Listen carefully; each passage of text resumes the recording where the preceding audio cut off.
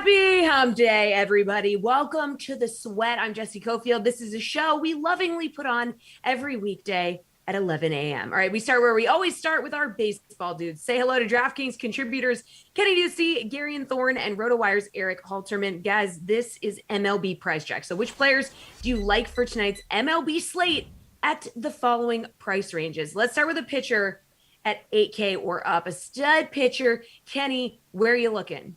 Yeah, this is the Gary and Thorne tribute answer because I'm going to send my heart out to you, Gary. And Robbie Ray, $9,200. That's right. A Toronto Blue Jay, one that I thought I was pretty convinced that he was bad. And I think everyone was too. But Robbie Ray has been sneaky good lately. He has the Miami Marlins as well. He's got a great matchup. They have the second highest strikeout rate against lefties. Robbie Ray, he's going to get you strikeouts. That's the one thing he's done all season long, top 14% in the league.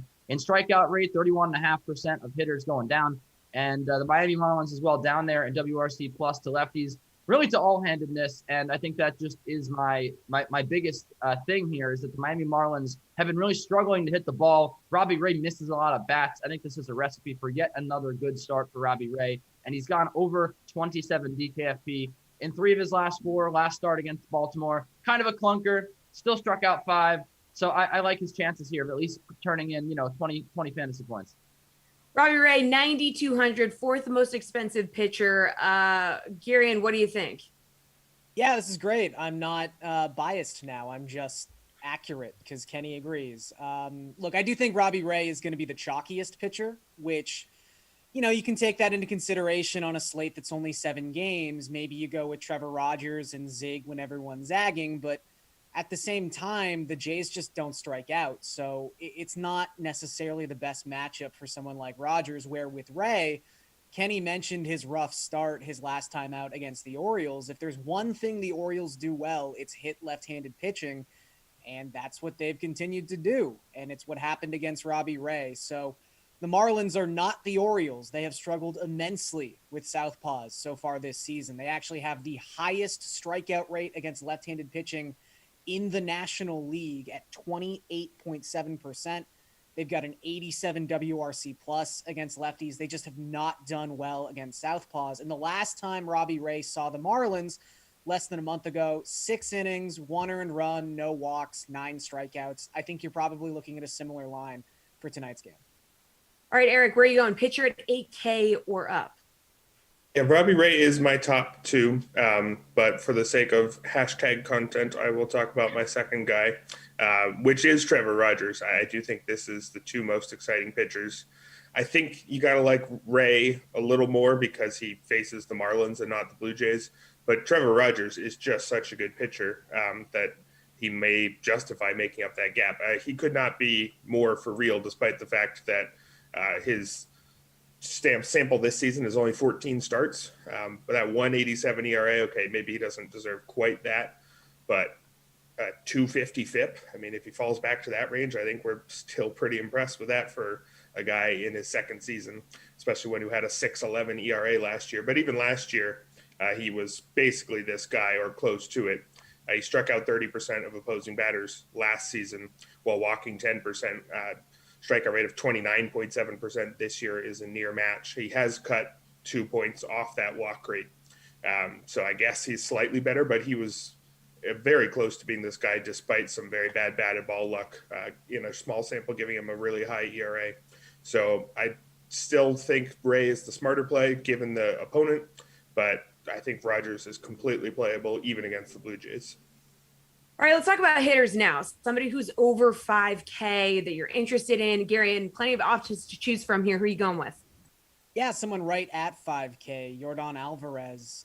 We talked a lot about the Astros on yesterday's show, and they were underwhelming in a pretty good matchup.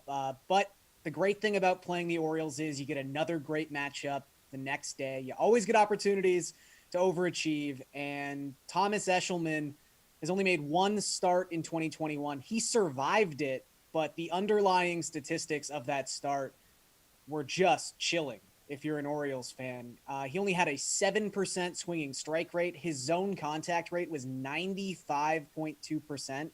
If you can't put the ball in the strike zone and generate some swings and misses, you're just not a major league pitcher, and you're not someone who's going to survive against this Astros lineup.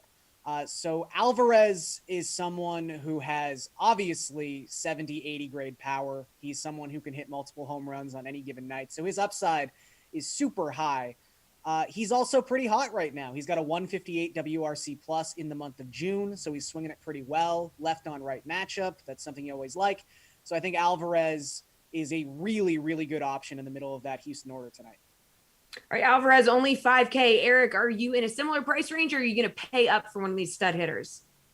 I'm going to go up a bit, up to 5,500 for Matt Olson.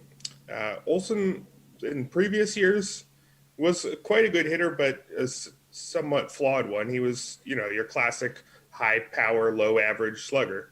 There's a lot of those guys. He was one of the better ones, but not last year when he hit just 195, striking out 31.4% of the time. This year, he does everything. He's cut that strikeout rate almost in half to just 16.2%, which is career low, I think, not counting like a 10-game sample bit in his first season in the league. So striking out basically half as often as he did last year, and has seen his batting average jump all the way up to 303, which is easily a career high. He hasn't sacrificed any power to get there either. A career high 15.3% barrel rate. He's homered 5 times in his last 10 games. So he's suddenly looking like one of the league's premier hitters. So I'd love a guy like that against a pitcher like Mike Foltynewicz, who's got a 5.59 ERA. He doesn't strike guys out, just 15.9% strikeout rate. So Olson will have plenty of chances to make contact against him, and he allows a lot of contact in the air, just a 36.7% ground ball rate. So I think there's every reason to buy into everything Olson's doing this season, especially tonight. All right, Kenny, who are you looking at as a stud hitter that you want to pay up for? Yeah, I was pretty prepared to talk about Matt Olson as well. I can co-sign on Matt Olson. He just hasn't stopped hitting, almost 14 fantasy points per game over his last 6. And that's not the product of one big outing. His lowest outing was 9 DraftKings fantasy points. He's just continued to hit the baseball. I know I'd rather probably have him against a left-handed pitcher. He's actually weirdly better against lefties than righties. But yeah, I mean, Mike Foltynewicz, 44.4% hard hit rate is not going to scare you off. But I can give you a couple other names here, both from the Kansas City Royals, 2 high-priced bats that I like, and it's Whit Merrifield, $5,200.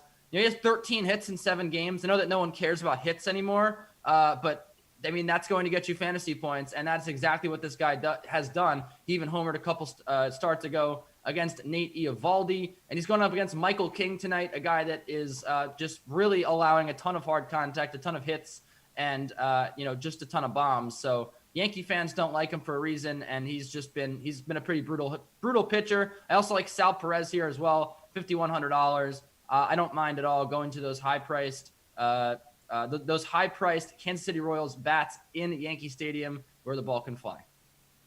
All right, let's talk about value bats here. Eric, where are you looking for some value?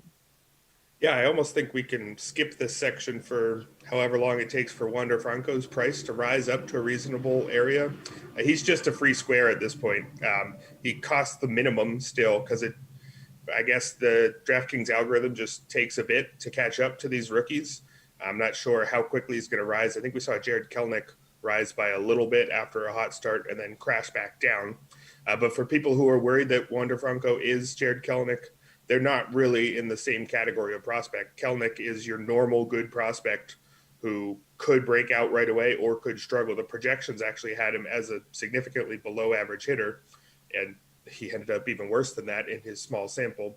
Whereas for Franco, he's, like the kind of guy you get once or twice a decade, a Vlad Jr. level prospect where you expect him to be really good right away. Not necessarily current Vlad Jr. right away, but the projections, the bat has Wander Franco as a 115 WRC plus already. So he's already a solidly above average hitter. He costs the minimum. I don't even care who he's going against. As long as he costs the minimum, start him even against Jacob deGrom. I wouldn't even start thinking about looking elsewhere until he gets up near 3,000. I mean, you saw what he did last night in his debut: homer, double, scored a pair of runs, great defense. This is who he is. He's not going to do that every single night, but it shouldn't surprise us at all that he's successful right away. So he's effectively 50% off. I don't think there's any reason to look elsewhere at the position. All right, Kenny, where are you looking? Yeah, of course. I actually literally wrote down he's the free space in my notes. So yeah, he definitely is 80 grade hitter, 60 grade power for Wander Franco. I can't recommend anybody else, but I mean, I'll try anyway. Chas McCormick, $3,300 if you're looking for another really cheap bat. Garion laid out how bad Tom Eshelman is. When you look at his minor league stats, I mean, this guy has just never been able to get hitters out at any level. So I don't understand, why you'd ever shy away from targeting him. He should be hitting second here for the Astros. He's been either hitting second or seventh, but against the righty Eshelman, I think that he should be hitting second. And 24 DraftKings fantasy points in his past 3 games. I mean, you can't ask for much more at $3,300. A guy who's going to hit second against a terrible pitcher who's, been able to present you a pretty high floor. So, Wander Franco, you're going to get in your lineups, and I think he's going to be like 60% owned. But, I mean, that's an exaggeration. Maybe not. And McCormick, though, I think is another guy. If you really want to go cheap, $3,200, I think is a good price. Gary, and you looked like that 60% was maybe. It might be. Look, I'm going to play him, and I'm going to talk about him, but it's funny because Eric said it doesn't matter who he's against, and that's true. If he's going up against Jacob deGrom, you're still going to play him at 2K. But the great part about tonight is he's going up against the anti-Jacob deGrom. He's going up against Garrett Richards, who is awful. Like, Garrett Richards has some pretty bad stats, and he's got some pretty bad expected stats. But if you watch Garrett Richards, you just get this like feeling in the pit of your stomach that it should be so much worse. He's got a 5.62 expected ERA for the season, but his last 4 starts in particular have just been a particular type of bad.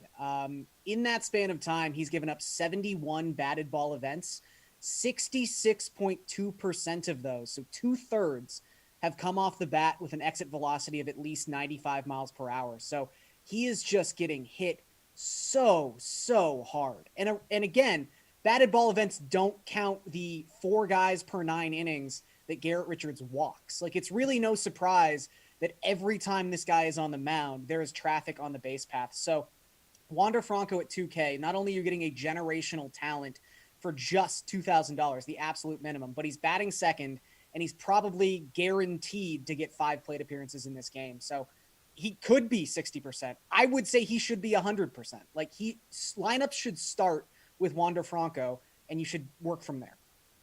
I love it. All 3 of you agree. All right. Finally, let's look at the DK Sportsbook. What's your favorite bet in the MLB tonight? Why don't you tell us, Kenny?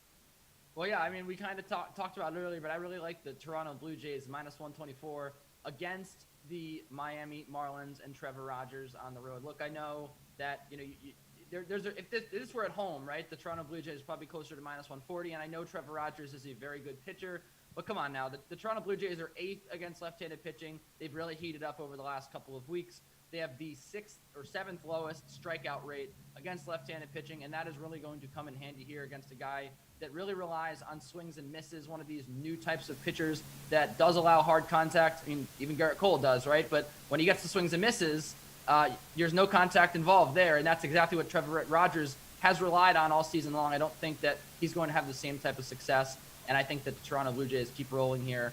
And don't forget about the Miami Marlins offense as well. They cannot hit left-handed pitching, or really, I think I could get most of those hitters out as well. So yeah, give me the Blue Jays. Gary, and your favorite bet?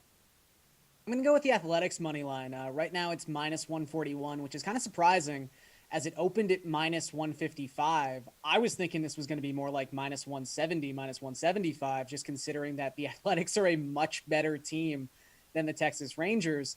But things seem to be moving the other direction, and I'm okay with that. Eric was talking about how bad Mike Foltynewicz has been so far this season, and he's been exceptionally bad in his past 8 starts, starts in which the Rangers are 1-7. Foltynewicz in that span of time has a 6.64 ERA. He struck out just 11% of opposing hitters in that span of time. And you've got an Oakland offense that comes into this game ranking 5th in baseball in WRC+. The Rangers are also just bad. They're a terrible team. They're a terrible offense. They don't have a good bullpen. Like, there's nothing redeeming about this squad. They are 1-7 their last 8 games as a home underdog. So even a split where sometimes people go, oh, you have to bet a team at plus money at home. Not when it's the Rangers. They're not good. I will just take Oakland to win this game at a price that I'm actually surprised is as low as it is. All right, Eric, your favorite bet, what is it? I'm looking at the over in the Astros-Orioles game, over 9.5. It's at -120 right now, but I think it's a pretty safe one. The two teams are averaging 9.7 runs per game, so all they need is an average performance to hit the over, which I think they can do. Um, this game in Baltimore is in one of the more hitter-friendly parks in the league. It's specifically the second friendliest for homers, according to StatCast Park Factors, and I think we could see quite a few of those tonight. It's already been talked about on the show how shaky Thomas Eshelman is. There's an archetype of pitcher who doesn't strike guys out but still has success.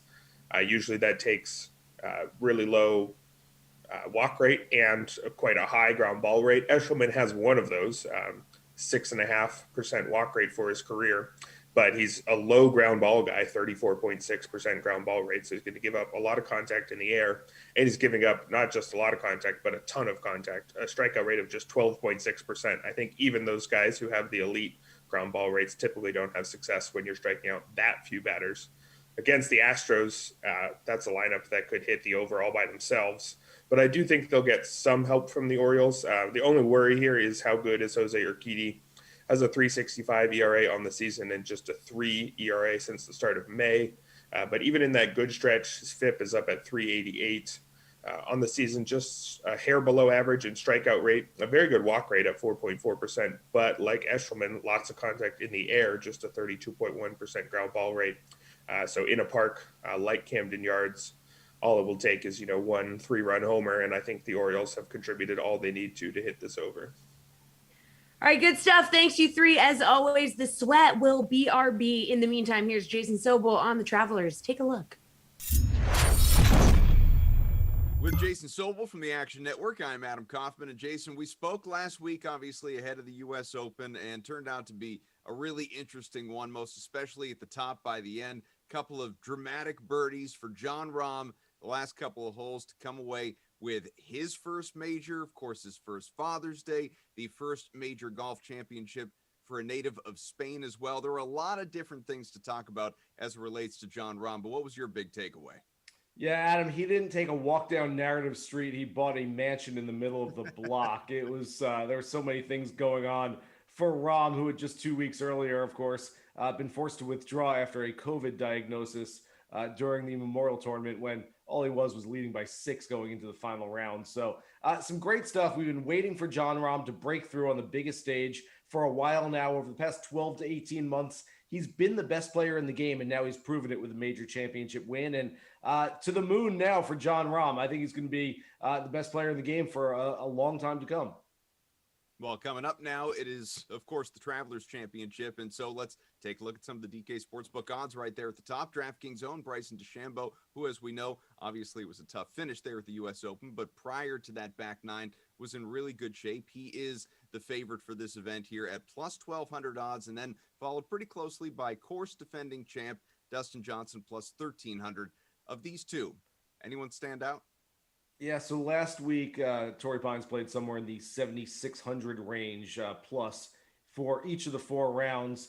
This week at TPC River Highlands, just about 6,800 yards. That's like 3 of Bryson's drives. I mean, this place is just too confined for him. It's going to be like he's caught in an elevator all week and can't get out. So a little claustrophobic maybe feel for Bryson around TPC River Highlands. I will stick with the defending champion in Dustin Johnson. I don't love Dustin this week, but I like him better than Bryson. If you're going to chase one of those top guys, DJ might be the guy.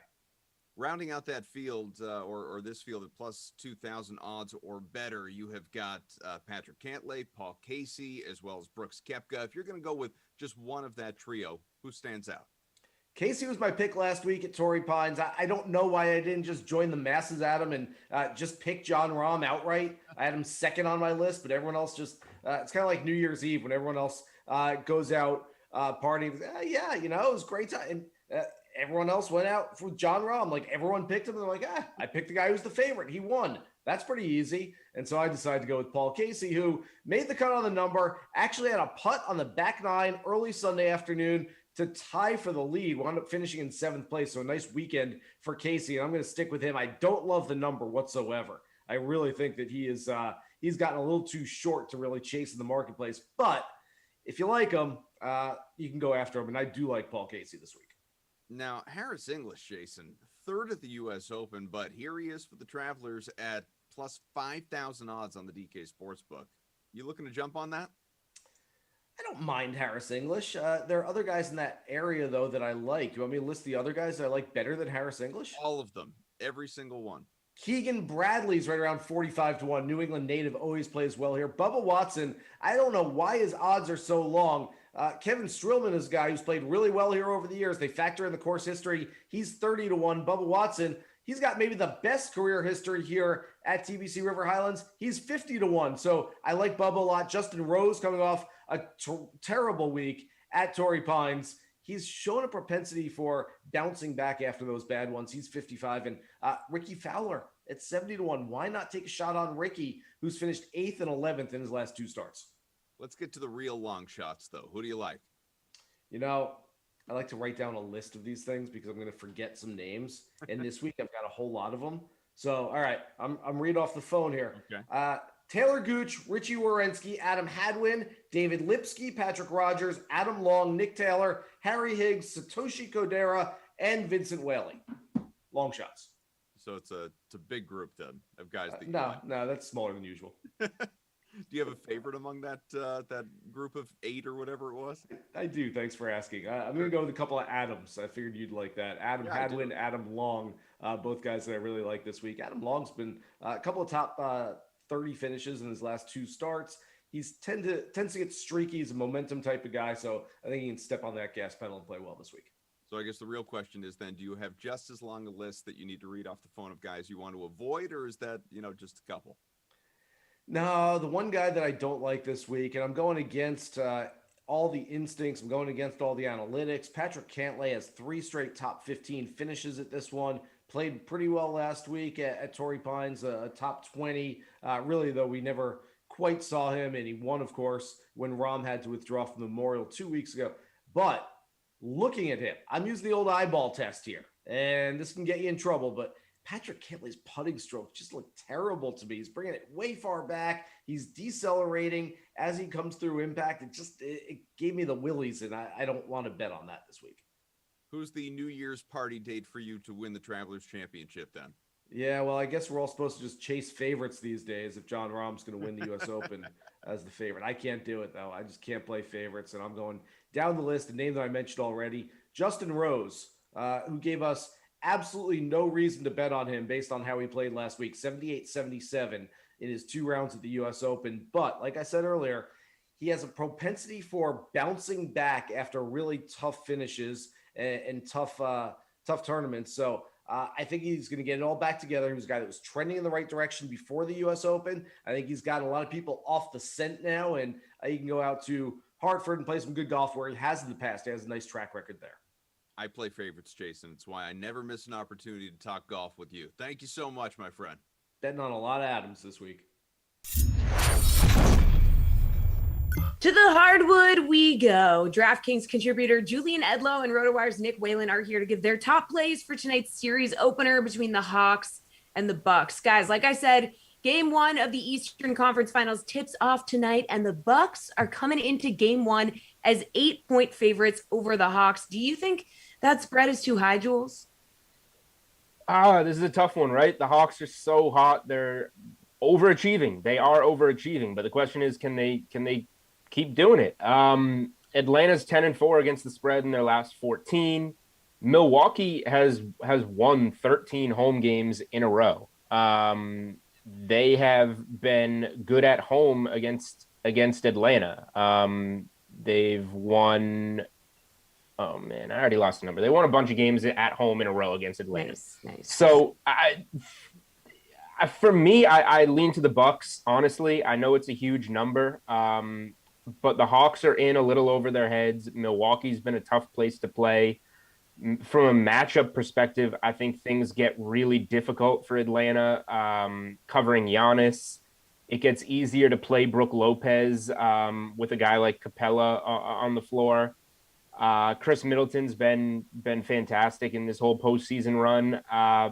And for the Hawks, you've got a guy like Bogdanović banged up. In the 2 regular season games that he played against the Bucks, he was playing 38 minutes per game. he was scoring 30 points per game and actually led Atlanta to a win over Milwaukee without Trae Young during that span. Now, obviously, Bogdanovich is banged up dealing with injuries. He's only averaging under 6 points per game in significantly reduced minutes over the last 3 games against Philly. You can survive against Philly because they're gutless frauds and Ben Simmons doesn't shoot in the fourth quarter. I don't think you can survive against Milwaukee. I kind of think that this one is a double-digit win for the Bucks. All right, what do you think, Nick? I'm with Julian here. I think he laid it out pretty well, where this number feels probably a little bit higher than it should be, just because even though Milwaukee got through round 2 against Brooklyn, that Brooklyn team obviously wasn't at full strength. And even the way that they won game 7, it kind of left you with a bad taste in your mouth. Like, is this team even actually good? They probably would have got swept in that series if Kyrie stays healthy.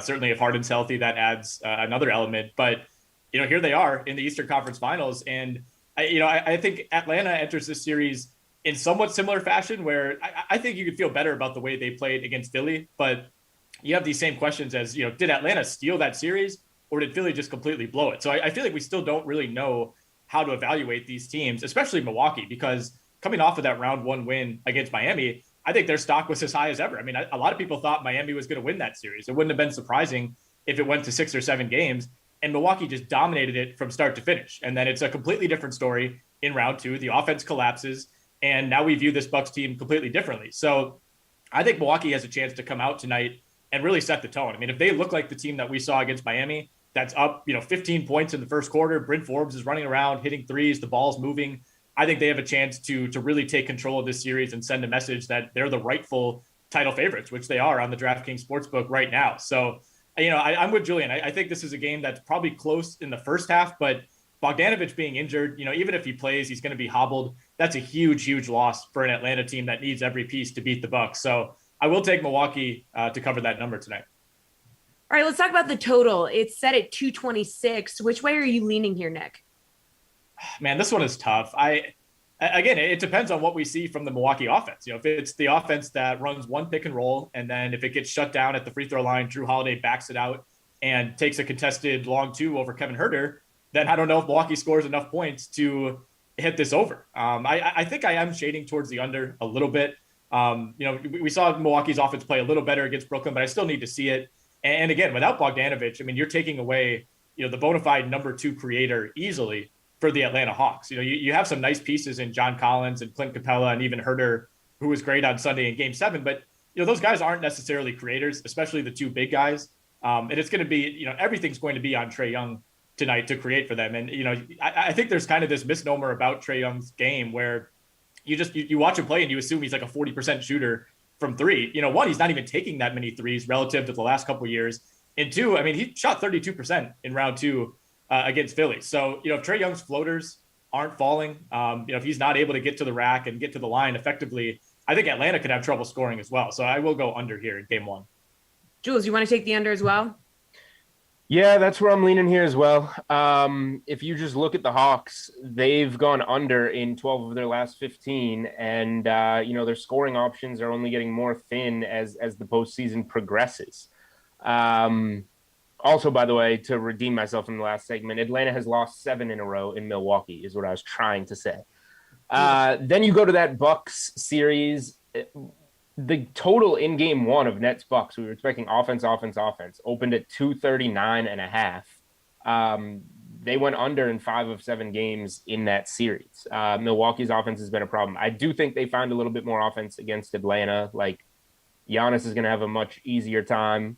While you have to expend some energy covering Trae Young, you don't have to expend nearly the energy you do, trying to slow Durant, which didn't even work. There just weren't other options that could score for Brooklyn. Game 1 scare me a little bit. Like, we did see a lot of points between the Suns and Clippers kind of coming out of the gates, feeling each other out, and then an absolute grinder in that Tuesday night game. So if anything gives me cause for concern here, it's these 2 teams feeling each other out, and maybe we see a little bit more offense in Game 1. But I definitely lean to the under the way these 2 teams have been going. All right, well, Trae Young, we've talked about him already. He's obviously the breakout star for the Hawks in the playoffs. His points prop for Game 1 is set at 28.5. Jules, do you like the over there, or is there maybe like another Trae Young prop that works better for you? Yeah, I don't. This is kind of, again, more of a feel out game for me. But if you made me play it, I would take the under. And, those hurt to play the under on Trae Young. He can come down and get three threes in four possessions, and there's 9 points for you. But I think that Milwaukee is going to do what Philly did when Philly was having success in that series, and that was by putting Ben Simmons and Matisse Thybulle on Young and put length on them, and they certainly have that length. And at times we could see Giannis on Trae Young in this series, honestly. Not to mention Drew Holiday, who has the reputation of one of the best defensive point guards in the NBA. So I think they're going to have to make it really tough on Young. If Bogdanovich is out or limited, that probably means more shots for Young potentially, which just on volume can get you there. But yeah, I mean, Young only faced the Bucks once in the regular season, and he finished that game with 15 points in 37 minutes. So the Bucks are doing something right in that one. 28.5 is a lot. We both said we like the under in the game, so that points a little bit more towards an under on a point prop. So that's where I would be leaning here. Yeah, Nick, Jules mentioned that Young was only available for one of the three regular season matches between the Hawks and the Bucks. So what do you think? Do you want to take the under too? Yeah, I do. I don't feel great about it by any means. I don't think Julian does either. Trae Young's gone over this number in 6 of his 12 playoff games so far. To me, it really does feel like a 50-50 type of proposition. It's going to come down to whether or not he's hitting threes, like I mentioned in the last question, and whether or not he can get to the line. I mean, if he gets to the line 19 times like he did in game 5 against Philly, then he's almost certainly going to go over that number. And if he hits 5 of 11 from deep, that's certainly going to go a long way toward pushing that as well. It's also going to depend how Milwaukee plays him. I do like Milwaukee's on-ball personnel, as Julian alluded to, guys like Drew Holiday, Chris Middleton. I mean, they're like built to defend Trae Young, Holiday especially. And I really like his chances. But if they're running that high pick and roll at the top of the key, and Brook Lopez is not willing to come out there and meet him at the 3-point line and instead kind of drop back and backpedal, Trae Young's going to kill them in the mid-range, in the floater range. I mean, they had trouble stopping Bruce Brown on those type of shots in round 2. If you can't handle Bruce Brown in that range, you're certainly not going to handle Trae Young. So I need to see how the Bucks play defense on him. I would like to think they make those adjustments. At the same time, this is Mike Budenholzer we're talking about. There's been no sign of adjustments at all in the playoffs so far. But I'm with Julian. I'll play it a little conservatively and go under on 28.5. I shot myself muted because my dog stole a water bottle and he's chewing on it and making really loud noises. So sorry if you guys hear that. But Nick, Giannis has a total points, rebounds, assists prop of 51.5. Do you think he hits that number? I don't think he does. This is a strangely high number. And I like the matchup for him against Atlanta. It should be a little bit easier than Brooklyn and even Miami in round 1. But he had 7 30-point double-doubles in 11 playoff games so far. And he's only gone over that number one time. And it was in game 7 against Brooklyn when he had that 40-point, I think it was 14 rebounds. And he played 50 minutes in that game, with the overtime period. And I don't think we're going to see the Bucks extend Giannis to that extent in the series until they have to. I think ideally they would probably love to keep him in like the mid to high 30s. I don't think we're going to see him like play every minute of the first half like he was at times against Brooklyn. So I think this is a kind of a strangely high number. I think it's playing on how well Giannis played in game 7 against Brooklyn, but it's going to come down to the assists. I mean, he has a double-double in every single playoff game so far, but I think he went for 15 assists in game 4 against Miami and then averaged only 3.6 assists throughout the entire round 2 against Brooklyn. So if the assists come back, all of a sudden, it's very attainable for him to hit that over. But again, I need to see it, so I'll go under. Jules, what do you think?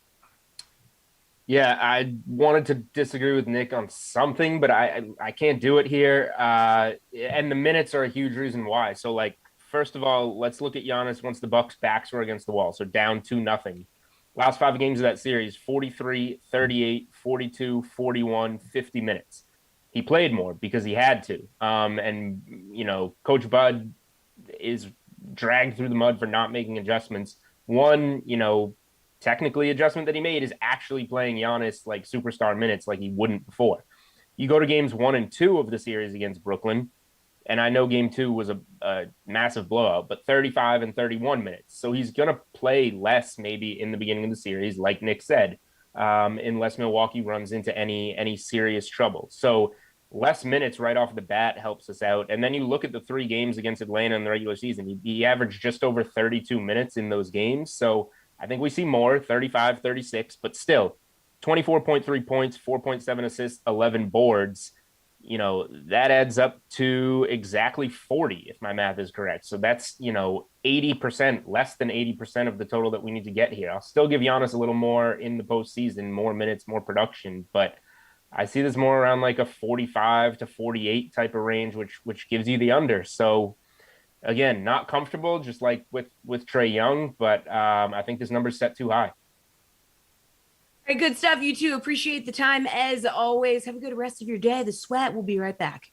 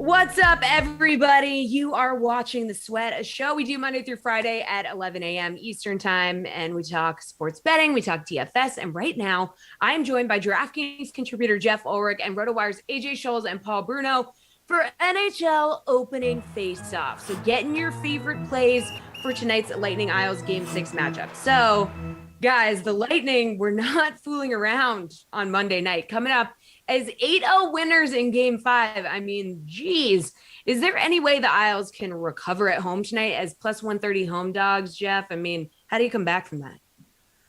I mean, look, everyone's going to overreact to that game. And rightfully so. The Tampa Bay Lightning looked obviously hugely dominant, but we see this in the playoffs all the time. Blowouts happen, teams get in front, and the other team just says, okay, you know what? You take this one. Well, we'll see you in the next game, pal. And that's probably what's going to happen here.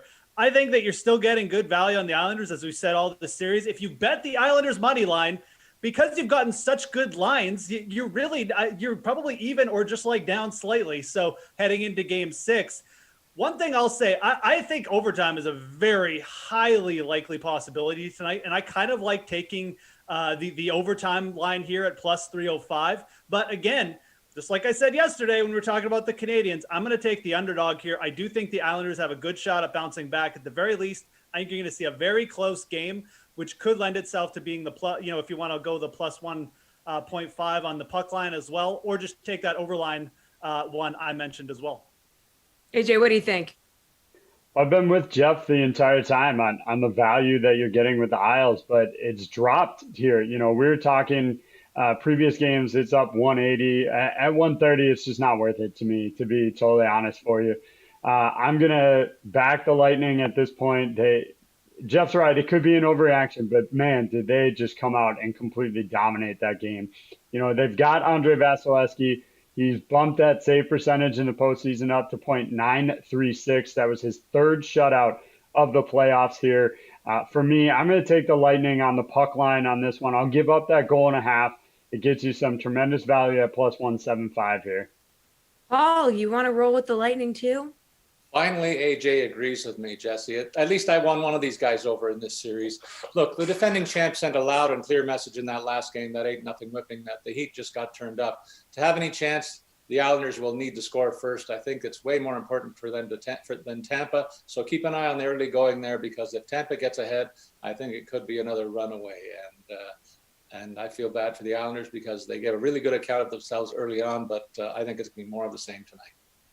Well, that game clearly went over the goal total thanks just to Tampa and Tampa alone. But tonight's Game 6 sits at a total of just 5 goals. So, AJ, do you expect a more tight checking game, maybe an under tonight?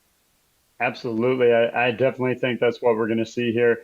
And I'm going to favor the under in this one as well. Of course, as our viewers here know, I'm going to give up that extra goal and a half, go under 4.5 to get some value here at plus 170. But I will say I don't mind getting even money at plus 108 to take just 5 and get that push. But you know me, I'm always going for the extra value there. I think it's a bounce back game for Varlamov here, but I don't think it's going to be enough to break through versus Vasilevsky and hit the over.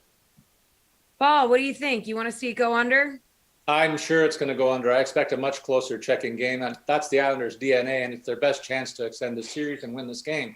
Both teams have averaged right around 2 goals a game, so that would put us on track for 4 goals tonight, and that'll get the job done.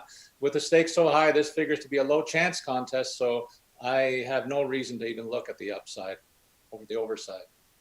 Jeff, you going with the guys on this one? Yeah, and just to again, to talk about the different types of bets available on DraftKings Sportsbook, you can go into the alternate, puck total there, obviously, or game total for this game, and I kind of like going up to under 5.5. If I'm being dead honest, it's minus 159, but I don't mind eating the juice. I'm pretty confident, as Paul is too. The only worry is that if it is a 2-1 Tampa lead late in this game, the Islanders are pulling that goalie with like 5 minutes left, and you could see multiple empty net goals. So that could lend itself more to a 4-1 game. I don't mind paying the juice here for a 5.5 total. That's probably the way I'll be leaning tonight in terms of the game total. Still playing that under, but I'm going to go up to 5.5. All right, Paul, what's your favorite player prop for the Lightning? Did you notice that I hit 2 out of 3 on the goal scoring props last night, guys? I just want to mention that. Tonight, I'm going to turn to Braden Point as a 2-point scorer to continue my recent streak. He's going to pay off at plus 195 when he gets that. He's got 8 consecutive goals in 8 consecutive games to heading into this potential series clincher, which means that the Islanders haven't really shown an ability to stop him. I think that continues tonight. And if you're looking for somebody else to put some money on, I'd look for his line mate, Andre Palat, who is going to give you a 260 payoff when he scores a goal this evening as well. AJ, where are you going? What's your favorite player prop for the Lightning? I'm probably jinxing it at this point, but how do you get away from Braden Point to score at plus 112 here? Leave my picks alone. I agree with Paul. Yeah, I was going to also mention the 2 or more points at plus 195. I think that's tremendous value for that. And I'll even look at over 2.5 shots for Braden Point that's coming in at just about even money, giving up just a smidge of juice there at minus 112. But I do think Braden Point's probably the best guy to look at for the Lightning. All right, Jeff, favorite player prop for the Lightning? Yeah, I mean, legitimately, we could just say Braden Point and move on to the Islanders. But I kind of like the value getting with Alex Killorn. That second line for the Tampa Bay Lightning did come alive last game. And again, it could be a pivotal one here. Stamkos playing better. And Killorn is a guy who gets power play exposure on the PP1 with Stamkos and Point as well. So I like taking him just to score a point. He's minus 118. He can grab a garbage assist easily if Stamkos grabs a goal or something. He can score a goal on the power play. He's been very productive at times in the playoffs. So I think you're actually getting a good price there on Killorn. It's a little bit less risky because we just need him to grab one assist or something, and minus 118, I think it's a pretty good price. All right, on the other side, AJ, favorite player prop for the Isles? Well, I didn't take a lot of risk for the Lightning pick here. I'm going to take a little bit more risk on the other side, and the guy I'm looking at is Jean-Gabriel Pageau. He has yet to register a point in this series. The Isles are going to need him to find an offense if they're going to make it a game at any stretch. His drought has resulted in those goal scoring odds jumping all the way to plus 300. I think that's well worth the risk. If you don't want to go that far on it, if you're not totally with me there, you can get him at just a point for plus 130. I think either one of those is great value for a guy that needs to find some offense for the Lightning, or for the Islanders rather, at this point. Jeff, where are you going? Yeah, I'm going to go to Matthew Barzal and just take his over 2.5 shots on goal total prop. I mean, no shots on goal in the last game. I mean, a lot of the Islanders forwards had none. And, one thing that you're going to see, and again, I don't know if it's going to result in many goals, but you're going to see the Islanders be a little bit more aggressive at the start of this game. And I think that could just lead itself to Matthew Barzal just having a few more shots, or shot attempts at the very least early in this game, which is really going to help his potential to hit the over here. Again, it's just 2.5 shots on goal, but you're getting plus 110. That's really good value for a guy who's been very active. He's got 6 goals in his last 10 games. I don't mind taking a shot with his goal, prop either. It's plus 220. I mean, again, 6 goals in his last 2 games, getting plus 220. Very, very good prop there. Again, the Islanders goal props, as we've said, all series, all playoffs, just kind of undervalued. But I'll take the Barzell shots on goal prop. I think you're going to see the Islanders be aggressive at the start of this game, and I think you're going to see a lot of these guys hit their overs in the shots on goal. Paul, where are you going? I'm pulling for Josh Bailey to score tonight. I've mentioned that previously he's been one of the top playmaking wingers in playoffs, and he's continued that through much of this series and the previous one. He's been a key to the success of the Isles' second line and leading the offense, in fact, for the club all through the playoffs. Besides, it'll be the last chance for the home side to sing his name in that great song that they belt out when he does score. So I want to hear it one more time this playoff season. He pays off at plus 320 to score tonight.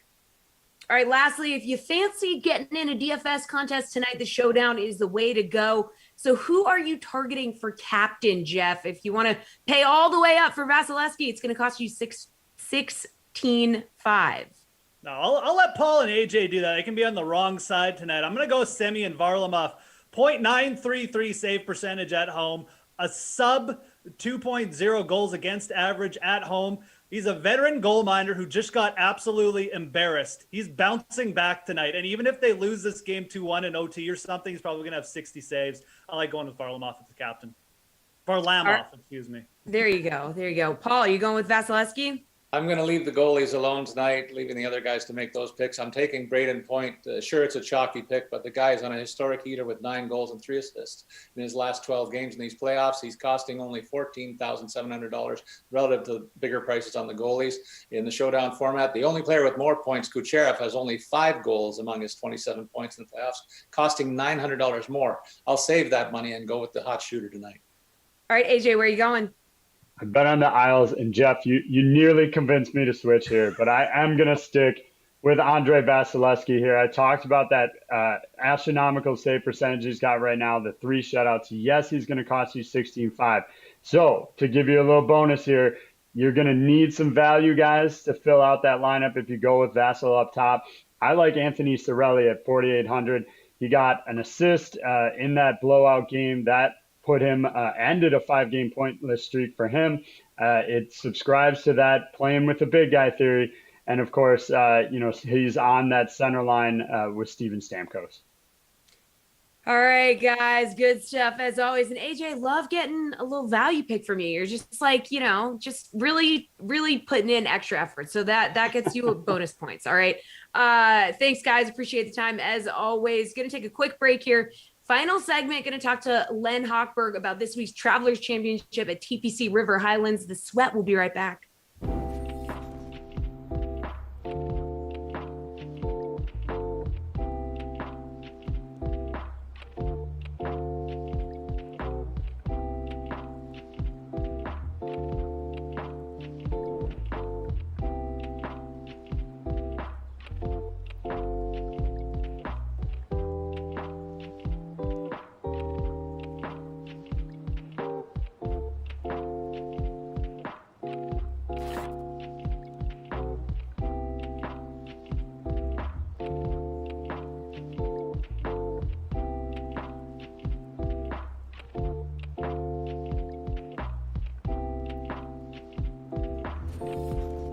What's up, everybody? Welcome to the last segment of the show. I'm joined by RotoWire senior golf writer and 2020 DFS Writer of the Year, Len Hochberg.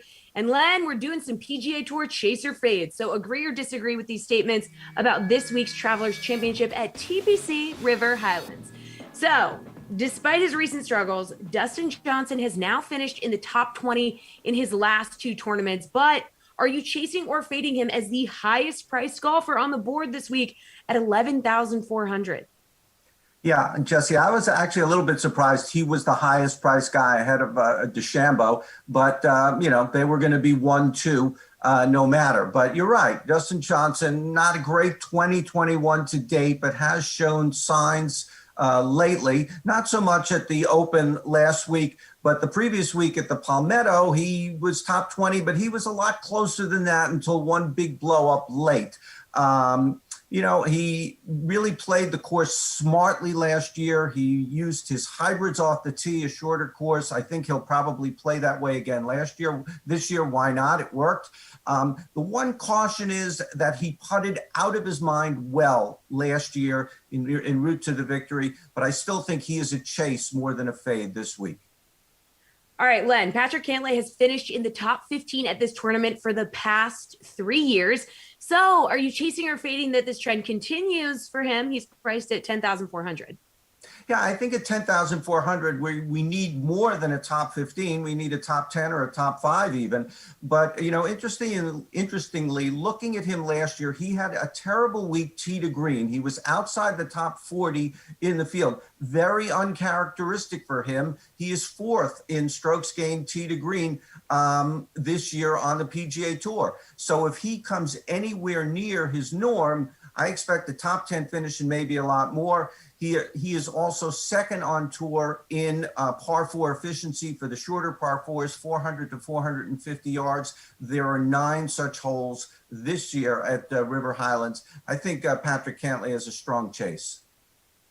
Okay, well, let's talk about somebody who just has crushed it here. Nobody's had more success than Bubba Watson. 6 career top 10 finishes, 3 wins at this tournament. He's 8,900. Are you chasing or fading that he can replicate his past success here this week? Bring some of the magic back? I wish I could. Bubba's a fun guy to watch. Anytime he plays, golf is better when he's in the mix and stuff.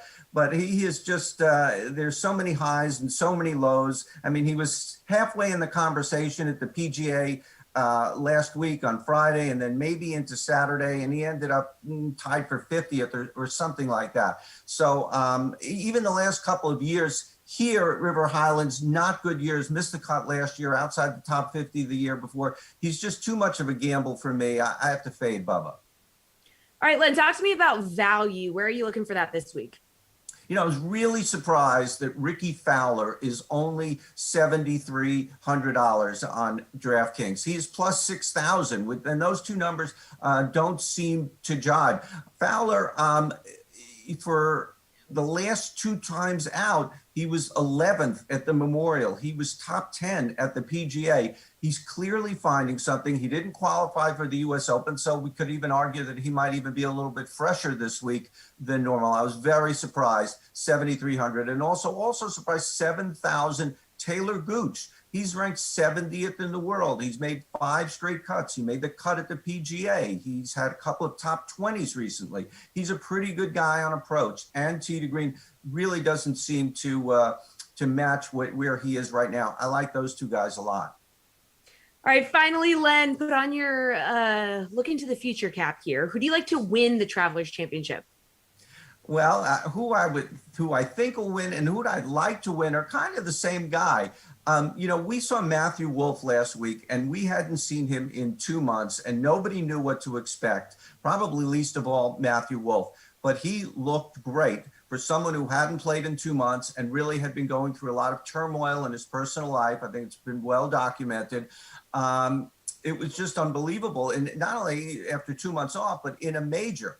So I'm kind of thinking that can't wait to get to TPC River Highlands and continue. He probably can't wait till Thursday. I think he is just going to get better and better now that seems to be in a better place for golf. I think he can win this tournament.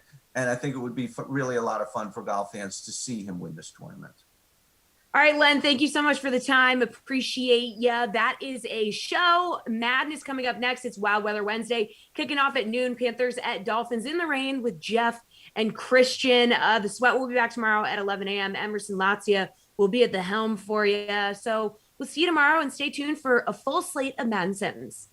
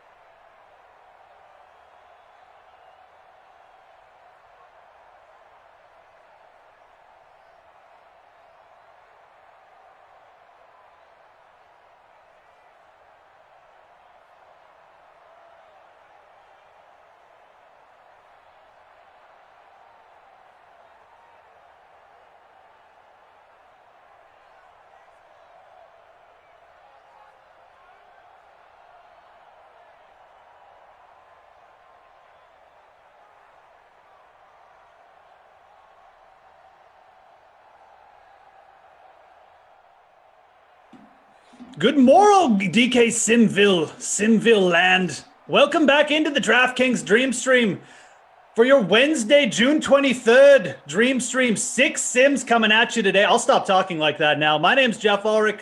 Joining me, Kristen DeAndre, who is probably going to talk normal for most of the sim, luckily. And we're kicking it off here. I'm on the morning shift. I'm never on the morning shift, so I've had like 3 cups of coffee. I'm ready to go here. We got the Miami Dolphins, the Carolina Panthers to kick off Wednesday. And guess what, Christian? It's in the rain. Oh, first off, can I say that I like that we're talking like Renaissance Fair weirdos? Oh, the mighty swimfish of southern Florida taking on the Bearcats, the murder mitts of the Carolina Appalachians. Yeah, no, I'm into it.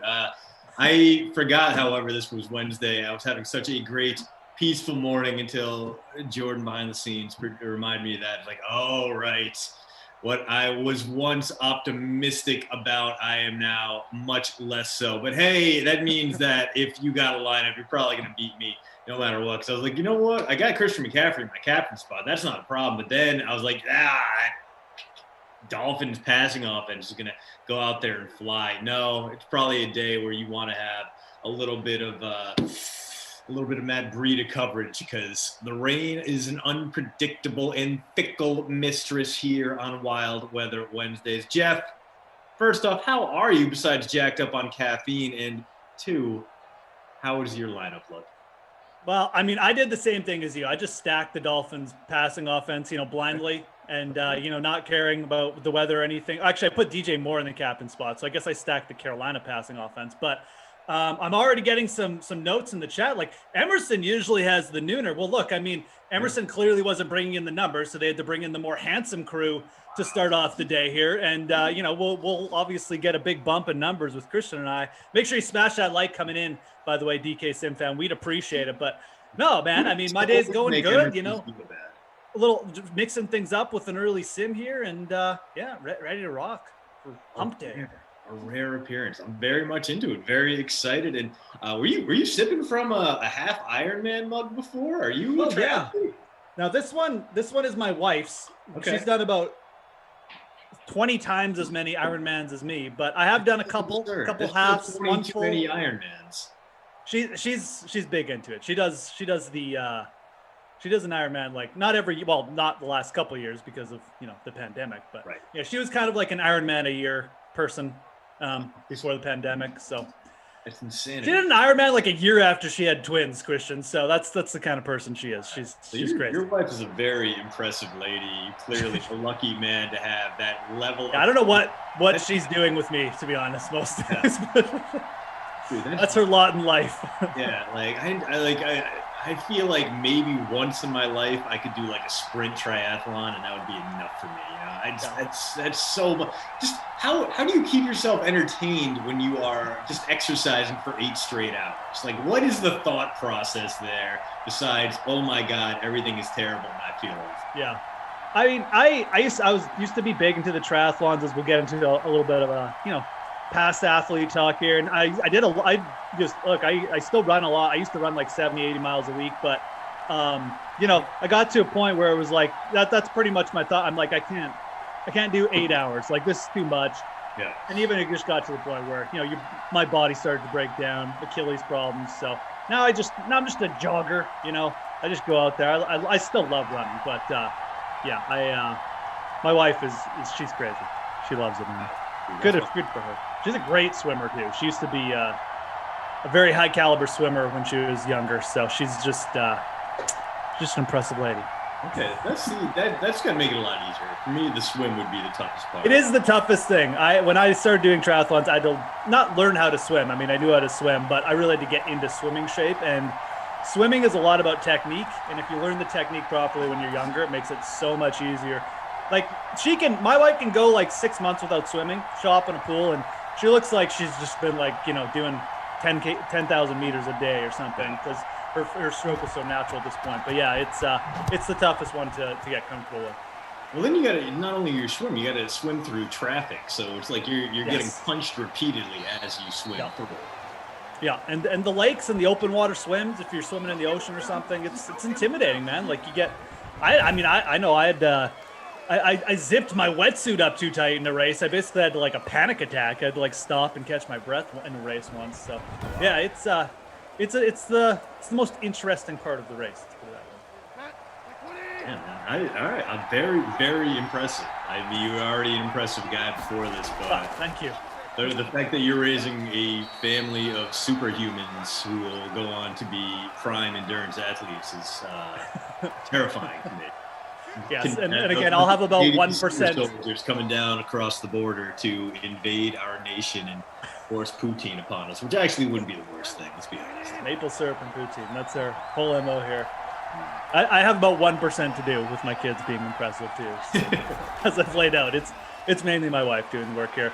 There's McCaffrey. Yeah, doing the opposite work there is McCaffrey decided to seek out contact there and pop inside and kind of go towards the tackle. So, all right, not a great start for my captain there. Guys, make sure you get in that Moose Open for the Travelers Championship. I'm seeing there's only like 63 people. Again, I am not reducing the field size on this. I will make it every week, but if it doesn't fill, it doesn't fill. We got like over 100 people to go. So get in that Moose Open. It's in the DK Sim Fam League. It's $1. It's for the Travelers. It's for the Classic contest. It's the only sim I'm doing today, so I'm not coming back to remind you. You know, you better just get in now.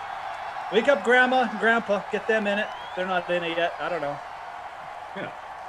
I mean, what better way to introduce them to the world of daily fantasy sports than this $1 golf tournament? It's the Travelers, man. I mean, I got buddies from my scumbag season-long fantasy league in Rhode Island going out, making the trip over to Connecticut to watch live. So they'll be in the gallery. Nice. They will be testing the waters of whatever $12 beers they serve on the course there. It's going to be a big event for them. They are actually, they're getting a little bit more and more desperate because they want to fill it out with the fourth person. They only got 3 guys right now. So, hey, if you were in the New England area and you want to travel and watch some PGA action with a bunch of guys who are going to be sunburned and incoherent by 2 p.m., get at me. I will forward their information along to you. You will absolutely regret it. Apologies. You will absolutely regret making that choice. That sounds like a fun day. It is a fun event. It's a good, lots of scoring, lots of lots of birdie opportunities on that course. So players love that event too. Actually, it's one of the highest rated by the PGA players. That's why it always gets a good field. So yeah, one of those ones like I wouldn't mind going to if I was ever gonna make my way down to the States for an event. So. Well, I mean, now that I know you guys are triathletes, I got to lure you down to Madison because October we get the full triathlon down, full Ironman. Oh, that's one that my wife probably might think about doing one year. So if I'm done. There's no chance I'm doing another Ironman in my life. I'd probably die at this point because I'm just full of like butter and stuff now. But but we could at some point venture down there. You never know. So I will definitely, I'll keep that in mind. They have a beautiful race down there. I know it's got some rolling hills, like in the the farmlands or whatever it goes through. So yeah, man. Yeah, we're in the driftless area, so we weren't completely flattened out by the glaciers. So some decent hill work out. That's right. Decent trail. Or I can get out there on a good day. I can maybe get 4 or 5 miles in before I start crying and regretting all the choices I've made in my life. But yeah, no, it's weird. Like for a town known for its cheese curds, its fried food, its massive amounts of malt beverages, like they have a whole bunch of major league fitness events here in Wisconsin, in Madison specifically, not only the Ironman, but the CrossFit Games, and moved here from Carson, California. Actually did a feature on them for Up Rocks a few years back, and it's cool to watch for a little while, and then it's like, oh man, you guys are doing 5 heats of this, and I gotta watch people exercise for 15 minutes at a time. It's like awesome, and then you realize it was just the first heat, so those are like the juniors, the babies going out there, and they're not gonna be anywhere near the podium, and it all looks exhausting. The crazy thing is though, Moose, like you know how like guys like you and me will show up at the football stadium wearing a team jersey? Right. Yep. Do that in CrossFit. Like obviously, a lot of people watching CrossFit are already CrossFit enthusiasts, so they're jacked to begin with. But they'll roll up in the tank top, the short shorts. It'll just be like booty shorts and no sleeves anywhere. It's kind of wild. And they have a sparsely attended beer tent, which maybe that was just because I was there at like 11 a.m. in the morning. And CrossFit enthusiasts lead less sad lives than I do. I mean, 11. There's nothing wrong with an 11 a.m. beer tent, first of all. But the CrossFit it's definitely like a way of life. Like you said, I mean, that is like the daily uniform there for people who are really into CrossFit. As we get a touch back there, I did not know that the CrossFit Games were in Madison, though. That's interesting. I would have just pegged them for like a California state. So it's interesting to put them out there. But again, Madison, from what I've heard, is just a gorgeous city. So I'm not shocked that it's attracted some like events like that. Absolutely lovely and a great college game day situation. Right. Although, weirdly enough, the Camp Randall, the football stadium down here, is really just kind of in the middle of a residential area. So tailgates don't really happen. It's just house parties. So you wander through and it is just a jungle of drunk students playing beer pong and having emotional spells about football. It's delightful, but you got to be in the right headspace for it. Like, I can't imagine like raising a family in that neighborhood and every Saturday you're just like, all right, in we go, kids. Yeah. I'm into the bomb shelter until this passes. Yeah, that'd be a little crazy. But I guess if you move in that neighborhood, you kind of know what you're getting into, right? So exactly. All right, 2nd and 4. Yeah, we've had nothing so far in this game. The rain has been the feature here so far on Wild Weather Wednesday. Hope everyone's having a good Wednesday, though. Like I said, make sure you get in the Moose Open. Smash the like coming in. Let's bump these likes up. Christian and I we never do the early sim together. Yeah. So last night, Christian, I did my first ever sim with Zach Thompson. So that was really? That was crazy. How is ZT? I have never simmed with him, but I've heard good things. Oh, okay? See, this is we were trying to touch. Yeah, that's right. Actually, I think he mentioned that he has never done with Tom and he's never done one with you. I think those are the only 2 names left on his list now. I've pretty much gone with everyone at this point because Zach was the last guy I hadn't done with. So he's doing good, Zach. He usually doesn't do Madden After Darks, and he usually just does the analyst chair. So it's potentially why you guys haven't worked together. But he's doing good. Yeah. No, I'm always in the color side of things, and my schedule is weird. Like, I'm way more available in the mornings, and then 8 p.m. is bedtime up here, so I got to put down a toddler, roll around. So they're a bunch of guys. I've yet to team up with Lamarca, although we have had many discussions about one day doing a sim and ignoring it and just having Emerson feed us trivia questions and seeing which one of us would truly stand tallest in a trivia showdown. That is a fantastic idea. We just need to have like a segment, just like, make that like the morning segment, like the morning between sims, just the trivia showdown, Yeah, and throw up some contests about it. Make it one of those free-to-play pools. Yes, absolutely. How many wrong in a row will Matt Lamarca get, Will he bring us his back? Will he miss a bunch of questions about jazz? Oh man, so many good ideas that we could just fill the content with on the DK stream here. Love it.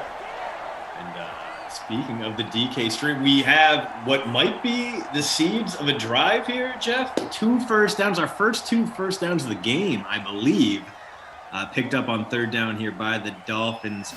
Jason Sanders in real life, I would give him 56 yards. Oh no, there, yep, great. Oh, it's on me. I jinxed it by complimenting the offensive play, and on cue, Rita puts it on the turf. It gets scooped up by the Panthers, and great. All right, well, that's what it is. It's our Wild Weather Wednesday life. I mean, look, we need a day for the defensive enthusiasts, like the Rex Ryans of the world, so whatever. It's their day. It's Wednesday. really, the strategy for Wild Weather Wednesdays, it's not that hard. Just play the defenses and like the running backs. I mean, I come here every Wednesday and I never do that, but it really simplifies what you should be doing in these sims if we're being dead honest. So. Yeah. I don't know. This is just, these, yeah. I mean, I understand all the complaints, but I mean, some people like pitchers do, you know? Some people like slop fest. Some of us root for college teams that can only win when the weather is bad and things are terrible. If you are an enthusiast of bad weather football games, I highly encourage you look up the 2006, maybe 2007 matchup between the University of Rhode Island and third-ranked Massachusetts. Played in gale force, hurricane winds. It was tied 6-6 at the end of regulation, Moose. No team had scored a touchdown. There had only been 2 field goals. It is absolutely glorious. URI won on the strength of 3 safeties before overtime. It's just, I keep trying to do an oral history of the game. I can't get the URI guys to talk to me on record because they're so ashamed of the biggest win of their college careers because it was wacky. Anyway, look at, terrible passing stats. Between the two of them, Tua and Teddy, 51 passing yards in the first quarter. It's not good. Not exactly a thrilling offensive half. No, we won't sugarcoat it. Like we said, it is what it is. You know, got to roster those defenses. Wild Weather Wednesday, folks. You know, you get some running back action exposure. We do have 2 pretty big running backs in this game, McCaffrey, Breda. So.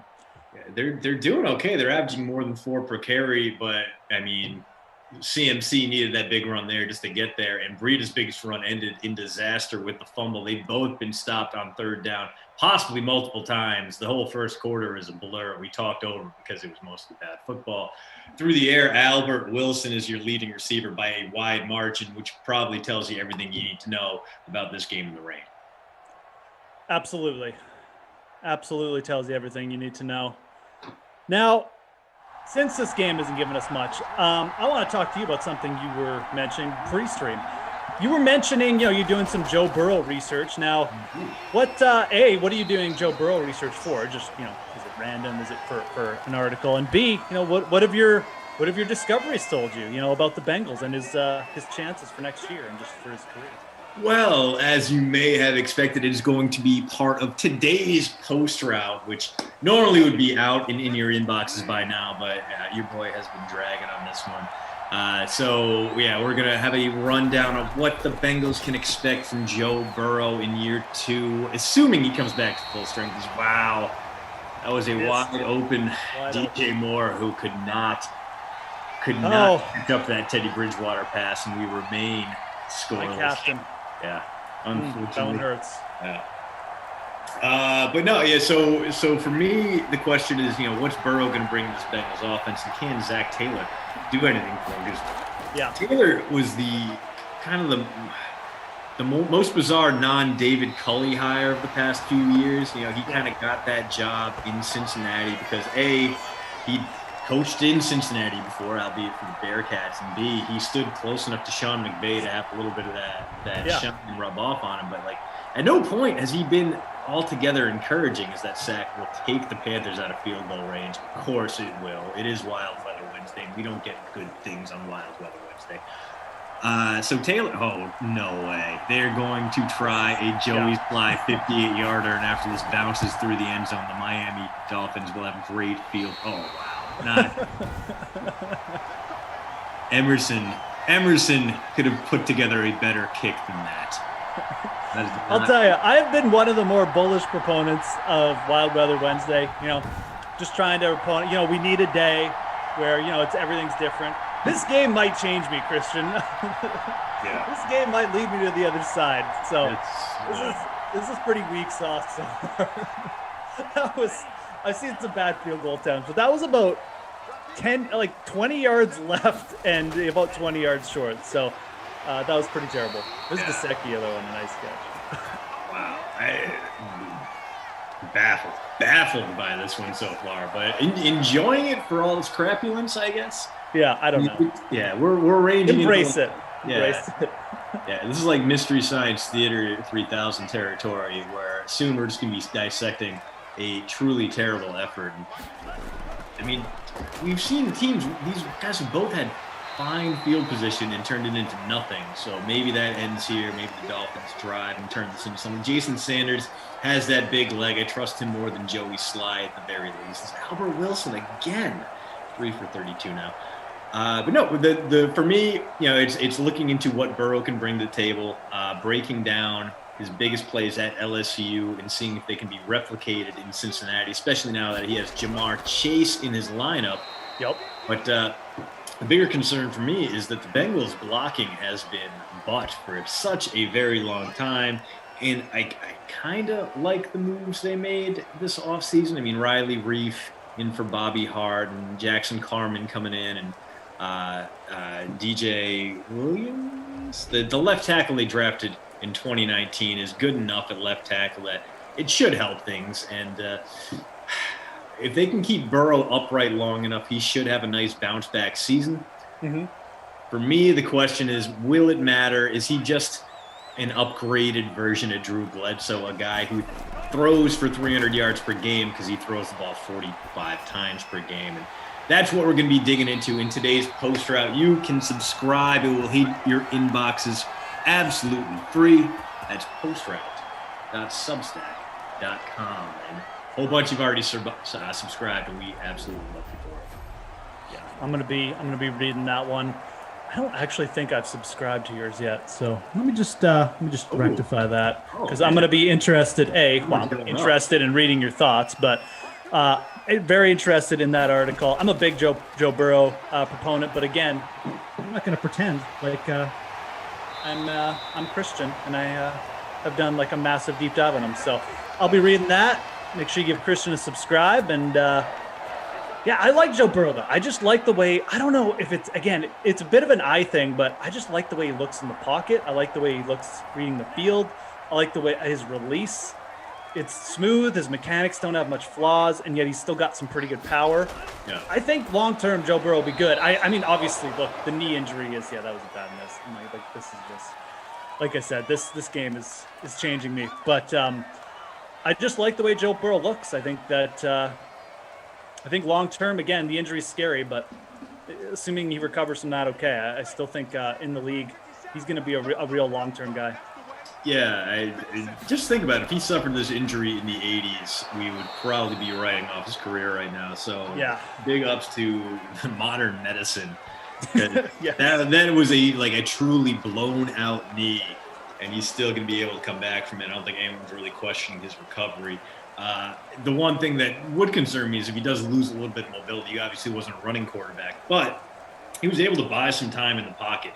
One of the things I'm breaking down now is, how many times were those touchdown passes against Power 5 teams? Did he have a clean pocket? Did he have time to throw? Yep. And the vast majority, that LSU line really did take care of him, which is why I'm a little worried about what the Bengals have in front of him. But you can definitely see the wheels turning, even when he doesn't have time to go through his progressions, he's able to create time, stepping aside, getting out of the pocket, making that throw on the run. So it's been encouraging as this drive going to end without a touchdown. Tua had a wide open tight end. I'm not sure if it was Gesicki that he missed entirely, or if it was perhaps what is the tight end two down there? Troutman? Shaheen? Troutman is a save, but yeah, I sometimes get those. I think it's Shaheen. Yeah. So Shaheen from Ashland, Troutman from Dayton. I get my small school Ohio tight ends picked on day 2 confused quite a bit. It's okay. We forgive you. I'm just lucky if I get the tight end one right on most teams. So, It's actually funny you bring up Troutman, because Zach and I were talking about the Saints last night, and everyone talks about the QB issues, but they lost Manny Sanders and Jared Cook. Yeah. Like, their wide receiver depth is Traquan Smith, Marquez Callaway, and a little Jordan Humphrey. So yeah, I think Callaway looks okay, but they don't have big depth. So Troutman could be a guy who could be like third in targets there, like an interesting prospect.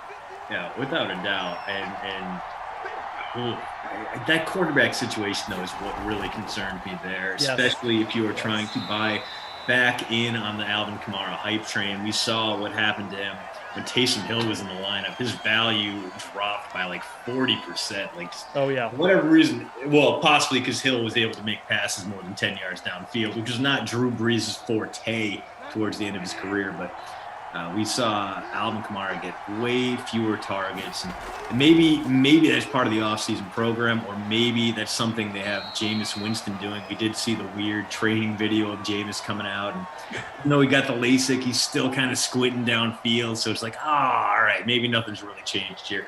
Yeah. The Saints are really a wild card team, and I'm amazed that they were able to keep the guys that they were able to keep together based on how completely screwed up their cap situation was. This is a team that came into the offseason almost $100 million over the cap, and they were still able to keep their young guys intact. In fact, they were able to extend Marcus Williams, which shouldn't have happened. That's like the salary cap is a figment of our imagination, collective imagination, clearly. But hey, still a solid defense down there in New Orleans. And if they can get anything out of the quarterback position, they should be able to get back to the playoffs. They do have the skill players that can carry a bad quarterback in Michael Thomas and in Alvin Kamara.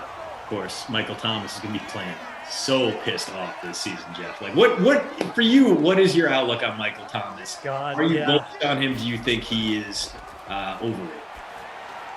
I honestly, Michael Thomas has been one of those guys. It's like every time he does the other thing. Like, I didn't really think he was anything special coming out of college. You know, obviously playing with Drew Brees in a good offense, you got to give him some respect. But I didn't really think he'd develop into like a dominant number one receiver. So, you know, I didn't really have a piece of him in season longs when he was going off. I mean, obviously play him in DFS because how can you not? But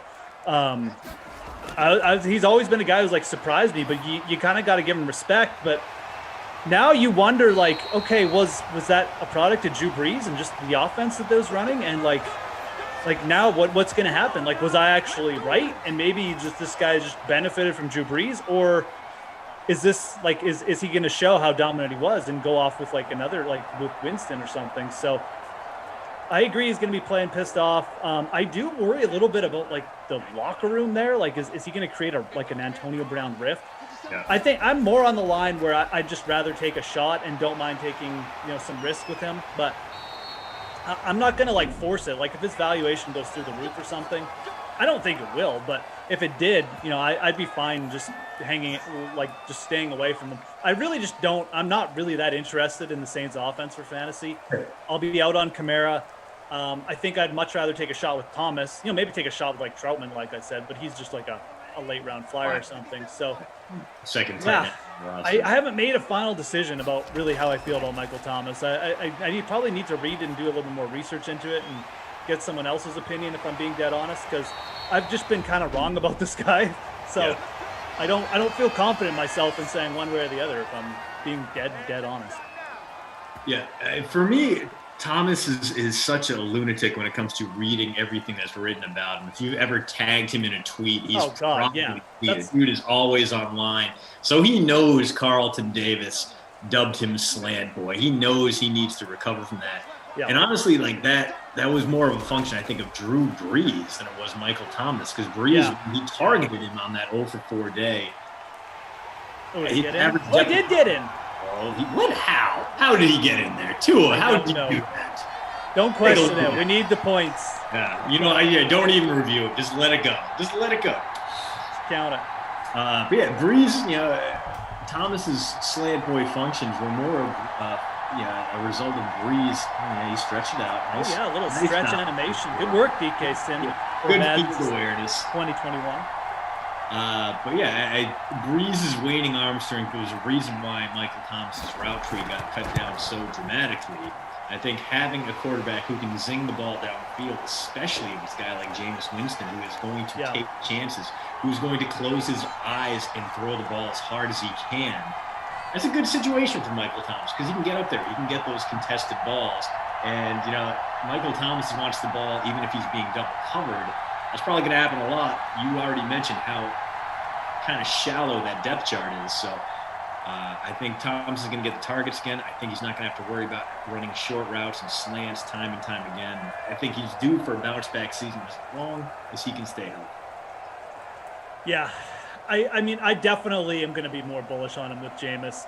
He did look okay with Taysom Hill. I mean, he had some of his better games of the year, if we're being dead honest. I mean, he wasn't healthy for a lot of last year, obviously, but he didn't look that bad. But I think it's really if we can get some clarity. Oh my God, a fumble. I think Carolina got that. Yeah, they did. They got it back. Okay, no harm, no foul. But yeah, I think that's a good point. Like Taysom Hill probably going to be a little bit more like in the Drew Brees. I'm going to get like, what are we doing here? Okay, Taysom Hill. I think the real upside is if Jameis gets there, he could get more downfield passes. So I think that's the proper take. I've just always never been super bullish on Michael Thomas again, even though, to my detriment. But I will definitely consider him if Winston is there, especially if he's going, if he's going below guys like, even like an AJ Brown. Like I expect Michael Thomas to get more targets than AJ Brown this year. So, there's a potential value you're getting on Michael Thomas. There's no doubt. Ooh.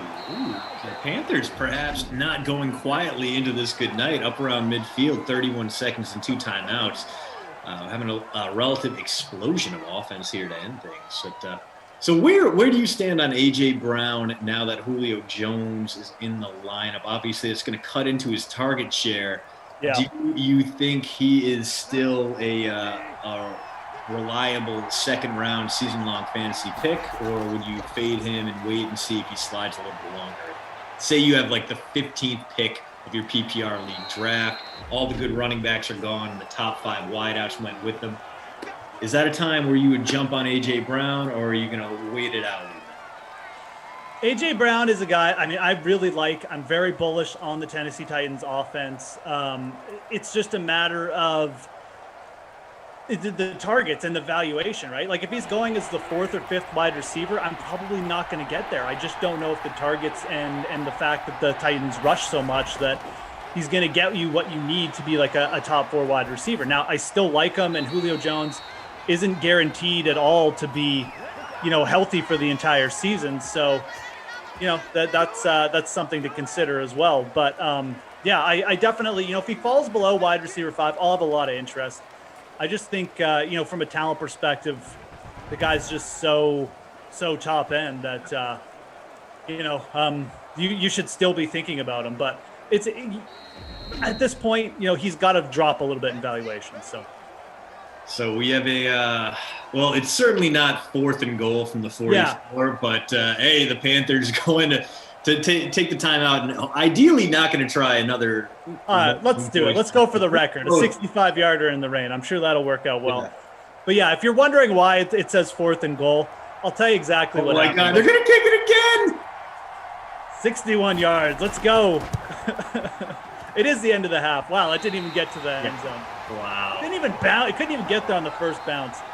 If you're wondering why it was 4th and goal there, the unfortunately, there's a little glitch in Madden, and what happens is that when a team fumbles it, and then the other team gets it, or like there's like it gets confused as to who had possession. So I've seen that glitch before. Unfortunately, it happens so rarely that like we usually don't even bring it up. It didn't even affect the play there because it was 4th down anyways, and it was the end of the half. But that is something that we've seen. Again, if you have any issues or any questions about these sims, you can always email DK support.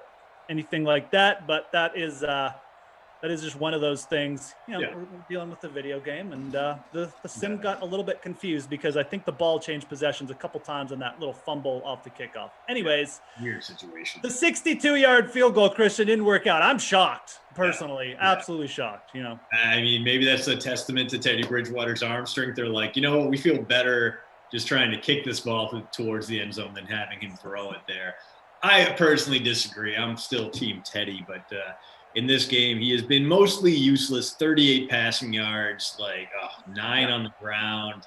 No running back has more than 24 yards on a wild weather Wednesday, so that stack them running backs idea not really working out. Stacking up Albert Wilson, however, 7 for 81. He has double-digit points more than the next closest wideout in this one right now, which is absolutely wild as the weather, as wild as second and goal from your own side of the field, which is two things we've seen today somehow. Yeah, not too much going on. Albert Wilson does have 7 catches, though. Like you said, 81 yards. So everyone else pretty much under 30 yards receiving. So a bit of a defensive struggle to begin our Wild Weather Wednesday. Who do you think is going to lead the Dolphins in receiving next year? Is it going to be Albert Wilson? I am skeptical it will be Albert Wilson. As much as I want to say Devontae Parker, his regression last season does worry me a little bit, and there are a lot of great targets around him. Yeah. I don't want to go out there and jump all in on the Jalen Waddle train, but like part of me sees some of those Justin Jefferson bona fides in him. And I think going into last season, if you were looking at the Vikings, be like, okay, this is Adam Thielen's team right now. And Thielen was still good, but he wasn't Justin Jefferson. I think that could be a situation we deal with here. I don't trust Will Fuller. Like when the Packers were rumored to be shipping a second rounder down to the Texans to bring him in, I was like, don't do that, Packers. Like, granted, it would have made Aaron Rodgers happy, but I didn't. Fuller is a little bit fragile. You know, he deals with those soft tissue injuries pretty often. His hamstring's a little bit tight. I don't know if you can count on him for a full season, especially after the PED suspension. So he's not quite in the circle of trust. I think he's going to be a great guy to pull targets away from Devontae Parker and Jalen Waddle. But I'm going to go, I think Mike. Oh, man.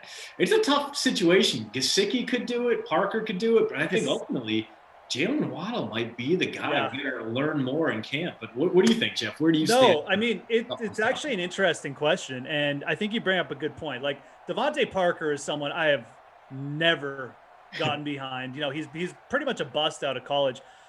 He's had like 5 second chances from the Dolphins. He basically had one good year, like you said, regressed a little bit last year. He's another guy who will just struggle with injuries. Like he just doesn't really play through things. And I think you're right on top of it. I think Waddell definitely has the chance to do it. I think he could be in a bit of a Justin Jefferson situation because there's not like a dominant number one there.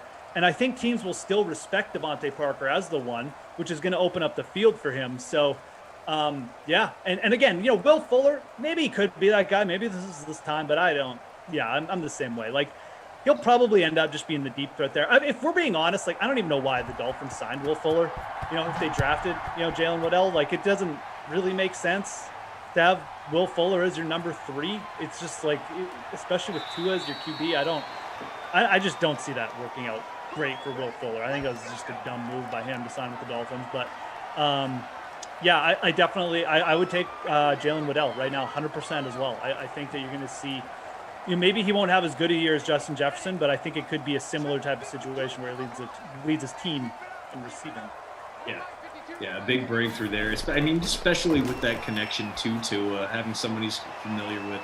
And this is something that I have argued many times with Kenny Ducey, which imagine that, an argument with Kenny Ducey.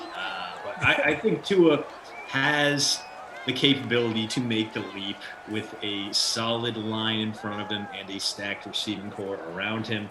I think getting him back in a situation where he's more comfortable, give him a full offseason, give him a full year removed from that dislocated hip, and get him a true preseason, offseason program. I think he can be much better in 2021 than he was in 2020. And I love the complement of skilled players around him, even if that running back situation is a little bit shaky. Although Malcolm Brown, an underrated piece of the Rams rushing offense, and the gas man, Myles Gaskin, showed us some things last season. So could be big things popping for this Miami offense. Could be a nice, maybe not a Josh Allen. Allen Lucas, too, hearing us talk about him, nearly falls over and still gets the ball out. Is that Shaheen there? I think that was Shaheen, actually. I don't think that was Gesicki. So, yeah, it was the dream, Adam Shaheen. Yeah. And you brought up Mike Gesicki, though. I think that is a guy Tua is going to use a lot next year. They had a good connection. Tua does tend to be, that's his strength, those just accuracy on those kind of over the middles, like mid routes. So I agree. Like, I think Tua could take a bump. I'm not overly high on the Dolphins just because they just got by with so many turnovers, but I could be dead wrong about them. They could be the team to take the leap in the AFC. AFC East this year. We'll see how that works, though. We got first and 10. They are driving a little bit here, DK Sim fam. So maybe we'll actually get a converted drive and not another turnover. Who knows? Yeah, would be nice to see. I mean, it's been all offense from the Dolphins, but only 10 points to show from it. And the Panthers have tried 2 very long field goals that both of them very nearly made it out the back of the end zone. So that's about as much as we can say about this horrible, horrible Panthers effort.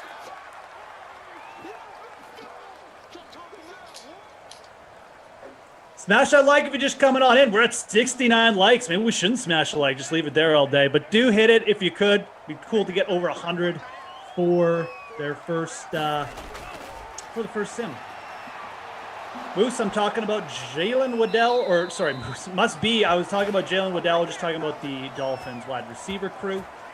Kevin Porter, what's your guys' favorite best ball stack this year? Ooh, that's a good question. Rams, Steelers, Titans, Chiefs. Yeah, we can talk a little bit about that. I definitely don't mind that Titans stack. I think Ryan Tannehill is going to be a bit of an underrated QB as well. Going away from Derrick Henry, you can pair him with both. You can pair him with Julio and AJ Brown. Potentially get both those guys, pay up for them. Depending on where Brown goes, obviously it will be hard. But if you even just get one of those guys, you can definitely throw in some 60-point weeks there. So I'm kind of big on the Titans. Obviously the Chiefs you're gonna have to pay a premium for, but yeah, of those 4 you put out, I definitely like the Titans. I think most from a valuation perspective, just because Tannehill won't cost you much. Yeah, and I mean the Rams should be peaking as the Dolphins here not peaking and settling for 18-yard punt. Awesome. This game. The Rams, I mean, you still have those star playmakers at wide out. You have a running game that Cam Akers seemed to recharge toward the end of the season in a year where people knew Jared Goff could not throw the ball that well.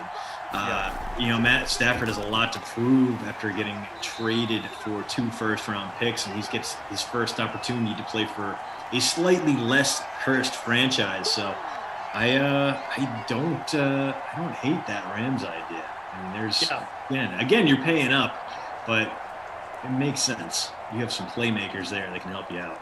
Yeah, and don't forget about Deshaun Jackson. I think is a great best ball target this year. Ooh, really? Fitting in. Obviously, they lost Josh Reynolds. There's no Brandon Cooks there, so he's going to be the third wheel. And obviously, you got injury concerns with Deshaun Jackson, but you've got Matthew Stafford there. Obviously, has the arm, just a far better deep ball thrower than Jared Goff. I mean, admittedly, I don't have their stats from the last 5 years, but I'm just going to assume that's true because of Stafford's arm. I think Deshaun Jackson, again, if you draft Matthew Stafford in best ball, you should really try and think about getting Deshaun Jackson in the later rounds because he's not going to cost you much, and he'll probably have at least 3 or 4 spike weeks if we're being honest, if he stays on the field. So there's McCaffrey doing nothing. 9 rushes for 23 yards. Even the running backs are letting us down. This is all defense. Again, Rex Ryan just loves this game. Warren Sapp, those guys. Yeah, I mean, Reggie White would love this game. A brutalist example of Wild Weather Wednesday unfolding in front of us. This is wildest Weather Wednesday game that ever was. That's for sure. We're a few more fumbles away from it. That's. But I've actually seen worse Wild Weather Wednesday games. If I'm being honest, I know it is true. It is true. McCaffrey, though, still just absolutely stuck in neutral. 10 carries, which is, you'd think after 10 carries, Madden 21 Christian McCaffrey, he'd be nearing the bonus, but no, he's at 24 yards. He is trending heavily towards that babysitter Billy status, and he does get a PPR point for that one, and another 0.3 for 3 yards. This is another drive that ranged towards midfield and then ended with a very sad punt. At least we are sticking with tradition, Jeff. Hey, at least they're not trying an 80-yard field goal. This is improvement. Maybe Joey Sly's the punter now, though. Who knows? Definitely some fatigue on the punter's legs in this game as we get down to the 15, folks. Guys, I'm going to say it again. This is my last sim of the day. You got to get in that Moose Open. I don't know how many players are in it, but it wasn't close to being filled when I woke up this morning. Got a little sad. We really need to fill that again. I'm not reducing the field size. Only 66 people in the Moose Open for the Travelers PGA. It is in the DK Sim Fam League. You guys got to get in it, man. This is it. Last chance. If Clash is on later, you can count on him to hype you up. Oh no, Glash isn't going to hype it this week because I made fun of him for hyping it. I said I didn't need his help. Oh no! So you poked him. Now he's completely abandoned me. He's extremely mad. So fair. I've really painted myself into a corner this week, if I'm dead honest. Fair. Yeah. So you brought this my up. own fault. Yeah. At the same time, if you guys want to get in the contest and you're interested in playing, like we need to fill it. So it's all in your court, DK Sim Fam. You decide now.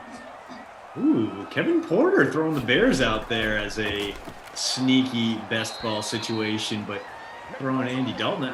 You know what? Dalton had a stretch where he wasn't above average quarterback for the Cowboys, but also part of that was he was playing with a stacked lineup of skill players. Obviously, even though Zeke had a bad year, you still had Gallup and Cooper and a whole bunch of impactful players who really helped him look better.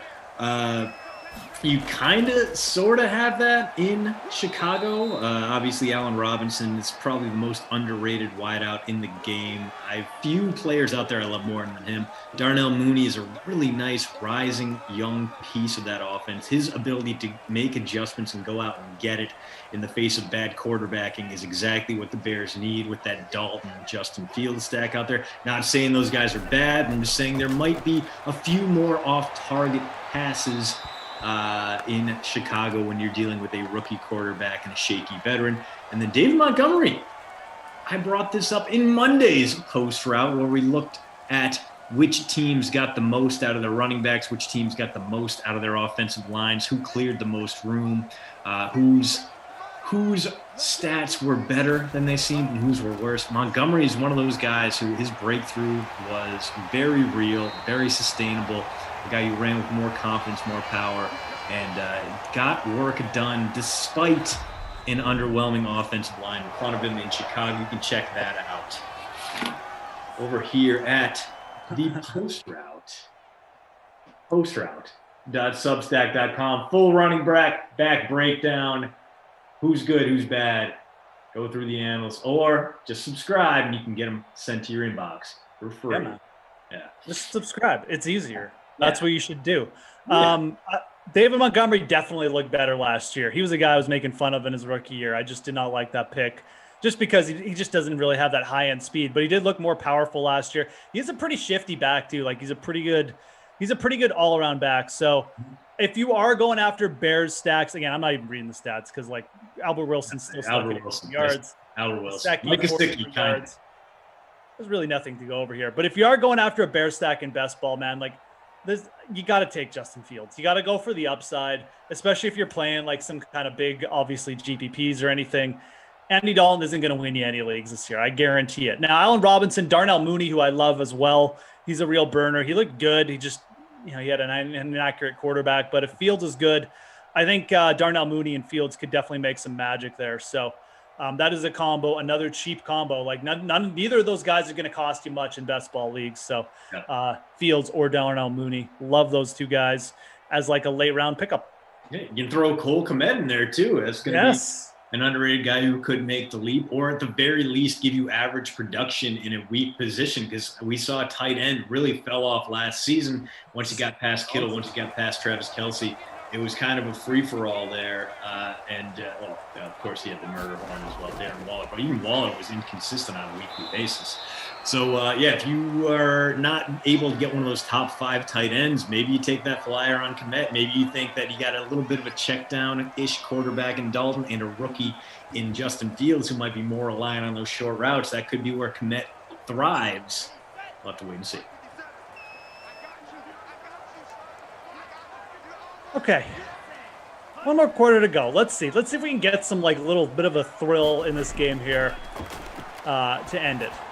Potentially. It'd be nice. Not going to lie. This little slant route. Devontae Parker. Yeah, Parker guy. He's good. Yeah. Wicked. Louisville. Louisville good. Oof. Matt fan. I know you're being facetious because you absolutely hate Wild Weather Wednesday, and I can appreciate that. But punting is a pretty great part of football. Dude, I have such an earnest appreciation for special teams and punters, especially a guy like Michael Dixon who can just do magic with the spin he puts on the ball. Now I believe he's the game's highest paid punter after signing that extension with the Seahawks. But what that dude does is borderline wizardry moves. Have you seen some of the kicks that he'll basically plop down inside the 5 and the ball takes a 90-degree right angle turn out of bounds? The guy is an amazing Aussie punter. Yeah. It was great at Texas, and it was absolutely worth the day 3 pick Seattle spent on him. Yes. I'm surprised more teams don't look to like Aussie rules guys and like just rugby players. Kicking is just such a natural part of the game in those sports that, they just develop like it as a skill so early that I'm sure there's more guys like him just kicking or like lying like out there. I mean, I think most punters in the league are pretty talented, but yeah, that's it's definitely cool. I agree. Like punting is an art form, and Tua, what? No, Tua. Okay, fumble, recovery by Carolina DST. Hey, maybe Carolina can score a touchdown here, make this game close. Although at this point, I don't really want to cheer for OT. So, but yeah, man, punters. Again, if you were a kicker in the league, would you rather be a punter or a field goal kicker? I mean, I think you'd want the glory of being a field goal kicker. Yeah. But maybe the anonymity of being a punter. Yes, that's kind of what I'm thinking. Like, definitely more glory with the field goal kicker. You're either like loved by everybody, like Adam Vinatieri, or hated, like the Cody Parquet. So, it's you want the glory, you go for field goals, but feels like there's so much less stress as a punter. Yeah. If you make like a 30-yard punt, everyone's like, "Oh, that was a bad punt." But no, like nobody even knows your name, so like, "Oh yeah, that punter, that was a bad one." But like they don't know who you are, so it doesn't even matter. Now, when you're a good punter, like the Seahawks punter, it kind of sucks because you don't have that name recognition, but you're still probably going to get paid anyways. So I almost lean towards punting. I think that's the better job long term. Less stress, Yeah, less stress, but like less glory. Obviously, no one's gonna get, except for of course me and Mavs fan. No one's gonna get super juiced about a great punt, the way they would about a great field goal or a game winner. You're not. Yeah. Also, I feel like kickers typically have the longer and better paid careers. Like you got kickers out there that go into their 40s. You don't really see that with punters all that often. You got guys like Andy Lee who stick around and. Rest in peace, Reggie Roby. Yes, he was around for a while too. That's true. Just a hoss of a punter too, like a guy who could literally bring the lumber on special teams. That's the other thing too. If you have a kicker who can literally lay into a guy and just absolutely bring the hit stick, like that guy is going to be a favorite no matter what. Like J.K. Scott of the Packers, absolute opposite of that. Worst tackler in the league. Can't do a damn thing in special teams when it comes to kick coverage. But a guy like Jamie Gillan, a Scottish hammer, my guy from Inverness, who was a rugby union player before coming to the States, and is about like 6'2", 240, just all muscle and hair. Like that dude can go out there and absolutely put a licking on some guys. So yeah, anytime you get a kicker or a punter who can lay someone out, and shout out to former Vandy kicker Kerry Spear, murder leg. But once you get one of those guys, everything gets a lot better. Hey, McCaffrey maybe making a late charge here to avoid babysitter billiards. Could be probably too little too late, but he does. Oh, sorry, DJ Moore on that one. I thought that was McCaffrey coming back to get it. So never mind. McCaffrey, still awful. Moore, one catch. At least, yeah. Oh, a nice one-hander there. Set up first and goal, and now it could be run CMC at the goal line. It is, and he is in. That's another reason that teams should be going after these rugby players for their kickers, though. It's a good point. Like, shore up your special teams tackling, man. Extra tackler on the field. Like, those guys aren't afraid of contact, so it's a good point. Yeah. Not only that, they typically have some pretty useful form. Rugby tackling, very different than football tackling because you don't have pads there. So it's a lot of shoulder first, head to the side. Ideally, you're in a situation where you're dealing with a little bit less head-on contact. But obviously, two different sports, so different situations. All right, we got a 10-7 game. Carolina's going to have to get the ball back quickly here. A couple first downs by Miami would probably end it. But, as we've seen, first downs are anything but guaranteed in this Wild Weather Wednesday format. So, overtime definitely on the table. We did have a Christian McCaffrey touchdown. That's going to take him kind of out of the running for the Babysitter Billy Award because there's been so many other terrible plays in this sim, quite frankly. But let's see what Miami can do. Let's see if they send us home early or what. Right now in the free roll, I just want to see what the winning lineup looks like because it's got to be ugly. Right now the winning lineup has Tua in the captain. We got McCaffrey with 9.9 points, Breda with 8.9 points. I don't know how Breda. What do you do? Tua, what? Why? Okay, it worked, but why? Why talk about that?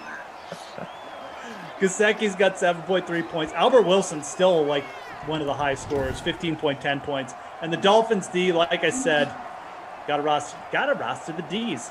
DST Dolphins 11 points, so they're having a good sim too. Where the Carolina's D is at? Panthers D at 11 points. Both defenses with 11 points.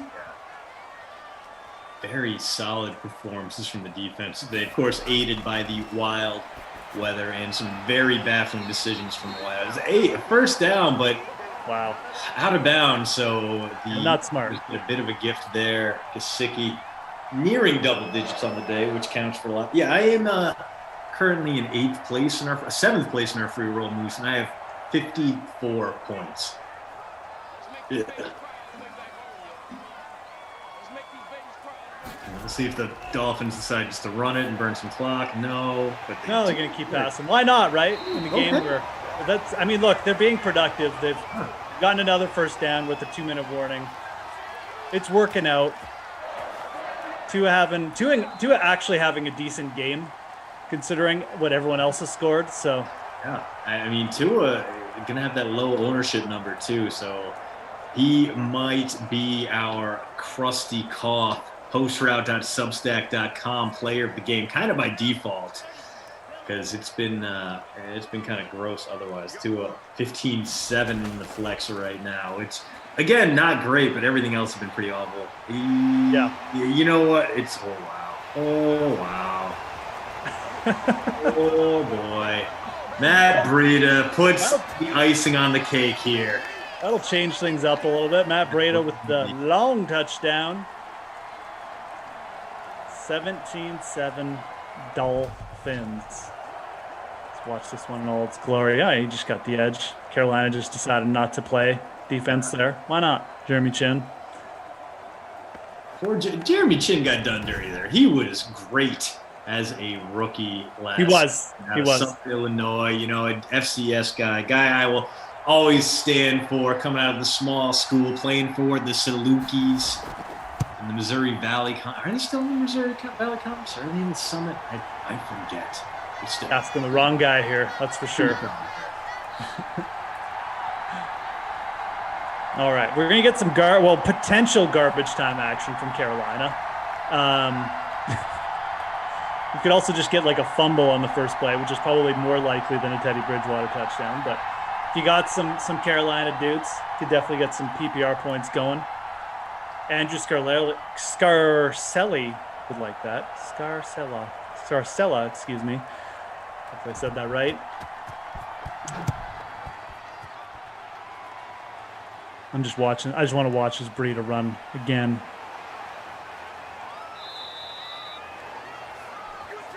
Yeah, untouched. Okay. Yeah. Nice run by Matt Breida. I mean, it was kind of only a matter of time before that Panthers defense imploded, but 79 rush yards for Breida. Oh! I thought we were going to get an INT on the first play. Didn't quite happen. Close, though. Teddy, 109 yards. He's got a fumble. He's got like 9 rush. He's been this is terrible. A bit of a disaster Yeah, I got to stop rostering the Carolina wide receivers. I've seen them play a lot lately, and Bridgewater has not been good in any of the games. Bridgewater currently at 5.26 in the flex right now. Did you like that move by the Broncos? I mean, I guess it's like just veteran insurance, but yeah, it feels like they should have just drafted Justin Fields, you know? Yeah, I agree there. I didn't think they needed to continue to beef up their defense. Not saying anything bad about Patrick Surtain. He's going to be a very solid NFL cornerback, dude, has the chops to be the next great link in the defensive chain the Broncos have been putting together for the past 2 decades. I think I would rather have Fields than Teddy and Patrick Surtain, but I think Bridgewater is capable of going out there and being a postseason quarterback in Denver. He's surrounded by very solid skill players. That young receiving core is very exciting, especially if Courtland Sutton can get back to full strength, because that guy has made the most out of some bad quarterback situations out there.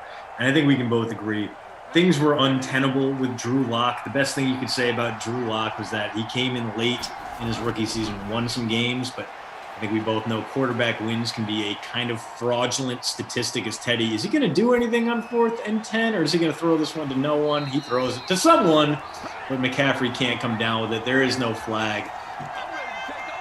Dolphins going to take over deep in Panther territory, and that man right there, Matt Breida, 21 away from the bonus. He's going to get some carries here with minute 26, and the Panthers still holding on some timeouts. Yeah, probably going to get a few carries here because, those Panthers probably going to burn their timeouts, even though it's pretty pointless at this point. Oh, wow. Is he going to go? Oh, wow. All right. Now he's on 4 away from the bonus. So Breida making a late push for that crusty cough player of the game honor, trying to steal it, rip it from Albert Wilson's hands. Yeah, very much making a late push here, and a deserving late push coming through with the long touchdown. I thought he was going to get in again there, but what did you say? He's 4 yards away from the bonus? I think it's 4 now. I think that puts him at about 96. Took about 17 on that carry, and that. Wow. Let's see. Okay. Let's see that stat. Finally have something to sweat here. Something interesting going on. We don't care about Eli Apple's tackles, Madden. We do care about Breida's stats. You can drop it for us? Come on. Come on. Come on. Always does this. Whenever you want to see the stat, they never put it up. Okay, whatever. We'll just have to wait and see. Our ops team knows what's up. Kyle and ops, Daniel, Jordan in the back room here. Well, that's definitely going to do it then. Matt Breida just coming to life, rising like a phoenix from the ashes in the 4th quarter, putting a little bit of smile on some people's faces today if you rostered him. And I know a lot of you did roster Matt Breida, like the smart people you are. He's 61% owned in the little free roll, 16.8% owned in the captain there. Yeah, I'm not sure where his final totals are going to end up. I'm going to wait for everything to get put up, but he's definitely got 2 rushing touchdowns. I'm not sure what his yardage is going to be at after this little rush. We're going to have to wait and see, but he's having a big game. He's at 26.2 points right now. Again, I don't know if that's got everything updated. It perhaps doesn't yet, but he might break the 50-point barrier in the captain spot right now. He's been doing a lot. Quick question, Congo Cab, do you know these teams' records in the Simland season? Yeah, sorry I didn't update that at the start. Dolphins were 5-6, Panthers 6-5. So Dolphins going to go to 500, and the Panthers going to drop to 500. So easy answer there, my friend. All right, Breida, I guess maybe, does he have, it feels like he has more than 84 rush yards, but maybe we missed something. Maybe he got a pass and we thought he'd run. I don't know, but well, the guys at Ops will obviously check that to make sure, double check it. Yeah. I certainly have not been keeping track of every single one of Matt Breida's rushes, so.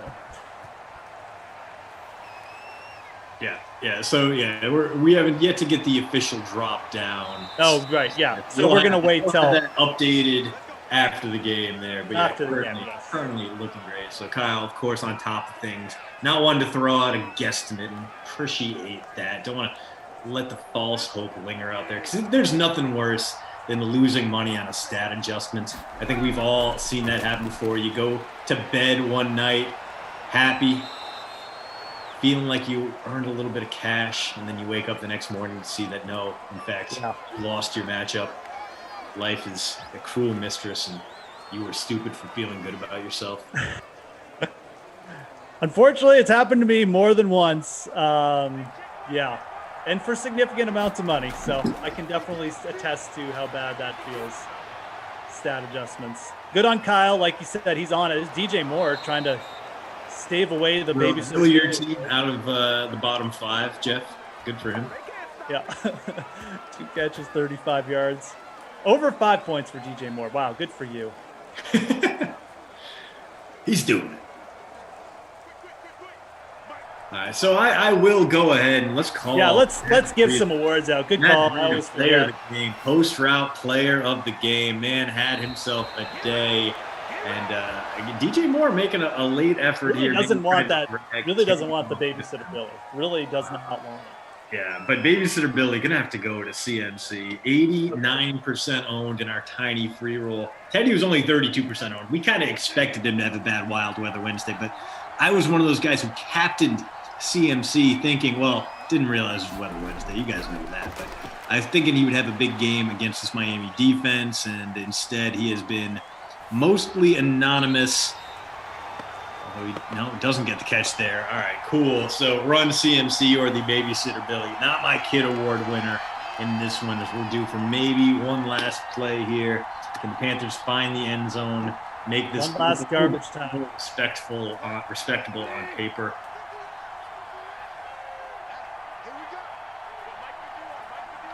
Here we go. We can get a garbage time touchdown, Teddy? No, we're not. Yes, it ended the way it needed to end. It really did. That was the perfect, most fitting ending to this game that you could possibly ever ask for. Just beautiful. Just a terrible performance by Teddy Bridgewater.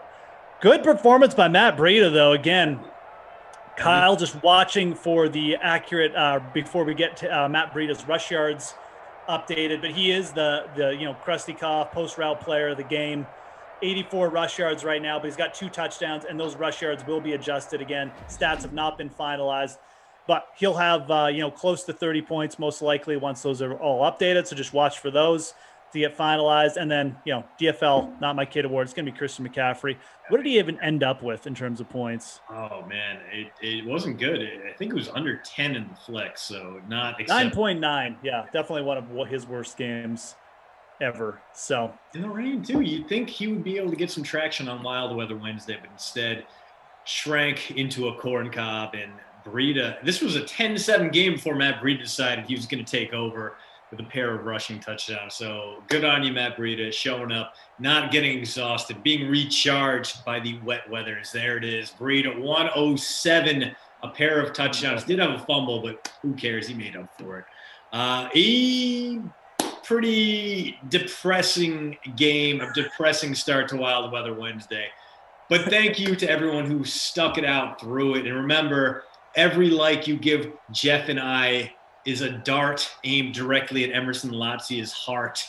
So if you want to just chip away at his cardio and make him emotional, go ahead and click that like button. That's right. Like I said, we appreciate you guys showing up. Emerson obviously wasn't getting it done in this early spot, so they had to bring in the heat this morning. I really had fun hanging out, man, regardless of the fact this game was a bit slower. We do have 5 more sims coming up, guys. We got a full schedule. I'm going to run through it quickly here, and then we'll get you guys out of here. We got 2 p.m. Titans Patriots with Kaufman and Zach in the snow coming up. That's next. Steelers Bengals, Kaufman, Kenny, Terrell Lynn in the rain. We got a 5 p.m. Eastern version of the slate with Schrag and Mieselman. 6 p.m. Falcons Jaguars. Rossi and Kenny in the wind. Hopefully the wind will drown out Kenny for Rossi. 8 p.m. Eastern, Chargers, Broncos, Glash and Brandon. 10 p.m. Eastern, Rams at Packers, Glash and Tom in the snow. Christian, buddy, got any final words? This was fun. No, thanks for hanging out with us. Thank you, Jeff, for giving us something to talk about in the middle of a terrible game, because last terrible game I had, it was just Kenny reciting the names of celebrities from Arizona and Seattle. So this was about 1 million times better than that, because it couldn't possibly be any worse. Always a pleasure when our paths cross, Moose. Yes. I'm sure I will see you, if not later in the week, sometime next week. All right. Sweat Replay, hosted by Jesse Cofield. Yeah, she's back. That's coming up next. And then we got the Titans at Patriots with Zach Thompson and Koff in the snow. DK Sim fam, have a great rest of your day. Talk to you tomorrow. Happy Hump Day, everybody. Welcome to The Sweat. I'm Jesse Cofield. This is a show we lovingly put on every weekday at 11 a.m. All right, we start where we always start with our baseball dudes. Say hello to DraftKings contributors Kenny Ducey, Gary and Thorne, and RotoWire's Eric Halterman. Guys, this is MLB Price Check. So which players do you like for tonight's MLB slate at the following price ranges? Let's start with a pitcher at 8K or up. A stud pitcher. Kenny, where are you looking? Yeah, this is the Gary and Thorne tribute answer because I'm going to send my heart out to you, Gary. And Robbie Ray, $9,200. That's right. A Toronto Blue Jay, one that I thought I was pretty convinced that he was bad. And I think everyone was too. But Robbie Ray has been sneaky good lately. He has the Miami Marlins as well. He's got a great matchup. They have the second highest strikeout rate against lefties. Robbie Ray, he's going to get you strikeouts. That's the one thing he's done all season long, top 14% in the league. In strikeout rate, 31.5% of hitters going down. And the Miami Marlins as well down there in WRC plus to lefties, really to all-handedness. And I think that just is my biggest thing here is that the Miami Marlins have been really struggling to hit the ball. Robbie Ray misses a lot of bats. I think this is a recipe for yet another good start for Robbie Ray. And he's gone over 27 DKFP in 3 of his last 4, last start against Baltimore. Kind of a clunker, still struck out 5. So I like his chances here of at least turning in, 20 fantasy points. Robbie Ray, 9,200, fourth most expensive pitcher. Gary, what do you think? Yeah, this is great. I'm not biased now. I'm just accurate because Kenny agrees. Look, I do think Robbie Ray is going to be the chalkiest pitcher, which, you can take that into consideration on a slate that's only 7 games. Maybe you go with Trevor Rogers and zig when everyone's zagging, but at the same time, the Jays just don't strike out. So it's not necessarily the best matchup for someone like Rogers, where with Ray, Kenny mentioned his rough start his last time out against the Orioles. If there's one thing the Orioles do well, it's hit left-handed pitching, and that's what they've continued to do. And it's what happened against Robbie Ray. So the Marlins are not the Orioles. They have struggled immensely with southpaws so far this season. They actually have the highest strikeout rate against left-handed pitching in the National League at 28.7%. They've got an 87 WRC plus against lefties. They just have not done well against southpaws. And the last time Robbie Ray saw the Marlins, less than a month ago, 6 innings, 1 earned run, no walks, 9 strikeouts. I think you're probably looking at a similar line for tonight's game. All right, Eric, where are you going? Pitcher at 8K or up? Yeah, Robbie Ray is my top 2, but for the sake of hashtag content, I will talk about my second guy, which is Trevor Rogers. I do think this is the 2 most exciting pitchers. I think you got to like Ray a little more because he faces the Marlins and not the Blue Jays, but Trevor Rogers is just such a good pitcher that he may justify making up that gap. He could not be more for real, despite the fact that his sample this season is only 14 starts, but that 187 ERA, okay, maybe he doesn't deserve quite that, but 250 FIP. I mean, if he falls back to that range, I think we're still pretty impressed with that for a guy in his second season, especially when he had a 6.11 ERA last year. But even last year, he was basically this guy or close to it. He struck out 30% of opposing batters last season while walking 10%. Strikeout rate of 29.7% this year is a near match. He has cut 2 points off that walk rate. So I guess he's slightly better, but he was very close to being this guy despite some very bad batted ball luck in a small sample, giving him a really high ERA. So I still think Ray is the smarter play given the opponent, but I think Rogers is completely playable even against the Blue Jays. All right, let's talk about hitters now. Somebody who's over 5K that you're interested in. Gary, and plenty of options to choose from here. Who are you going with? Yeah, someone right at 5K, Yordan Alvarez. We talked a lot about the Astros on yesterday's show, and they were underwhelming in a pretty good matchup. But the great thing about playing the Orioles is you get another great matchup the next day. You always get opportunities to overachieve, and Thomas Eshelman has only made one start in 2021. He survived it, but the underlying statistics of that start were just chilling if you're an Orioles fan. He only had a 7% swinging strike rate. His zone contact rate was 95.2%. If you can't put the ball in the strike zone and generate some swings and misses, you're just not a major league pitcher. And you're not someone who's going to survive against this this Astros lineup. So Alvarez is someone who has obviously 70, 80 grade power. He's someone who can hit multiple home runs on any given night. So his upside is super high. He's also pretty hot right now. He's got a 158 WRC plus in the month of June, so he's swinging it pretty well. Left on right matchup. That's something you always like. So I think Alvarez is a really, really good option in the middle of that Houston order tonight. All right, Alvarez, only 5K. Eric, are you in a similar price range, or are you going to pay up for one of these stud hitters? I'm going to go up a bit, up to 5,500 for Matt Olson. Olson, in previous years, was quite a good hitter, but a somewhat flawed one. He was, your classic high power, low average slugger. There's a lot of those guys. He was one of the better ones, but not last year when he hit just 195, striking out 31.4% of the time. This year, he does everything. He's cut that strikeout rate almost in half to just 16.2%, which is career low, I think, not counting like a 10-game sample bit in his first season in the league. So striking out basically half as often as he did last year, and has seen his batting average jump all the way up to 303, which is easily a career high. He hasn't sacrificed any power to get there either. A career high 15.3% barrel rate. He's homered 5 times in his last 10 games. So he's suddenly looking like one of the league's premier hitters. So I'd love a guy like that against a pitcher like Mike Foltynewicz, who's got a 5.59 ERA. He doesn't strike guys out, just 15.9% strikeout rate. So Olson will have plenty of chances to make contact against him, and he allows a lot of contact in the air, just a 36.7% ground ball rate. So I think there's every reason to buy into everything Olson's doing this season, especially tonight. All right, Kenny, who are you looking at as a stud hitter that you want to pay up for? Yeah, I was pretty prepared to talk about Matt Olson as well. I can co-sign on Matt Olson. He just hasn't stopped hitting, almost 14 fantasy points per game over his last 6. And that's not the product of one big outing. His lowest outing was 9 DraftKings fantasy points. He's just continued to hit the baseball. I know I'd rather probably have him against a left-handed pitcher. He's actually weirdly better against lefties than righties. But yeah, I mean, Mike Foltynewicz, 44.4% hard hit rate is not going to scare you off. But I can give you a couple other names here, both from the Kansas City Royals, 2 high-priced bats that I like, and it's Whit Merrifield, $5,200.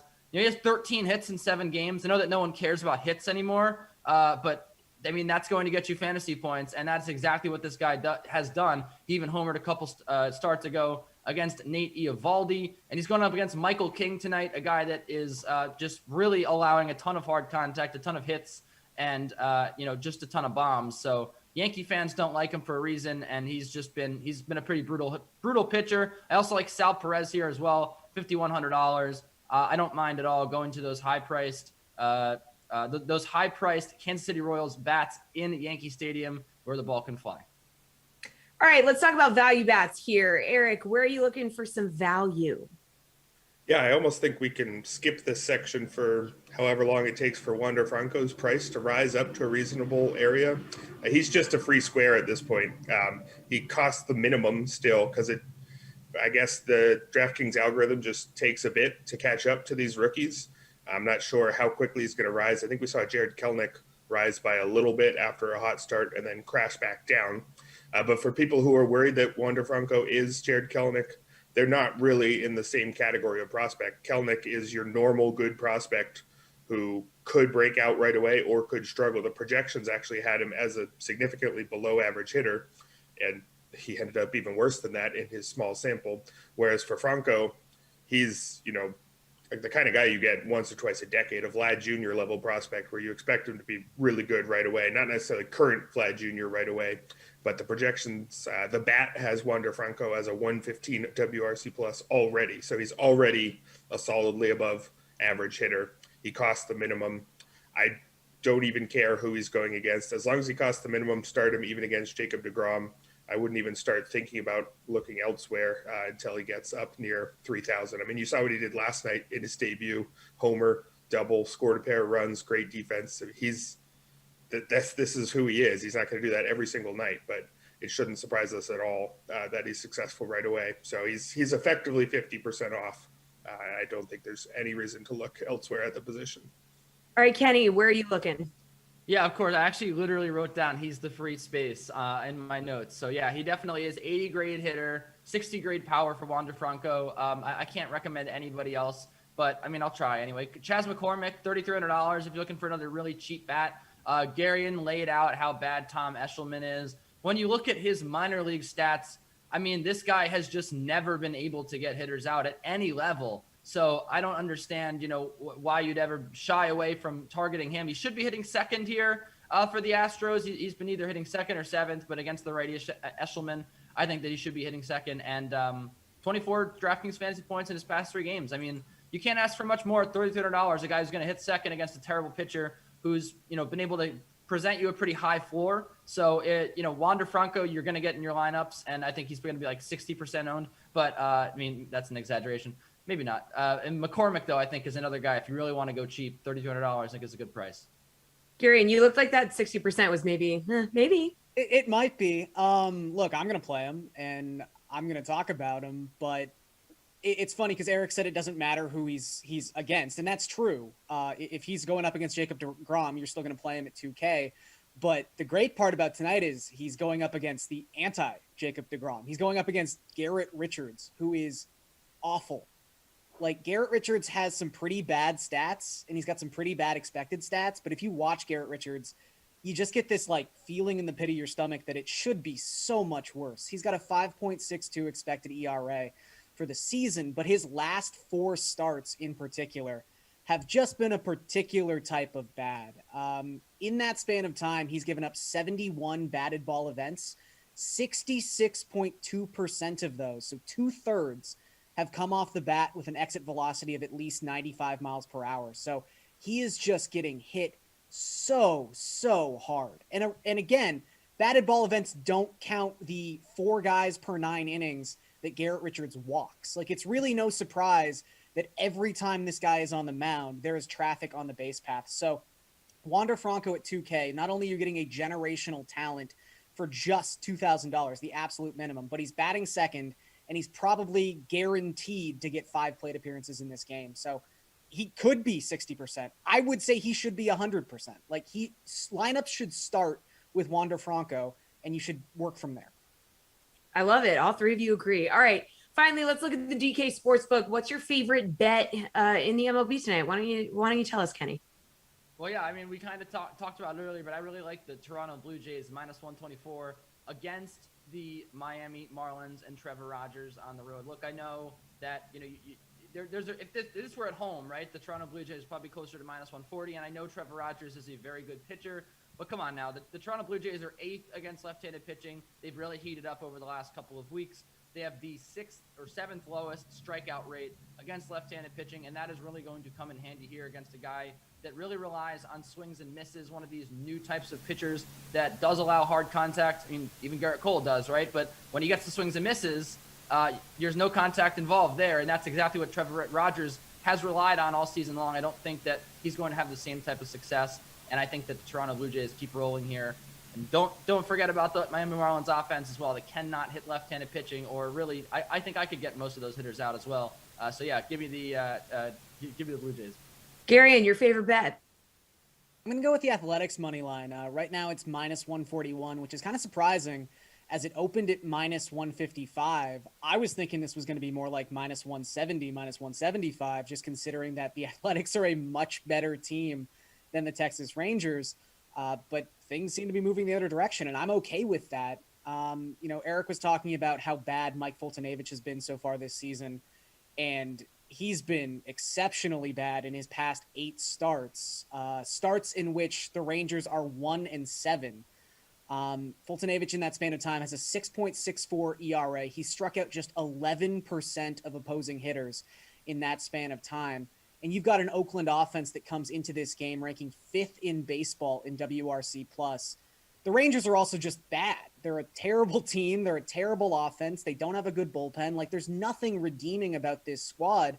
They are 1-7 their last 8 games as a home underdog. So even a split where sometimes people go, oh, you have to bet a team at plus money at home. Not when it's the Rangers. They're not good. I will just take Oakland to win this game at a price that I'm actually surprised is as low as it is. All right, Eric, your favorite bet. What is it? I'm looking at the over in the Astros-Orioles game, over 9.5. It's at minus 120 right now, but I think it's a pretty safe one. The two teams are averaging 9.7 runs per game, so all they need is an average performance to hit the over, which I think they can do. This game in Baltimore is in one of the more hitter-friendly parks in the league. It's specifically the second friendliest for homers, according to StatCast Park Factors, and I think we could see quite a few of those tonight. It's already been talked about on the show how shaky Thomas Eshelman is. You know, there's an archetype of pitcher who doesn't strike guys out but still has success. Usually that takes really low walk rate and quite a high ground ball rate. Eshelman has one of those, 6.5% walk rate for his career. But he's a low ground ball guy, 34.6% ground ball rate. So he's going to give up a lot of contact in the air. And he's giving up not just a lot of contact, but a ton of contact, a strikeout rate of just 12.6%. I think even those guys who have the elite ground ball rates typically don't have success when you're striking out that few batters. Against the Astros, that's a lineup that could hit the over all by themselves. But I do think they'll get some help from the Orioles. The only worry here is how good is Jose Urquidy. Has a 3.65 ERA on the season and just a 3 ERA since the start of May.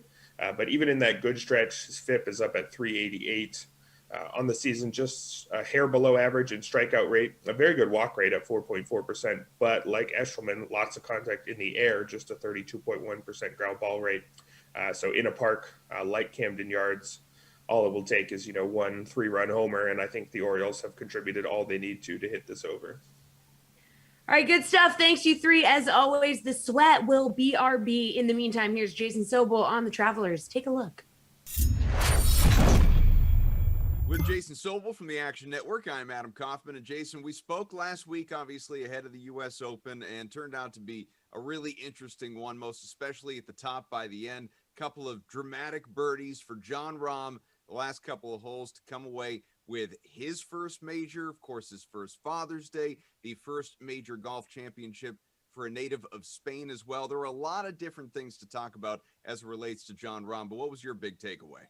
Yeah, Adam, he didn't take a walk down Narrative Street. He bought a mansion in the middle of the block. It was there were so many things going on for Rahm, who had just 2 weeks earlier, of course, been forced to withdraw after a COVID diagnosis during the Memorial Tournament when all he was leading by 6 going into the final round. So some great stuff. We've been waiting for Jon Rahm to break through on the biggest stage for a while now. Over the past 12 to 18 months, he's been the best player in the game, and now he's proven it with a major championship win. And to the moon now for Jon Rahm. I think he's going to be the best player in the game for a long time to come.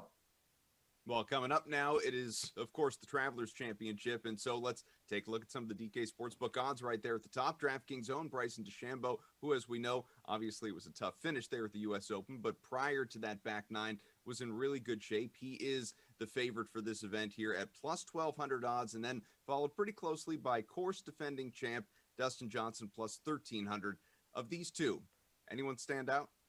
Yeah, so last week, Torrey Pines played somewhere in the 7,600 range plus for each of the 4 rounds.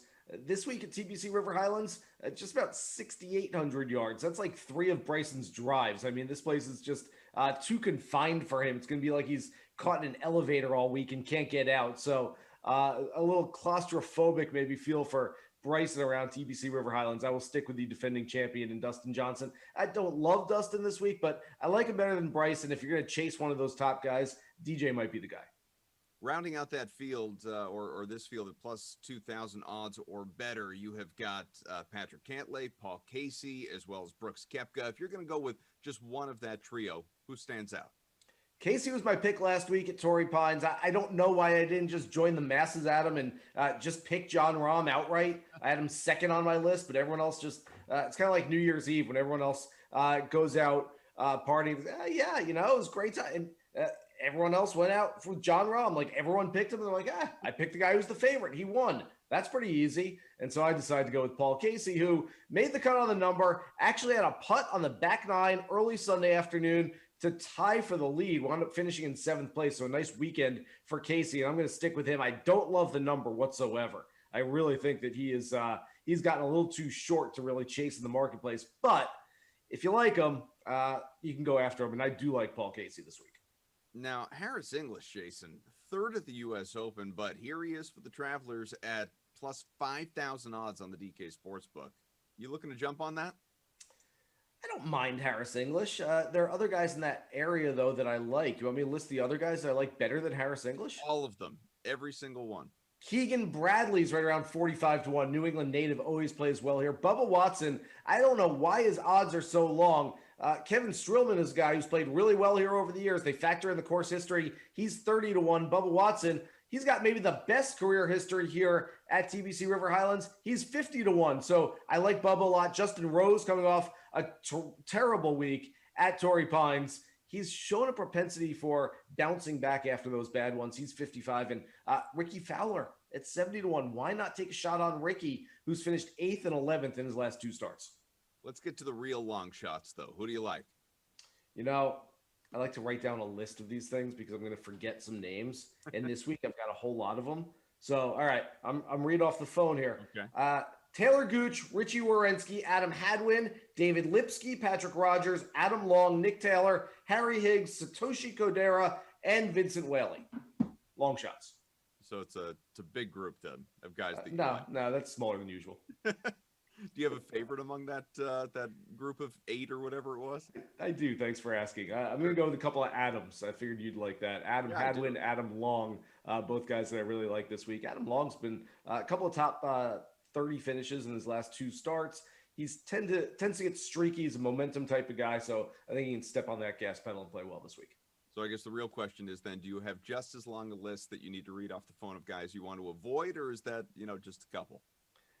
No, the one guy that I don't like this week, and I'm going against all the instincts. I'm going against all the analytics. Patrick Cantlay has 3 straight top 15 finishes at this one. Played pretty well last week at Torrey Pines, a top 20. Really, though, we never quite saw him, and he won, of course, when Rahm had to withdraw from the Memorial 2 weeks ago. But looking at him, I'm using the old eyeball test here, and this can get you in trouble, but Patrick Cantlay's putting stroke just looked terrible to me. He's bringing it way far back. He's decelerating as he comes through impact. It gave me the willies, and I don't want to bet on that this week. Who's the New Year's party date for you to win the Travelers Championship then? Yeah, well, I guess we're all supposed to just chase favorites these days if John Rahm's going to win the U.S. Open as the favorite. I can't do it, though. I just can't play favorites, and I'm going down the list. A name that I mentioned already, Justin Rose, who gave us absolutely no reason to bet on him based on how he played last week, 78-77 in his 2 rounds at the U.S. Open. But like I said earlier, he has a propensity for bouncing back after really tough finishes and tough tournaments. So I think he's going to get it all back together. He was a guy that was trending in the right direction before the U.S. Open. I think he's got a lot of people off the scent now, and he can go out to Hartford and play some good golf where he has in the past. He has a nice track record there. I play favorites, Jason. It's why I never miss an opportunity to talk golf with you. Thank you so much, my friend. Betting on a lot of Adams this week. To the hardwood we go. DraftKings contributor Julian Edlow and RotoWire's Nick Whalen are here to give their top plays for tonight's series opener between the Hawks and the Bucks. Guys, like I said, Game 1 of the Eastern Conference Finals tips off tonight, and the Bucks are coming into Game 1 as 8-point favorites over the Hawks. Do you think that spread is too high, Jules? This is a tough one, right? The Hawks are so hot. They're overachieving. They are overachieving. But the question is, can they keep doing it? Atlanta's 10-4 against the spread in their last 14. Milwaukee has won 13 home games in a row. They have been good at home against Atlanta. They've won. Oh man, I already lost the number. They won a bunch of games at home in a row against Atlanta. Nice. So for me, I lean to the Bucks. Honestly, I know it's a huge number, but the Hawks are in a little over their heads. Milwaukee's been a tough place to play. From a matchup perspective, I think things get really difficult for Atlanta. Covering Giannis, it gets easier to play Brook Lopez with a guy like Capella on the floor. Chris Middleton's been fantastic in this whole postseason run. And for the Hawks, you've got a guy like Bogdanovich banged up. In the 2 regular season games that he played against the Bucks, he was playing 38 minutes per game. He was scoring 30 points per game and actually led Atlanta to a win over Milwaukee without Trae Young during that span. Now, obviously, Bogdanovich is banged up dealing with injuries. He's only averaging under 6 points per game in significantly reduced minutes over the last 3 games against Philly. You can survive against Philly because they're gutless frauds and Ben Simmons doesn't shoot in the fourth quarter. I don't think you can survive against Milwaukee. I kind of think that this one is a double-digit win for the Bucks. All right, what do you think, Nick?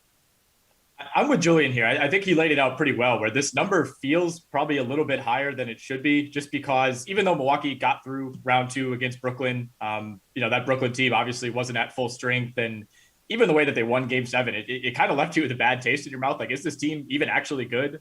They probably would have got swept in that series if Kyrie stays healthy.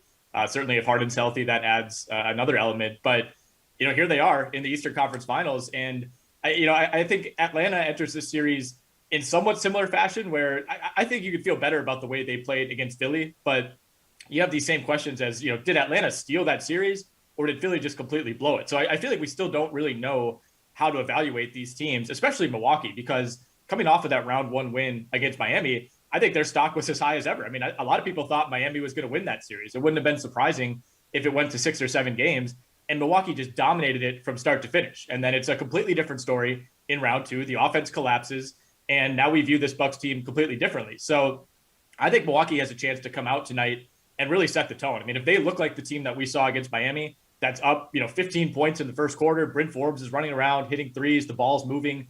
I think they have a chance to really take control of this series and send a message that they're the rightful title favorites, which they are on the DraftKings Sportsbook right now. So, I'm with Julian. I think this is a game that's probably close in the first half, but Bogdanovich being injured, even if he plays, he's going to be hobbled. That's a huge, huge loss for an Atlanta team that needs every piece to beat the Bucks. So I will take Milwaukee to cover that number tonight. All right, let's talk about the total. It's set at 226. Which way are you leaning here, Nick? Man, this one is tough.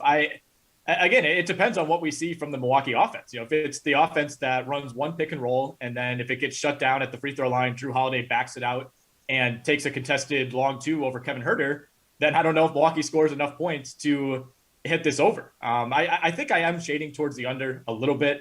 We saw Milwaukee's offense play a little better against Brooklyn, but I still need to see it.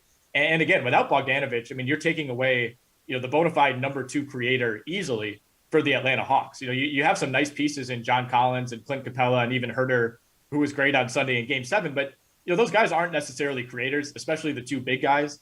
And it's going to be, everything's going to be on Trae Young tonight to create for them. And, I think there's kind of this misnomer about Trae Young's game where you watch him play and you assume he's like a 40% shooter from 3. One, he's not even taking that many threes relative to the last couple of years. And 2, he shot 32% in round 2 against Philly. So, if Trae Young's floaters aren't falling, if he's not able to get to the rack and get to the line effectively, I think Atlanta could have trouble scoring as well. So I will go under here in game 1. Jules, you want to take the under as well? Yeah, that's where I'm leaning here as well. If you just look at the Hawks, they've gone under in 12 of their last 15, and their scoring options are only getting more thin as the postseason progresses. Also, by the way, to redeem myself in the last segment, Atlanta has lost 7 in a row in Milwaukee, is what I was trying to say. Then you go to that Bucks series. The total in game 1 of Nets Bucks, we were expecting offense, opened at 239.5. They went under in 5 of 7 games in that series. Milwaukee's offense has been a problem. I do think they find a little bit more offense against Atlanta. Like, Giannis is going to have a much easier time. While you have to expend some energy covering Trae Young, you don't have to expend nearly the energy you do, trying to slow Durant, which didn't even work. There just weren't other options that could score for Brooklyn. Game one scare me a little bit. Like, we did see a lot of points between the Suns and Clippers kind of coming out of the gates, feeling each other out, and then an absolute grinder in that Tuesday night game. So if anything gives me cause for concern here, it's these two teams feeling each other out, and maybe we see a little bit more offense in game one. But I definitely lean to the under, the way these two teams have been going. All right, well, Trae Young, we've talked about him already. He's obviously the breakout star for the Hawks in the playoffs. His points prop for game one is set at 28.5. Jules, do you like the over there, or is there maybe like another Trae Young prop that works better for you? Yeah, I don't. This is kind of, again, more of a feel out game for me. But if you made me play it, I would take the under. And, those hurt to play the under on Trae Young. He can come down and get 3 threes in 4 possessions, and there's 9 points for you. But I think that Milwaukee is going to do what Philly did when Philly was having success in that series, and that was by putting Ben Simmons and Matisse Thybulle on Young and put length on them, and they certainly have that length. And at times we could see Giannis on Trae Young in this series, honestly. Not to mention Drew Holiday, who has the reputation of one of the best defensive point guards in the NBA. So I think they're going to have to make it really tough on Young. If Bogdanovich is out or limited, that probably means more shots for Young potentially, which just on volume can get you there.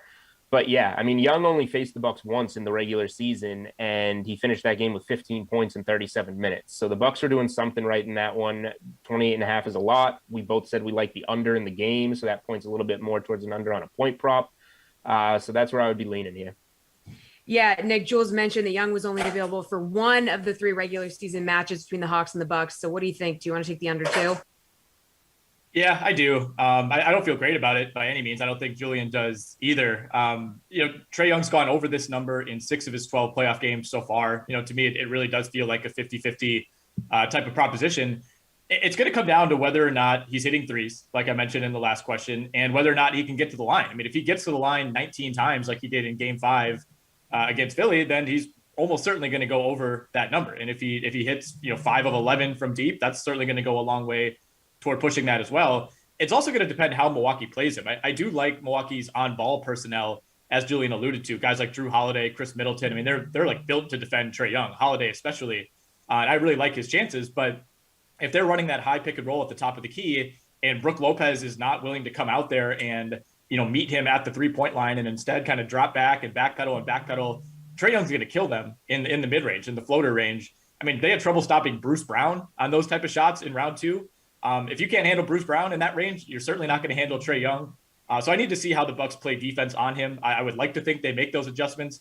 At the same time, this is Mike Budenholzer we're talking about. There's been no sign of adjustments at all in the playoffs so far. But I'm with Julian. I'll play it a little conservatively and go under on 28.5.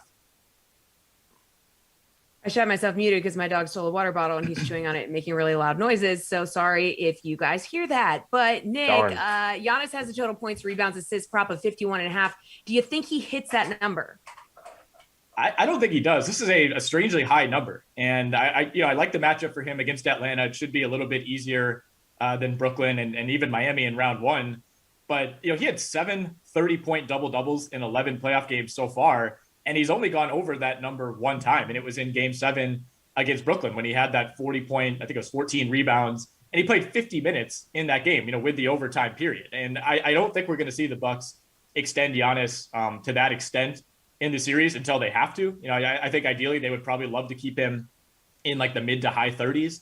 I don't think we're going to see him like play every minute of the first half like he was at times against Brooklyn. So I think this is a kind of a strangely high number. I think it's playing on how well Giannis played in game 7 against Brooklyn, but it's going to come down to the assists. I mean, he has a double-double in every single playoff game so far, but I think he went for 15 assists in game 4 against Miami and then averaged only 3.6 assists throughout the entire round 2 against Brooklyn. So if the assists come back, all of a sudden, it's very attainable for him to hit that over. But again, I need to see it, so I'll go under. Jules, what do you think? Yeah, I wanted to disagree with Nick on something, but I can't do it here. And the minutes are a huge reason why. So, first of all, let's look at Giannis once the Bucks' backs were against the wall. So down 2-0.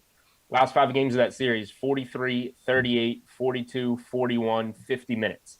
He played more because he had to. And Coach Bud is dragged through the mud for not making adjustments One, technically adjustment that he made is actually playing Giannis like superstar minutes like he wouldn't before.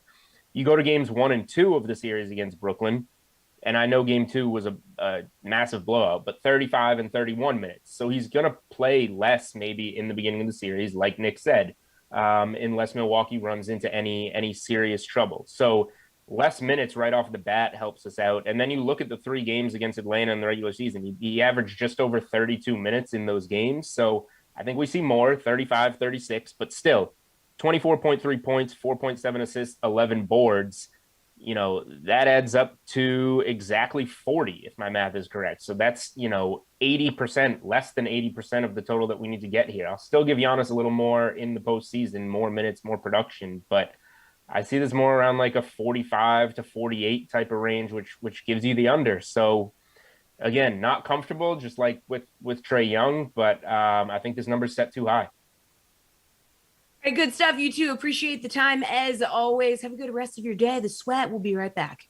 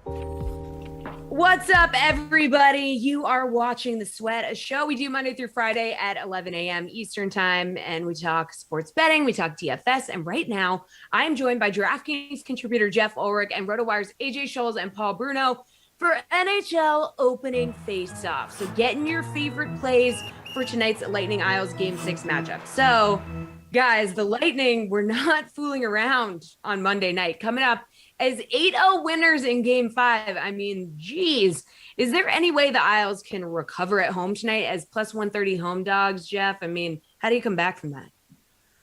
I mean, look, everyone's going to overreact to that game. And rightfully so. The Tampa Bay Lightning looked obviously hugely dominant, but we see this in the playoffs all the time.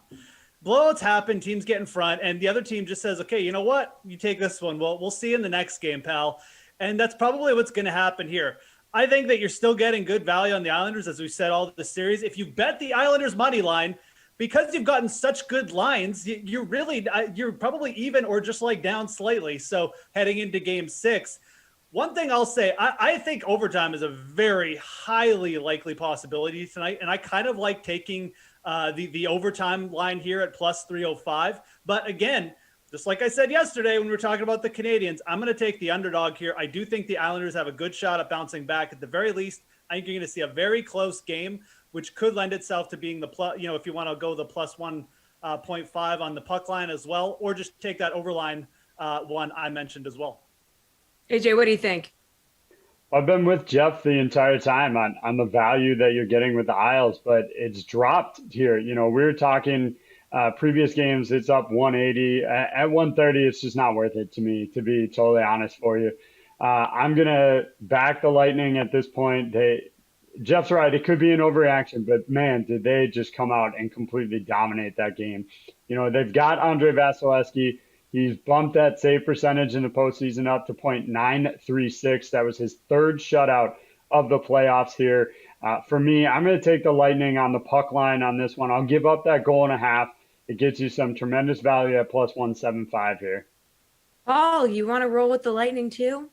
Finally, AJ agrees with me, Jesse. At least I won one of these guys over in this series.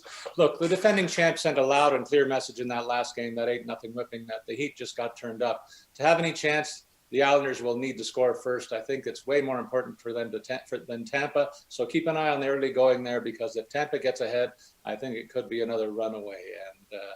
And I feel bad for the Islanders because they gave a really good account of themselves early on, but I think it's going to be more of the same tonight. Well, that game clearly went over the goal total thanks just to Tampa and Tampa alone. But tonight's game 6 sits at a total of just 5 goals. So, AJ, do you expect a more tight checking game, maybe an under tonight? Absolutely. I definitely think that's what we're going to see here. And I'm going to favor the under in this one as well. Of course, as our viewers here know, I'm going to give up that extra goal and a half, go under 4.5 to get some value here at plus 170. But I will say I don't mind getting even money at plus 108 to take just 5 and get that push. But you know me, I'm always going for the extra value there. I think it's a bounce back game for Varlamov here, but I don't think it's going to be enough to break through versus Vasilevsky and hit the over.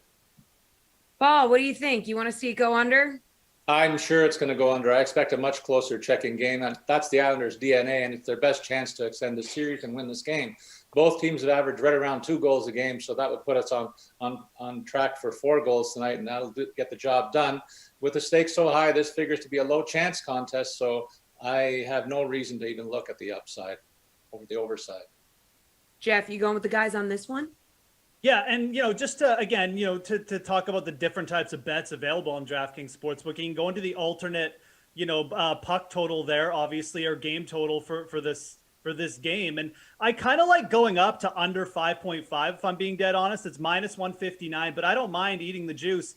I'm pretty confident, as Paul is too. The only worry is that, if it is a 2-1 Tampa lead late in this game, the Islanders are pulling that goalie with like 5 minutes left, and you could see multiple empty net goals. So that could lend itself more to a 4-1 game. I don't mind paying the juice here for a 5.5 total. That's probably the way I will be leaning tonight in terms of the game total. Still playing that under, but I'm going to go up to 5.5. All right, Paul, what's your favorite player prop for the Lightning?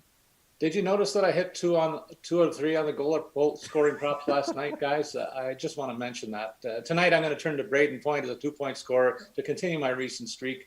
He's going to pay off at plus 195 when he gets that. He's got 8 consecutive goals in 8 consecutive games to heading into this potential series clincher, which means that the Islanders haven't really shown an ability to stop him. I think that continues tonight. And if you're looking for somebody else to put some money on, I'd look for his line mate, Andre Palat, who is going to give you a 260 payoff when he scores a goal this evening as well. AJ, where are you going? What's your favorite player prop for the Lightning? I'm probably jinxing it at this point, but how do you get away from Braden Point to score at plus 112 here? Leave my picks alone. I agree with Paul. Yeah, I was going to also mention the 2 or more points at plus 195. I think that's tremendous value for that. And I'll even look at over 2.5 shots for Braden Point that's coming in at just about even money, giving up just a smidge of juice there at minus 112. But I do think Braden Point's probably the best guy to look at for the Lightning. All right, Jeff, favorite player prop for the Lightning? Yeah, I mean, legitimately, we could just say Braden Point and move on to the Islanders. But I kind of like the value getting with Alex Killorn, that second line for the Tampa Bay Lightning. Did come alive last game, and again, it could be a pivotal one here. Stamkos playing better, and Killorn is a guy who gets power play exposure on the PP1 with Stamkos and Point as well. So I like taking him just to score a point. He's minus 118. He can grab a garbage assist easily if Stamkos grabs a goal or something, and score a goal on the power play. He's been very productive at times in the playoffs. So I think you're actually getting a good price there on Killorn. It's a little bit less risky because we just need him to grab one assist or something, and minus 118, I think it's a pretty good price. All right, on the other side, AJ, favorite player prop for the Isles? Well, I didn't take a lot of risk for the Lightning pick here. I'm going to take a little bit more risk on the other side, and the guy I'm looking at is Jean-Gabriel Pageau. He has yet to register a point in this series. The Isles are going to need him to find an offense if they're going to make it a game at any stretch. His drought has resulted in those goal scoring odds jumping all the way to plus 300. I think that's well worth the risk. if you don't want to go that far on it, if you're not totally with me there, you can get them at just a point for plus 130. I think either one of those is great value for a guy that needs to find some offense for the Lightning or for the Islanders rather at this point. Jeff, where are you going? Yeah, I'm going to go to Matthew Barzal and just take his over 2.5 shots on goal total prop. I mean, no shots on goal in the last game. I mean, a lot of the Islanders forwards had none. And, one thing that you're going to see, and again, I don't know if it's going to result in many goals, but you're going to see the Islanders be a little bit more aggressive at the start of this game. And I think that could just lead itself to Matthew Barzal just having a few more shots or shot attempts at the very least early in this game, which is really going to help his potential to hit the over here. Again, it's just 2.5 shots on goal, but you're getting plus 110. That's really good value for a guy who's been very active. He's got 6 goals in his last 10 games. I don't mind taking a shot with his goal, prop either. It's plus 220. I mean, again, 6 goals in his last 2 games. You're getting plus 220. Very, very good prop there. Again, the Islanders goal props, as we've said, all series, all playoffs, just kind of undervalued. But I'll take the Barzal shots on goal prop. I think you're going to see the Islanders be aggressive at the start of this game, and I think you're going to see a lot of these guys hit their overs in the shots on goal. Paul, where are you going? I'm pulling for Josh Bailey to score tonight. I've mentioned that previously. He's been one of the top playmaking wingers in playoffs, and he's continued that through much of this series and the previous one. He's been a key to the success of the Isles' second line and leading the offense, in fact, for the club all through the playoffs. Besides, it'll be the last chance for the home side to sing his name in that great song that they belt out when he does score. So I want to hear it one more time this playoff season. He pays off at plus 320 to score tonight. All right, lastly, if you fancy getting in a DFS contest tonight, the showdown is the way to go. So who are you targeting for captain, Jeff? If you want to pay all the way up for Vasilevsky, it's going to cost you $16.5. No, I'll let Paul and AJ do that. They can be on the wrong side tonight. I'm going to go Semyon Varlamov, 0.933 save percentage at home, a sub 2.0 goals against average at home. He's a veteran goal miner who just got absolutely embarrassed. He's bouncing back tonight. And even if they lose this game 2-1 in OT or something, he's probably going to have 60 saves. I like going with Varlamov as the captain. Varlamov, excuse me. There you go. There you go. Paul, are you going with Vasilevsky? I'm going to leave the goalies alone tonight, leaving the other guys to make those picks. I'm taking Braden Point. Sure, it's a chalky pick, but the guy is on a historic heater with 9 goals and 3 assists in his last 12 games in these playoffs. He's costing only $14,700 relative to bigger prices on the goalies in the showdown format. The only player with more points, Kucherov, has only 5 goals among his 27 points in the playoffs, costing $900 more. I'll save that money and go with the hot shooter tonight. All right, AJ, where are you going? I bet on the Isles, and Jeff, you nearly convinced me to switch here, but I am going to stick with Andre Vasilevsky here. I talked about that astronomical save percentage he's got right now, the 3 shutouts. Yes, he's going to cost you $16.5. So to give you a little bonus here, you're going to need some value guys to fill out that lineup if you go with Vasil up top. I like Anthony Cirelli at 4,800. He got an assist in that blowout game that put him, ended a 5-game pointless streak for him. It subscribes to that playing with the big guy theory. And of course, he's on that center line with Steven Stamkos. All right, guys, good stuff as always. And AJ, love getting a little value pick from you. You're just like, just really, really putting in extra effort. So that gets you bonus points. All right. Thanks, guys. Appreciate the time as always. Going to take a quick break here. Final segment, going to talk to Len Hochberg about this week's Travelers Championship at TPC River Highlands. The Sweat will be right back.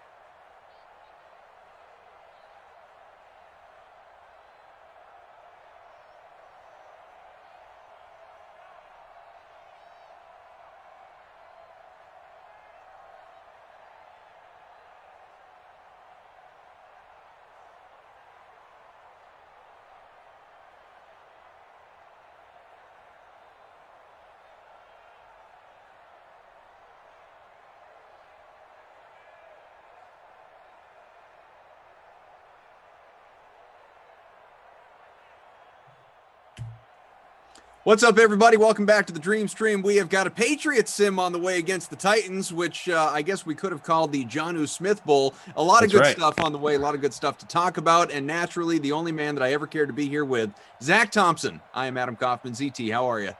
Hey, doing good. How are you? Yeah, Jonnu Smith Bowl, and in not memory, but in honor of that, that's the word I'm looking for. He's my captain. I went ahead and just did it. I was like, there we go. We're gonna go with Jonnu Smith. A reverse revenge narrative here. Yes. Threw him in my captain spot.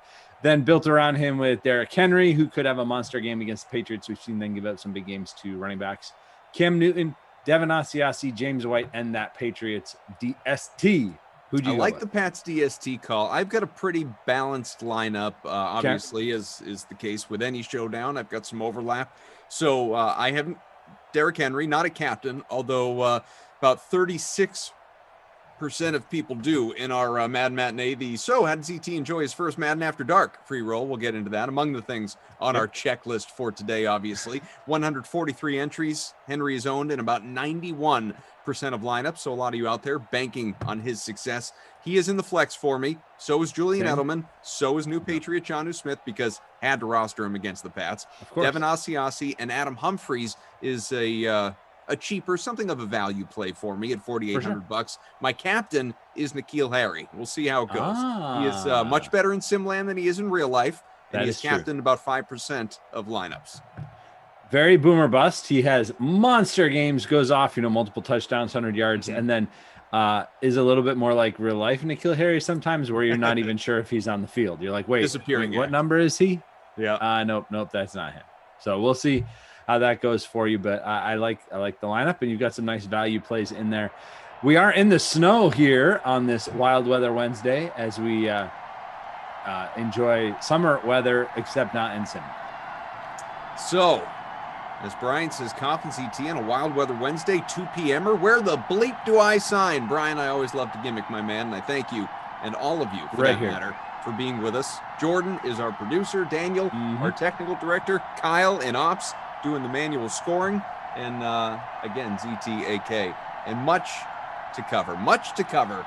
Yeah. Hard Flying to Elvis begin. look Why don't for we begin the with the namesake Patriots of the contest? And that is, of course, you being on Madden After Dark last night. Not only Madden After Dark for the very first time, but with Jeff Ulrich in Simland for the very first time. Yeah, it was a good time. We didn't know each other, but how did that go? Yeah, we've passed each other in the virtual hallways here at DraftKings many times. Done the handoff, right? As you throw to him or he wraps up his show and we come on right after, whatever. But yeah, able to actually sit and do a whole sim with him. They let us into the same virtual booth and we had a great time. Just talking about all kinds of stuff. We talked about, like normal on these sims, kind of meandered our way through, talked a lot about football, obviously, both the Bills and Saints, plenty of storylines to dive into there. Talked a little hockey, a little golf, of course, with him. But yeah, it was good. It was a lot of fun. And it was a very quick sim. We were out of here by 11. It was done, wrapped. Yeah, man, it was moving. Both teams went run heavy and a lot of short passes. The Bills had a chance at the end of the game to tie it with a touchdown, but ran out of time. And I think they were inside the 10-yard line. Josh Allen took off running and did not get to the end zone before he was tackled. And that was how the game ended. Well, I'm glad that you guys got to bond. I hope it is not the last time. I hope that you will visit Madden After Dark again, because it's you probably will. It's a similar crowd. It's obviously you get some different people depending on their schedules, but it's a different feel, right? Last sim of the 6 of the day. In your case, you had a sim much earlier in the day with me, and then you had a break and you come back. So in some ways, feels like a different day entirely. So much can happen in between. And then it's sun's down, kids are in bed. You're not too far necessarily from bed. It's a totally different mindset doing Madden After Dark. Right, and there's just other things going on too, right? Like when we do these, there's some baseball going on now, and I've got that up on another screen, and there's some other things. But last night we had the Suns and Clippers happening. We had the NHL game, which she Yeah. was following much closer than I was. But yeah, the Red Sox were playing as well. So just lots going on and plenty to pay attention to, as well as the sim we were enjoying. So it was good. It was a lot of fun. Definitely a little different vibe, but I liked it. I'm back on Saturday night actually for Madden After Dark with Tom. So it'll be first time with him as well. Derrick Henry with his second carry of the day, 9 yards on that one. He's up to 13 overall. Smash that like button. We are just about at 100. We'd love to have the likes. So please do. If you're watching on Twitch, twitch.tv/DraftKings, give us a follow there. But here on YouTube, of course, hit the like button, hit the subscribe button. Shouts to our guy Daniel for an excellent choice on the retro Pats jerseys. They look terrific. Love to see it. Absolutely love to see it. Scoreless, couple minutes gone by. A couple things. Are these to your in the favorite chat. Patriots throwbacks? Without Sorry. a doubt. Without Yeah, a right? doubt. Okay, I thought Yeah, so. love these Pats. Well, yes. All right. So they're love these Pats throwbacks. They are absolutely my because it's the era that I grew up. Like these are my favorite jerseys. However, I love the red ones, man. I'm all about the 70s red ones too. I hear you. I wish I in like real those life as well. we would see those more often. Yep. You know, the actual Pat Patriot logo as opposed to the flying Elvis. Yep. Real partial to that. I've got that. I on like a that. couple of Yeah. hats. And now there's a rule that they can't do that anymore, right? Like it has to have the same helmet. They can't replace the logo on the helmet I for believe a that is throwback. true. Yeah. So that's why they haven't broken those out quite as much as we would like them to. Derrick Henry tripped up at the line there, brings up 2nd and 8 on this clock-killing drive, getting things started. David says Henry's only going for 50 today. Well, hopefully better in the snow. We'll see. Super Bowl baby 67. Hola, Adam Kaufman and Zach Thompson. Happy Hump Day. Yes, thanks for being with us here on Wednesday. Jim True. says, hey guys, long time no see. Damn, Coff, your baseball lineup didn't go through 2 nights ago. And of course, I had a 164 night game. Yeah, I mean, or point game. Yeah, Jim, listen, people fell short of filling it. You hate to see it. And a lot of us, I guess 70 or so of us, we were victims of it, unfortunately. But we had a little. How'd you do MLB last action night? last night. So you and I looked at it. Yeah. We finished within a couple points of one another. We were both in the top 20 anyway. Right. I think you were Just maybe 15. I was 17, something like That's that. correct. You know, cashing was the top 10, so we both just missed out. DeMac Lion was the runaway winner. So if you're with us, DeMac Lion, right now, congrats. But it is as good a time to remind the folks, as we are halfway through this scoreless opening quarter, that there are a few contests available to you, a handful even, in the DK Sim Fan Friends League lobby. So here's what we've got. Obviously, there was the Koff Classic 2-day NBA that began yesterday. Yep. And continues and wraps up tonight. That has already. I'm filled. in You the had to be cash there right yesterday. now, but obviously that's still with halfway to go. Yeah, and most of my guys were tonight, so It looked like that was kind of the way a lot of people went. I did have Payne and Zubats last night though, and both did well. Both got me the fire emoji. But then I had Jay Crowder, who, other than that unbelievable pass on the alley-oop to DeAndre Ayton to end the game, fantasy-wise, he was not stellar. I don't think he last gets night. an assist for that, does he? I don't believe he does. No, I don't think you get an assist for passing it from out of bounds.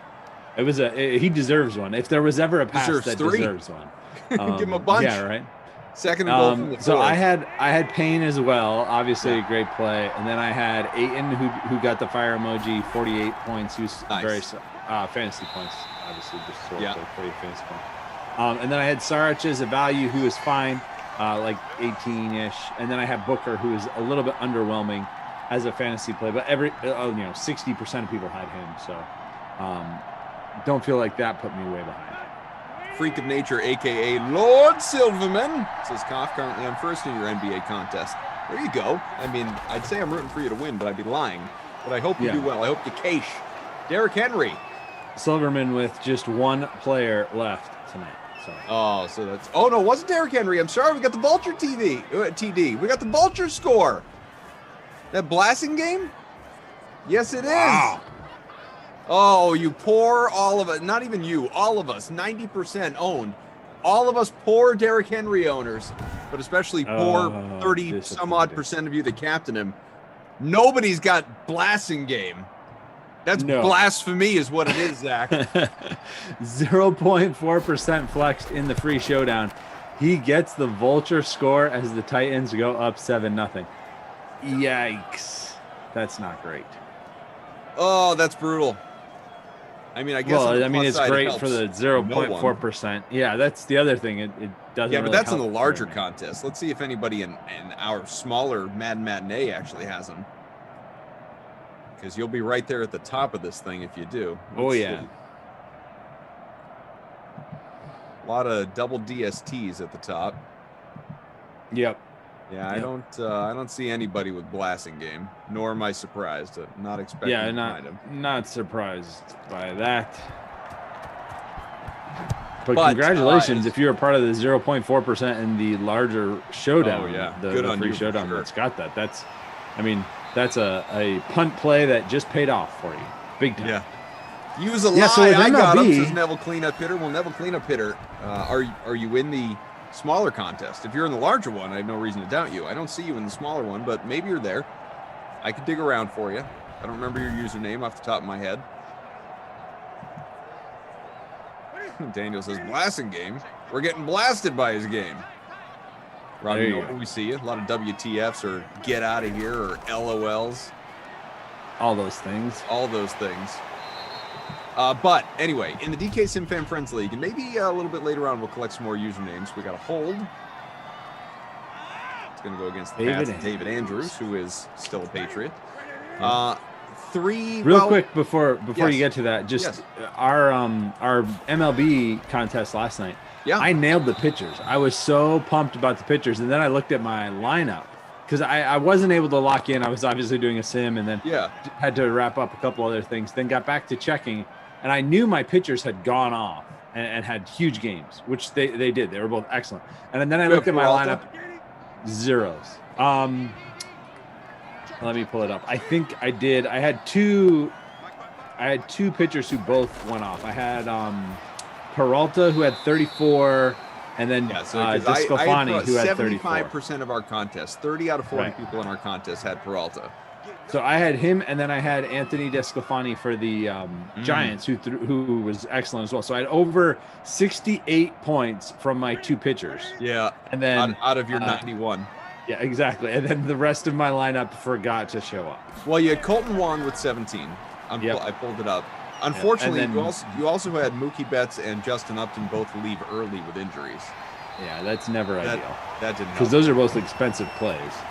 Yeah, you had, let's see, 1, 2, 3, 4, 5. You had 6 plays out of your 10 with zeros.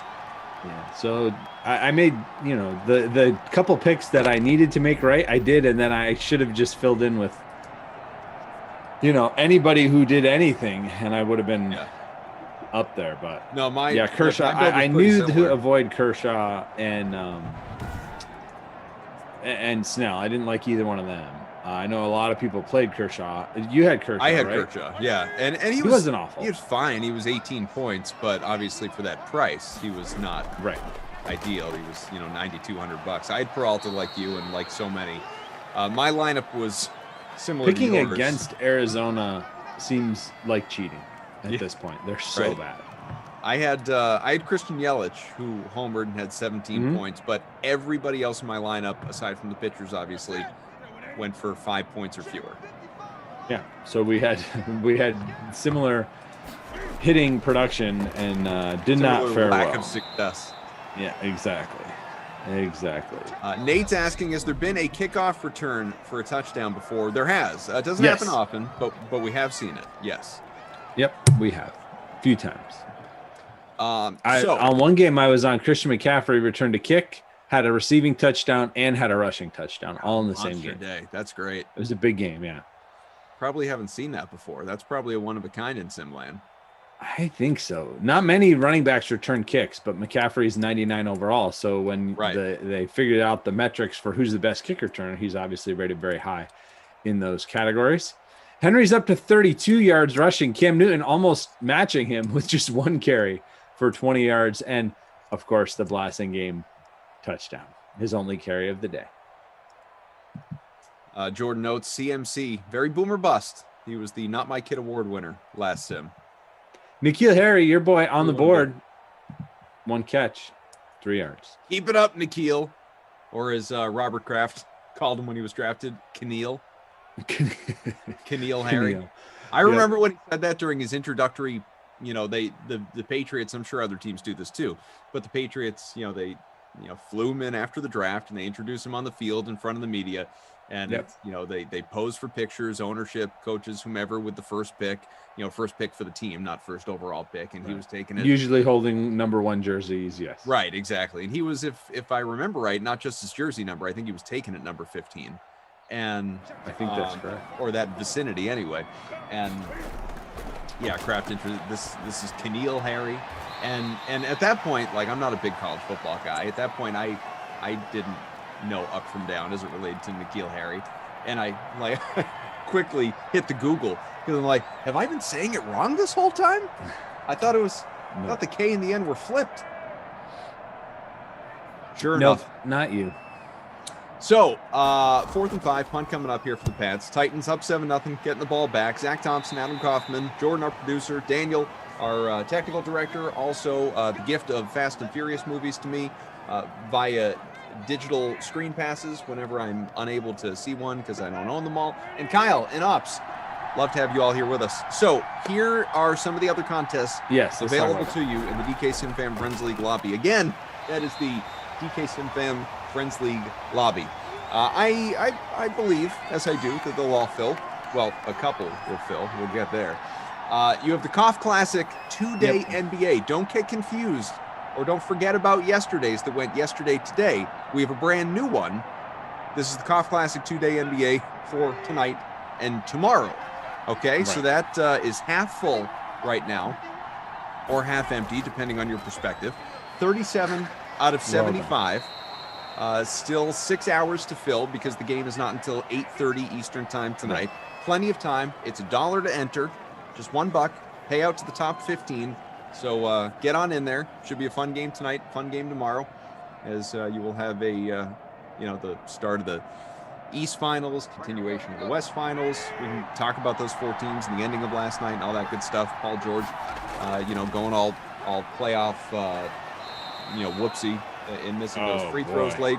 Also, we do have KOF Classic MLB, and I decided, let's try again. Let's try 75 again, folks.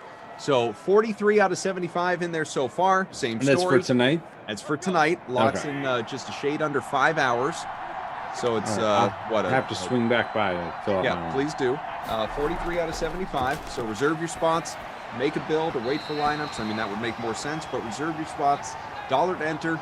Pay out to the top 15. Pardon me. We wish you the best. And also, because I'm a good friend, you're gonna do it, aren't you? I'm not gonna hype it up. I'm not gonna harp on it. No, but I'm gonna do it. I'm gonna mention it. Zach. Okay. Moose Open Bonanza number 2, Travelers Championship, Jeff Ulrich's golf contest that he's so certain with virtually no promotion is going to fill. 70 out of 200 right now. It's not 70 out great. of 200. It has to fill to run. I say it all the time. Has to fill to run. 70 out of 200. $1 to enter. Payout to the top 20, I think it is. And look, I've reserved my spot. I want it to fill. I want it to run. But we're going to need your help in order to make that happen.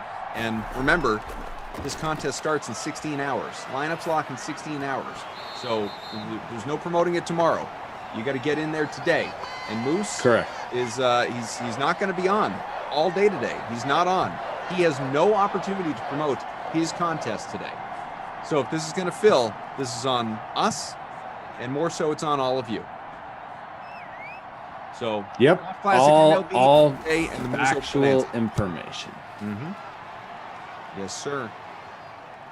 Still 7 I think we might be in trouble with this one. Not gonna. I told him I believed in him last week that we were gonna get it, and we hyped it. And this one, I'm not a believer that this is gonna fill yet. I would like it to. I got an entry in there as well. There you go. Just all of us hit it for him. Fill it for him. Here you go, Jeff. We're all sending out a mass promotion for you via Twitter. Fill this contest. Solomon says, and look, Solomon doesn't need to come after the people, but I do agree with his sentiment. Says, boy, for a bunch of people who like cheap entertainment, Golf DFS, it gives you 4 days of entertainment for $1. And that's true. I love Golf DFS. I've talked about this 1,000 times, Zach, on the streams, whether with you or not, I don't remember. But PGA DFS might be my favorite DFS. I'm not saying I'm the best at it of the sports that I do. Basketball would I think pretty clearly be the number one. But I really enjoy Golf DFS, win or lose, because, like Solomon said, you get a 4-day sweat out of it. Like, I mean, at least 2 days, hopefully 4 if things go pretty well for you before the weekend. But and you get the big sweat halfway through, right? Like the big Friday night cut sweat. Like absolutely, that's a lot of fun. I mean, it's not fun when your team all leaves early, but deflected and then caught. Man, Julian Edelman 37 yards out there. It's actually true. He does. And Julian Edelman doing Julian Edelman things, catching deflected passes. We've seen him do that in big moments before. Cam Newton, I think he was going for your guy. Is that Harry over the top, or is that couldn't tell if it was him or who's it, Demir Bird, the wide receiver 3. But got knocked away and right into the arms of Julian Edelman. So worked out. That one didn't work out so well. I'm good either way. I have Edelman. I mean, I'd get more points with Harry because he's my captain, but at least it went to a guy I've got. It's true. My name is Adam, and someone named Adams87 is the leader currently in our free roll. So that's you? You're just going to claim it? I'm going to claim it, yep. Cool. Or at least a kinship with this individual. Solomon says, that's Hall of Famer Julian Edelman. LOL. You're absolutely right about that, Solomon. Solomon adds, Koff, I'm one of those people who likes cheap entertainment. I do every sim and free poll. Might mean free roll. Either way, it says that's why DK is awesome. DK is awesome. And I don't say that just as a company man, Zach. I say it because I believe it. There's $800 of free contests, free DK dollars given out every day in these Madden Sims. I mean, why wouldn't you? Yeah. I mean, you got 250 in every single sim, and then you've got the 2 classics. So get on in there. So all those contests exist for you. Please do. Cough Classic, MLB, NBA, and of course the Moose Open Travelers Championship Bonanza number 18 or whatever it is. But also on the list, Zach, also on the list. Yep. Our Suns. Our Suns. Yes. What a win last night for our Suns. Now I know because you slacked me. Yeah. So you've bought the T-shirt. I bought it. Yep. You got the Valley of after the Valley-oop. You got the Valley jersey. Is that what we're going with? I think that's what we have to go with, right? So I didn't come up with that. I wish I had because I think it's really good. No, I didn't come up with that, but I've seen it all over Twitter, and it only makes sense, right? And they asked Aiton about it, and Aiton was like, yeah, that's pretty good. So if he's good with calling it that, I feel like it's pretty much the value. Now, remember, if they, and I don't think this will happen, but if they should happen to lose this series, the value means nothing. It's still going to be called that, just like the Hail Murray, which is also the same city.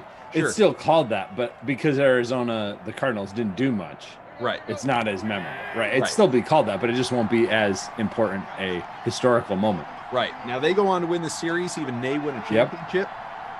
Value, man, like you might see a statue for that. It's true. How much is the Valley? Excuse me, the value Top Shot moment going for? I'm sure it will be one of the selected moments if it's not already. Right. So I haven't done my research yet, and you may have even sent me a link. I'm not sure. I got to catch up on Slack. But what am I looking at? Because I need to get my jersey too. You got Booker, right? And I got Booker. Paul, that's what we decided. That's what we decided. I don't know. I got that about midway through the second half. Like that, I got that before things wrapped up. I got it right around the same time he got hit in the face. I was like, oh, good. I just bought the shirt. Now I'll have to complete the look by having someone punch me in the nose before we do this thing. But yeah, so that's when I got it. And then they kind of, the Clippers rallied a little bit. And I was like, did I just jinx something? No, it's a cool shirt. I want it anyway. I mean, I'll keep it either way. And then they obviously, Paul George did his thing, which we'll come back to, I'm sure. And then ultimately the value. But then after that, I was like, man, Ayton would have been a good one to get, right? Because, I mean, now obviously he continues to be the emerging star of the playoffs. But as I watched it over and over ad nauseum, the last few hours really since it happened, I love Booker's screen on that, right? I mean, the guy's still swollen and bleeding from the last shot he took to the face, and he sets a pretty vicious screen there. Well, and he was even asked after the game, I don't remember exactly what his answer was, but he was asked after the game, I think by David Aldridge, because I remember seeing him tweet about it. My guy, yeah. He said something like, I asked Devin Booker, like, have you ever at the end of a game set a screen for somebody else to, enjoy the big moment? And he said something to the effect of, like, no, obviously. I've never been asked to do that. But yeah, he said a pretty big screen on a very large man, and took Zubats out, created enough space for Ayton to get up there and get it. So I'm very happy with my choice. Yeah, if you want to go CP3 or if you decide to go Ayton, that's fine. You can get them with the player number on the front at the link that I sent. Nice. I will check out the link. I couldn't remember if you sent me a link or just a screenshot of the image. I know I included the name of the store there, because there was one place as I was looking, right? The jerseys are just ridiculously expensive. Yeah. Well, shoot me a link so that I can support the same business you did and make sure I'm getting the same thing. Honestly, our guy Brendan Glashine in the chat, by the way. Affordable. Glash says, can we get a cough sim without a hashtag cough classic promotion? I'm asking for a friend. Glash, I have 3 things to say to that, and I hope you're still listening. 1, no, of course not. Like, don't be stupid. 2, just wait until I start making the WNBA contests, and I'm stealing your thunder there. I'm going to start making, like Connecticut Sun Showdown contests that, unlike yours, are going to fill.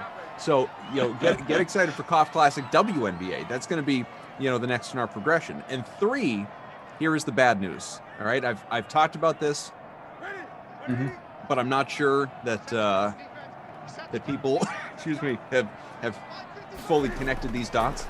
So I'm just going to spell it out. So I'm going on vacation next week, Zach. Okay. I'm going on vacation. I'm not going to be available in Simland. I'm not doing. Congratulations. Well, for better or worse. Like I've time with the family, great. Not being part, with the Sim fam, not great. But fair enough. But here's the thing. Here's the negative. Here's where this affects all of us. Me most especially, because I won't be the one doing it. I'm not doing any DFS while I'm on vacation. 0, huh? So there will be, I'm going to be fully disconnected. There will be 0 contests created by me. There will be no hashtag Cough Classics. Now this, Glash, you're out there still. This is an opportunity for you to, I don't know, create the Glash games. Glash games, Glash goodies, Glash whatever. I'm not going to tell you to do it because you don't have to do it. But if you want to do it, Glash Clash. Yeah, the Glash I can Clash. keep going. If you want to do it the same way that you made some fun ones in the past when I was like late in the day or whatever. This is your moment, pal. You got a solid week straight where you can create contests while I'm not around. There you go. But I apologize to the people because I am also going to miss it. I enjoy our contests. Yeah, they're fun. It's going to be a bummer not doing those for a week, especially during NBA playoffs. Glash writes in the chat before I said all that. He goes, "Here comes Glash. Make contacts for me." I'm not saying no. Don't make them for me. Make them for you. Because you're not going to be playing, so I'm not going to. Yeah, I'm not even going to enter. So it's not for me. It's true. You do it for you.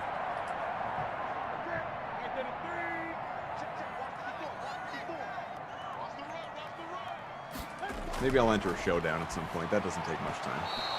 Yeah, that is true. Classic builds, I will have no time for that, but maybe showdowns. Glash, LOL. It's my moment. It sure is. This is your time to shine, big guy. The group has been created for you already. Yes. The people are there, man. The passion exists. So great. I have one other thing on my agenda for you, but I will save Okay. it till half number 2 because we're very close here to reviewing stats and whatnot. Yeah, I hear you. Sean Dale says, I see all these games today going to be trash. So I wasn't here for the nooner. I don't know if it was any good. I guess that's an indicator that it wasn't. But you never know. I what know to it was not expect for Christian McCaffrey. on a wild weather Wednesday. Yeah, exactly.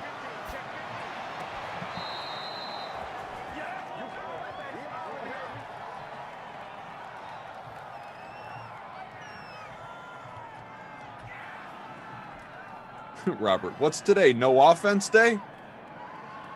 Wild Weather Wednesday sometimes has the same result, but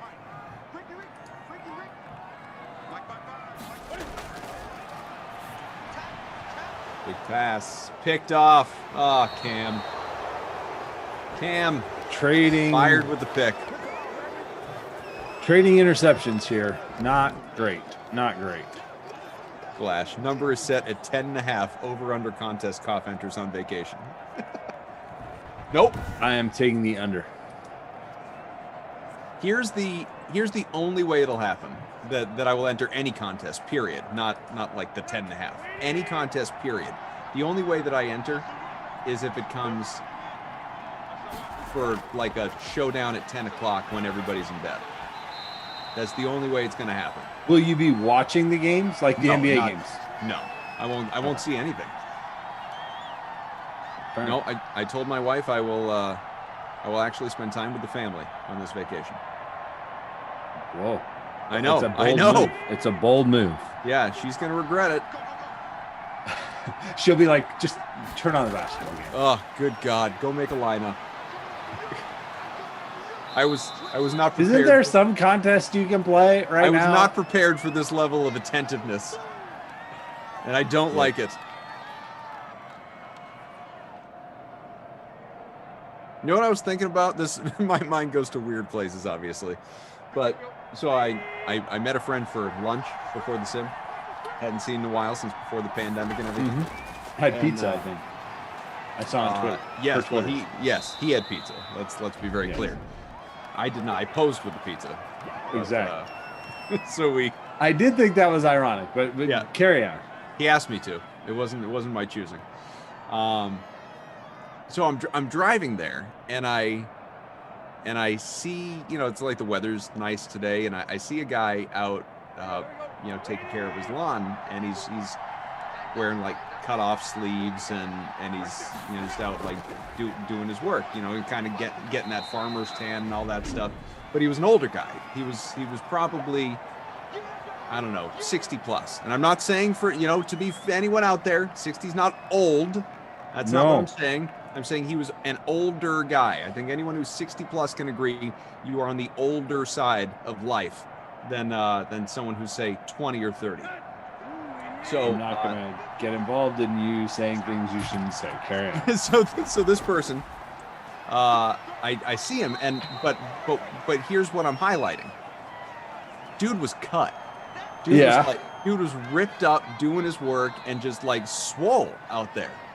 And I drive by and I'm looking at him, and I like just to show like age knows no bounds or whatever. Like this dude clearly, excuse me, in remarkably better shape than I am in. Like not even close,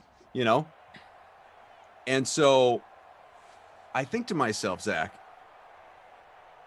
I'm sure this wasn't the way for him, but here's what I've figured out. Here's what I've adopted here. I think he's got it. Like, I think this is what I want. I think when I'm 60 plus, I want to look, kind of shredded. I think like, I want to be out there, whatever, going to the beach, working on the lawn, cut off sleeves at 60 and look like I got some arms on me. I think there's a real, because at that point in time, right? Like you see someone that looks like that at that point in life, it stands out to you because most people don't. Like if you're like jacked at 30, that doesn't get a double look. You're supposed to be, or like everybody works out or whatever. You're twice that age and you're swole. It's like, good for you, man. Like, that's awesome. You're taking care of yourself at an old age or an older age, advanced age, whatever you want to call it. You know, like good on you for being mindful of your health, your well-being, your fitness, all that stuff. So your takeaway is wait till you're old and then you get more credit for the and you look at someone like that, and I think you probably you probably assume, right, that like, well, if he looks like that now, like he was probably torn up when he was 30, right? Like, because like most people go the other way, like, you know, he was jacked and now he's still just got a little bit of definition because it's kind of faded over the years. Here's what I'm telling you. In about 15 years, that's when I'm going to start to work out hard. In about 15 years is when I'm going to commit myself to looking like that guy. So you're saying that you're going to pattern your workout routine after the offense in this game, because so far the offense in this game has been nothing. So hopefully in the second half we get a surge in offense and then you can surge your workout routine as well in the second half. That's what I'm because saying. 65 yards for Cam Newton and a woeful 36% completion rating. Ugh. There's not much offense to talk about, so that's why we get story time with. That's right. There wasn't really much offense to talk about, people. We have one score, and it's from a guy named Blassingame, who I couldn't tell you if he's still on the Titans or not. For real, it's like, hey, what are the stats that Blassingame scored? Those are your stats. Yeah, and he had one carry. Daniel says I'll take the over on Glash's number. Jordan says can definitely imagine every day there'll be if I made a lineup I would have won. Daniel says this is not what I thought I'd hear on the Sims today. You can say that every time, right? Every time you can say that. If you never make a lineup, nobody knows if you're right or not. Flagrant foul on Twitch. Koff is channeling his inner Steve Martin in The Jerk. I won't play any DFS on vacation except for showdowns, no classics except for late night slates. Sounds like a plan. Yeah, sounds like a good plan. I got to catch up in the chat now. Flash, Koff, come on, you're going to enter contests. I'm not. We'll see. DK comes before. Especially family. now that it's a thing. Justin says Koff is lame. Justin, I thought we were friends. Can we get some offense in the second half? That would be not lame.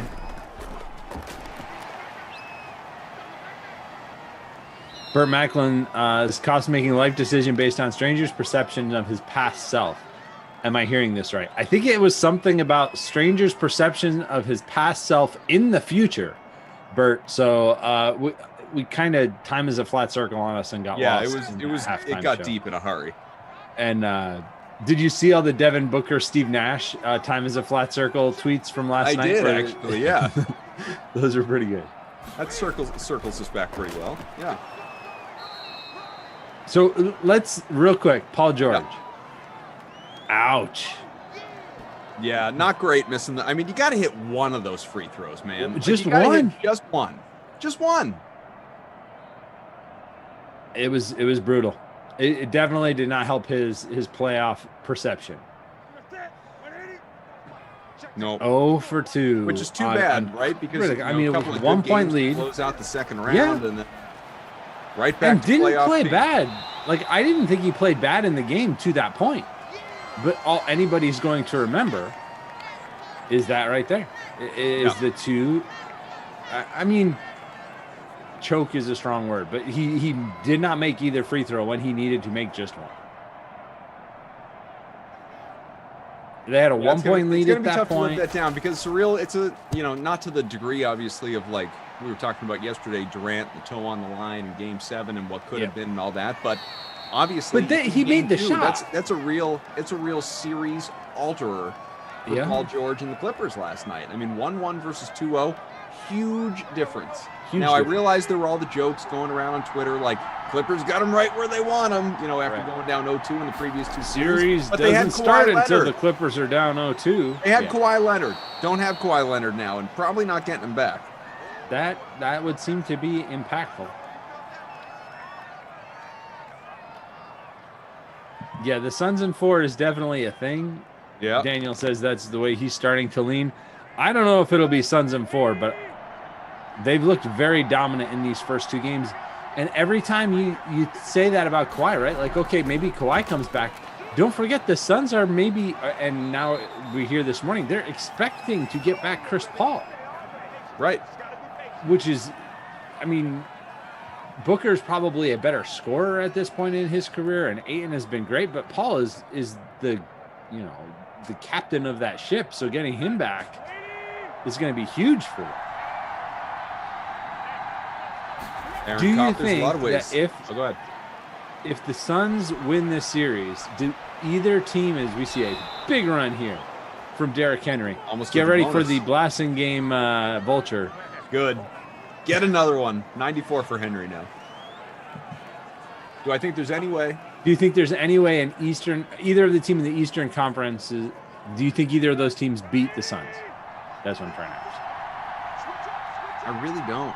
I think they're, like, not to be all cliche sports fan with this, but I realize it takes a certain level of confirmation bias, i.e. something actually happening, for us to then be able to turn the narrative into it becoming true. But along the way, it gets said all the time, and either it happens or it falls short, and that is this. Feels to me like the Suns really are one of those teams of destiny, man. It really just, it feels that way. They just feel like a special team. You know, the Bucks don't. The Clippers don't. Taking nothing away from the Hawks. The Hawks and where they were under, Lloyd Pierce, to obviously what Nate McMillan has done with them, and how good, obviously, Trae Young is, and you see a guy like, Herter go and do what he did in Game 7, and so many different components of that team. Like, I get it. Special team too. I'd love to see Suns Hawks NBA Finals, but there's just something about Phoenix, and after the Ryan McDonough era, and he built so much of that team, and they didn't tank in the way that the Sixers tanked all those years, but certainly there was a degree of tanking and building the way that they did, and then playing so well in the bubble last year, and bringing in the guy that everybody said was washed in Chris Paul to put them over the hump, and he has. And now, like you said, after COVID, he's coming back, and it just they feel like, a team of destiny. They feel like, as we got a first and goal, Henry, this time he gets in the bonus. He's in the end zone. Derrick Henry, and the Titans looking to get a big win here. As far as their division, they will take over the top spot with a win here. That's just how I feel about Phoenix. Yeah, no, I hear you. I think all of that makes sense. The only thing, so the Hawks feel like that too, except I feel like they have a ceiling, right? Like, I feel like all the right things have happened for them, team of destiny, and this is pretty much as far as that's going to get them, I think. I think at this point, I think they could take a few games from the Bucks. The Bucks have not been that impressive, but I don't think either one of those teams challenges either the Suns or the Clippers. If the Clippers were to rally and win this series, I think I would favor them in the finals. Yeah, I agree with that. I don't think that's going to happen. Nope. Are we going to talk about the Derrick Henry vulture? My blasting game play is not going well. Just lost a touchdown. Did you see Mo in the chat? Where was blasting game? Oh, there we go. Yep. The Derrick Henry vulture. Aaron says, Koff, there's lots of ways to pay 100% attention to your family and still get lineups in. Wife, kids falls asleep first. Set your default lineups, take a restroom break, tweak the lineups. There are plenty of opportunities. Dave says Koff's going to be hiding in the bathroom, filling out lineups on vacation. Sounds like some experience there from those commenters. Right? I don't see it. Depends I on would what you're doing, I would definitely take Glashes under. I'm not going to say there will be zero lineups. I would as well. But I don't see myself touching 10.5 in a week. How many would you say a typical week over under? Not talking about contests. I know you do a lot of head-to-heads, but like lineups, right? Specific lineups or slates. Would it be 20, 25? Because, that's 3 or 4 a day. I don't feel like do you do that many? Well, I create the contest for the purpose, obviously, of building lineups. Like, if, I'm not really doing any head-to-heads. Like, okay. I'm not soliciting them. I'll put it that way. If anyone sends me a head-to-head, more often than not, I'm going to play. But I'm not, in the same way that I was during the basketball regular season where I'm sending out a bunch of head-to-heads every day to friends of mine. I haven't been doing that at all in a couple weeks probably. So I'm only on a daily basis, I'm really only invested in the contests that run within the DK Sim Fan Friends League.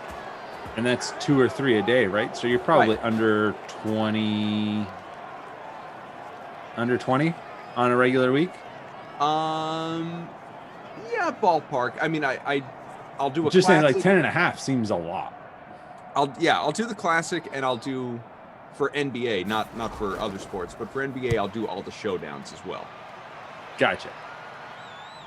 But, now we're getting to the point in the playoffs, obviously, with only 4 teams left, that there very rarely even are classic contests. It's just showdowns. We got news, folks.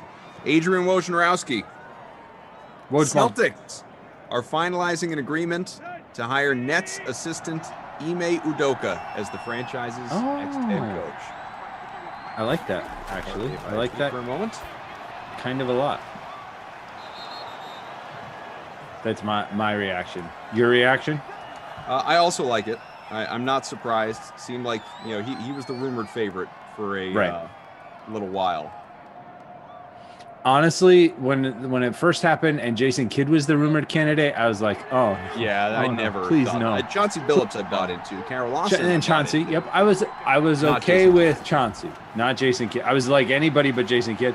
And then when Udoka, they started talking him up, I was like, oh, that's a lot better than Jason Kidd. I actually like that, and glad to see that is, at least according to reports, the way that this will end, the way it'll go. I'll tell you what, I don't know a lot about Ime Udoka, but what you read about him, very, very popular. Obviously, all that time in San Antonio under Greg Popovich, most recently, of course, under the Nets, Steve Nash and part of that team. He played in the league for, I think, 7 years.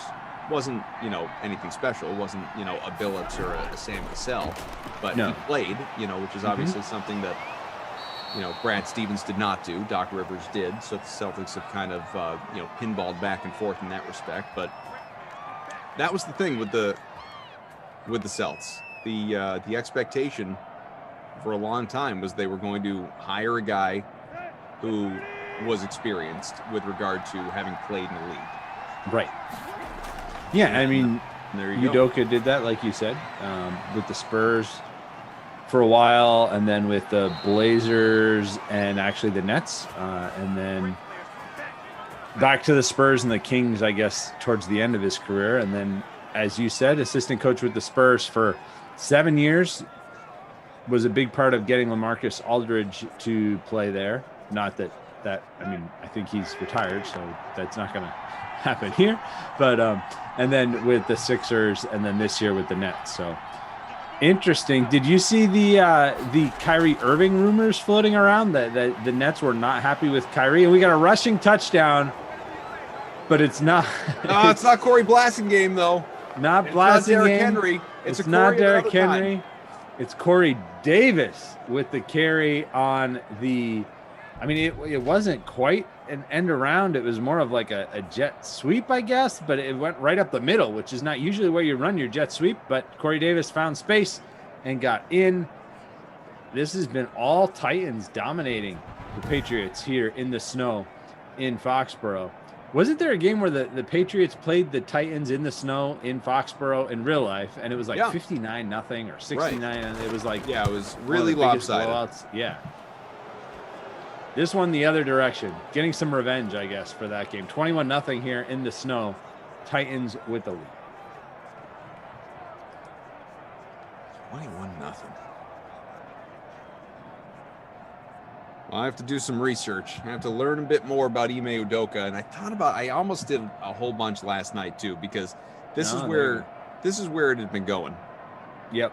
There were a lot of, it's at a certain point in time where there's enough smoke, there's fire, right? And this would have been out there for a few days. Jeff Goodman, among others, reporting that this was very likely.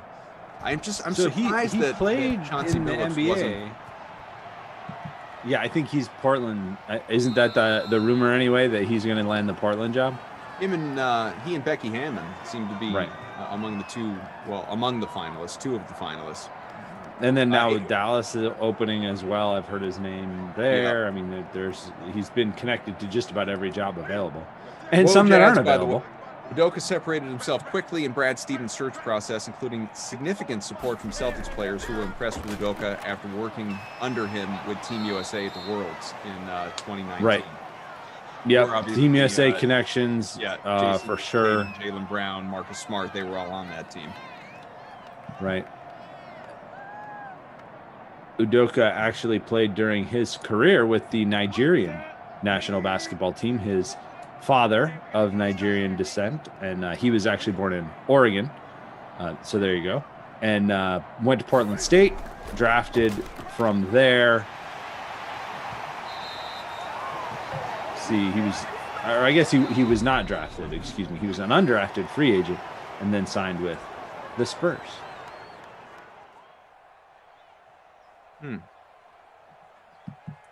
Very nice. Yep. Kind of a defensive specialist, at least during his playing career. We'll see. What's interesting? Oh, sorry. Go ahead. My thing is not as important. Go ahead. I don't remember what I was going to say. You were talking about him being the type of player he was. Yeah, I mean, he was known as a defensive specialist, kind of a hustle guy, especially on the wing. Played actually like 29 minutes a game, almost like a Royce O'Neal kind of usage rate during the 2006-2007 season.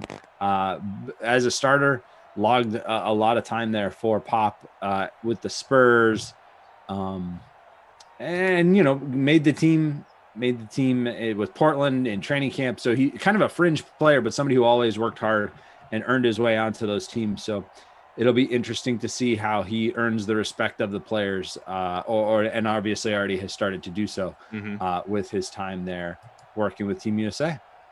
Very cool. So, I'm a fan. I like it. What I was going to say, which is just this is just funny, interesting, I guess. It's not. Yep. It's not important per se. Ime Udoka's wife is actress Nia Long. For anyone who doesn't know who Nia Long is, still, an active actress. She's, she's still acting. 30 episodes of, NCIS LA. Whole bunch of other different things, TV shows, movies. She, you may remember her from, she was in Big Mama's House 1 and 2. She was on the TV show Third Watch for quite a while. Yep. House of Lies. Yeah, I mean, she was in Fresh Prince. She's done some Tyler Perry movies. Yeah, Fresh Prince a million years ago.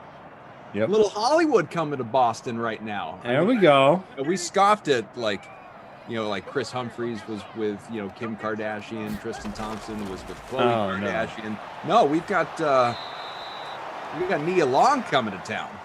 Now I'm into it. I like. She was in Friday.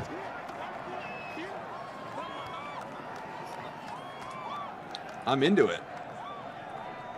His middle name is Sunday. Kind of cool.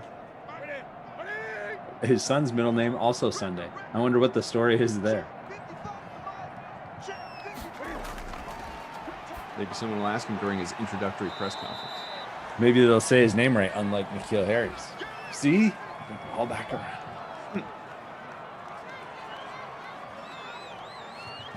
Patriots looking absolutely dreadful in this sim, by the way.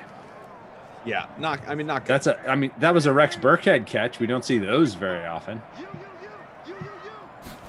4th and 4, they're going to go for this. They're down 21-0, kind of have to. I think they got it, but then he kind of ran back behind the sticks.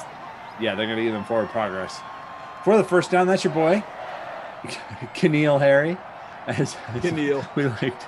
We like to not say it. A quote from Kevin Arnowitz, ESPN. Yep. Really, it's from Greg Popovich. It's just an Arnowitz article. Greg Popovich on Ime Udoka. Yes. And this is back in 2015. All this stuff, emerging here on Twitter, obviously. He exudes a confidence and a comfort in his own skin where people just gravitate to him, Popovich says. He's a fundamentally sound teacher because he's comfortable with himself. He knows the material and players read it. oftentimes I'll say, Ime, can you go talk to so-and-so? Go talk to Patty Mills. Go talk to Timmy. Go talk to Kawhi. And he'll do it better than I would do it. And I'm not just blowing smoke. The only thing I don't like about him is that he doesn't drink, so I can't enjoy a glass of wine with him. He's really boring at dinner. He'll fit in There with you go. Brad Stevens and Danny Ainge and everybody really well. Well, Danny Ainge isn't there anymore, so he doesn't have to fit in with He'll Danny be Ainge around, anymore. though. He'll be around. Okay. Still gonna hang out. All right. They'll still go to dinner together? Is that what you're trying to say there? Yeah, why not? All right, cool.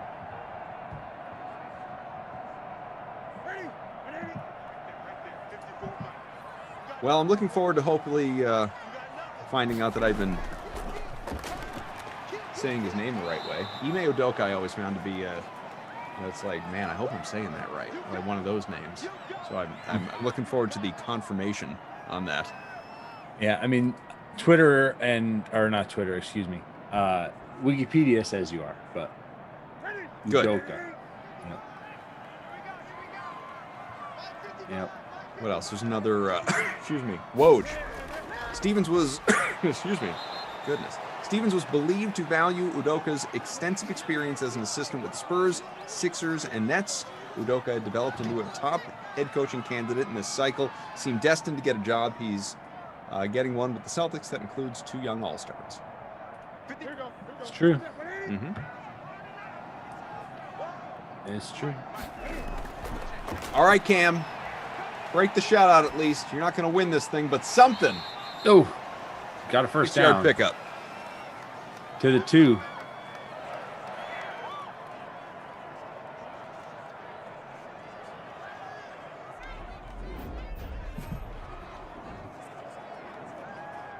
Former coach and agent Trey Rodriguez says Udoka is the best defensive mind I've ever seen or ever had the pleasure and honor to be around.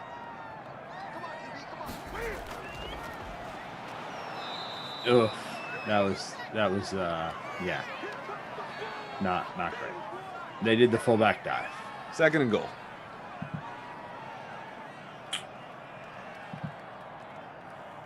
I mean, I like the hire.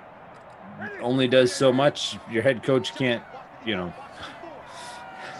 only do so much. We've talked about that. Can't make him play better on the floor, like in terms of effort. Right. Can't make them play harder and can only put the players on the court that are on the bench. You can't, manufacture players or bring players in. So I think Brad Stevens still got to figure out some pieces. We'll see if there's more trades coming or more moves coming this offseason. But an interesting addition for sure, and one that I'm pretty happy about. 3rd and goal from the 4. And we will get to the final bullet on my, hey, I'm working with Zach to do we still haven't got to that, huh? I figured we have not. Cam. What in the world, man? Is that an illegal forward pass? Yes, it's an illegal forward pass on 3rd and goal from the 4. I don't even know. Virtual Mike Vrabel is not even sure what just happened. It's 4th and goal now from the 4. I guess they declined the penalty because that brings up 4th down. Patriots going to go for it. They actually like Rex Burkhead to the right of Cam. They run this play all the time, and they throw it to Burkhead for a touchdown. That was not that, though. They threw it the other way to your boy, Harry. Will it stand or no? Let's see. We'll find out. I hope so. Roughing the passer. All right. Roughing the passer. Give it an Akil, baby. Yeah, so they'll keep the touchdown and have a really good place. Oh, wait. Yeah, that was them declining the penalty, keeping the touchdown. I thought that was an illegal shift motion or something. That got crazy. Weird penalties, but the Patriots will not be shut out. Sorry, Titans DST fans hoping for the shutout to hold. Not so much there. Harry, 31.7% owned in the free showdown. He is Koff's captain. Woo!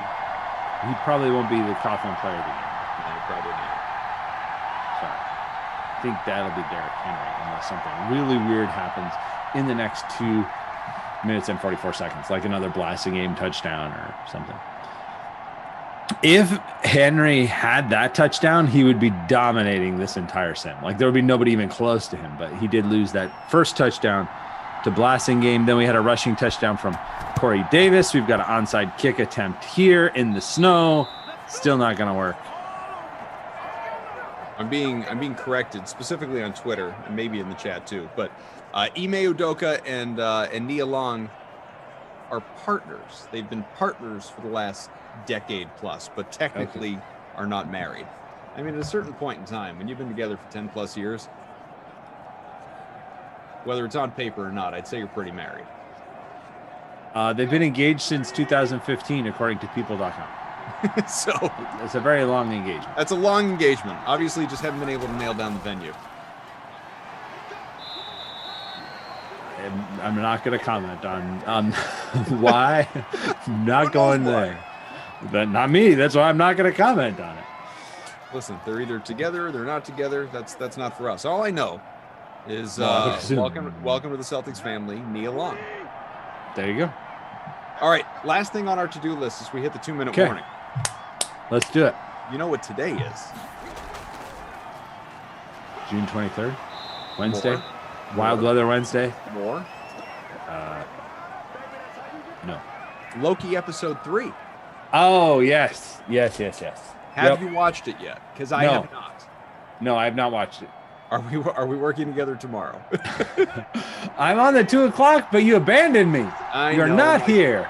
Plans were funny tomorrow. That's okay. And I had to make a decision at the time the schedule was being made, and I wasn't.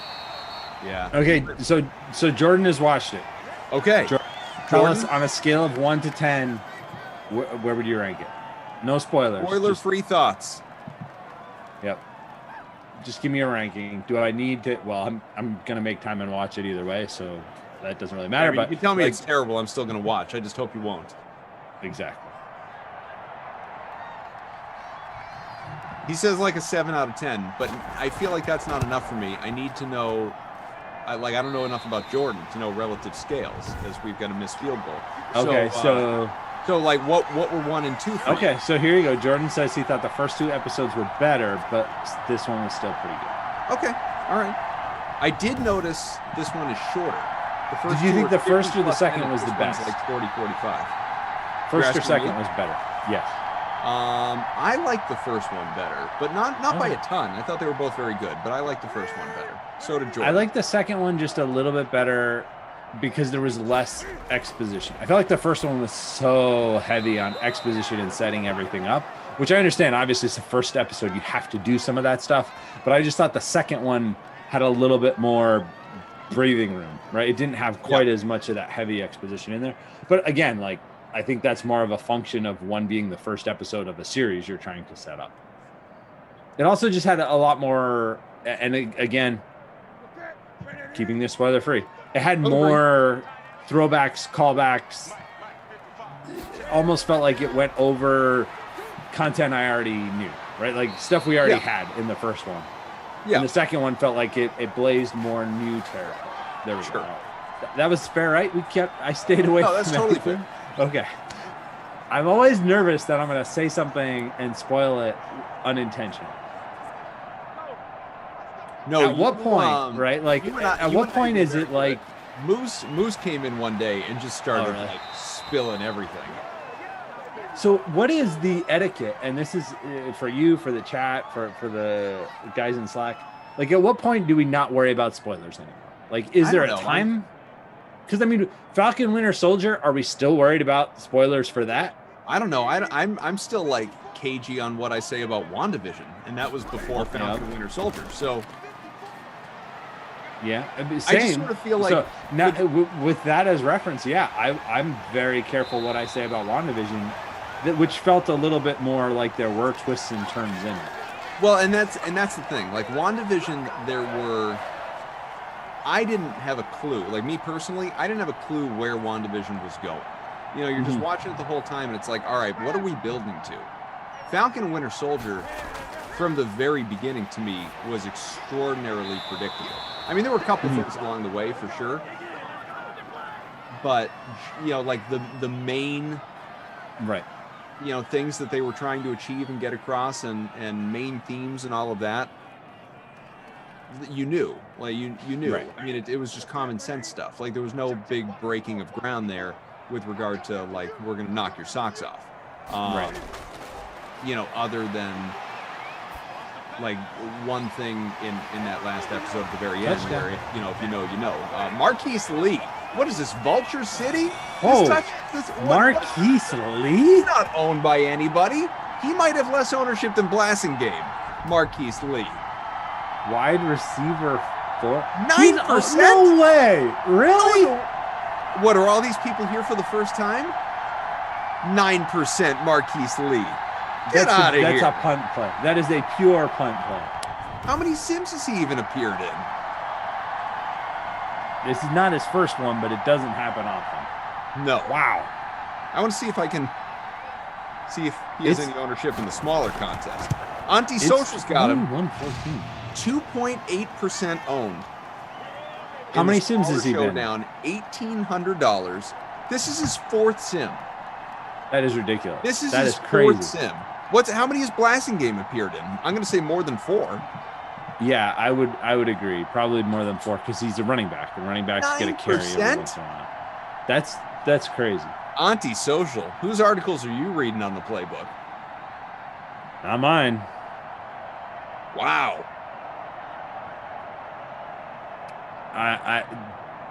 I mean, if I had written to play Marquise Lee 90 plus times, I would have been right only 3 times. So right. No, thank you. That's nuts. That's crazy. Impressive, though. Impressive, Auntie. Very well done. And also, sneaky impressive. Patriots have 2 timeouts. If the Titans do something stupid and throw a pass, they could get the ball back again, right? I mean, like, it's very unlikely, but it was 21-0 just a minute ago. Now it's 21-14.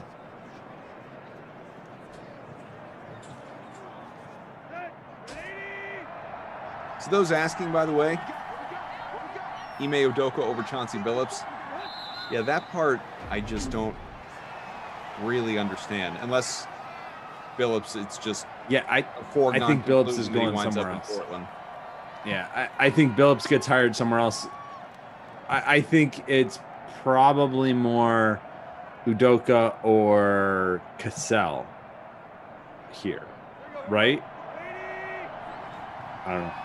Hard to know. And obviously I do think the Team USA connection probably a big part of this as well, and that's what's being reported. So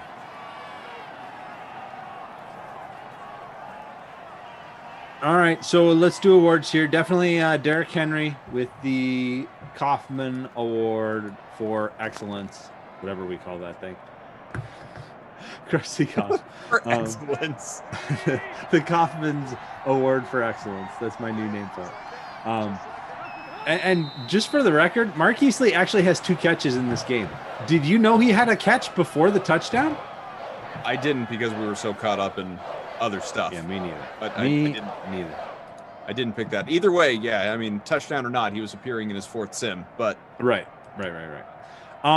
So I mean, is Marquise Lee the player of the game? Just because he, finds his way into the top lineup? I mean, he was the difference. He was the difference in the leading lineup. No. All right. No. Sorry. Okay. Derrick Henry is the captain of the leading lineup, and he had 34 points in the captain spot. Yeah, he was a chalky play, but he came through. So that's where I'm going for that one. As far as Not My Kid Award, I mean, the Patriots DST only had 2 points in the snow. Kind of felt like they were going to do a lot more. Mm-hmm. Yeah, and about a quarter of lineups. Sony Michel was actually owned in 40% of lineups, and he only had 3.7 points, which is pretty bad too. But that neither one of those guys are the Krusty Koff we did. That's Derrick Henry. Yeah. Not My Kid Award. Asi. One catch, 20 yards. 1 catch, 20 yards, 3 fantasy points, and he was owned in 56% of lineups, including yours, including mine. Mm-hmm. Yeah, that's where we're going further. Not My Kid Award. DST, especially when you factor in the ownership, like you said. Right, the ownership and the salary. I mean, at $7K, getting 3 fantasy points is not going to work. Not going to work. So, Social, who won ours, also did have the Pat's DSTs, proving that you can still put together a good lineup with that DST. I would assume I don't know, Auntie. Anyway, Auntie. Yes, did not have Aussie, avoided the Aussie trap because he didn't do much. Neither did Michelle, but Aussie a little bit worse because he costs a little bit more. All right, so real quick then, some things to note before we go. Congrats to Auntie Social. ZT is done for the day. He'll be back with you tomorrow. Done. Me and Rossi. Cough Classic MLB. You still got about 30 spots to fill that up in the next 4 hours. Cough Classic NBA. You got about 30 spots to fill that up in the next 5 hours. Loki episode 3 is out. You may want to check it out. I may see if I can slide it in before the 4 o'clock right here. I have a Valley jersey for the Suns that I got to go buy, or a jersey. You got to do that too. I got to do that in between Sims. And also, something your homework. you all need to know about. You got the No Laying Up podcast. Pat Mayo reviewing everything that you need to know ahead of the Travelers Championship. That is coming up in a matter of moments. Our thanks to Jordan, to Daniel, to Kyle, and of course, Steelers Bengals. Me, Kenny, and as he calls her, Tasic, Taralyn Asak. We will all be together for the Early Bird Special on a Wild Weather Wednesday here coming up in about 45 minutes. I think it's raining, right? I think it's raining in that game. Looks okay out my window, but yeah, in Simland, it might be raining. It did that in real life New England yesterday, but in Simland, rain in virtual Cincinnati. ZT, pleasure, buddy. See ya. Enjoy Loki. If not over Sims, definitely over Slack or text. We will communicate on Loki episode 3, and I will look forward to it. Sounds good. All right, soon.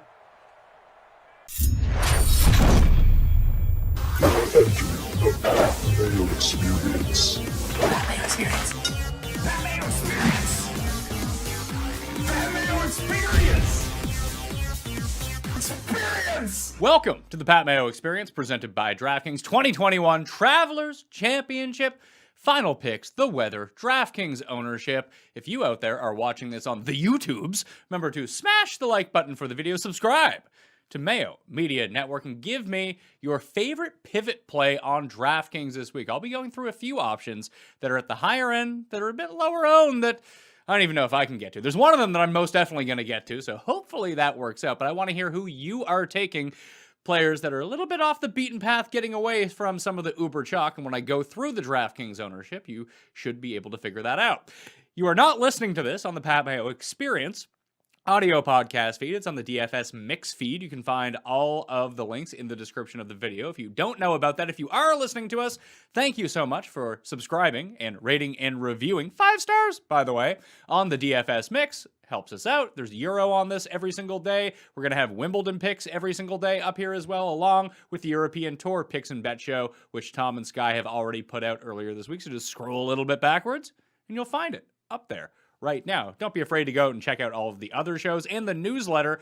The link is in the description. Free to join. I'll be releasing that on Wednesday evening. Some final thoughts, hot links for the week. If you missed anything, it'll all be in there. So give me your email address and boom, I'll send you an email to make everything very convenient for you. FantasyNational.com/Mayo gets you 20% off.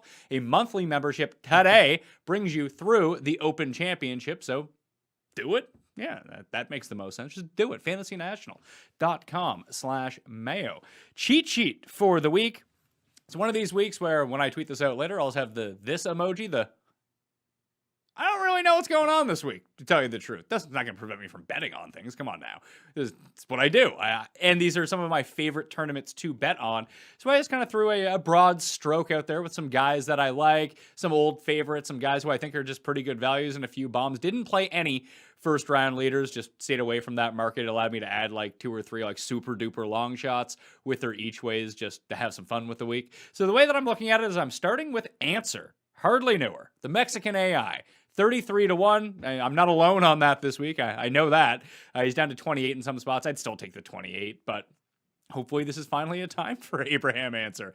I pointed out all week that at the U.S. Open, he was still 5th in strokes gained approach, the most on average per round of any player in that tournament. Couldn't drive, couldn't chip, couldn't putt.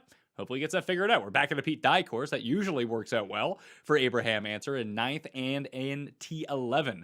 The past 2 years at this tournament in the field, while still strong, substantially weaker than it was a year ago for here. Charlie Hoffman, 50-1. Bubba Watson, 55-1. Just seemed like too big of a number for Bubba at a place where he loves to play. I have no idea which version of Bubba is going to show up. And Bubba, by and large, always a better outright bet than a DraftKings play. I did use him a little bit on DraftKings, but I didn't go massively overweight on Bubba Watson because I have that 55-1 number out there. Other than that, I took Cam Smith, my guy, 55-1 with a top 5 each way. Max Homa, 80-1 with a top 5 each way. And Adam Scott, 80-1 with a top 5 each way. Those 3 plays all just came from what I've been seeing all week and just studying these old leaderboards and all these guys that play really well at Riviera CC. And I mean, Homo won there this year, Scott won the year before, and Cam Smith, could have made a run at it to win this year, a place where he's played really well. If he can just we're at a course now that driving is important, obviously, but driving's a little bit easier at TPC River Highlands than it is at most places. So if he can just kind of tread water there, keep the irons going that he had at the U.S. Open, we know he can make putts and bunches when he's rolling, and then just be your regular self around the greens. Don't be the guy who lost 5 strokes at the U.S. Open. That wasn't great. And hopefully you don't need to rely too much on the around the green game. So I like Cam Smith at this sort of course. He's won at the Sony Open. He has 2 wins at the Zurich, albeit at team events, but that is a Pete Dye course. So I think this should set up pretty well for Cameron Smith. And Homa and Scott, obviously, I think those are big numbers and are an overreaction. The Scott one in particular is kind of weird. I know that Jeff ended up betting Finau and Fowler. Finau has dropped down to like 35-1 in some spots. I actually find that kind of shocking. I think that's where he should be, but you just normally see him in a field like this at 20-1, and you just get so used to seeing him there that when he drops to 35, it's like, wow, seems strange. But I'm not betting it. I will play Tony on DraftKings. He's one of those nice little leverage spots this week, potentially. But good luck to Jeff, where he has bet on Finau and Fowler. That means he has to make up front a donation to charity. I think that he tweeted that out this morning at G Feinberg 17. So if you want to recommend a charity that he can donate to this week, now's your shot, because he has to do it, because he bet both these losers. The Bombs, Guido, 125-1 with the top 5. Kadira, 275-1 with the top 5. And Luke Donald, there's a guy who's won at Riviera in the past. I think he's won here, too. I think so. Would have been a while ago for old Luke Donald. 400-1 with the top 5 each way. And my FOMO play of the week, the Gim Reaper. My guy, Doug Gim, 200-1 with the top 5. I also bet Gim top 10 at 14-1. I use Chuck Hoffman as my one and done. Jeff used Emiliano Grillo as his one and done. And Cuss has taken Scotty Scheffler as his one and done of the week. The weather, pretty innocuous in the Hartford suburbs this time around. Let me pull it up just in case something has changed in like the last 20 minutes, but it looks like there's going to be a bit of wind on Saturday, but nothing crazy. Hartford is experiencing the same sort of weather that I am right now, that there was a huge rainstorm, but it looks like that's going to be clear all weekend. No more rain in the forecast. Late on Saturday, it might get up to gusts of 18 miles per hour. Big deal, whatever. This isn't a hard course. Hit your irons close, make your putts. You're going to be at the top of the leaderboard. Do it for 4 days. Actually, do that for 3 of the days. Tread water for another one of those days, and you're going to be inside the top 5. So that's what we're looking for this week. I'll throw out some of the models in the newsletter too that I've been using. Yeah, I guess Sunday could get kind of windy. Average at 12 up to 18. Again, nothing too serious that you need to concern yourself with, because frankly, we really only want to look at the weather for Thursday and Friday, primarily Thursday, to see if there's any sort of split, and there doesn't really seem to be. It might get up to 7 miles per hour in the afternoon rather than 3 in the morning. Wouldn't sweat that too much. It doesn't seem like there's any sort of wave advantage in the only, I guess the one difference would be, I mean, it depends on, the player's tolerance for the heat, but in the morning on Thursday, it looks like it's going to be around like 63. And then by the afternoon, it's going to be like mid to high 70s. So maybe it's a bit too chilly for some of the guys out there, but maybe it's a bit wetter in the morning too, and they can stick the ball closer. Everything runs a little bit slower, a little bit softer. And so it makes up for it in that regard. So that is your weather. Paul Casey is going to be the highest owned guy. Him or Answer, I suppose. It's probably what you're looking at for number 1 and number 2 in terms of overall ownership. That's at least where I would put my money on it. Above $10,000, it appears like it's going to be Bryson and Cantlay. Some order of those two are going to be the top. And when we sort by the salary, Dustin, probably going to be around like 9 to 12%. It's a pretty good number. I didn't use anyone above $10,000. My main DraftKings lineups, the main 20 that I played. I did play the mini max again and played the 150 lineups, and I did use both Cantlay and Dustin as my two guys over $10,000 in those lineups as I expanded the pool out a little bit more. I actually took Casey as my highest owned guy in the main lineups, and I didn't put in anyone lower than 67, and the only guy was actually Chase Seifert that I ended up using from that bunch. I think it was only 2 of the 20 or 3 of the 20 lineups had Seifert in them. Other than that, I maxed out the bottom at that $7,000 range. When Roz and I were discussing through that, you have Stanley, Gim, and Shez Reavie. One of those 3 are usually the last man in on most of my rosters this week. So a bit more balanced for me this time around, playing that $9,000 region pretty hard. And that's what I'm seeing too in terms of the ownership. Like, no one's playing Brooks. I'm not playing Brooks. He's a leverage point if you want to do it. And again, in the comment section, you can tell me of these top end guys. Here, I'll give you a list of who the leverage plays are from above $8,000. Brooks, you could make a case for Dustin that he is. I'm not going to, because we're going to leave him out of this. Brooks, Wolf for sure, Rose, Leishman, I think has won here before. Those would be like the big 3. Cam Smith would be the other one. That would be my choice in all of this. Cam Smith and Russell Henley. No one's going back to him, which I found kind of surprising. You might get Adam Scott below 10%. I'm using Adam Scott.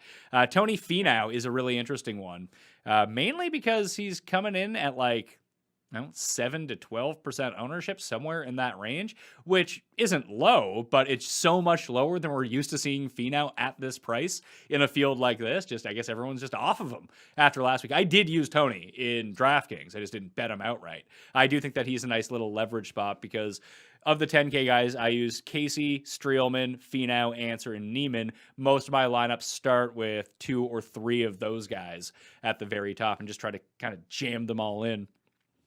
Then I also use Bubba, Cam Smith, and Charlie Hoffman along with that. Hoffman not quite as highly owned as I would expect. I would say that he comes in like 12 to 14. Cam Smith's going to be between like 6 and 12. I could see him falling on the lower part because Harmon going to be super highly owned as well. He along with Answer, Cantlay, and Casey will probably be your 4 highest owned above that level. So once you start thinking about it in those terms, like, oh, a lot of people are going to be using Answer. A lot of people are going to be using Brian Harmon. A lot of people are going to be using Paul Casey. Scotty Scheffler seems like he's going to be pretty highly owned too, probably like 15, 16%. That it just gets to the point where some of these guys in the high 8s and low 9s just can't be owned anymore. I'm hoping it's Streelman that falls through the cracks and everyone looks at him, says, hey, he's a great play. Don't like his price. I'm not going to use him. I felt very comfortable using Kevin Streelman this week. So hopefully he drops down to like 8, 9, 10, 11%. Then I'm looking pretty good in that regard, I think. I don't know what to make of Reed's ownership. Just feel like he has the same 12% every single week of the Patrick Reed backers. I didn't get there, but that's me. As we go down into the 7s, Griot, Fowler, Sink, Doc Redman, Keegan Bradley. Those are really the big ones that I'm seeing right now in terms of ownership. No overwhelming amount of chalk from that range. It's nothing crazy, but at the same time, they're all going to carry like between 12 and 15. Maybe it kind of gravitates onto one or the other, and people say, you know what, Griot is going to be a bit lower. Fowler is going to get up to like 18%, but Fowler's looking like he's going to be one of the highest owned players on this slate. I don't think I used any Ricky. Maybe that's going to come back to haunt me. I don't know. All the 7K guys are kind of eating each other's tail. So whether it's Knox, Perez, Reavie, Stanley, Gooch, Doug Gim, all in that range. Like maybe Gooch gets up to 10, maybe Stanley gets up to 10, but I think even that would really be pushing it. Then once we go back into the $6,000 level, it does seem like the stat heads are going back to Vince Whaley, and it's probably I went back to Vince Whaley in the 150 max penalty, $6,400. I think that's really good for a guy that people were using at $7,800 in basically in a weaker field, but not that much weaker. So I think it's a nice spot to go back to him. We'll see how Seifert does. I think that's just more of a product of Fantasy National. Let's see. 7% of Fantasy National users so far have generated lineups with him in them. Our projected ownership is only 4%, though, and frankly, that might even be high. This was the scene of the first ever good Chase Seifert tournament. Kadira could garner some ownership. Whaley. I like Tom Lewis from down there as well, along with Luke Donald. If you want to play Dustin and Cantlay in the same lineups, or Dustin, two guys above 10, play Dustin and Casey or something like that. This is where you're going to have to go down to. The cheapest guy I did play in lineups was Robbie Shelton. I just like him whenever he can get a wedge in his hand, and there's just going to be so many opportunities to play from 150 in this week that I think that benefits Robbie Shelton. Now, there's a problem. He's not any good. So that could always blow up in your face. But if there's a course for him, it feels like this would be one of them. So $6,200, he opens up a lot. So Shelton, Tom Lewis, Luke Donald, Vince Whaley, Kadira. If you need to go 6,500 or under, those are the guys that I'm using. But like I said, I am not seeing a ton. Hoagie might garner some ownership. I like Hoagie this week too. Another good wedge player. You can even use Scott Piercy. Rosin and I talked about him on the DraftKings show too. So frankly, at the top, it's going to be the names that you would think. Cantlay, Casey, Answer, Scheffler, Harmon, Hoffman, Neiman, Griot, Ricky Fowler, and maybe Bryson. I don't know where people are. It seems like a lot of people are using Bryson, but I can never wrap my mind around, like, he feels like he's always projected for more than he ends up actually coming in at. So if I have him projected right now for 16%, you could probably call that 12 and be on your way, because there's such a large anti-Bryson bias out there. But at the same time, maybe he's just the one that people feel comfortable with above $10,000, and all of a sudden he's like 22%. So his range of outcomes on ownerships are just all over the place. So just try not to think about it all that much. That will do it for me, Pat Mayo, on the Pat Mayo Experience. Remember to subscribe to the DFS Mix. That's where this short show lives in audio version. Subscribe to the newsletter. Smash the like on the way out. And remember to head on over to the Pat Mayo Experience audio podcast feed. Have football out with Chris Meany for Wednesday. Then I have football on Thursday, previewing players and divisions and teams with Mike Leone for the NFC North. So you Packers, Lions, Bears, and other team who is in that division, who now I can't remember. Vikings. There we go. Right off the top of my head. Fan of one of those teams, want to hear about your team? Then tomorrow's show will be for you. If you're a big fan of the AFC North, Steelers, Browns, Bengals, California Raisins, those ones, they all got covered this morning. So you can go and check all of those shows out right now. Continue to support both the golf and football products being put out by Mayo Media Network. Duggar Pass, UFC picks out tonight as well on the network. Sub now. Good luck this week. I'll see you next time. Mayo Experience. Experience.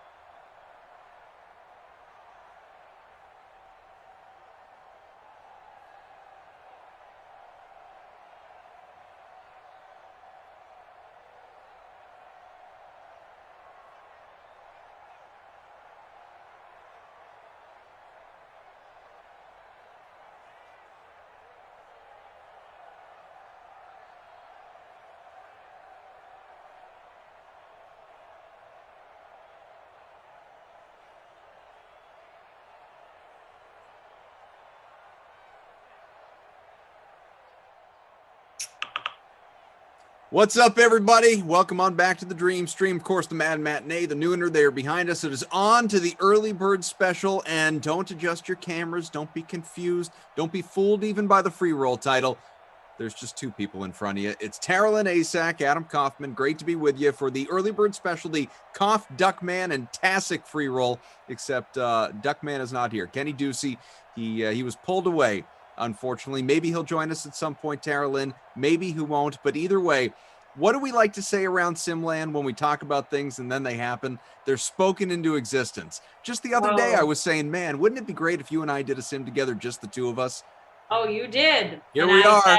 And what did I say? I said, I am not ready for that. I need a lot more practice. Why? Because this is, first of all, Simland is completely out of my comfort zone. I'm just warming up, but I saw Emerson this past weekend out, and he came up to me and said, I know no one tells you, but it's pretty unbelievable that you switched over to just kind of doing podcast style talk. So he gave me a little bit of a push. That was great. I've talked to you, I've talked to Glash. It is still very nerve-wracking, people. I am very used to having my teleprompter, my script. You guys, I can throw out any topic. I could look dumb as hell. I could look really smart. I don't know what's going to happen, especially with you.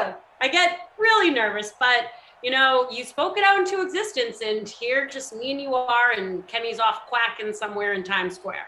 All right, a couple of things. One, don't get nervous. Don't get nervous in the least, because we like to keep it nice and comfortable here in Simland. You know that by now. You've been on both sides. You've done the producing, which you continue to do. You've done the on-air, which you continue to do. There's nothing to be nervous about. You know all the people that are here in the DK Sim fam, all the parties that are involved, everyone, they know you already. So it's not like you got this new group of people you need to, worry about impressing or first impression or anything like that. You just do you be you. Don't worry about any of that. So that's the one thing. The second, what Emerson said, and I'm very curious now to hear more about you two just bumping into each other out. I want to know what you people were up to. But second to that, what he said is right. It is not easy by any stretch. You've now done it. Babysitter Billy, Bry Guy, Samir, others that I'm sure I'm forgetting. Plenty of people have done the, being on the production side, the tech side first, and then coming over to what this is. It's an unscripted hour plus of who the heck knows what we're going to talk about. Never and you're know. doing great with it. You don't have to worry about that. All right. So I won't yell at Kenny. And I just believe that manifesting is really real, because you just said it like 2 days ago that it really going to was. happen with me and you. So here we are, and I'm ready to party. So let's get it going. I didn't make a lineup. I know I stink. I know. I'm already starting to stress you out. Kenny, you wanted a lineup? Nope, Kenny's not here. So yeah. I say all these nice things. I know, right? And it's met with, and by the way, Koff, I didn't make a lineup. All right, well, I'll give you mine. Just to let you know. Yeah, let's hear your lineup, though. I'll give you mine.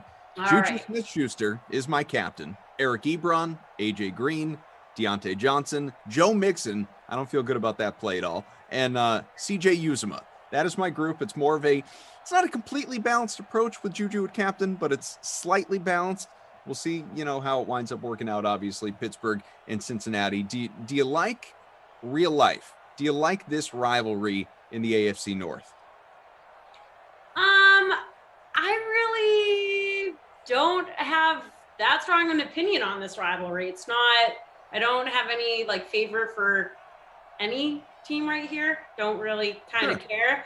I've already, I told you I've become a huge Washington football fan now, me and Jeff. We're going to go hard on the Washington football team. We want to What is it about Washington? Why is that? So we decided to pick Washington because it's that team that as soon as they changed their name over, you hear people kind of mention the Washington football team, little talk here and there, but nobody's really passionate about the Washington football team. Obviously, we live in Massachusetts, so we got a lot of Patriots fans. I mean, Emerson would go run out in the middle of the road for the Jags, but not a lot of people talk passionately about the Washington football team.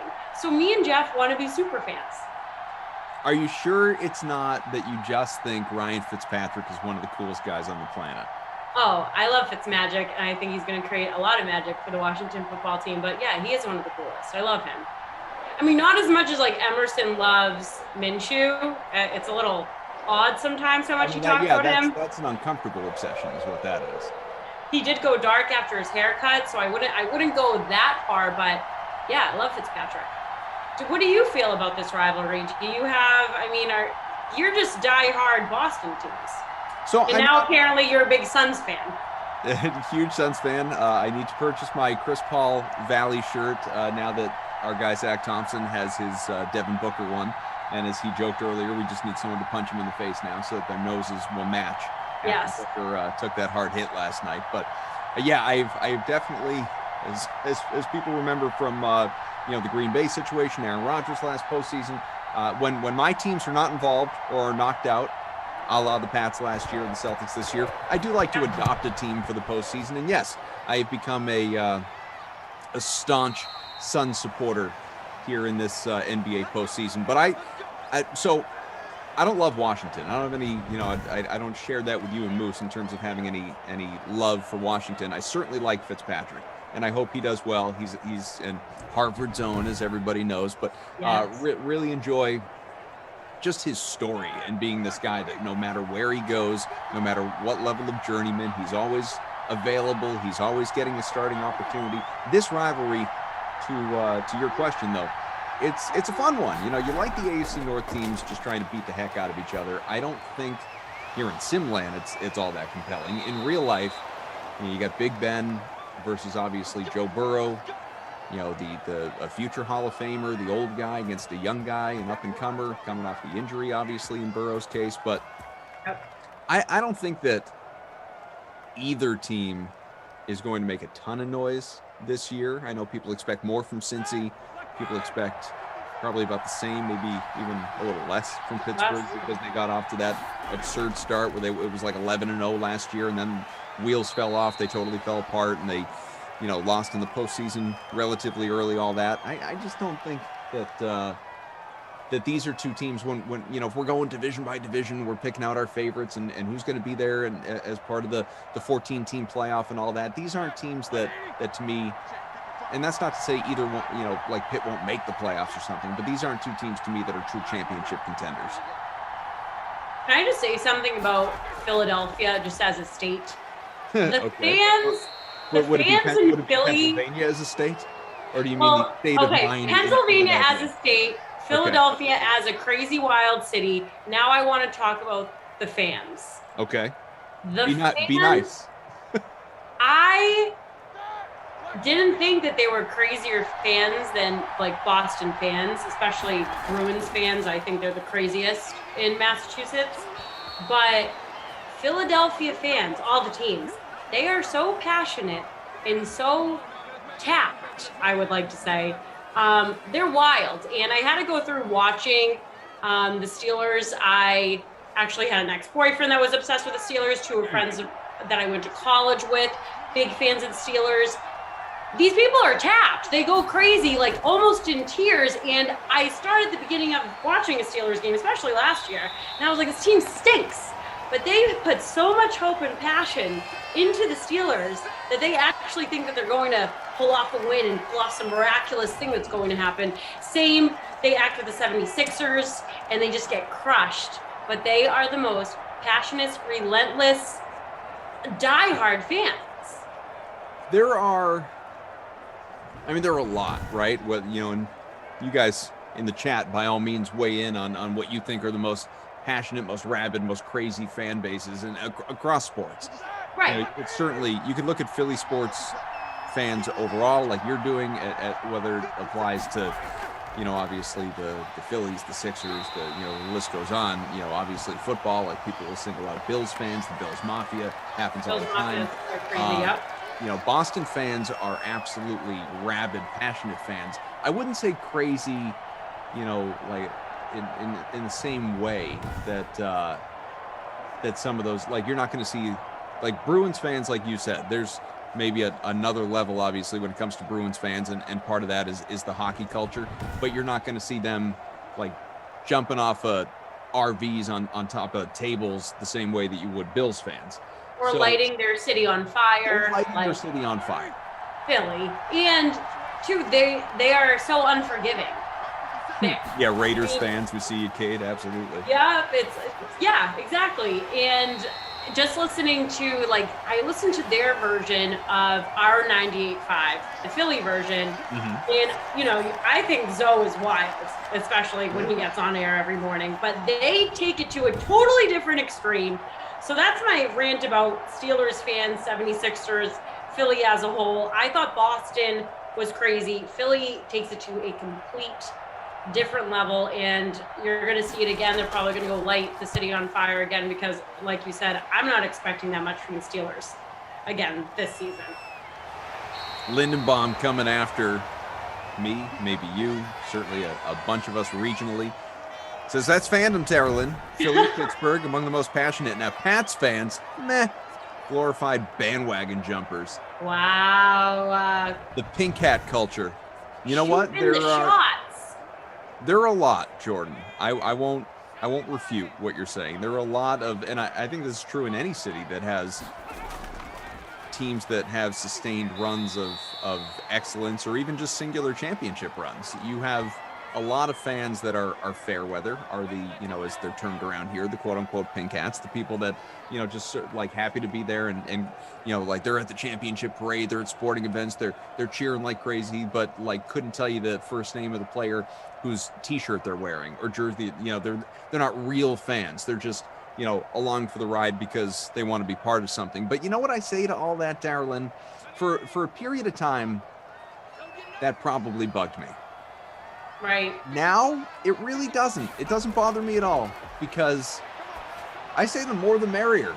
You know, just own who you are. You know, if you're just like upfront about it, like, listen, they're winning. It's my city. It's great. I love it. This is fun. Let's party. Give me an excuse to go out.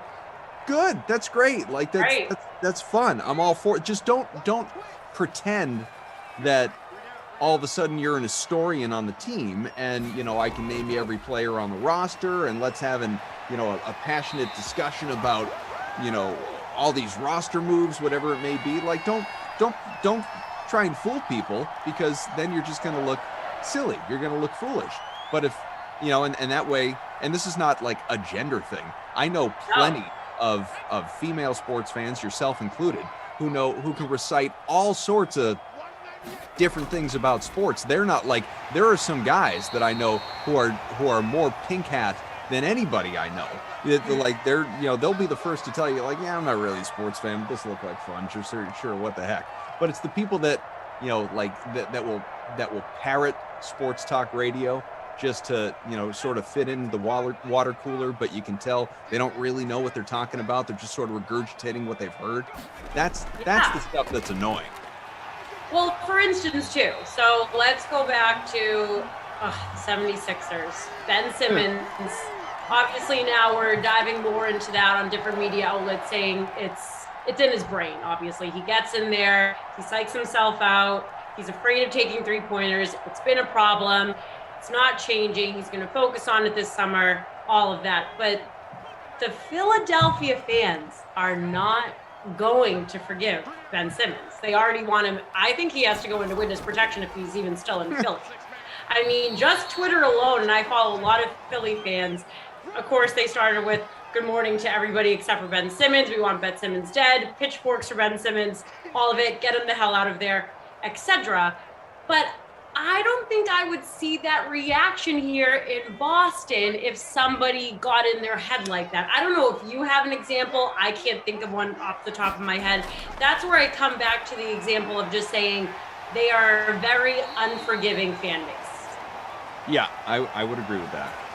I think Boston fans tend to be more forgiving for sure. But it just speaks to, in general, athletes overall. And look, I don't think I'm built for it. Like, obviously the talent I'm not built for, the skill, but I'm talking about the mental component. Like, it can't be easy.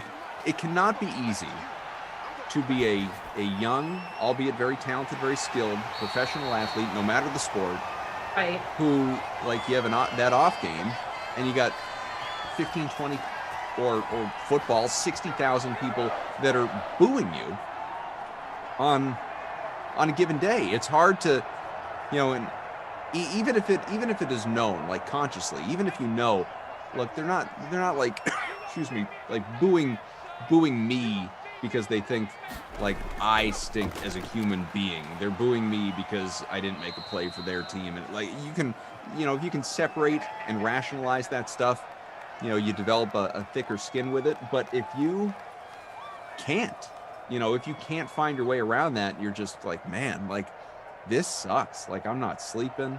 I need to go talk to someone. I need to, this is impacting my general day-to-day happiness. As we have a touchdown, Cincinnati, that AJ Green, by the way, that's got to be difficult. Imagine sitting here doing what we do, and this is like the smallest of small scales compared to what I was just talking about. But if you had, we got hundreds of people watching within our chats, YouTube and Twitch. Right. Imagine all of those people for an entire sim, all of them, just berating you, me, any commentator, for the entirety of that hour-plus long sim. Like, you're not going to be thinking about that later on in the day? Of course you would. That's human nature. And what we do is nothing compared to that of being a professional athlete. So that's got to be difficult. That's a whole other level of psychological focus and thick-skinnedness, which is not a word I get. But you know what I'm saying? Right. No, exactly. But think about you're 24 years old. So Simmons 24, and he's having so much hate come his way. Yeah. I am not saying that. Including, by the way, from his head coach and the star player on the team. Already gave up on him. Doc looked pissed. Basically just kind of selling him out, and just kind of, it looked like he had no hope for Ben. Well, Embiid sent him down the river.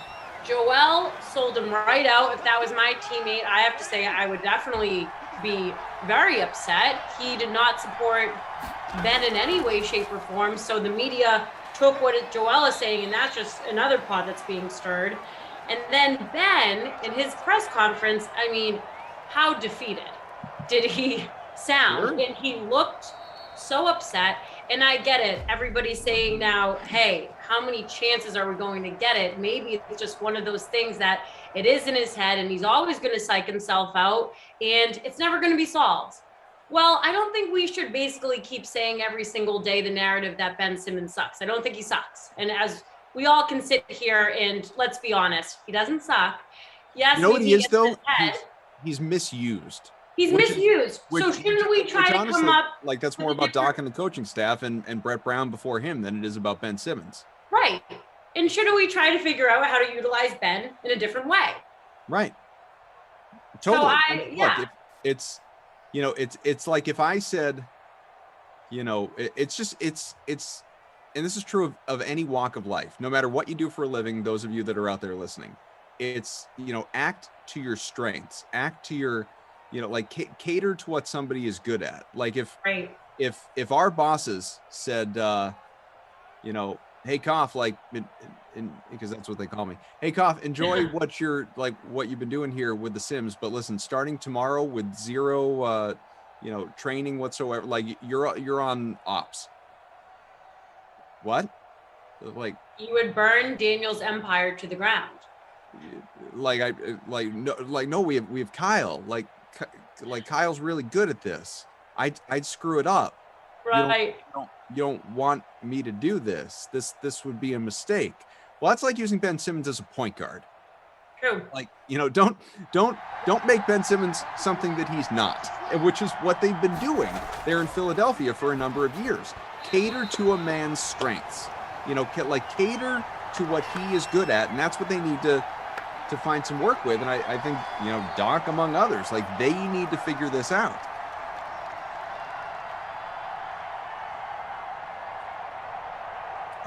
Dean Murray, I love how Koff can tell a story interrupted by an, oh, by the way, touchdown and never miss a beat with the story.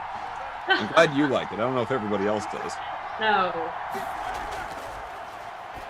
Gorilla Jimbo. Wow, Ben Simmons getting almost as much hate as Ducey. Well, that's what he gets for not being here. That's what he gets. We get to hate on Ducey just a little bit. Vital Ways is TL. You are killing it. Vital Ways actually called you Tara, but I'm calling you TL. Thank you. TL or Tasic? Tasic. So we got 7-0 Cincinnati, the AJ Green touchdown. Seconds into the second quarter. Tara Lynn Asak, Adam Kaufman together. Just the two of us for the first time in Simland. Where's Will Smith when you need him? Jordan is our producer. Daniel, our technical director. Kyle, in ops. Now, when you're on air, as you are right now. Oh, yeah. And obviously you are, as you talked about, like you're sort of like straddling that fence where you're doing both this and producing. So you're constantly, because I know your work ethic, you're constantly focused and trying to get better at both simultaneously. When you are doing a sim and Jordan's producing or Drew's producing or like, whomever, I guess Michael, that would be the only other option. Once the three of them producing versus you, are you sitting there even on air and sort of taking note of what they're doing as producers? Yes.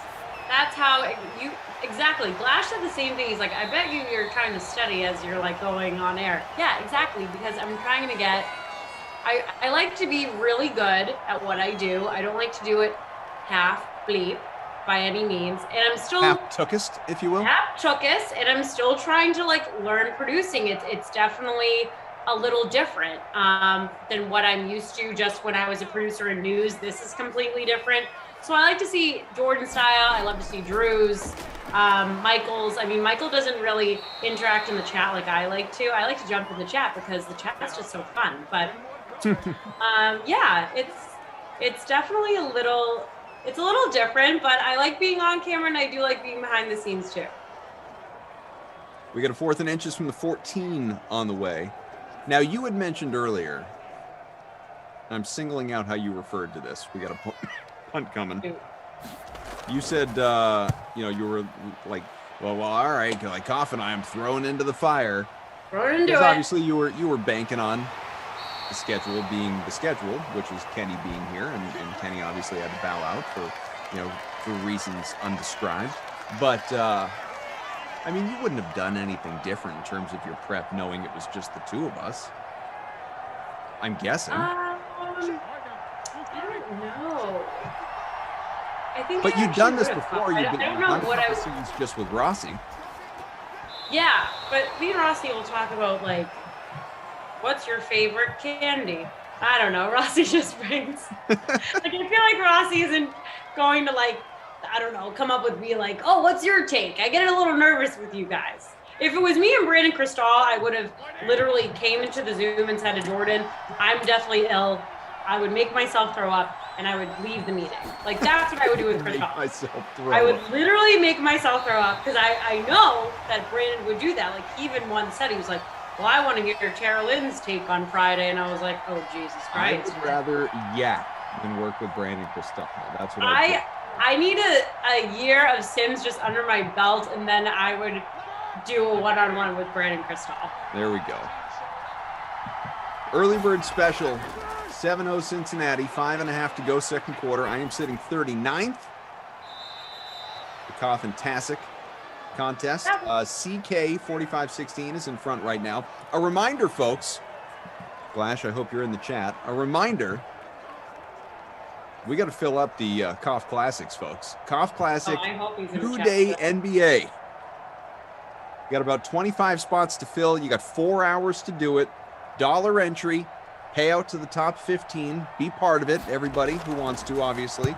Cough Classic MLB. Almost 30 spots to fill, and you have less time. 2.5 hours. 2:40 to be exact. So jump on in there, okay? Same payout structure, same buck. And I would be remiss if we didn't mention the Moose Open Bonanza number 2, Travelers Championship. It's not going to fill. There's no chance it fills. 14 hours to work with. You have 14 hours to prove me wrong and make him feel good. $1 to enter. Payout to the top 20. $27 top prize. 200 people Got to fill it or it doesn't run. Say it all the time. Got to fill it or it does not run. 84 people in there right now. 116 slots to go in the next 14 hours. And he is not going to be on later to promote it, folks. I was surprised to see Moose today on the nooner. That's an unusual Moose shift. Yeah, must have done that right out of the sweat. I'm assuming, I didn't see the sweat today, but I'm assuming he was on it. CJ on Twitch got 11 new people in the league in the last 25 minutes. Plus, they all joined the Moose Open. CJ, much appreciated, my man. We are closing in on 2,400 members of the DK Sim Fan Friends League. 2,400 members, which is just, I say it all the time. I am in awe of all of you. It is very, very cool. Now, I don't know if you want to take this. Must be dogs. Oh, yeah, I saw him. Carolyn is a coward for not setting a lineup. Must be dogs, indeed I am. Coward today. I should have set a lineup, and I am kind of pissed that I didn't. I need to work on my time management. Gotta join those lineups. Gotta, play your backup quarterbacks and your fourth string tight ends and all that. Can we get some more smashes on the like button, people? We have close to 300 watching just on the tube. Mm-hmm. And I want some more likes, especially since I basically had to kick rocks because Juicy left me no choice, and I'm just here with cough. And yeah, I'm surviving. So just smash the like for that alone.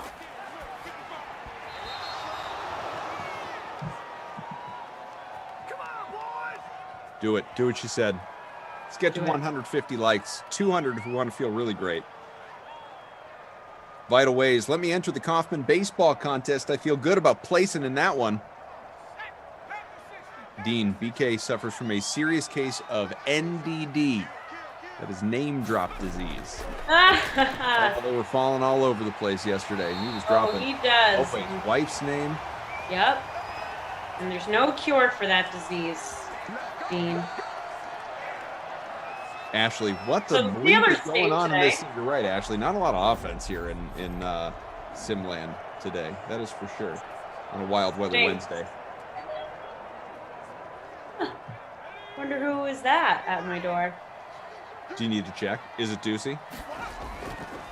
If it was Ducey, I would slam the door. No, it's not Glash. It's either Ducey or Glash. Is it Jen? Did she get locked out while she was getting ready? It's not Jen. It could be an Amazon package. Daniel says it might be Brandon. Oh, Christ. Could be Brandon. That's true, too. Talking some smack about him. First down pick. Emerson's forehead, not Carolyn's forehead, thank God, said, cough, which do you have more of? Bad movies or bobbleheads? Well, that's all perspective, I guess. Because I don't think I have that many bad movies, but it's probably bad movies. I mean, just the ratio there. I mean, I probably have, not all on display, but including what's still in boxes. Like, all told, I probably have a couple hundred bobbleheads. Okay. But I have 5 times that many DVDs. So I'm sure I have more than a couple hundred bad movie DVDs on the shelf. All depends on how you define bad movie, right? Is it bad if you enjoy it? Do you still pull out those movies and actually watch them?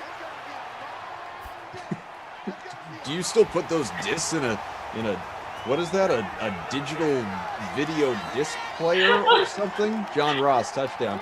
Exactly. Like, you don't do you have like a separate remote that controls that thing? It's not just you don't stream, bro? Exactly. You don't stream, bro? Those yeah, I occasionally leave that wall. Get this, Terrelyn. I occasionally put on a DVD or a Blu-ray. I know it's nuts. No, you don't. Do it. You really do? Yeah, I really do. Even in 2021, I really occasionally put on a DVD. I put one on just the other night. It was one of the Fast and Furious movies as I prepared for my big date with Glash on Friday. Preparing for Friday. He even texted me like a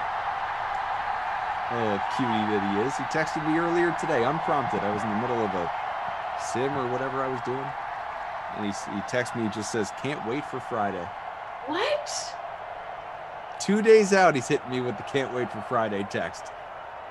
What did you say back? I don't even think I responded. I was doing a sim, and then I forgot.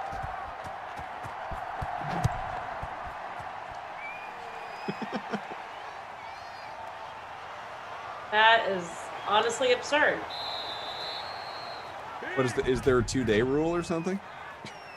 I just can't believe like the hype for this Fast and the Furious from you. Oh, you better believe that hype. Might need to do a TikTok. I feel like you will be a part of this TikTok. Guy can dream. Oh, the Guru watched a DVD the other day, Dirty Grandpa. That movie didn't do much for me. And I like De Niro. I like Efron. That movie did not do a lot for me.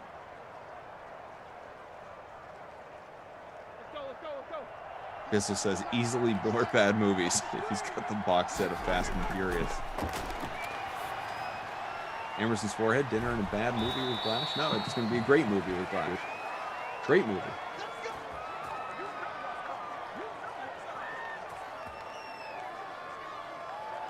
How many sims are you doing today? Is it just this one, or you're back again later? I'm just on this one today. Just one sim broad today. shift.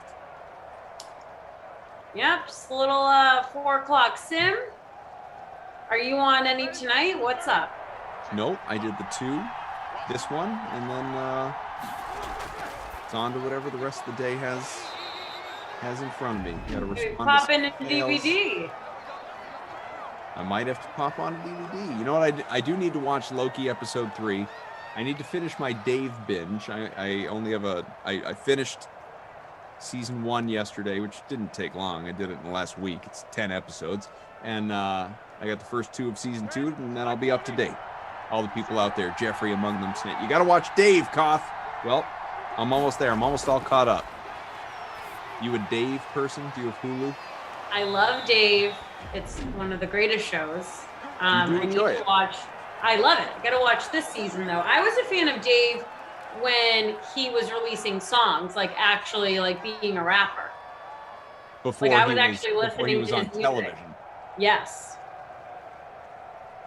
Yep. The Guru 805, Space Jam looks like crap. Are you excited to see Space Jam, or what are your thoughts on this? I am excited to watch it with my kids. Okay. Because they are excited to watch it, and I know they will enjoy it, and they really like LeBron, and they are obviously they love the original Space Jam. They're amped. They've watched the trailer 25 times. So in that sense, I'm excited. If it were just me, am I by myself excited about Space Jam? Not particularly. I don't think it looks that great, but I hope I'm wrong about that.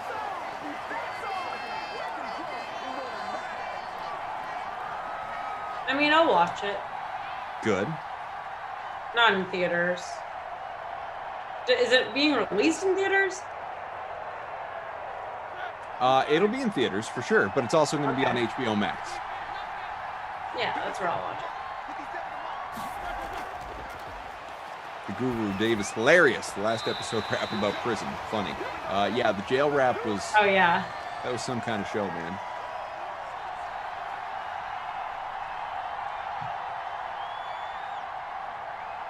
You know what though? It's a good show. Like it's not just that it's funny and you know the casting is good and all that. It's a testament to any good show, no matter what you watch. Right. Or movie, obviously. A testament to any good show or movie or whatever is one that makes you feel something, like actually conjures up some emotion within you for better, like whether that's happy or sad or funny or depressed or like whatever the emotion. Dave is one of those shows that And credit to him, because I think he writes all of them or most of them. And it's obviously based on his life to like how loosely or firmly, I don't know. But there are some episodes during that series in season 1 that make you feel some things. I mean, they take you on an emotional roller coaster, especially the stuff with him and his girlfriend. You know, Gata's past when you take a walk down that road. There's that was such a good episode. That made me emotional. Going into Gator's past. Well, him and his girlfriend at her sister's wedding too. That episode, I was like, man, I cried. Some of this stuff is hitting home. Like this is. I have to say, it is very well done. Yeah. 14-0 at the break. Cincinnati is in front. Wow, Steelers are great today, huh? Not so much. Nope. Nope. Your sarcasm is dead on. 5 for 53 and a touchdown for John Ross, who I almost rostered. That won't get you anywhere. 2 for 15 to score for AJ Green.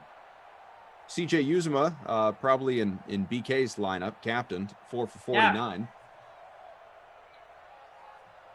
Tara Lynn has someone's backup quarterback. You got Schuster. Juju. El Capitan, which is why I'm sitting, well, not great, 74th right now. Our leader, barring stat adjustments, still CK 45-16 by about 3 points over Germ. Burrow at captain, Juju, Ross, Boyd, Uzma, and the Bengals DST. 13 points, just 2% owned. Good on you.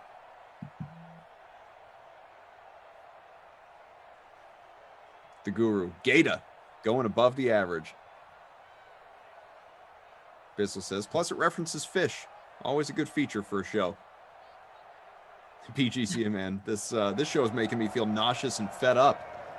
I'm going to hope, PGC, man, that is a reflection of your lineup and not the commentary. Tarylyn Asak, Adam Kaufman, Jordan, Daniel, Kyle, all here hanging out with you. We appreciate you. 1/2 to go. What's been on your mind, though, TL? Well, I watched the Suns-Clippers game last night. I know you did, too, because you're the biggest Suns fan there is now. Oh yeah, gosh. Huge. Oh, gosh, the biggest Suns fan, people. You are watching. It's Adam Kaufman. He loves the Suns. He sleeps on that. But I have to go back to when you said, oh, well, if the Celtics aren't, going to be in the playoffs and in the finals and none of these exciting teams, I'm probably not even going to watch. Then I watched your Twitter last night blowing up about the Suns, and it continued into today. It did. Talking about that DeAndre Ayton shot, what a game last night. At first, I was like, this is going to be a snooze fest after how many three-point shots just wouldn't go in from either side. Right. And then Booker, I was confused, though, of how he hit. Like, I didn't understand at first where the blood was coming from. Because it looked like it was just a quick tap by their foreheads. Right. And then all of a sudden they zoomed in and I'm like, oh Jesus, like where did all this blood come from? Oh yeah, he was broken. Banged up. Especially with, fat and swollen and all the gauze and everything that was up there post game. I mean, his nose was half the size of his head. Horrible post game. Battled, man. But yeah, that was a real good game last night. So I kind of wanted to throw it in your face, being like, oh, it's not going to be exciting to watch. And some of the other sim commentators said that too. It's going to be, why even turn it on? It's going to be boring. I thought that game was really exciting last night. Incredibly exciting. And obviously Paul George. Oh, yeah. Go down in infamy, missing a couple of free throws there at the end. Campaign, it was absurd. Lighting it up. Yeah, I'm on the bandwagon though with you too. That I'm a Suns fan now. And Chris Paul's due back, I think, for Game 3, based on the report out today. They're just a ton of fun to watch. Saw that. Kawhi Leonard, who the heck knows? I don't think we're going to see him again this postseason. Tough break for LA, admittedly, but you know what? That is tough. You play the hand you're dealt. Excuse me, and that's where they're at. It's not ideal. First down pickup. Speaking of NBA, we got the slate people with Our guys, Shirag and Matt, they're coming up after this. They're going to talk Hawks versus Bucks and previewing tomorrow's Suns versus Clippers too. Who are you liking tonight for Hawks versus Bucks? Are you a Bucks? You're on the Bucks bandwagon, aren't you?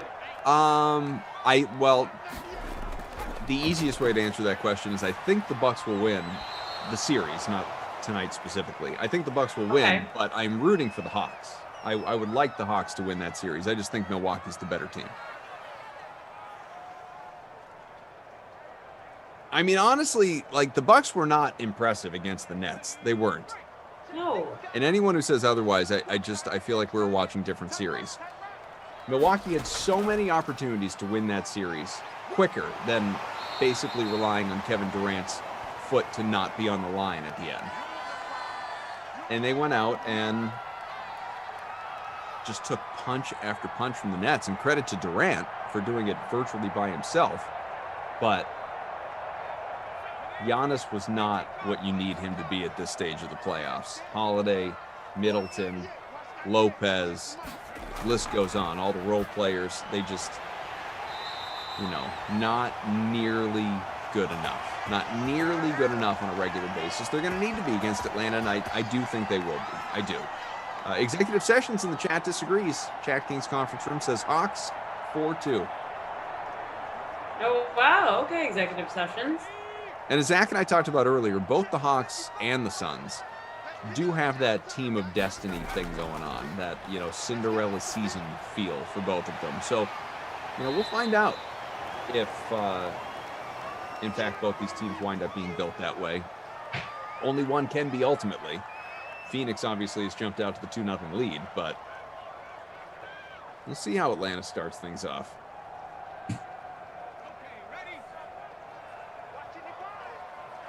Bizzle.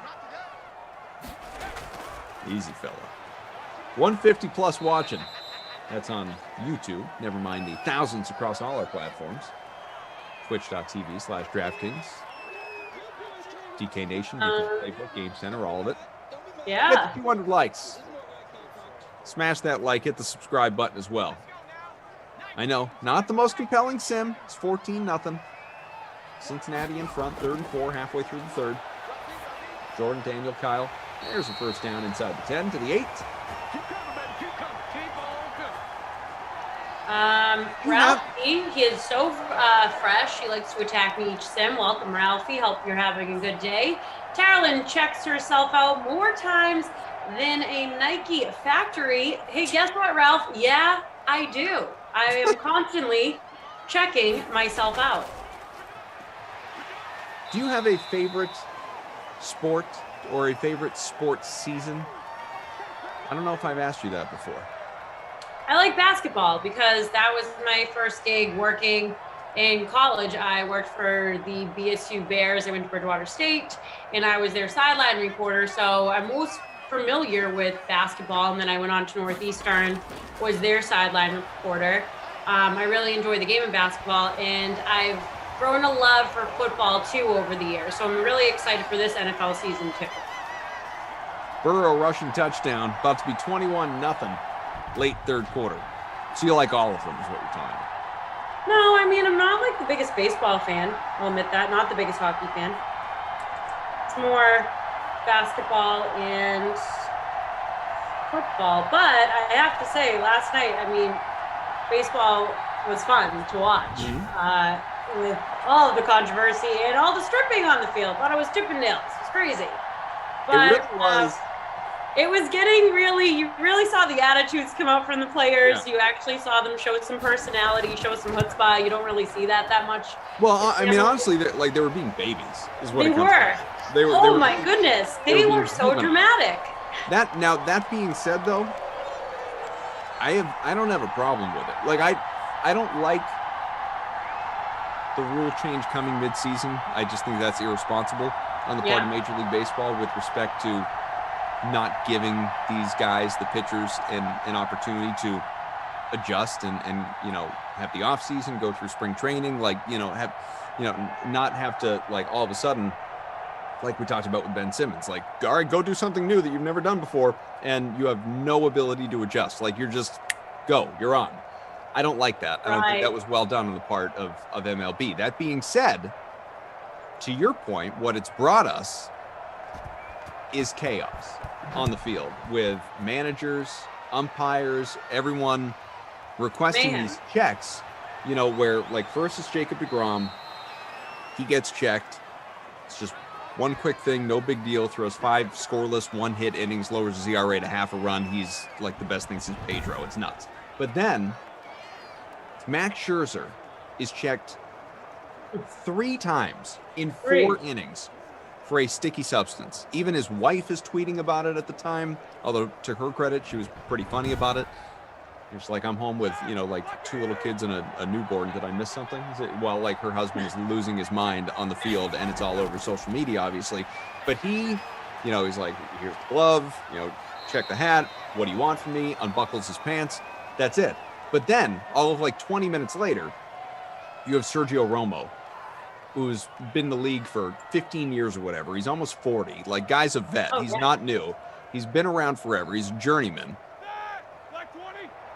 Throws his hat at the ump, his glove, takes off his belt, pulls his pants down to like his, you know, his thighs basically. He didn't lift the jersey, he didn't expose anything like that. Look at this. Let's run down to the 16. Gunner, James Gunner.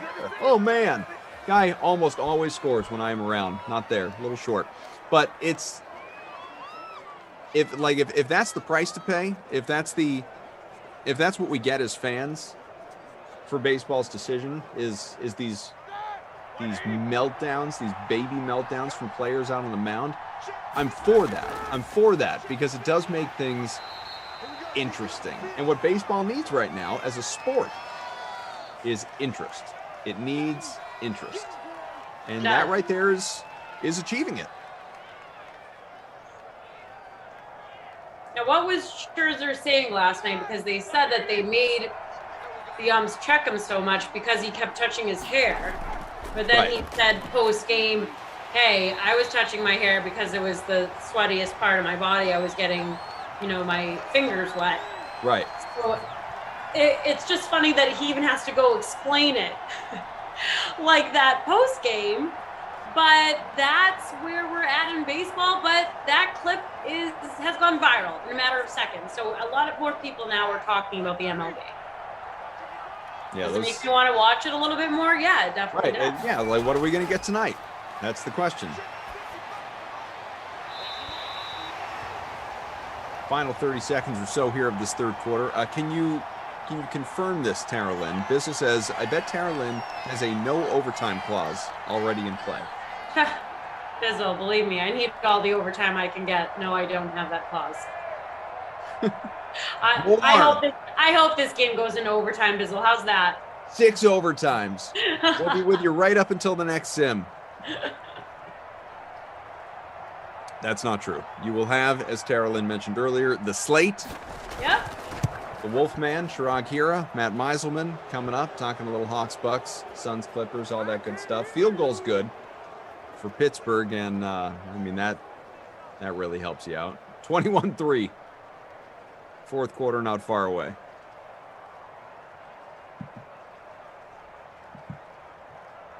Let's see where our contests are at. So remember, folks, we got to fill up basketball and baseball in particular. We need 19 spots for the Koff Classic 2-day NBA, and we need 24 spots for the Koff Classic MLB. These lock in the hours to come. About 2 hours away from baseball, about almost 4 hours away from basketball. Basketball, I'm not worried about. That'll fill. Baseball might need a little bit of a push. So might need a little bit of a push for baseball. Remember, $1 to enter. Top 15 pay structure. Top prize about $14. Lock in 2 hours, 15 minutes. Busy slate tonight. We skipped the early one today at 12:30. Busy slate tonight. Koff Classic MLB, DK Sim Fan Friends League lobby. Jump in. Jump on in. Emerson's forehead. There you go. Can we get this duo again at some point? Hey, thanks, Emerson's forehead. I don't see why not. Make it happen, no doubt. No doubt. One touchdown each of the first 3 quarters for Cincinnati. Just the one field goal in the third for Pittsburgh. It is 21-3 through 3. Carolyn Asak, Adam Kaufman, Jordan, Daniel, Kyle. Get a look at some numbers here. Let's see. 182, couple of touchdowns for Burrow. Big Ben, woof. 8 for 15, 73 yards. Our guy. Not good in the rain so far. You have Connor, 5 for 15 on the ground, 55, 5 for 55 on the ground, pardon me. Burrow, 3 for 7, but with a touchdown. Mixon, Gio, Samuels, Boyd, Green, they've all had rushing attempts, but no one is doing anything notable. We'll look at the pass catchers as well. Dean says, I got to admit, I think you two make a very good team. Thanks, Dean. Rossi's Fat Cat, good to see you. Brian says, Tara Lynn, are you still nervous? Because if you are, you're not showing it. Thanks. I was nervous at I want to say 3:58, but around 4:05 I warmed up. There we go. Ross, 7 for 73, a touchdown. Uzma's having a good game. AJ Green, 3 for 19 with a score. So, let's see what the fourth quarter brings. But what I don't think it's going to bring, sorry folks, sorry Tara Lynn, is overtime. Yeah, Mike Bizzle. So my claws worked. Just kidding. I don't have one. Tell you what, I'm hungry. What are you having for dinner? I know, right? With like the working sporadically, my meal choices have been all over the board. It's kind of crazy. I'm like you. I said, like, I just moved into my apartment. I definitely have not been cooking because I'm waiting to get this whole mess situated. Then I will cook. I don't want to add like pots and pans and mess into this. So yeah, I am team paper plates, paper bowls, have those. Plastic silverware, if I could have paper pots and pans, I would. Those aren't a thing. Joe Mixon, a long touchdown, 62-yard score. Wow. Up some yards, about to be 28-3. Hope you rostered Mixon, folks. I did. Probably not going to help me enough, but I do have him. You were saying? Where was I going with that? Yeah, so a lot of Uber Eats, a lot of salads, a lot of wraps. Yeah, just kind of. And then in the morning I'll go to the gym, and then I'll do a smoothie. At night it's just salad. But I'm ordering way too much on Uber Eats. Everyone, I need to stop. The fees are eating me alive. If my mom knew how much I'm ordering on Uber Eats, she'd be very ashamed because she like cooked all the time for us. So I'm just it's not good over here, everyone. I need to cook and meal prep. What is your meal prep of choice? Meal prep of choice. I do like a lot of like chicken, vegetables, do salmon, salads. Like when I was like going into the office, I was way better with it because I didn't want to spend all my money at Sweet Green every day. Very expensive salad place, but their salads are bomb, so good. For some reason, when I make my salads, they never taste like Sweet Green. But it's just a lot of veggies basically and chicken, not fun stuff. But I love pizza, unlike you. Like I could eat pizza every meal. So it's funny you say that. I went to lunch with a friend of mine earlier today and hadn't seen him. Oh, you left your house. Well, that's what I said to him. I was like, you wouldn't believe this man, but I hadn't seen him since, a year ago, March. And so I meet him for lunch and he's been making this tour of House of Pizza locations across the state. So we went to one today and he calls me up when I was a couple minutes away. He says, hey, I'm going to place an order. You good to split a pie? And I said, man, I don't know if you know this, but I don't eat pizza. It's like, what? I said, yeah, I'm just coming for you. Like, I'll get a sub or something, but I'm not drawn here for the food. I'm coming to hang out with you. He's like, oh, right. I better get a small pizza then. It's just me. I still can't get over that. I did bring home some leftovers for the kids though, because he didn't want it. So. All right, well that's nice. Yeah. Problem gaming. Listen, I didn't say I don't clean. I'm not an animal. I Just do a slob. clean. I'm just I actually really enjoy to vacuum. My vacuum's right over there. I kind of am a little OCD when it comes to vacuuming. And yeah, I like cleaning. I just don't like cooking, cleaning, gotta clean up my dishes. Blah, blah, blah. It's just like, another thing I gotta do. So if you're having people over for the first time, friends of yours, obviously, what's the process of getting the place ready? Or do you go the other way? Wow, what a catch, by the way. Out at the 5. 41-yard grab. My guy, Juju. Juju. What is your process if if you're having some girlfriends, some guys, a big party, whatever, like if you're having people over to your place for and they've never seen it, or even if they have, I guess, it doesn't really matter. If you're just having people over, do you have a really regimented, like you're getting the place spotless and clean, or are you just like, whatever, they know me, they know who I am, like nothing's changing here. Touchdown, Pittsburgh, back of the end zone. Eric they woke up. Eric Ebron, better late than never. It depends on the group of friends. If it's like second tier friends, and I'm like, oh, everybody come over first. If you're on my second tier, I'm going to clean this place up and I'm going to make it look presentable. If you are first tier, like best friend Jen or a few of my other friends, like first tier, I'm like, all right, can you go clean for me? Like, what's up? You guys are here all the time. You know what you're walking into. Yeah. You know what you're walking into. I'm not going to try to impress you all the time. That makes sense. I'm kind of that way too. If people are coming over my house for the first time, I'm going to give it a solid clean. If they've been here before, I don't really care. I'll tidy up the kid toys, but I'm not going to do a full-on vacuum everywhere. Yeah. Not many people enjoy vacuuming. And it's not a generally enjoyable thing to do. And we all got to do it. Gotta do it. But it's not, to me, it's not, hope not offending any of the guys out there, but to me, it's not that different than mowing your lawn. And having done plenty of both in my life, I never took, some people, I get taking pride in the way your lawn looks and all of that. I totally get that. But the act of mowing your lawn, maybe if you got a rider or something, it's different. But if you got a push mower, I never had the rider, out there in a John Deere tractor or something. But if you've got the mower, just the push mower, small little push mower, there's nothing therapeutic about that for me. There's nothing fun. There's nothing enjoyable. That is very much a task. That is that's something that just has to happen.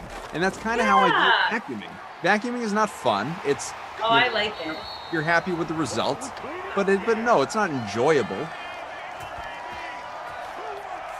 I have a friend that she mentions to me at least once a month.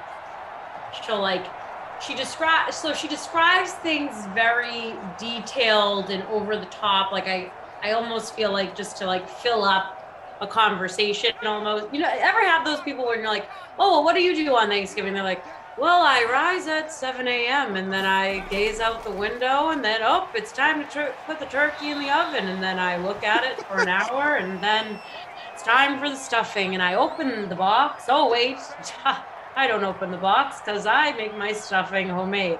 Literally, that's my friend describing everything. So she will describe cleaning her apartment. Florence Henderson from the Yes, it's Florence Henderson. And she will describe cleaning her apartment, and she always mentions cleaning her baseboards.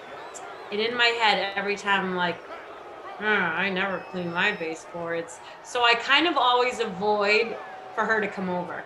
Even if she's like, I'll come over before, I was like, I'll meet you there. because I'm running late, and I just feel like she's gonna come and look at my baseboards. I'm not getting down on my knees and cleaning my baseboard. She finds it very therapeutic. I don't like the sound of it. I think I did it once. It's gross. I can't even believe what gets on baseboards. I probably should clean them, but she describes it like it is like the best thing to. She's like, oh, when you clean your baseboards, let me tell you, like my life is going to change. It's not. I'm probably going to be just, ugh, what is happening with the baseboards? But have you done it? I did it once, and guess what? Didn't like it. Didn't change my life. Still woke up as Carolyn the next life day. altering. Nope, wasn't life altering. Still woke up the next day and got thrown into the fire. Probably like what happens to me every single day. It's Groundhog's Day for me. I wake up and something like a big blow up just happens in my life. So cleaning the baseboard did not fix that. J.E. says, no cleaning for Glashy now. Right, Koff? Nope, he's been here. Don't need to. Off the list. Like if Tara Lynn were coming over and like other members of the crew, like Jordan, Daniel, Kyle, like if they were all coming over, they've never been here. I'd clean up. Glash? Nope. No need. Dean says, I can't believe I'm saying this, but I actually don't mind vacuuming, and I love to mow my lawn. Erwin says, Koff's mowed a lawn or two in his day. That's true. I've been out there in the yard. Shane says, I just bought a push mower today. There you go.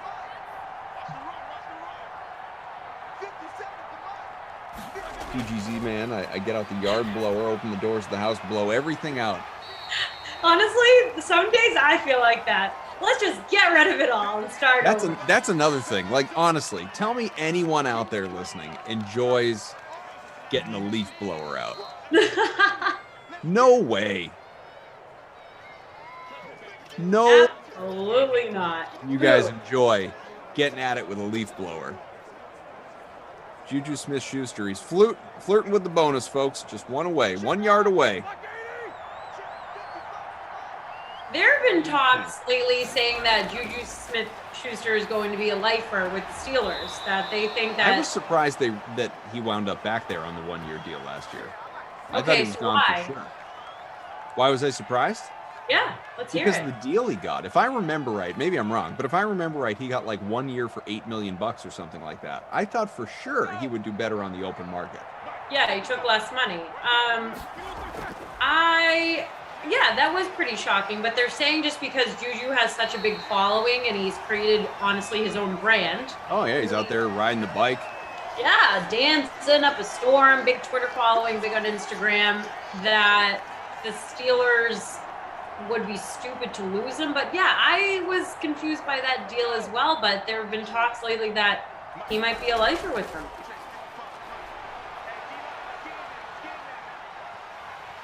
Second and 20, another sack.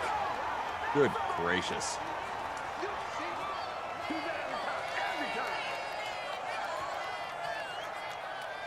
Well, I guess I can't ask you for awards necessarily, not knowing the ownership from our smaller contest. But maybe you're examining the larger contest, or maybe you just want to go off of what you've seen here today. Do you have any inkling toward the Krusty Koff or Babysitter Billy Awards? Oh, so that's what you call them? Because now every host is now changing all the names. What are they called when other people do it? There's like Deucey's Deuce, and like Rossi came up with one, and then like it's all across the board that people are just, I think, a little jealous that you Are they get trying to have diminish your... my importance in Simland? Yes. I think the people are jealous. Deucey's Deuce, like he won't even let Billy, who never does the sim, just have his name there. And he changed Krusty Kaufman to something too, like Deucey's Delight or something like that. Yeah. So Jordan said, let's get Tara Lynn's terrific player of the game. Tara Lynn's terrific player of the game. I can make a recommendation for you if you'd like. Why don't you give me like 2 racks and then like I'll pick one. That's perfect. I'm looking here in the $250 free contest. So I'll tell you what, the Bengals DST, part of the leading projected winning lineup, 15 points, only 2% owned. 2% owned, 15 points for the DST. That's one that I like. Another you could go with, John Ross, 22 points in the flex, 55% owned. Joe Burrow, is absolutely another candidate at, Yeah. let's see, what is Joe Burrow? He's got 2 passing TDs, 1 Joe rushing Burrow about TD. 23 points, 48% owned. So those are of the few that I would probably pick between. Yeah. I mean, in the $250 free contest, he's got 33 points that I just said, like 2 passing TDs, 1 rushing touchdown. And I want to go with, I mean, Bengals too, pretty impressive. I'll go with Burrow. Okay. That's going to be Carolyn's terrific player of the game. All right. And now what would this one be? The babysitter Billy. Is it the like Carolyn's tortured player? Not Carolyn's terrible bozo of the game or something. Well, you definitely have options. Deontay Johnson, 25% owned, a bagel, no points. Tyler Boyd, who had no catches, 10 rushing yards. He had 1 singular point and was about 24% owned. I would say it's one of those two based on what we've got out here. I'm going to go with... Also have Gio Bernard, 30% owned, who only had less than 3 points. Oh. Let's go with Bernard. Okay. Let's do it. Loser. Sorry, did you just call him a loser? I did. That's not nice. Gio, if you're watching, we're talking about Sim Gio. Not you. Not you, Life Gio. You're great. Your mustache is great. We're talking about virtual Gio. Virtual Gio. He could have stepped it up. He didn't. Just to be clear. Jordan says, ironically, I've just been doing yard work the whole time that you guys have been talking about this. Ah. See? Thanks, Jordan. How about that? How about that? All right. So here's what we're going to do. We're going to leave. But coming up, you've got the slate with Chirag Hira, Matt Meiselman. They will review all things NBA. You got a 2-game classic available to you, not only in the DK SimFam Friends League lobby with the Conf Classic NBA, which is a 2-day event, 1 game tonight, 1 game tomorrow. You also have many contests available to you in the DraftKings lobby. So make sure you check those out. The slate coming your way in a matter of moments. You will also, let's see, theoretically have Kenny Ducey on with Jason Rossi for Falcons Jaguars in a little less than an hour. Brendan Glasheen, Brandon Cristal, Chargers Broncos, 8 o'clock primetime tonight. Glash, who can't wait to see me on Friday, with Tom Carroll for Rams Packers Madden After Dark tonight. I will be around for just my schedule got all screwed up tomorrow when we had to get our availability in. So I will be around for just 1 sim tomorrow, 8 o'clock tomorrow night, but also the NBA watch along tomorrow evening. So look forward to that. Tara Lynn, probably producing tomorrow. You're producing tomorrow? I am tomorrow night, actually. Okay. So we will work together again. I look forward to it. She will find herself back on a sim at some point, presumably next week. You're going to be doing your watch along for our favorite team ever, the Suns. That's right. You need to buy your shirt too, not just Zach and I. Okay, very good. Time for us to go. So TL, Jordan, Daniel, Kyle, everybody, thanks so much. The slate, Chirag, Matt, right now. Have fun. Oh man, we're coming in. It's an exciting game. Milwaukee and Atlanta. Here we go. I'm super hyped about this matchup, and I'm about to come on to the screen. What's up, my brother Matt? How you doing? I am here now with you. that was an entertaining entrance. Yeah, that was cool. We should do it like that more often. Yeah, I think we should talk a little bit about the Suns, right? That's like the thing that's going on before we get into tonight's game. Like, yo, man, Chris Paul is a basketball game ever. The big news though is Chris Paul's coming back. That's how I see it. Yeah, looking ahead, like who cares what happened yesterday? I think the Suns are in good shape for Game 3. They're favored now, and I think we'll break this down some more as we move along. But I don't understand why the Bucks and the Suns have the same odds to win the NBA championship right now. Like, I think the Suns have the clear advantage. They're further along in their series, and I think they're just a better team. So I don't know what's going on there. I just think that with the opportunity of Giannis potentially being the best player in this matchup, that's what's giving the Bucks a chance. Yeah, I mean, that'll be a fun series.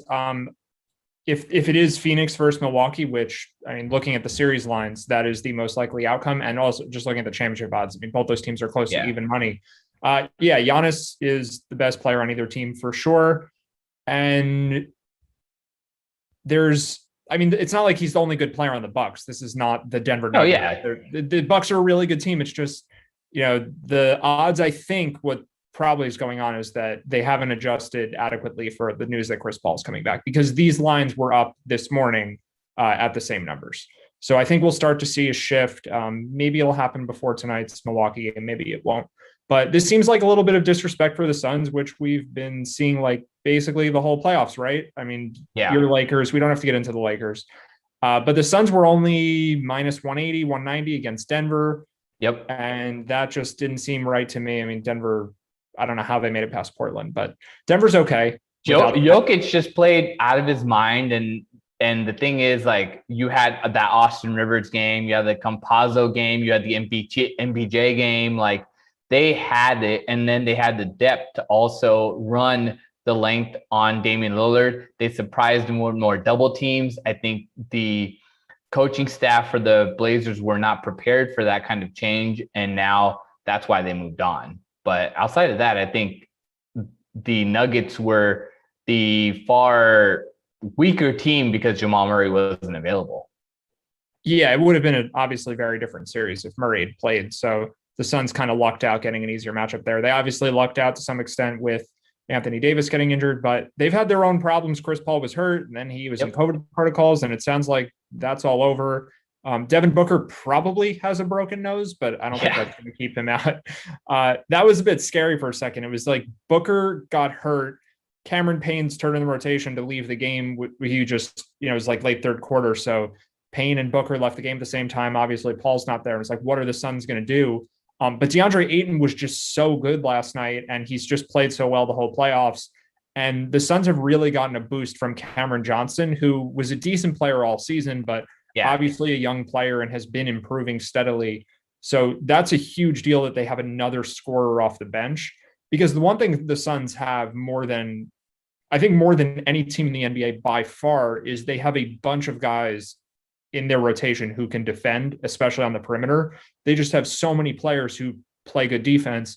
Their whole starting lineup kind of goes without saying, McCall Bridges and Jay Crowder, and then Torrey Craig and Cameron Johnson's a good defender. And Chris Paul, like these guys they don't miss defense, except when maybe Ayton's off the floor. But as far as wing defense, like they've got tons of players.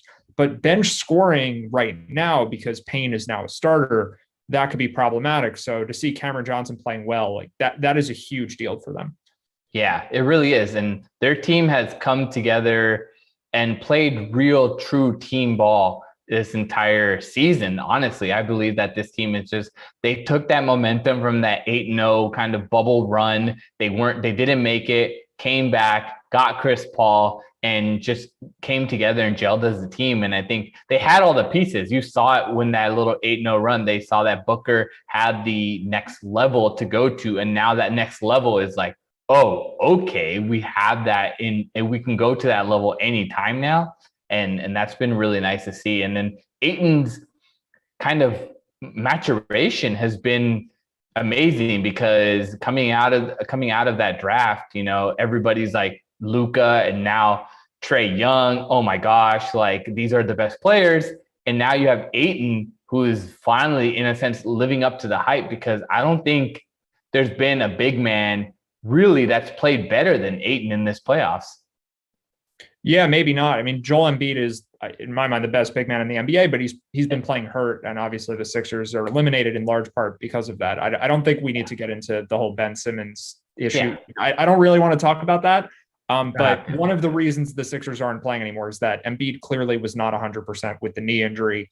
So yeah, Ayton is up there after that, and he's played incredibly well. And I think I said this at some point in the past couple of weeks on one of our previous shows, that DeAndre Ayton, in my mind, is the Suns' most valuable player, not in the sense that he's their best player. So you talk about most value, like the player that provides the most value. That's a different thing than the player that's most important to a specific team in their context. That's not always the same thing. So while I think Chris Paul is probably the Suns' best player, They can replace. Why do you not say Devin Booker is their best player? So I think it's because of defense. Chris Paul is still a very, very good defender. Booker might be their best player because he's become a really great scorer. So it could be close, but I think Ayton is most valuable to them because they can replace, and we're seeing it. I mean, they have backup guards that are really good. When DeAndre Ayton leaves the game, I mean, Dario Saric can't protect the rim. He got abused by DeMarcus Cousins of all people in game one. Although he played great, Saric played really well in game two, but that was a bit of an outlier for him. Ayton, I think, is their most important player because they just don't have the depth at center, or they don't really have other front court players that can rebound and protect the rim the way that Ayton can. So, yeah, for him to stay on the court, not get in foul trouble, which has been a huge thing for him. He hasn't had a game, right, where the Suns are smart, and maybe it's Chris Paul, maybe it's Monty Williams, maybe it's a combination of the two. But when Suns starters get 2 fouls in the first quarter, they stay in the game because the Suns don't abide by the arbitrary rules of, 2 fouls in the first quarter, you're out. 3 fouls in the second quarter, you're out. 4 fouls in the third. Doc Rivers, on the other hand, is stingy. Yeah. If Simmons, Embiid, or Harris has 2 fouls with a minute left in the first quarter, they're out of the game. So I don't know why he feels the need to do that, but the Suns do not run their team that way. And most of the time, if a good player gets their second foul in the first quarter, they'll finish the game with 3 or 4 fouls because they just, most players don't pick up that many fouls. Yeah. It's pretty amazing to see that there are any coaches that still kind of adhere to the traditional strategies like that.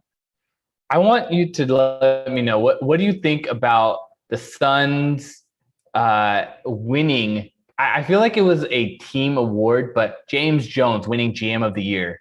How do you make of that? Because there was a lot of good moves that coming over brought it all together. But what do you think about James Jones winning the award? I think the Chris Paul trade could just, if that's the only reason he gets the award, then I think that's enough, because Chris Paul, I think you would agree, is one of the most criminally underrated players in the NBA. And the only real knock against him is that he gets hurt in playoff series, which he's actually dealt with 2 problems this year, but sounds like he'll be back and hopefully he doesn't have another one. But Chris Paul's amazing, and that they were able to get him without really ruining their roster. Like, the Suns kept their roster intact with their trade. So, I mean, that alone, I think that's enough for any executive. Like, no one did that good of a job being able to bring someone like Chris Paul in. Yeah, but when I look back at it, you had a chance to draft Tyrese Halliburton too. This team could have had Halliburton too. They literally passed on him. And going into that draft, I remember, I don't remember if we were talking that draft night or not, but everywhere on Twitter, on every single mock draft, Halliburton is way up there. And for them to pass on it, yes, they had guard depth and they didn't really need it. And they maybe needed big man depth because Ayton's foul trouble and all that they've been dealing with. But that kind of is one of the reasons why I was a little bit yes, you got CP3, but CP3 was available for anybody that wanted to really make the move and really found the value in it.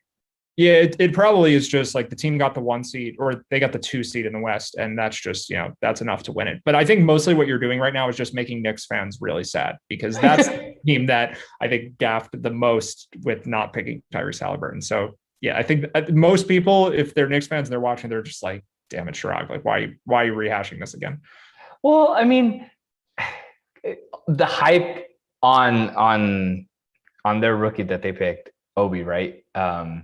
Just, he was the best scorer out of college, and you didn't know if Randall was going to take it to that next level, and having a backup 4 kind of made sense because they had D Rose and they had Quickly, and they had a bunch of guard depth already. So it's not like they had elite guard depth because Alfred Payton's your starter. So, but still, yeah. I mean, we can get into the mechanics of what's worth drafting. I'm sure we will in the next few weeks, because we will have the draft coming up soon. But to move to tonight, you said you're excited for the Hawks and Bucks. And I think a lot of people are. So I was looking at the splits before we came on, and I think it was over 60% of spread bets are on the Hawks. I think there are reasons to be really skeptical that they keep this game close. I am too, and their biggest reason is the injury to Bogdanovich. Yeah, so he probably plays, but just is limited again, right? That's your sense of it too? Yeah, he's been extremely limited just going into this, and he's not the reason why they got over the hump of the Sixers. Right. Yeah, he basically wasn't utilized in the final 2 games of the series. So I think if the Hawks were 100%, excluding DeAndre Hunter, who's out for the playoffs, but like if the current players on the team were all healthy, and then if they had an equal amount of rest to what the Bucks have, I think the line in that case would be like 5 or 6 points, which is probably what most people think the line should be. It's like, why are the Bucks favored by so much? They should only be favored by about 5 or so. I think that would be true if everything else were equal, but it's not. Milwaukee hasn't played since Saturday. Atlanta just won this tough game 7 on Monday, and Trae Young looked terrible. He definitely, I mean, who knows how his shoulder will respond, but like, there's no way he's 100%. Bogdanovich is even more banged up than that. But I think DeAndre Hunter being out specifically presents a problem for this matchup, because in the last series, the Sixers' biggest threat is their center in Embiid. Right. And DeAndre Hunter's defense is not nearly as much of a requirement there as it was, let's say, in the previous round against Julius Randle, where he did a really good job on Randle for most of the games. Right. Tobias Harris is probably the guy he would have guarded, but Harris is good, not great. He's not an elite scorer. He's just a well above average one. But like, who slows down Giannis now? Because Hunter would have been the guy they would have stuck on him, right? Like, I don't know who else it would be. They're going to definitely try with John Collins. I mean, that's the only person with real length to be able to at least slow him down, I think. Yeah, and I think that would have worked if this were 2 years ago. But this, like, the way Giannis has developed, someone like Blake Griffin, as weird as that sounds, is more equipped to stay in front of him, because I think Giannis's strength is so much different than it used to be. And like, John Collins does not have that. That is probably the area of his game where he's lacking the most. I mean, he's going to have to step up. He's the only one with the length there. And do you know that kind of the adjustment that the Bucks made in that final game was for Giannis to not shoot any threes? I don't understand why they didn't make that adjustment earlier, but he didn't take any 3-pointers in that game 7. Yeah, it's weird because Giannis sometimes looks like he can shoot. And I feel like this isn't true with an average NBA player, but with someone like him, he seems to be streakier. Just like, his shot mechanics are weird, and sometimes he like seems locked in, and other times he doesn't. So it's like, if he starts the game 0 for 3 and the shots look ugly, like, okay, no more threes. But if he has, like, for whatever reason, who knows why his form looks better some games than others. But like, if he hits the first 2, it's like, all right, let's see if like make them respect it. So I feel like it should be more case by case. I mean, the man went perfect from the field in the All-Star game. Yes, it's the All-Star game, but that ended up being one of the reasons why he won the MVP trophy of the All-Star. Yeah, I mean, I think he banked at least one of those threes in. But he did bank one of the threes. He did have a lot of dunks. Yes. But he can shoot sometimes. It's hard to analyze whether or not he's just an average shooter or a horrible one or somewhere in between. But I mean, the best version of Giannis is driving to the basket. So I would imagine, like, whether it's a legitimate rule, never shoot, or just don't shoot that much, they want him at the rim, or at least like creating offense for other people by driving to the rim. So it'll be interesting to see the way the Hawks try to defend him. But I think they're going to have to use multiple defenders on him. Like, you can't just expect John Collins to stay in front of him. They're going to have to play it the way that the Heat kind of do, where they just condense the paint and make other guys beat them.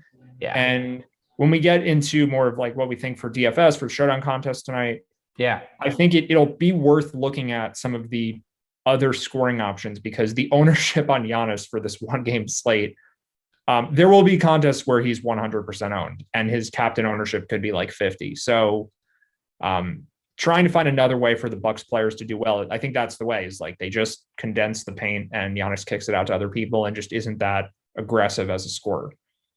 So let's jump into this slate then. I mean, you mentioned it. Anybody from the chat on Twitch, on Twitter, on YouTube, if you have any questions for the slate, we're happy to take this with you right now. We're about to jump into it. fire it off and our team will get us the questions. But is Giannis a player that you need to build around, or is it better to save some money? That's where I want to start. Yeah, so I think that you almost need to have Giannis in your lineup because this is a weird thing about showdowns, which you don't have with other formats of DFS. Because if Giannis is bad, then it means that something weird happened with the game. Like, I think the closest comparison is when Lamar Jackson would be on an NFL showdown slate. Like, the path to Lamar Jackson not even making it in the winning lineup at utility was essentially just if he gets injured.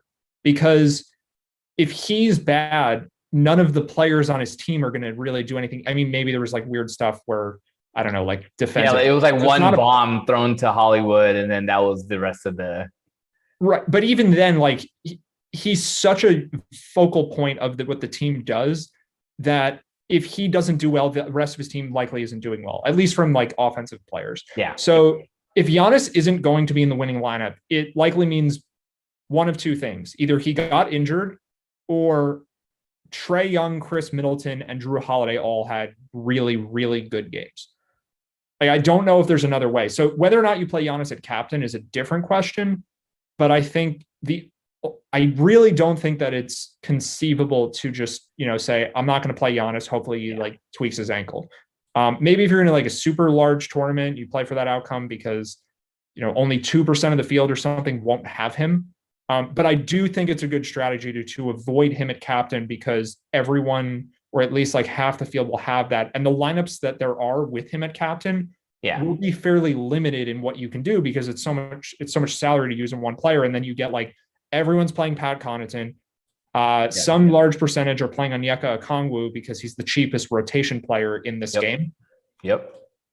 There's no one else who's 1K who's like a lock for minutes and he should play 15 minutes or whatever. So I think there's just going to be so many lineups that look like this that you need a different captain. Yeah.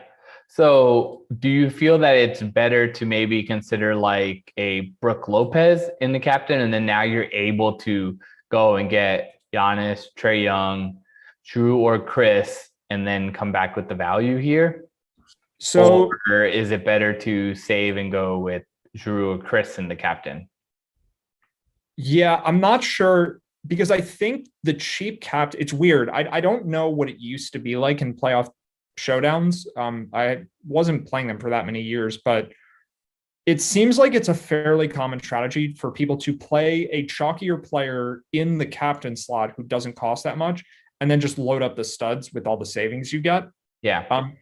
I think the best example of this so far this playoffs was when Boban was like 18% owned at captain because he projected pretty well. He was starting, and it allowed you to just fit all the great players in the game with him. Yeah. So I think Brook Lopez is not that same situation, but I think there will be lineups with, let's say, Pat Connaughton at captain, where then you just play like Trae, Middleton, Giannis. You can click around with that and see how well it fits. But my guess is you can make some pretty good. Fits pretty good. And then you play like Forbes or Okongwu or whoever. Like, yeah, you have to play one cheap guy. Forbes looks like he may be out of the rotation altogether now. Yeah, he maybe isn't the guy, but you know what I'm saying? Like, it doesn't have to be all of Giannis, Middleton, Holiday. It could be like Trae. Tucker's Collins. just expensive enough to where you can't get him in there. Right, but if let's say you removed Holiday or Middleton, put in Lopez, and then you could put in like another Hawks player, and there you go. Yeah. Or maybe it's Tucker now. Cam Reddish is not playing. Yeah, he's actually listed questionable, but it seems like he wouldn't even be in the rotation anyway. Yeah, so I don't think. Yeah, he's not going to come back off an Achilles injury and jump into the conference final. Yeah, no, I don't think so. So even if there isn't like one exact construction that everyone has or that's like really, really popular, there will be a lot of very similar looking lineups that have this kind of thing where it's like Connaughton at captain and you play a bunch of expensive guys, or Giannis at captain and you have a couple cheap guys to make it work. So yeah, I think you play Holiday or Middleton. I probably prefer to Lopez as captain choices. And maybe those lineups you don't play Giannis, but I still think you probably want Giannis. So if you go with Holiday in the captain, you have to give up one of the studs then. Yeah, that's true. So I think I actually prefer to play a Hawks player at captain than to do this. even. So Holiday and Middleton and captain, I think, are fine. But I think I would rather do one of two things. Either play someone like Trey or Collins or Capella at captain and just hope that the Hawks offense is concentrated and one guy just kind of goes nuts for them. Or you play for the blowout where maybe you play Giannis at captain, but you just throw a bunch of like garbage time guys in the lineup. So my Giannis captain lineup, if I were to play one, would have guys like, I mean, maybe a Kongwu because he'd probably play some garbage time, but like Elijah Bryant could be in it, or Thanasis could be in it. If the Hawks are down 30 at the end of the third, coming off of one day off, I think they pull the plug pretty early. They're not going to just, try to come back from a massive deficit when they're playing this game on essentially short rest. And then I think you could see just like full garbage time units. So this is just one way. I'm not saying like this is the way to play the slate. No, but I think this is a way to do it. Definitely pieces of the puzzle that you have to consider a lot of it. I mean, it is an 8.5 point spread. So there is a chance for a blowout. There is a chance that the Hawks make a game of it in the second half, potentially. That could be the aggressive, whereas making the Hawks unable to come back. Right. I think, you basically just play for one of those two ways. So I think like playing Trae Young at captain will be fairly contrarian because it kind of restricts what you can do from the Milwaukee side. Yeah. But I think Capella, Collins, like those are fine options. The other thing of note is that we don't know the Bucks starting lineup. And in round one, PJ Tucker was not really in the rotation. Bobby Portis played pretty heavy minutes. In round two, they basically used PJ Tucker as a Kevin Durant stopper to the extent that lower worked. Downer. Yeah, he did something. He was there for Kevin Durant, though. He caused a turnover in a big moment in that little I thought it was a foul, but whatever. I mean, my favorite part about PJ Tucker is that he essentially looks like he's going to cry every time he gets called for a foul, no matter what. And no matter what. I don't understand. He learned it from Harden. I think that's where he got it from. But PJ Tucker looks so much more sad than any player has ever looked. And Harden complains, but it doesn't look like PJ Tucker is in a league of his own with just like, his reaction is totally unique, I think. For sure. But anyway, I think there's a chance Tucker gets relegated to I don't think he'll be out of the rotation, but I think there's a chance he's not a starter in this series because they don't need him to do the same stuff that they needed last series. And we've seen the Bucks mix up their starting lineups. So I'd be shocked if Portis starts, but I wouldn't be shocked if Portis plays. I think Connaughton could definitely start over Tucker, though. That seems fairly likely, actually. And Portis, I mean, he's been in the rotation, so it's not like he's just completely a ghost in this. So there's some potential value here at 2,400, especially in a blowout scenario. Yeah, and Portis won't be owned. Like, there's no way, unless he's announced as a starter. Right. I just think people will be scared to play Bobby Portis because he played so few minutes last round. So if you think that Portis can get back to his role that he had against Miami, which, like, why not, right? They played great in that series. The Tucker thing was more just matchup specific against Brooklyn, I think. So if Portis gets 24 minutes, like the backup center and backing up Giannis a little bit, like plays time splitting at the 4 and 5, that's the guy. Like, if you want to play for a normal game script where it stays close, the Bucks studs are good. A few of the Hawks guys that are their better players are good. And then you just need a contrarian pivot. Portis is only $200 more than Pat Connaughton. And everyone's probably going to go to Pat Connaughton as their favorite value play. Yeah, like I think Pat Connaughton will be 75% owned and Portis will be 5. Yeah. And their range of outcomes, Portis actually may have the higher or the bigger range of an outcome. Yeah, Connaughton's probably going to get somewhere between 12 and 18 fantasy points, almost no matter what. That's basically what he does. He could do worse if he just doesn't play as much. I mean, 4 steals is also a really big variance. You can't project 4 steals. In this entire series against Brooklyn, he had that one game where he went off for 4 steals, and that's what threw him over 27 fantasy points. So you can't project that. Yeah, and I don't think you can project the 2.5 points either. That was like maybe one of the worst games he can play, but he's probably going to be in the 10 to 20 range if he just plays half the game and kind of just does what he does where he stands on the wing and waits for passes because he doesn't initiate any of his own offense. So he could play a bunch and just not do very much. But like you said, Portis, I think his range of outcomes is anywhere from 0 to 30 something.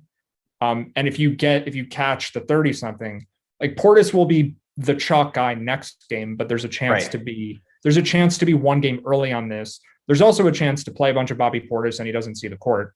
So what do you make then? How do you think about from a building standpoint? If you're making one lineup, don't look at Bobby Portis, but if you're making 3 or 5, definitely consider it.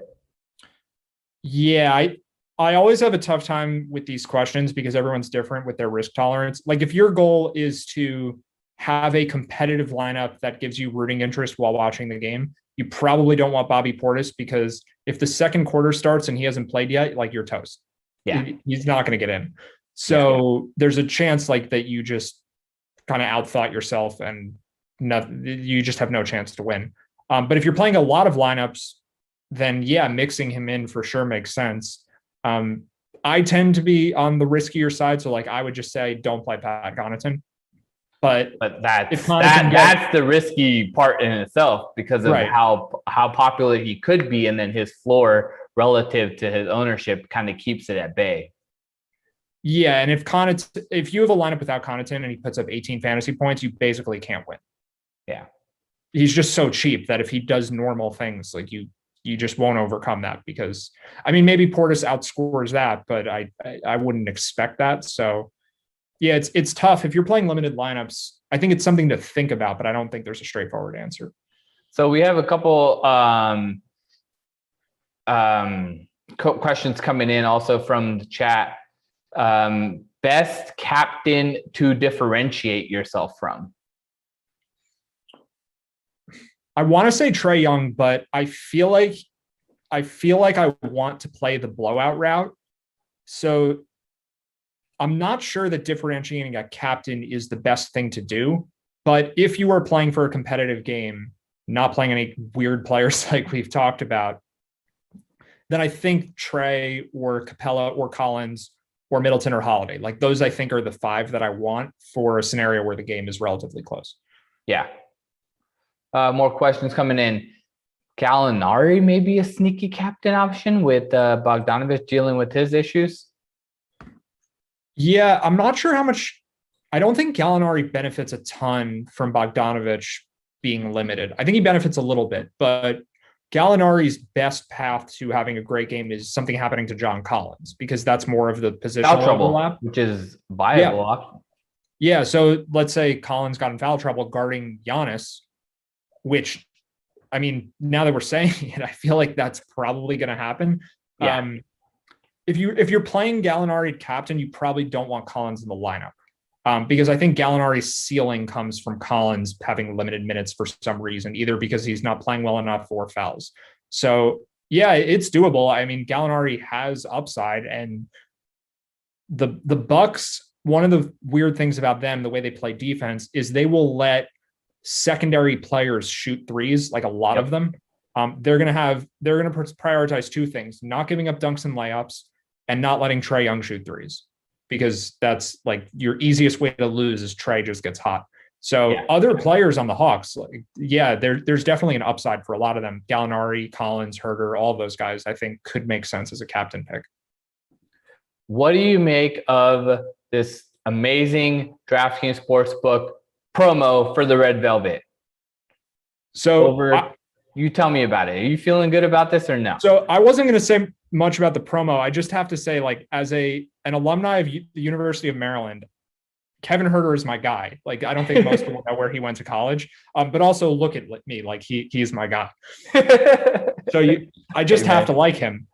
So yeah, anything with Kevin Herter in it is great automatically. But these minutes though, 40 minutes and back-to-back consecutive games that were really where it mattered. He showed up, and I mean, he was kind of drafted as their, hey, this is going to be our Klay Thompson shooting guard type of dude. And yes, he didn't show up as Klay Thompson, but he showed up when it mattered. Yeah, he's expensive.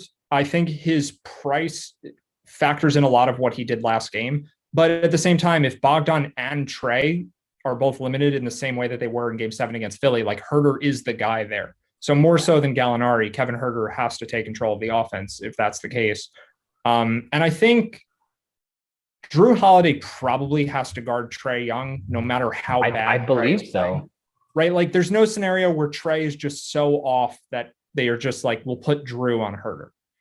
Well, I mean, watching that Brooklyn series, James Harden was the primary point guard, and Drew was up on him 3/4 court, like almost 90% of the time for those games. And so why is he not going to be that same way, that aggressive? I mean, yeah, Trae Young is a little bit quicker than a one-legged Harden, but that doesn't mean that Drew Holiday is not going to have one of the more tougher assignments from a guard perspective, because obviously he wasn't going to be guarding Kevin Durant due to the size issue. But now Trae Young being the Hawks' best player, they're going to want to put Drew out there. Yeah. So that, like, from a matchup perspective, Herter has a much better matchup than Trae Young does. If we get that right and Holiday does stick on Trae Young the whole game, which I would think that happens, like what you were saying. So Herter will see a lower quality defender because everyone on the perimeter for the Bucks is lower quality than Holiday. He's one of the best in the NBA. So I think it comes down to how healthy is Bogdanovic. If Bogdanovic gets ruled out, which is still possible, then Herter probably gets a lot more ownership. So that might be a little concerning. But the scenario where Bogdanovic starts but is limited, like that's Herter's best path to being really good, where Trae gets Holiday on him. It's hard for him to do that much.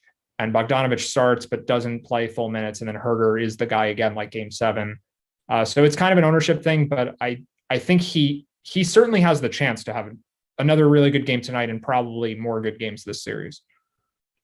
Is there any value at looking at the Hawks from a series perspective or total games played for this series? Because it feels like the Bucks are going to win because they are the generally better team with the higher kind of superstar players. Middleton, I would say, is better than their second best player on the court.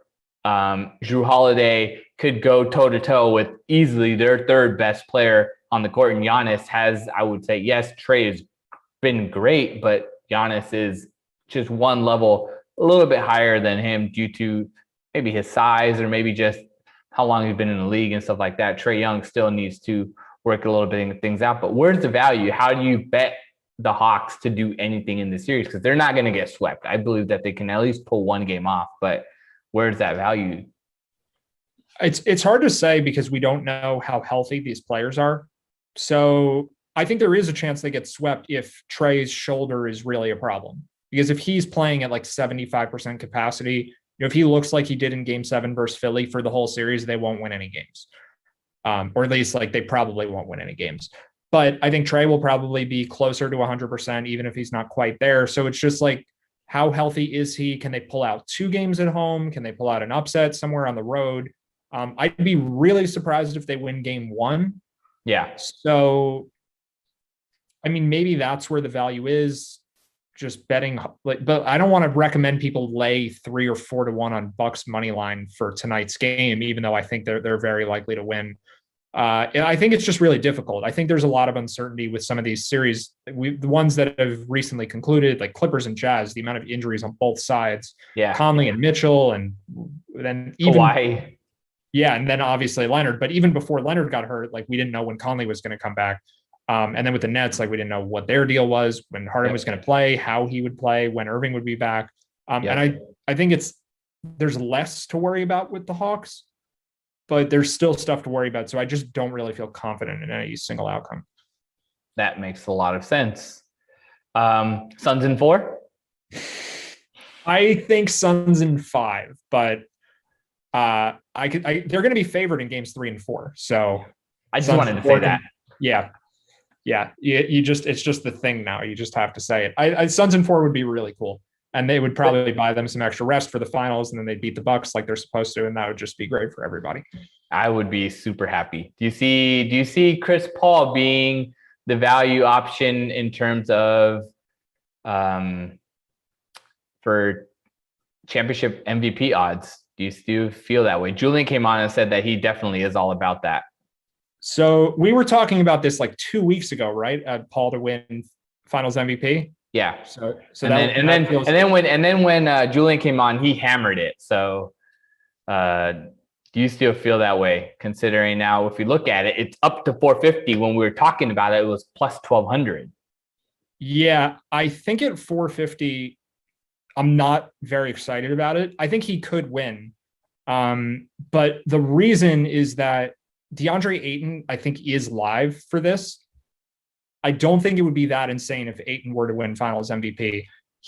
I mean, we talked about him before. I think he is the most important player to the Suns team. If he has some big games where Booker and Paul maybe split the workload and neither one of them is great because they both have good games most of the series and Ayton picks up a ton of rebounds, like it's not impossible that DeAndre Ayton wins Finals MVP. So I think that takes away from both Paul and Booker. And while maybe Paul should be slightly lower odds because I think just everything with the Suns continues to go undervalued, I'm not saying like that's a great bet right now. But he definitely could win. He's right there in the mix.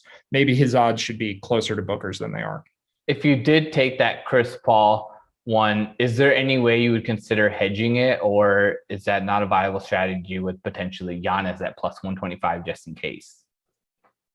You're saying hedging it with other Suns players or hedging it across with the other team they happen to be facing? Hedging it in case, let's say the Bucks end up winning that game because Giannis just goes nuclear for whatever amount of games and Jay Crowder gets into foul trouble or injured or something, whatever happens. Do you think that there's any value in betting anybody else outside of the Sun side? Like I don't see Drew or Chris really pulling it off. And I mean, yeah, Booker can make some sense, but at plus 250, you're not even liking Chris Paul at plus 450.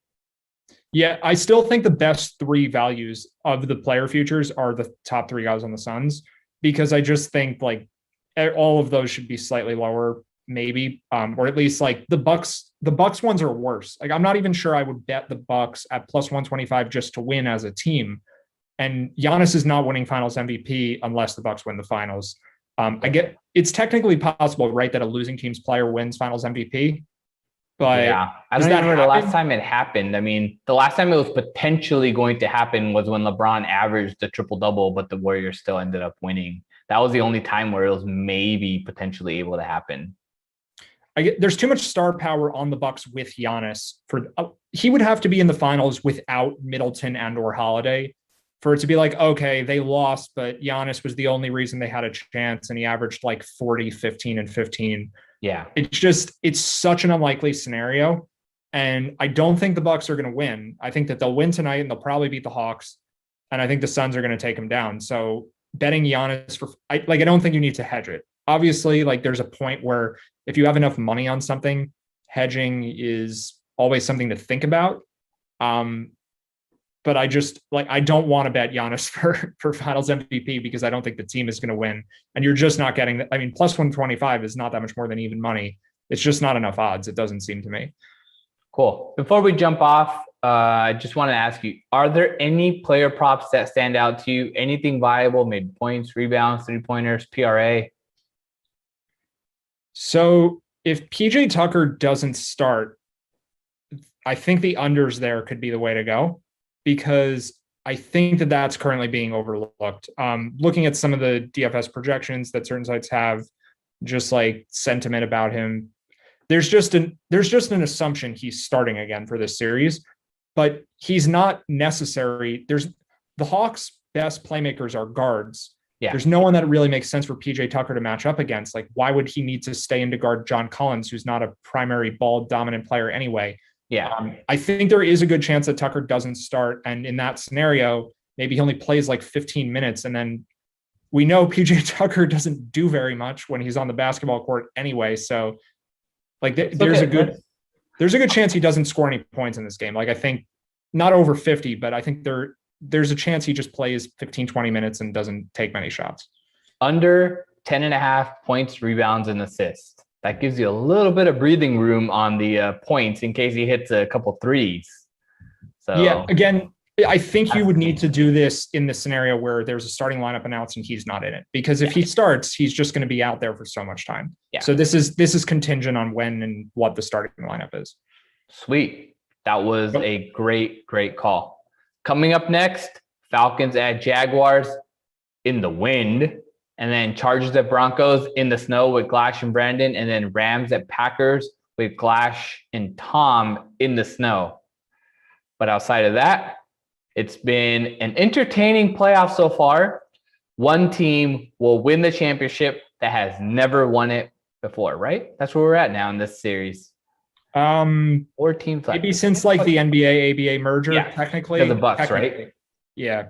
Because the Bucks technically won it. So since a long time, since my entire life, one of these teams is going to win a championship that has never won it before. I hope it's the Suns. For Chris Paul, he needs one before he goes out. For sure. And if they give him MVP, that'd be cool too. Yeah. All right, brother. Thanks for hanging out. I appreciate it. I'll be back on Monday with Julian. On Thursday, we have the NBA Hangout show, so make sure to join that with Koff and Kenny. Friday will be Lamarca and Steve breaking down some baseball. But thanks for hanging out. Appreciate all the questions. Good luck. Have fun. Peace out.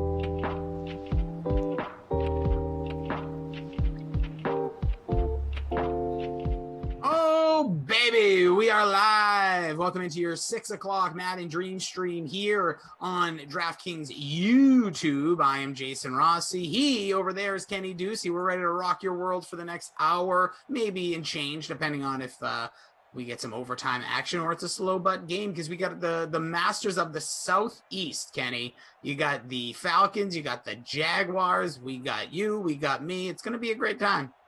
Yeah, it should be. It's good to be with you, Rossi. It's definitely nice to be in Simland right now. Oh, and yes. we have two teams that are really exciting to pick from. I feel like the Tampa Bay Buccaneers, because there's always a challenge trying to figure out who you want to take from that team. Is it Mike Evans? Is it Chris Godwin? So it should be a real barn burner here with the Falcons as well. You know, don't ever forget about Calvin Ridley. No, you can't do it. Can't forget him. We'll let you know. Obviously, it's always good to be here. Safe sound. We're always safe from all distractions outside in the outside world here in Simland. So hope everybody out there is having a good one. Smash that thumbs up on your way, and let's kick this puppy off right this evening slate. If you're playing for all 3 games, you've got some lineups for this one. Kenny, not sure if you got one in, but I can tell you that my outstanding, ridiculously awesome lineup here looks a little something like this. I went with Julio in the captain. I teamed him up with Russell Gage. Didn't realize I only played 2 Falcons. That was ridiculous. Chris Thompson, DJ Chark, Chris Conley, and Tyler Eifert. So I'm expecting a lot out of these Jaguars in their 25th season here in the NFL.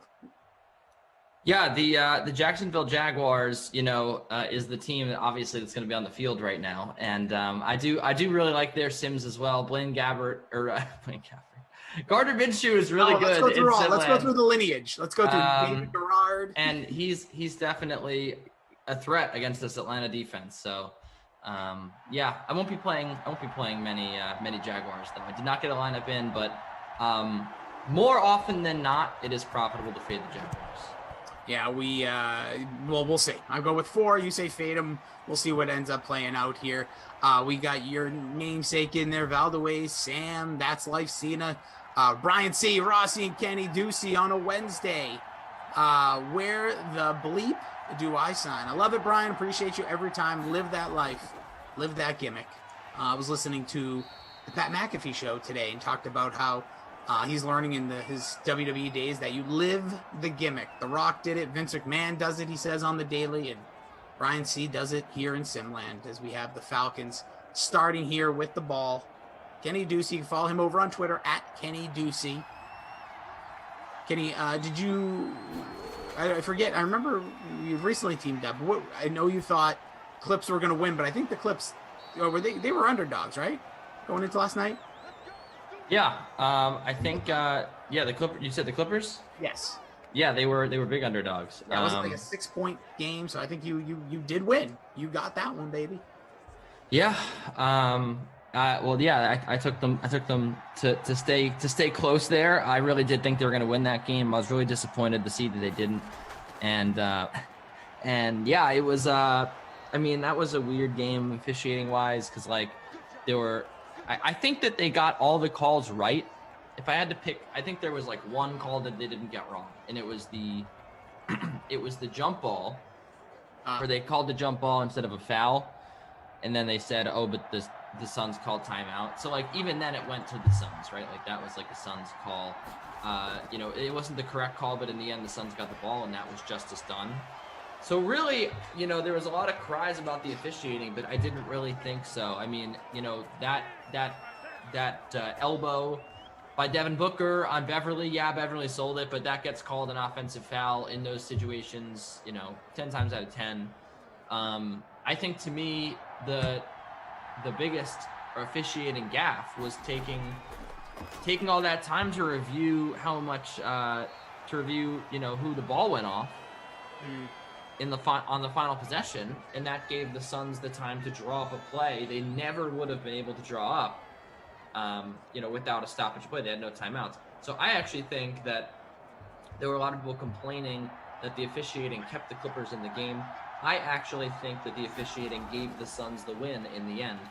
It wasn't pretty, right? But they got all the calls right to me up until the very end. Obviously, I don't know why they had to review that, but it's not uncommon. It happens every game that this, every close game, we have like a million reviews like that. So those last 2 minutes always seem right. So it's not exclusive to that specific game, and that's where we leave it, I guess. You do. So Suns now up 2-0, and there's a run by Gurley's not going to get the first down here in Simland. Suns and 4 guy just throwing haymakers, taking pictures, getting people to pay for him on Cameo. Things are happening out there. Good for Phoenix. Fun game, interesting stuff. These NBA games have been absolutely electric to watch. We see you guys also here in Simland, but a guy, Sam says, hey, Jason, Kenny, laying the smackdown together.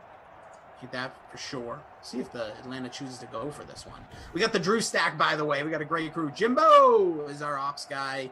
The Drew Stack. Andrew, our director of technicalities. Drew, our producer. How are they going to go for it? Or are they going to kick it, I mean?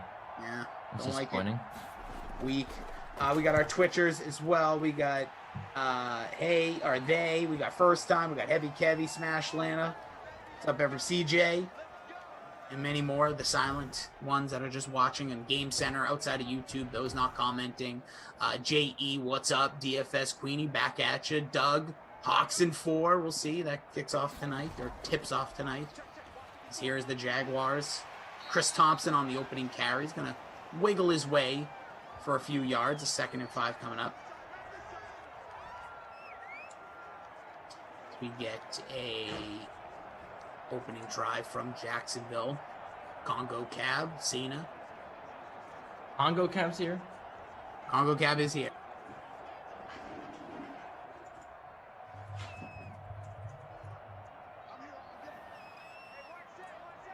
Sorry, I have a quick passenger here.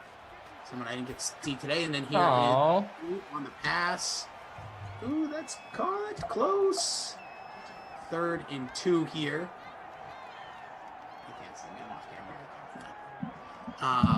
Some people have dogs, some people have animals, some people have human. Yeah. Grab everything. JE, what's going on? So we'll see here on a big 3rd and 2. Same situation for the Falcons this time. Chris Thompson punches it for the first down. So we get ourselves a fresh set here for the Jaguars. 3-16. Austin 3-16. It was 25 years ago, Kenny. To this day, Austin 3-16 was born. King of the Ring 1996. So shout out there, and 3:16 remaining here in the first quarter. There you go. It's poetic. It is. Exactly. That's right. I do love screws as well. Yeah. Well,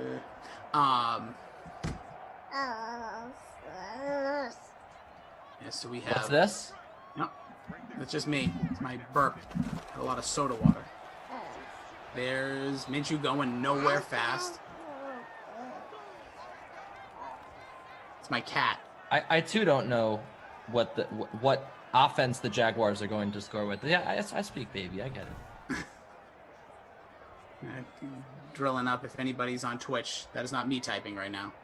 Yeah, this is where, hey, so far, Jaguars doing more offense than the Falcons. My huge stack of those Jaguars working out.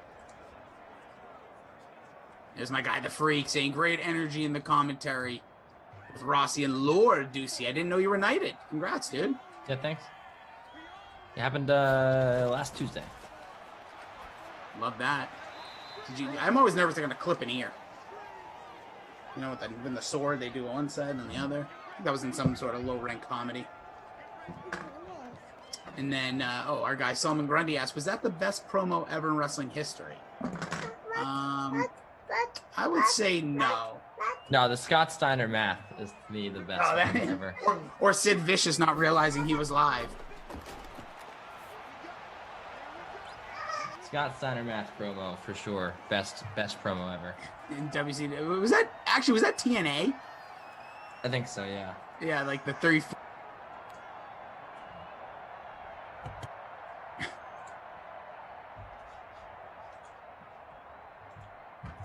Unhappy campers when some people love it in Simland more than others. Who'd have thunk? But yeah, Solomon Grundy, I don't know. I also would say, he says, okay, best serious promo. No, I still think Punk, you got to give that pipe bomb a lot of credit because it also engaged a fan base and brought people back in 2011 that were a little disenchanted. Miguel, Yeah. you know it's right. Definitely. Let's go Falcons as Valdez. We'll see here. Here come the Falcons again. Matt Ryan in the shotgun. Beat always. Ooh, what do I call him? Valdez. I have my own language. Julio is my captain with the catch there. Oh, Andrew with a little knowledge. Bronson Steiner coming up in the NXT at the Performance Center. I forgot I saw him in a gray shirt a few years ago. Oh. Very good. Brian C. He's like a good divisional matchup where the Jags play the Falcons. I want to pull my hair out. Well, dude, I think could be you think we had a good AFC NFC matchup yesterday. Now my mind starts to melt, but I know it was one of what game was that? It was the Buccaneers versus the Indianapolis Colts. That game went like overtime, tons and tons. Right. Well, I will say this. I think that there are not. So here's what is at the root of this issue, and it's one of my big points about the league, and it is that there are just not that many good teams. There are not that many good football teams. We want to make out all these teams to be good football teams, and I just don't think there are that many. And I think that is why these interconference matchups all stink, because you get like if you get an average, if you don't get an elite matchup, if you don't get like Seahawks, Bills, I mean even then like I don't think I think that those guys are going to hit a little bit of regression this year, but like you know what I'm saying, if you don't get a big blockbuster NFC AFC matchup, and you get just like two random teams like like this, or I mean it's garbage. And when you get two teams that are in the same division or two teams even in the same conference, like there's a lot of unpredictability there. Like even if you got like the Broncos playing the Colts, like for some reason you have more of like the Broncos have much more of a chance of beating the Colts than like the Falcons. You know what I mean? For some reason, like the division thing and the conference thing is very real. And I don't know. I just think in general, like these teams get exposed when they're up against each other. Like we're like, oh well. I think it's a familiarity situation. Like I think it comes down to like you see tendencies, and obviously that's true. Yeah, very true. Like you see some of these teams only once every 4 years, and the turnover from let's just use those an example, or even like Colts. In the Broncos, like they may only see each other every few years, and coaching changes, quarterback changes. There's just so many tendencies that change. By the way, we are here. Zip. First quarter is over. We'll get to the second quarter. Kenny Ducey, Jason Rossi, Drew Stack, Jimbo. But yeah, I always look at it like any game obviously can be as magical or as dull as any matchup, whether it's, everyone's obviously hyping up this year. You got the Patriots in Tampa Bay. That could also be a stinker of a game, but the hype leading into it is what will lead you there. But it did make me think, Kenny, you did bring up an interesting point as we get a 1st and 10 here for the Falcons. Who are the teams you think, like you mentioned the Bills and or the Seahawks? Like who are like the really, like right now, obviously it's June 23rd. We just had mini camps and training camps will be opening up in about a month. Like who are the teams right now that you believe are like quote unquote in Kenny Ducey's good teams? Who are the Ducey's delights of the NFL? Oh, right? I like that. So yeah, I mean I definitely think that like I would still put the Bills and the Seahawks in there, but it's always like a cautionary tale because I'm doing it with caution because look, I think that when you look at the teams the Bills played last year, we've been through this before. We've been through it like 5 times on the Dream Stream, but just to rehash, like when you look at these teams that they beat, okay, first of all, like look at their schedule for this year. This year's schedule, they're gonna have to face the Steelers week 1. They're gonna go to Miami to play a better Dolphins team. They play a playoff team in Washington, although they'll beat them, I'm sure. Texans is a win. They're going to go at the Chiefs. That's a loss. Like at the Titans, that's a potential loss versus the Dolphins. I mean, they're going to split with the Dolphins, I think. I think they're going to split with the Patriots as well. As you mentioned, familiarity and just some of the, some of those weird results with interdivisions stuff. Yep. But I mean, look, there's not that just many like free space wins on the card for me. Like Jaguars, won against the Dolphins, Washington and the Texans. And maybe I think one against the Patriots, and then I think that like they'll beat the Jets, probably twice. and the Panthers. But I mean, again, though, that probably leaves you. I think they're probably like winning fewer games this year than they did last year. Because last year they were 13-3, right? I just don't see that happening again. Like the Colts is going to be a tough game. The Titans, the Steelers. I think they're going to split with the Patriots and split with the Dolphins, and then the Buccaneers and Saints as well. And I just feel like they're going to be good this year. But if they win, if they lose 5 games instead of 3, right? If they go 12-5, because remember we do have the new schedule now where there's 18, extra game, 17 babe. games. But if they win, if they have a worse record than they do last year, are people starting to worry, or do people think that this isn't as good of a team? Like people were treating the Buffalo Bills like they could win the Super Bowl last year, and if say they go 11-6 this year. We kind of cool down on a little bit of that talk, right? But as a product of that, other teams, maybe like the Steelers, have one more win. Anyway, so my point is, I think that they're good. So I think they're good, but I think that we're gonna see them lose a little more this year. Same thing with the Seahawks. Like I think that they're gonna be, their defense is terrible. And it's going to be a big problem for them. But like I think this year, the Buccaneers obviously are a good team. The Packers still, the Cowboys, the Chiefs, the Titans, the Colts, and then I guess the Steelers and the Ravens, and I guess the Bills. So that was 9. That's 9 good teams. All right, so 9 delights. We have 32 teams, right? Yes. So still 32. Have yet to expand. Only a matter of time. But yeah, I also threw out to the chat. Name some of the teams you guys actually think, like, who are your top 5, I said, but you could throw more. Robbie Noble saying 49ers. No. 2 years ago in the Super Bowl, obviously DeForest Buckner gone, depending on what you think of that offense. It depends on how quickly they go to Trey Lance? Yes. I see. I don't know if that's the answer, but it could be. It depends on, like, these rookies. That's the thing. Like, these guys are either going to be like amazing players right out the gate, because I've seen that more now, much more quarterback friendly. There's a nice play there. Gardner Minshew doing the hokey pokey, turn himself around, but gets the ball delivered out to, that is DJ Chark making the snag. But yeah, I'm just seeing like what other people think, because the 49ers could go either way. Problem Kid Gaming says not the Raiders. And then Congo Cab, two shades, and says not the Chargers either. Right. Because that's the one thing. Like, you could see a guy like Trey Lance get the start, become like Justin Herbert. Like, some people think could be like a great quarterback, or could have been a lot of like underestimating the kid first time around playing all these teams. This is going to be a year we'll really find out. And the other thing with like the Chargers is a good example. Like, that's a team that they're going to be good. They're going to be good, but they're not good right now. Yeah. They're not good right now. And maybe by the end of the year they'll be good. I just feel like the hype machine is off the charts with a lot of these teams. Like, same thing with, the Jaguars, right? Like, obviously they're not a good team now, and I think everyone would agree with that. But like, they're going to be good. So why do we treat the Jaguars like that, but then we don't treat the Chargers like that? Like, just because Justin Herbert had early success, they still have some work to do on that team. They still need to build that team out. Same thing with I don't know. I was going to say the Browns, but the Browns is weird. But the Dolphins have a really good defense. They just need a quarterback.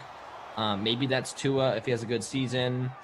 Maybe they move on. I still think that they made a big mistake not drafting a quarterback, but there's still growing pains there. They still won 10 games last year. Yeah.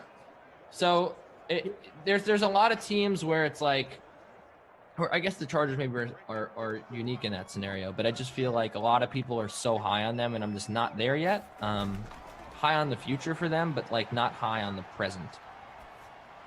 Not yet, anyway. We're still a year away, maybe.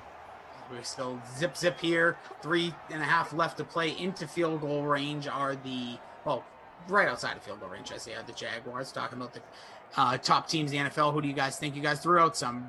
Brian T says Buffalo, and I think Washington with Fitz surprised some people, especially with the defense. What is he about Buffalo? Well, we'll get to that. No, but who's Buffalo is surprising? They won 13 games last year. How are they going to surprise people? By losing? I think he says, well, I think he was saying Buffalo. Like, I think he was responding to you. Like, I think he didn't agree. And then he says, I think Washington with Fitz surprises people this year, especially with that defense in a weak division. I'm going to get to Brian's comment in a minute. Some other people throwing out some top fives. Crackle Smack says Chiefs, Rams, Packers with Rodgers, Bucks, Buffalo. Those are his top five. Greedy saying that my Finns are going to make the playoffs. D-Rod, where'd it go? Everything moves. I hate when things happen like that. Well, DFS Queenie says KC, Tampa Bay, Buffalo, Ravens, and 49ers. Solomon says KC, Green Bay, Rams, Buffalo, Tampa Bay. D-Rod saying Niners, Chiefs, Browns, Buccaneers, Titans. Yeah, Titans going to get a little bit of love, I think. Brian C, wherever Rodgers goes, I like that team. LOL. Agree with that. See. No, Brian Buffalo is just not the third best team in the league. They're just not. So what, do you have like a ranking right now? That's what DFS Queenie said. I mean, they just did not they did nothing to improve their defense. I don't think it was in order necessarily, but no. She said in order. Oh, gotcha. In that order, yeah. You're right. So Casey's there's nothing. There's just nothing. They did nothing to improve their defense. Their defense was bad last year. Made it to the AFC title game here. It's not like we're talking about a team that was like didn't make the playoffs. They're right on the cusp. Right, but their defense was bad, and if they would continue to improve, then maybe they could be the third best team in the league, right? Third best team is what we're talking about. One person's opinion, yes. But I'm just saying they're not the third best team. That's your opinion. Obviously, plenty of time here to change that. You know, things could still update. I don't know what exactly needs they might. Obviously, like maybe there's a guy like Richard Sherman who comes over. They have, they have good cornerbacks. I'm not saying I'm just thinking for like someone that could bring a little swagger, maybe more to that team. But they didn't. That's the thing. The free agency's over. The draft's over. They didn't do anything. Yeah, but they still have like Melvin Ingrams of the world that are out there. There's still players out there. They're just going to wait it out. Things could happen. But they're not impact. I mean, those are old guys. They're not impact players. Yeah, fair. Gardner Minshew. Oh! He fumbles at the goal line. It's picked up by Atlanta. Right with 150 left. Man. And they got the touchback. No. Oh, yeah, they did. Oh, wow. Man. What just happened? Awesome. That was sick. Minshew barely, like his body went in. The ball never crossed the plane. Atlanta takes over. It's been a slow offense thus far. Still nothing here. Thought we had. I'm so sorry you didn't get your DJ touchdown. That's what he was calling for. Brian Shaw says, hey, Ross, you think the NFL should follow a college format? Interconference at the beginning, non-division in the middle, and division games at the end. It's an interesting concept. What I believe, and what some conferences and divisions are doing is start off with your division, end with your division. I don't like the idea of having all the end be the division because then it almost relegates them. I actually don't mind the way the NFL does it, like kind of just randomizes. I just don't like when you play a same team in like a 4-week span. Like last year, Jets Patriots played each other really closely. This year, the NFC East is all towards the end of the year. It's like 2 matchups that are before the last 5 weeks, I believe, are all division. But it is a really good. It's a good idea. Like, and I do like the way college starts. I think the first week maybe, give me like the wild matchups. Like we have Bucks, Cowboys. Like I like that stuff. I know Patriots open against the Dolphins. I'm assuming is it Buffalo Jets? Like I feel like every year as well. Is that the number? Is that week 1? No, it's Buffalo plays the Steelers week 1. Oh, okay. So like that, I like that. Like or even doing Jets play the Panthers. Oh yeah, Jets Panthers, the revenge game. Kenny's gonna be wearing a split jersey like Britney Spears in that halftime show in 2000. That's right. Low cut, just like her as well. Deep V for Kenny.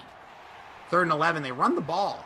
Interesting call. So timeout for the Jaguars at halftime. We're gonna give you guys a little heads up on some of the sweat stuff that we had for an NHL for tonight. You have the potential Tampa Bay gonna clinch to go back-to-back Stanley Cup appearances unless the Islanders can bounce back from a 8-0 absolute shellacking on Monday night. Let's see here. Pump the ball. Zachariah Love says everything Ducey says is filtered through the mind of a miserable Jets fan. I mean, technically that's correct, although I'm not miserable. I'm doing very well. Well, what about the Jets? Life. You're not miserable. I'm loving being here. Yeah, that's the thing. And I someone also called me like a loser Jets fan. I would argue that people who are bandwagon fans are the losers. Like the people who just jump, like Nets fans, right? Like all the Gen Z kids who became Nets fans this year. Like I would argue that those are the loser fans. The winner fans are the people that have good character. The entire Atlanta Hawks fan base because they don't even know they have a team until this point. Yeah, I mean maybe them, but yeah, I mean like I respect the people that are there day in and day out, that are there for their teams no matter what. Like Emerson with his Jaguars, and that's it. That makes you a good person. And if you can't respect people that suffer their whole life just to one day be happy on their deathbed when they see their team win a Super Bowl, then I don't know what to tell you. But maybe you should do some internal thinking and looking in the mirror. But that's just what it is, and Patriots fans had to deal with that for a while. They were terrible, right? And now they're insufferable, and that's what happens. And you turn the corner. You go through this as a sports fan. Big catch. Your teams are good, and then they stink. And wow. So here we go. So DFS Queen says I was a Jets fan for 20 years. So you quit on the Jets. So I'm the loser because I'm the loyal one, but you're the winner because you quit on your favorite team. You quit. You left them. You said, you know what? I'm done. I've tried to quit being a Jets fan before. I can't do it. I don't know why, but I don't know how to quit you. I don't know how people do that. Kenny holding people stop liking their favorite Jets team. bobblehead. I don't know how to quit you. What a movie. Anyways, but Kenny, have you tried to stop being a fan of your favorite team? I never could. Possible. I try to do it. Unless they personally did something to me, or my family. But anywho. Yeah. But like we said, tonight, Tampa Bay Islanders, Game 6. Don't forget, we're going to give you a little action on that. But the Sweat, every day, 11 a.m., right here on this Dream Stream. Hit subscribe, hit the bell to get notified, to get a little update, whether you're on Twitch, whether you're on YouTube. But here are the guys from the Sweat talking about tonight's Game 6 matchup. All right, Paul, what's your favorite player prop for the Lightning? Did you notice that I hit 2 out of 3 on the goal scoring props last night, guys? I just want to mention that. Tonight, I'm going to turn to Braden Point as a 2-point scorer to continue my recent streak. He's going to pay off at plus 195 when he gets that. He's got 8 consecutive goals in 8 consecutive games to heading into this potential series clincher, which means that the Islanders haven't really shown an ability to stop him. I think that continues tonight. And if you're looking for somebody else to put some money on, I'd look for his line mate, Andre Palat, who is going to give you a 260 payoff when he scores a goal this evening as well. AJ, where are you going? What's your favorite player prop for the Lightning? I'm probably jinxing it at this point, but how do you get away from Braden Point to score at plus 112 here? Leave my picks alone. I agree with Paul. Yeah, I was going to also mention the 2 or more points at plus 195. I think that's tremendous value for that. And I'll even look at over 2.5 shots for Braden Point that's coming in at just about even money, giving up just a smidge of juice there at minus 112. But I do think Braden Point's probably the best guy to look at for the Lightning. All right, Jeff, favorite player prop for the Lightning? Yeah, I mean, legitimately, we could just say Braden Point and move on to the Islanders. But I kind of like the value getting with Alex Killorn. That second line for the Tampa Bay Lightning did come alive last game. And again, it could be a pivotal one here. Stamkos playing better. And Killorn is a guy who gets power play exposure on the PP1 with Stamkos and Point as well. So I like taking him just to score a point. He's minus 118. He can grab a garbage assist easily if Stamkos grabs a goal or something and score a goal on the power play. He's been very productive at times in the playoffs. So I think you're actually getting a good price there on Killorn. It's a little bit less risky because we just need him to grab one assist or something. And, minus 118, I think it's a pretty good price. Woo! Yeah, get those lineups in. NHL lock-in just under an hour or so. Sorry, my cat's dropping his Kenny Ducey as we speak right now. Usually does it earlier than this, Kenny, but that's what happens. Yeah, tonight, Islanders, Lightning. Lightning can put it away in Game 6. Again, they won 8-0. Love hearing from Moose. Jesse, good to see her back from the honeymoon. Good to see everybody here. Smash that thumbs up. Hope everyone's having a fantastic Wednesday. Your day is full of joy, happiness, And anything that may have happened previous to this is gone in the past, and we make it on the up and up from here on out. And heck, let's win some cash. Maybe it's in that NHL, maybe it's some NBA, maybe it's here in Simland, but let's get it done. You can always check out all your needs over on your DraftKings Fantasy app or your DraftKings Sportsbook. Kenny Ducey, Jason Rossi, follow us along on the Twitter at Kenny Ducey, at Jason D. Rossi, at DraftKings. There's at DraftKings Assist for any questions or thoughts. And then you got the Drew Stack and Jimbo and Ops. Jim. I'm not even going to do it, actually, Jim, because you have Glash the next two. He's going to be doing it the whole night. Jim! We got Jim! Hey, you, listen. Get over We shouldn't remind Glash of that. I'm sure I don't have to. Look, my cat, by the way, absolutely just destroyed this downstairs. I have a bad feeling about what's around the corner, Kenny. Because it smells so potent, Kenny. He may have not reached his mark, and I'm very nervous. Kenny, it smells so potent, Kenny. Kenny! Get out of here. Sorry. Nice catch there is my guy Tyler Eifert from the Notre Dame. Let's see what we got here. Oh, old man dog fan. What's going on? Ralphie, Grady, Michael. I love everybody. Appreciate everybody being here. It says Rossi in white, Ducey in black. At least you dress for your parts. I'm technically wearing like a salmon pink, but yes, we are the devil and angels on your shoulders. Justin, how are you? Whew. Yes, and by the way, if you were wondering, it is Zip Zip here on a wild weather Wednesday. We got the catch there by D.D. Westbrook. Again, last drive, the Jaguars made it all the way to the 1 yard line. Knocking on touchdown's door was Minshew, and he fumbled. His body crossed the plane. The ball did not. Atlanta picked it up, wasn't able to do much, and we made it to the half there. We were talking earlier about some of the best teams here in the NFL, your guys' opinions, but I'm also dealing with Sim. My cat's going buck wild, dropping straight heat everywhere. So here we go. There's a plug for one of Koff's contests. I guess he's doing one of his MLB contests. He'll be in sooner or later to jump in, I'm sure. 80 Poker doing his work, though, saying Koff super sad MLB slate, only 57 of 75. Come on, jump in for $1. Hell, I'll play Moose's golf lineup if I haven't rounded golf in my life. Yeah, you got to get in those Moose contests. I don't know where that's at, but I throw a lineup in. It's always fun. Because you know what? If you don't know golf, in Wimbledon, is that this weekend too? I believe it starts next week, yeah. Next week, okay. Somebody was asking, it might have been first time, saying if you had any picks. I'm sure you're going to be doing some write-ups on that. Oh, yeah. Give it time. I didn't know if it was this weekend or next weekend. I knew it was coming up. Well, qualifying is going on right now, so that usually means that right around the corner. I'm pretty sure it's next week, but I'll just double check. Oh, please, come on, Kenny. You know. Here we go. To a 2nd and 9 here from the 29-yard line on a promising drive here from the Jags. The handoff going the wrong way. It's Chris Thompson. Mostly a bell cow back here in Madden. A little under 2 months from the release of Madden 22. When anything updates, we will give you guys the heads up. We are playing through the 2021 season now, week 12. This will be your matchup between the Falcons and Jaguars. Will it be a good one when that time comes around? I don't know. Could be two teams completely out of contention, but at the same time, that's the thing about the NFL. Parity, baby. Free Piercy on the old Twitch says stack them kickers. Always, man. This game is stack them defenses. We're going to get a more than likely... They're going to try this. They're going to try it here. That's a should, but it depends on where the winds are. It's a 45-yarder. Lambo. Got it. All right, we break the scoreless tie. Pop the soda water bottles, baby. No more zeros. We finally did it. We finally got points, everybody. How excited are you? Everyone is. Thrilled.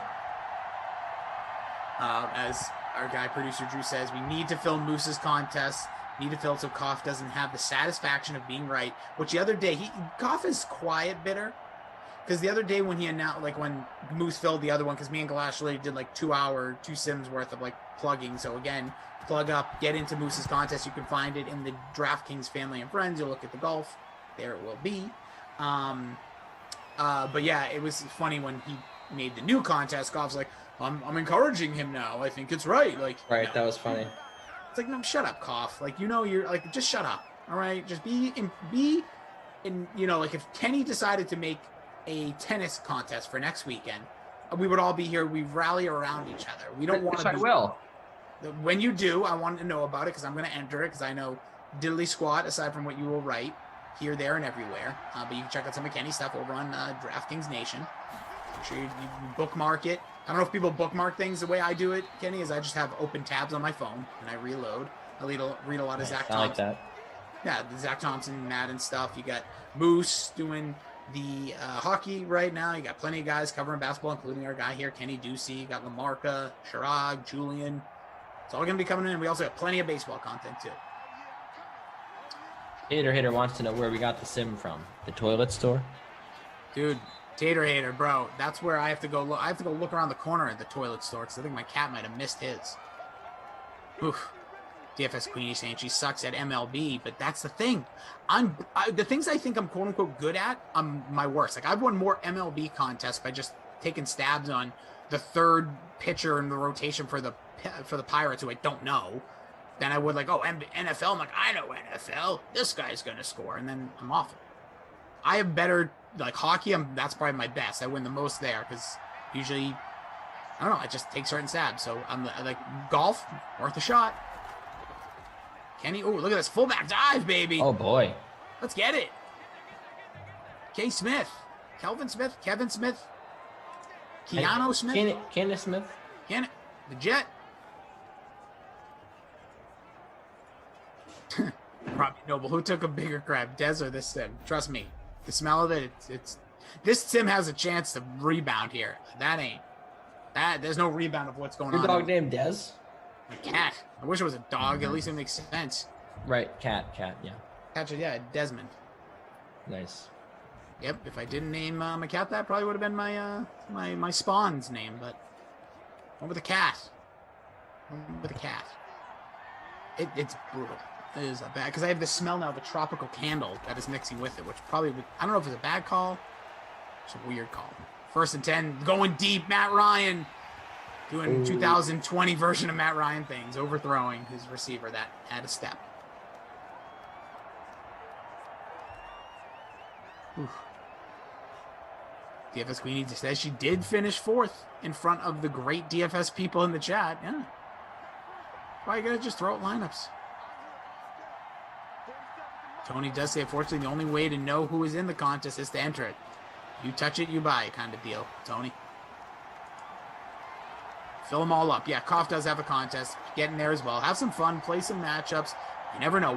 The worst thing that happens is, hey, it's $1. I've wasted a lot more dollars on the crap I ordered on Amazon the past few days. Oh, yeah. Big time. Happens. Oh, Mavs fan. What's going on, Mavs fan? Over on Twitch. Tim the man over there as well. Yeah, we don't know anything about any future once the game switches over, any system stuff like that. When we know, you will know. We try to be as transparent as possible. At least I will, unless they tell me not to say something, which they don't, personally. Drew's like, I'm not telling you anything, you're probably going to blab it. I'm like, I feel you.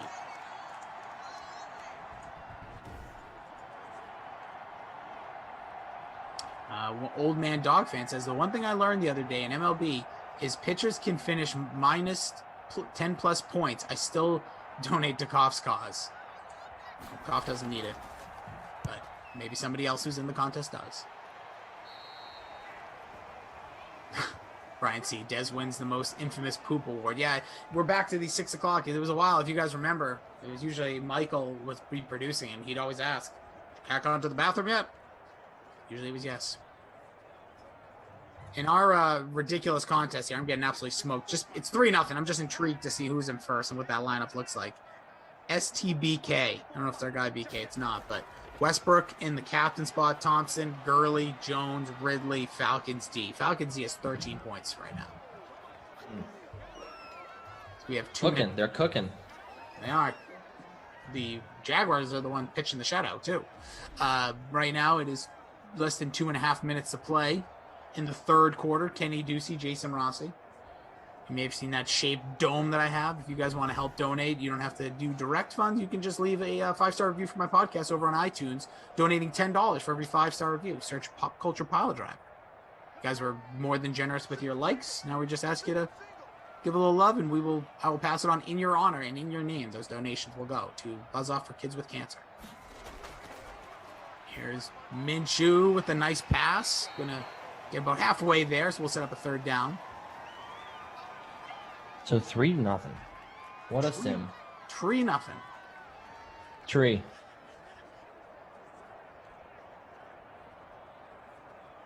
Incredible. And Michael says the 250 free contest is under 9K every entry. You can usually manage 1 cash a day. Good for you, dude. Dude, just play. You can't win if you don't play. Brian, see, it's a baseball game, 3-0. Here we go, Minshew, 3rd and 5. Cat, what are you doing here, bro? He's crying. Just want so much attention. I get you. That's going to be a first down play. Nice. Oh, nice move. Oh my, how many people were there to tackle him?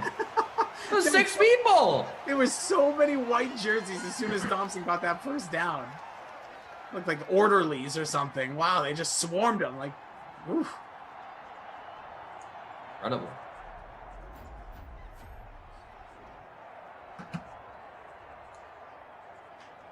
What is he doing?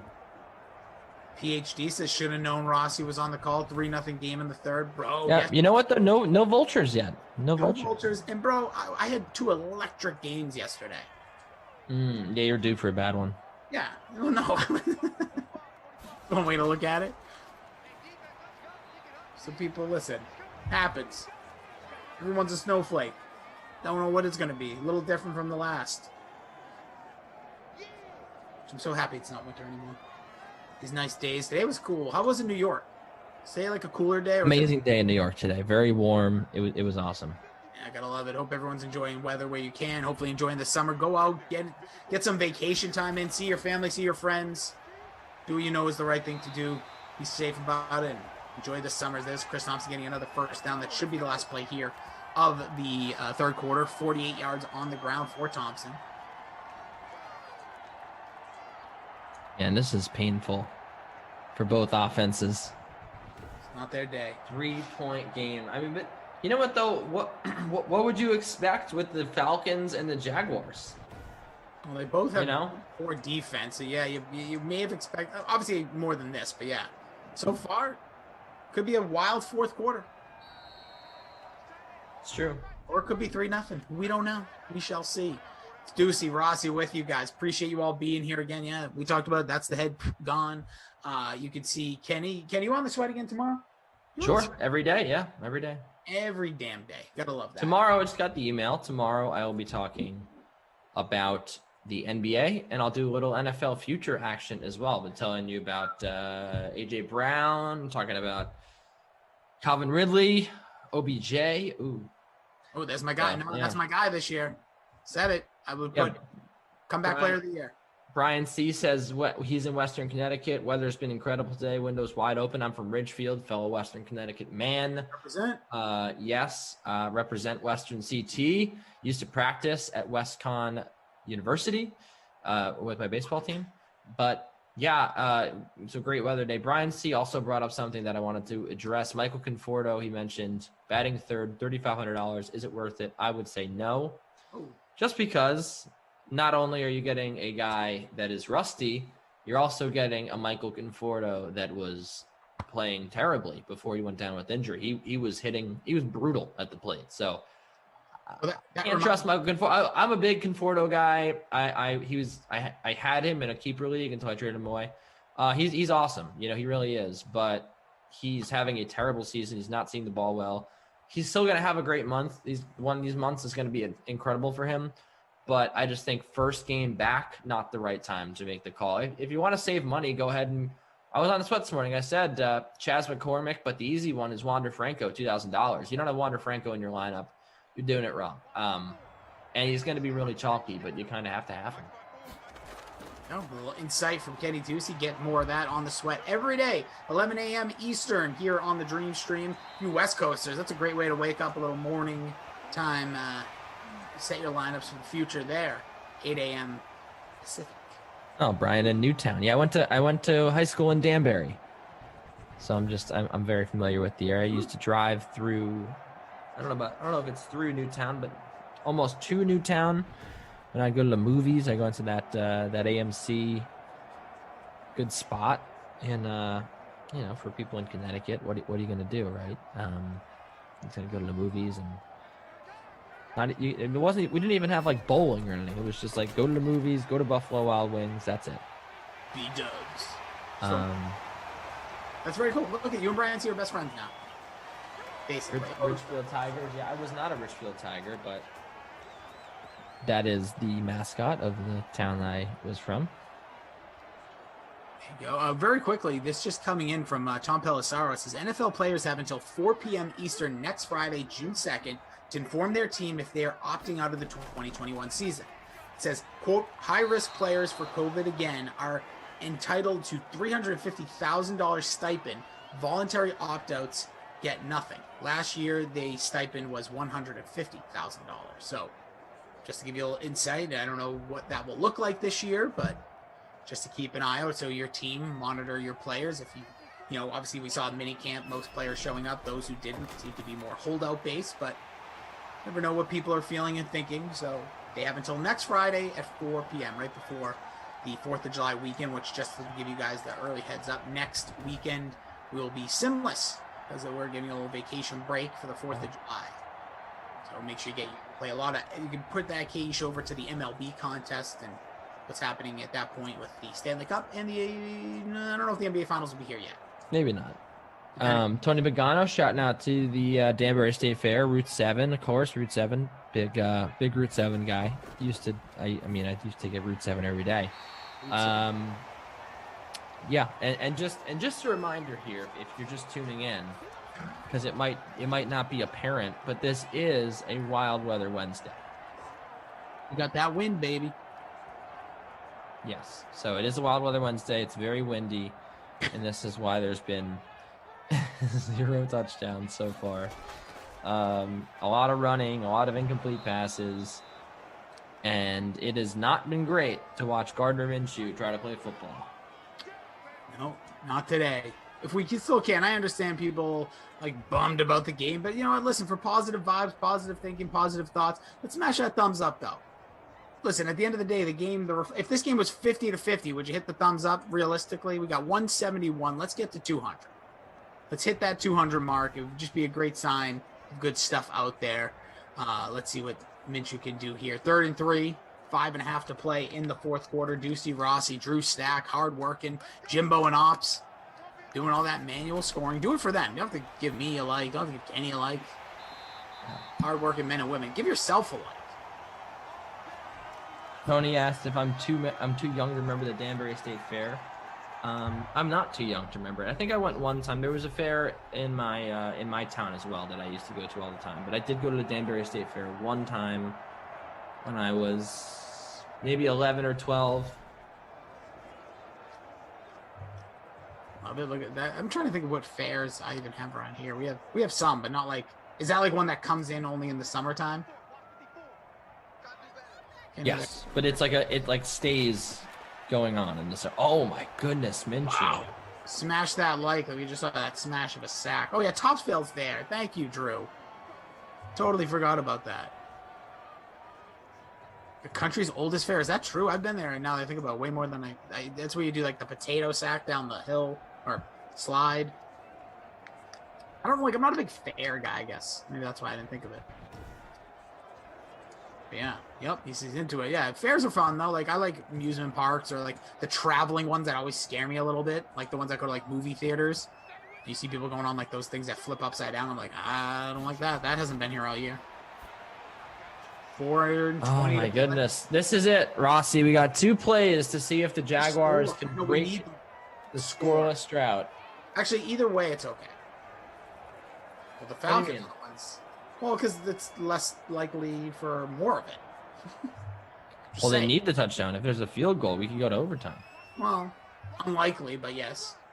Either way, you never know. But let's see. Minshew, third down, 4 wide, looking left, looking right. Man, I'm wide. Oh, touchdown! Chris Conley nails it in my lineup. Give me that first place, Jimbo. Give it to me, even though I didn't play Minshew. But that's a huge play. So there's your first touchdown right there with Dean Murray in the 60s. But I'm moving on up. As Chris Conley nails it right there. Just to give you guys, hometown, Drew represented. No, from South. Good to know.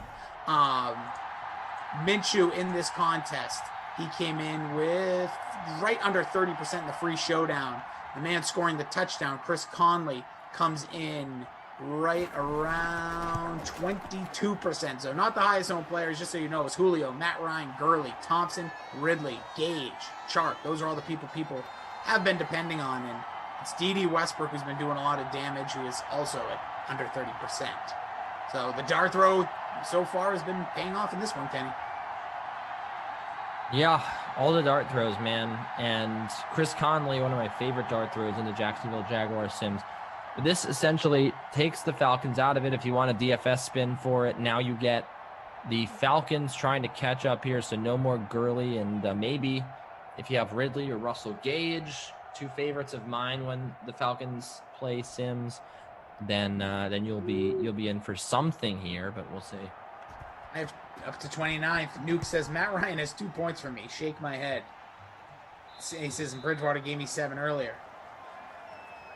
Oh, Nuke, don't go down that route. So maybe pick better players, bro. These games, there's no guarantee. Like, I play a lot of like legit sports, and like the other night, I rostered a few Islanders in a game, and guess what they did? Nothing. They got blown out. I had their goalie give up 6 goals. Things happen, guys. It stinks. It's even worse when it's like legit, like the sport being played. You're like, this is embarrassing. It's a nice catch there. There's Ridley. Making a grab. Getting involved. There you go. Vid always says, just smash the like button and pay attention to the position points. Appreciate you. Bad Boys of Pop's up, man. He says, 1 deep bomb to Julio and may get out of this basement. We'll try. Michael saying he faded this game in the Classic. Might be a good one. Bossman says, a PB&J sandwich. Here I come. There you go, dude. Sound like my wife. Here's a catch across the middle. Got it. Hurst's going to be close to a first down here. They're going to need to score 2 quick. They're going to have to push the tempo a little bit, but we know how these sims go. Zachariah looking for Gurley and Gage.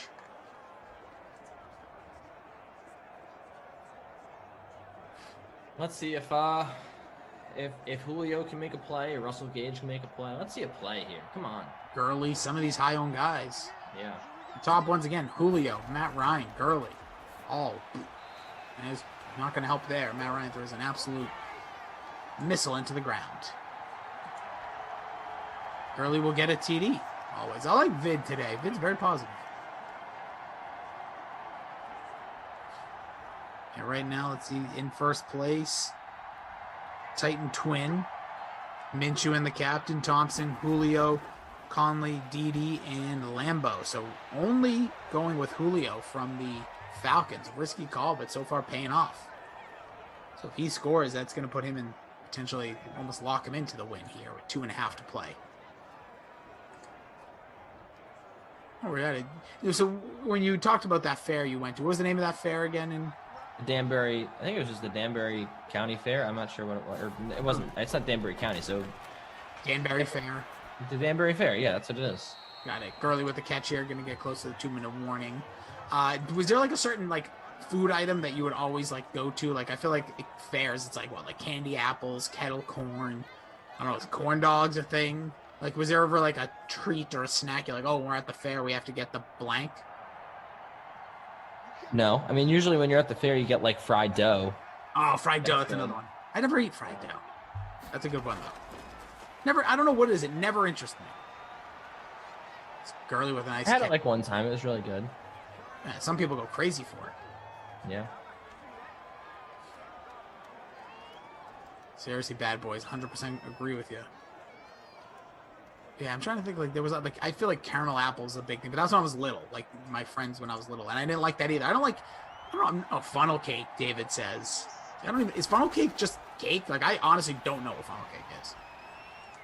There's girly again. You know what funnel cake is? It's just like a moist cake. Yeah, okay, that's what I thought. Like, but I didn't. What makes it funnel? What's a funnel cake? Just what makes you a funnel guy? Not much, bro. Not much. Andrew says turkey leg. Is that a fair thing? That feels like it's like some like like medieval times type thing. But they might be. Again, you guys are going to classy places. Turkey leg. I actually saw a turkey leg at Bonnaroo, and I thought it was the wildest thing. People like Bonnaroo. Yeah, people like wilding out, dancing like maniacs, and eating turkey legs. Quite interesting. You're a very interesting guy. Indeed. Here we go. Just about a minute left here. Nice catch again. They're not going to use their timeouts because they really can't afford to. They need to score twice, so a minute left. We'll line up your Ducey's Delight and your Ducey's Disappointment. So a lot of people to pick Lining them up right now. All right, cool. Well, somebody could score here. That could shift things. Give you a moment. No huddle here. 50 seconds. Matt Ryan in the gun. Gurley in the backfield goes out. Goes to the right. Has a man wide open. It's Julio in the end zone for a touchdown. Wow. Atlanta on the board late. The highest owned in the contest. People were begging, pleading. He's the new Tennessee Titan. He was the sexy offseason talk. Move was made 2 weeks ago, and here he is in the end zone. Matt Ryan, 2. Julio Jones. Enjoy that while you can here, Atlanta fans, because it ain't reality anymore. So that Julio helps. Jones scored. He did. I don't know what to do with my hands. Things are happening now. Well, now that that's all. Real Kelvin Bates says turkey legs are fair classics. All right, so Andrew's onto some. I'm naivete, and he says funnel cakes are the best. All right, good to know. Maybe I'll go to one this fall. So okay. Bad boy says he's out of the basement. All right, what do we got, Ducey? Sorry, I'm just looking at some ownership here. I'm going to say that Ducey's Delight today has to be the Falcons defense for me. 14% owned. It's the lowest owned of anybody in the winning lineup here in the free contest. 5 sacks, a fumble recovery. And remember, they just flipped that game on its head early when Minshew almost scored. He was at the goal line. He fumbled. So the Falcons defense made their mark on this game. I'll say that they're Ducey's Delight here. 11 points. Very nicely done, sirs. And as for Ducey's Disappointment, Where are we going with there? there's a lot of places I can go here. I'm going to throw the ball. No, give it to Thompson. Don't forget all timeouts are going to string this along. If they get a first down, the game will officially be done. I'm gonna go ahead and say Russell Gage. He had 1 catch for 6 yards, $5,400. Wasn't the most expensive, but by far the worst performer of like all the skill position players that you'd think would do well. 35.9% owned in the little Rossi and Kenny Southeast Showdown contest here, and just not a very good performance. No, there's Thompson going to get another carry, so it's one more timeout to go. Yeah, that was a good call. I had Russell Gage in mind. The 1.6 really weighing me down here. I am currently in, I don't even know. But Garrett jumped Titan over here. Titan actually fell pretty far. So it looks like, because Matt Ryan, that was a difference maker right now. So 2-point leading lineup. Gurley and the captain. Jones, Minshew, Conley, Eifert, Lambeau.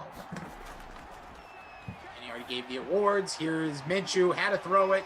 Well, didn't have to. Could have wasted the clock, but it's caught. There's your final timeout. They're going to take a knee, and we're going to quietly make our way out of here. Look at this, baby. Funnel cakes and elephant ears are 2 totally different things. Thanks, Easy Head. What's an elephant ear? Is that something I'm going to Google later and regret?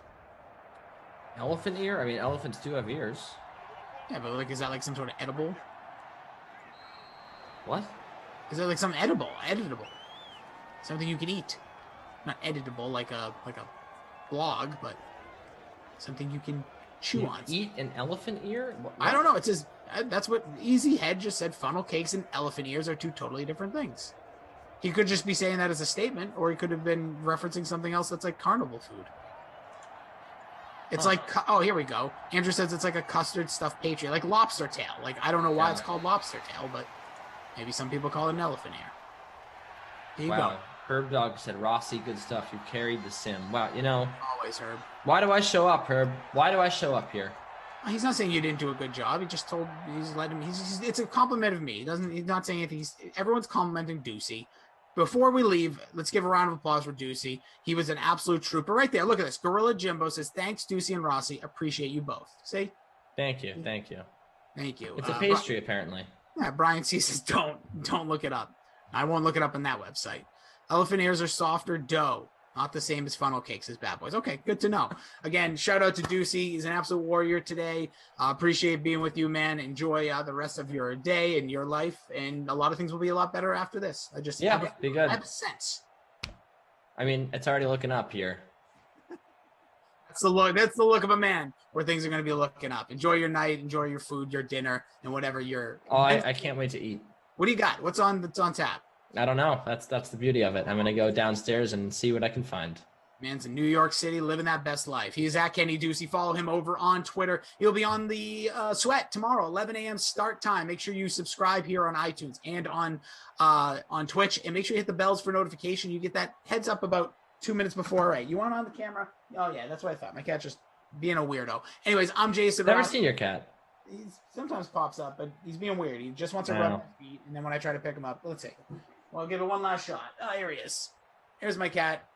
Hey, it's Rossi's fat cat. There it is. And the gun's still hot. Oof, I can still, you stink, dude. Wow. His body doesn't smell, but the trigger smells, if you know what I'm saying. Now, that is him in the picture, the painting. Oh, yeah, look. Look, buddy, that's you.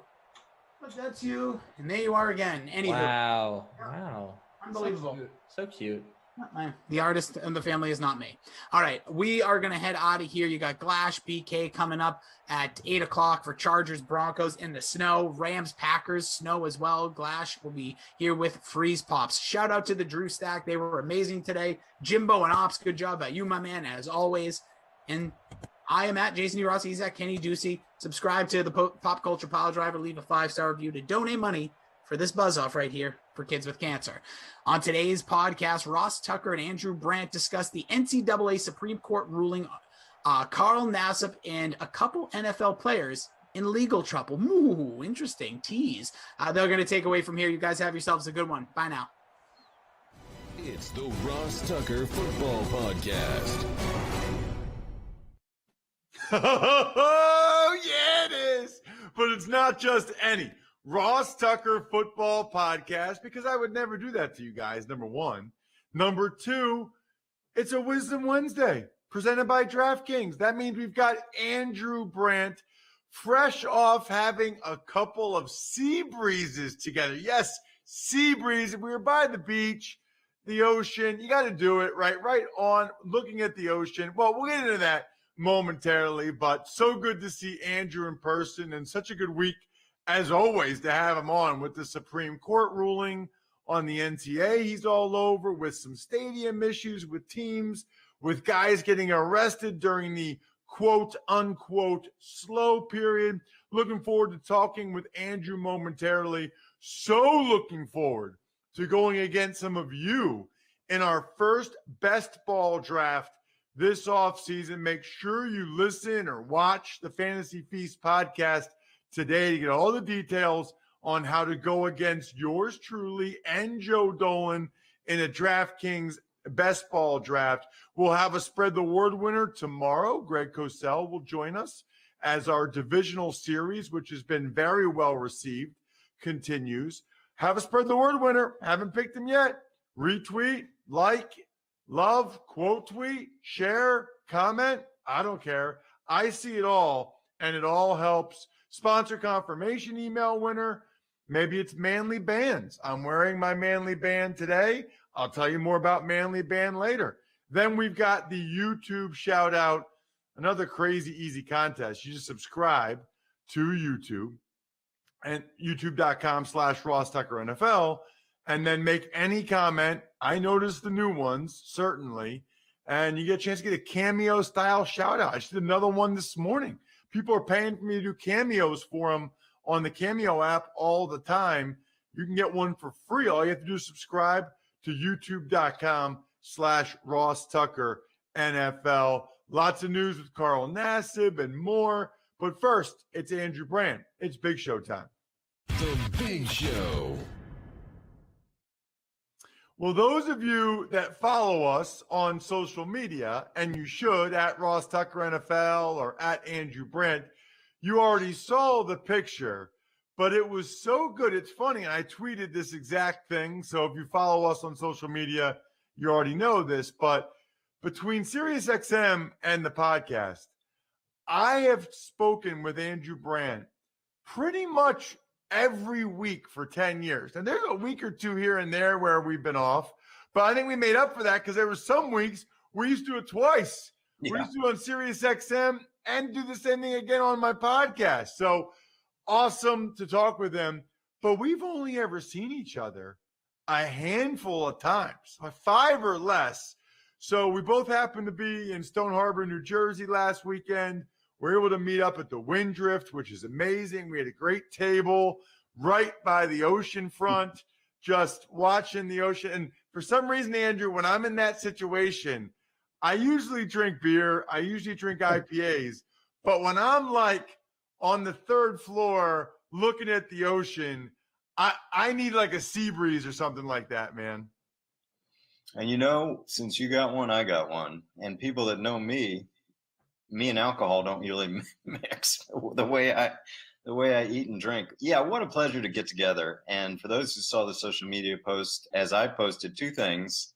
No, we didn't coordinate. We both wore khaki shorts and a light blue polo shirt. And yes, that's our actual size. I'm 5'7", under $150, and Ross is what Ross is. So it was great, and we got to do that more often, hopefully this summer at the beach. Yeah. Well, Andrew's in phenomenal shape, and if you ever see any of his pictures from the triathlon stuff, you can see that. And yes, it's funny though, Andrew, because in my world, I'm 6'4.5", and I'm like 250, 255. But in my world, like people that have known me for a while, they think I look small compared to how big I really was. You know, I used to play between 310 and 320. So I'm 60 pounds less than I used to be. But yeah, still a large human being. Andrew, it was awesome seeing you. And it's unbelievable how many things I need to talk to you about, including business of sports, because you were all over the Supreme Court ruling regarding the NCAA. And then you got on like the only other 2 guys I ever listened to when it comes to this stuff, McCann and what's the other guy? What's the 2 main guys? Feldman, yeah. And Feldman to talk about it. So obviously the deep dive everybody should take is on the Business of Sports podcast. Hopefully you already subscribe and listen. Hopefully I might listen to that going to or from the beach again, or while I'm riding my bike at the beach, Andrew. But at any rate, make sure you do the deep dive and hear what those guys had to say. But for our audience, Andrew, mainly an NFL audience, but they are interested in the big news. What's sort of the 30,000-foot level of what happened there? Yeah, Ross, I mean, we'll just do that right here because, yeah, sports law nerds like me get a little giddy that we have a Supreme Court case. The last time we had it was 3 years ago with the sports betting case. And here we are. What people need to know is what it's not first. It's not pay for play. Okay? So we're not going to pay college athletes. That's not happening. It doesn't even deal with NIL, name, image, likeness. But what it does deal with is there were restrictions the NCAA put on education-related benefits, how much, value for computers and tutoring and study abroad and vocational internships and post-eligibility internships. Those have been removed. Supreme Court says anything related to education, you're going to restrict? No, you can't. You can't. So that's the takeaway. But as we talk about Justice Kavanaugh, Justice Gorsuch, they like skewered the NCAA, which basically told me that the next case that gets there is going to be bigger, is going to be pay for play or whatever it may be, because they told the NCAA, get your house in order and give more rights to these student athletes. The only other question I have on this is I think I heard Jay Billis maybe on the Dan Patrick show.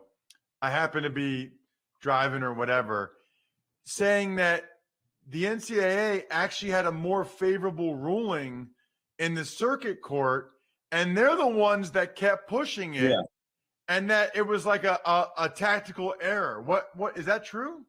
Yeah, quickly, the circuit court said exactly what the Supreme Court said, and they affirmed it, which means they blessed it. So what the NCAA said, no, we don't want to be restricted on education-related benefits, when they could have just taken the win, and they went up and they lost. So, listen, again, a plug as you did. Mike McCann, everyone knows him from Sports Illustrated, from TV. He was testifying about this issue at Congress.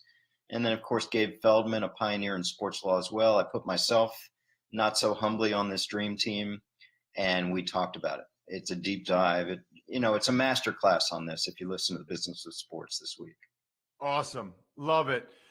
Speaking of legal issues, Andrew, I mentioned this last week, I think probably on Friday's show, and said I had to ask you about it.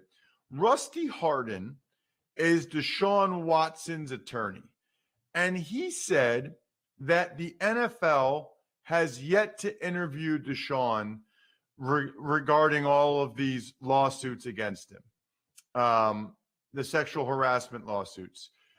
So we're about 5 weeks until training camp, and we all know that we don't think he's going to be able to play this year, but there's been nothing from the NFL so far, Andrew. He's not on the commissioner's exempt list, and you'd have to think that they need to tell the Texans something at some point, and yet they haven't even interviewed him yet.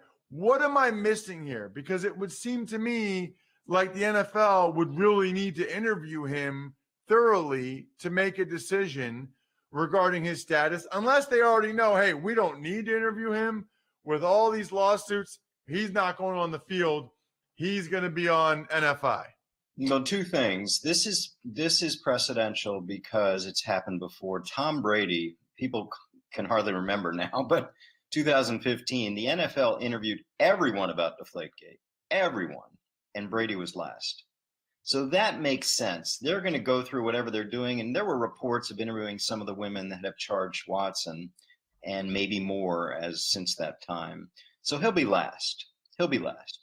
And my other point is the point I make all the time on Twitter and with you, deadline spur action. So the deadline we have here, I think, is training camp. But you know what? It may be later than training camp because it only matters to the Texans and Watson really once the season starts. Do they have him or do they not have him? But I think they'll decide by training camp because I think Cal McNair will tell Roger Goodell, like, I need to know. And let's face it, Roger Goodell works for Cal McNair, the owner of the Texans, and they'll know. And, again, going down that rabbit hole, we won't, Ross, but I see highly doubtful that Deshaun Watson sees the field. I'm not going to say all year, but anytime soon. You know the precedent. Ben Roethlisberger, 1 incident, 6 games. Ezekiel Elliott, 1 or 2 incidents, 6 games. Extrapolate that towards Deshaun Watson. He's not going to be playing anytime soon. Is there any chance? I mean, the weird thing is both those guys got suspended. Most people seem to think Watson goes on the commissioner's exempt list because I guess there's not enough, they won't know all the evidence, so they can't really suspend him, but they also don't want him out there. But these are civil suits. It's not criminal suits. Is there any chance they could say, well, until these resolve themselves, he can play? Well, that'd be one extreme. And the other extreme is right away a suspension. And I think we've settled, you and I and everyone, we know what the middle ground is going to be because Elliott and Roethlisberger, certainly Roethlisberger, way before they brought this list out of cobwebs in 2014 with Greg Hardy and Adrian Peterson, the commissioner exempt list. I think I'm pretty confident that's where he's going, because what that does is let it sort out, and maybe they don't interview Watson until he's on the list, and they take him off the field. Listen, it's PR, Ross.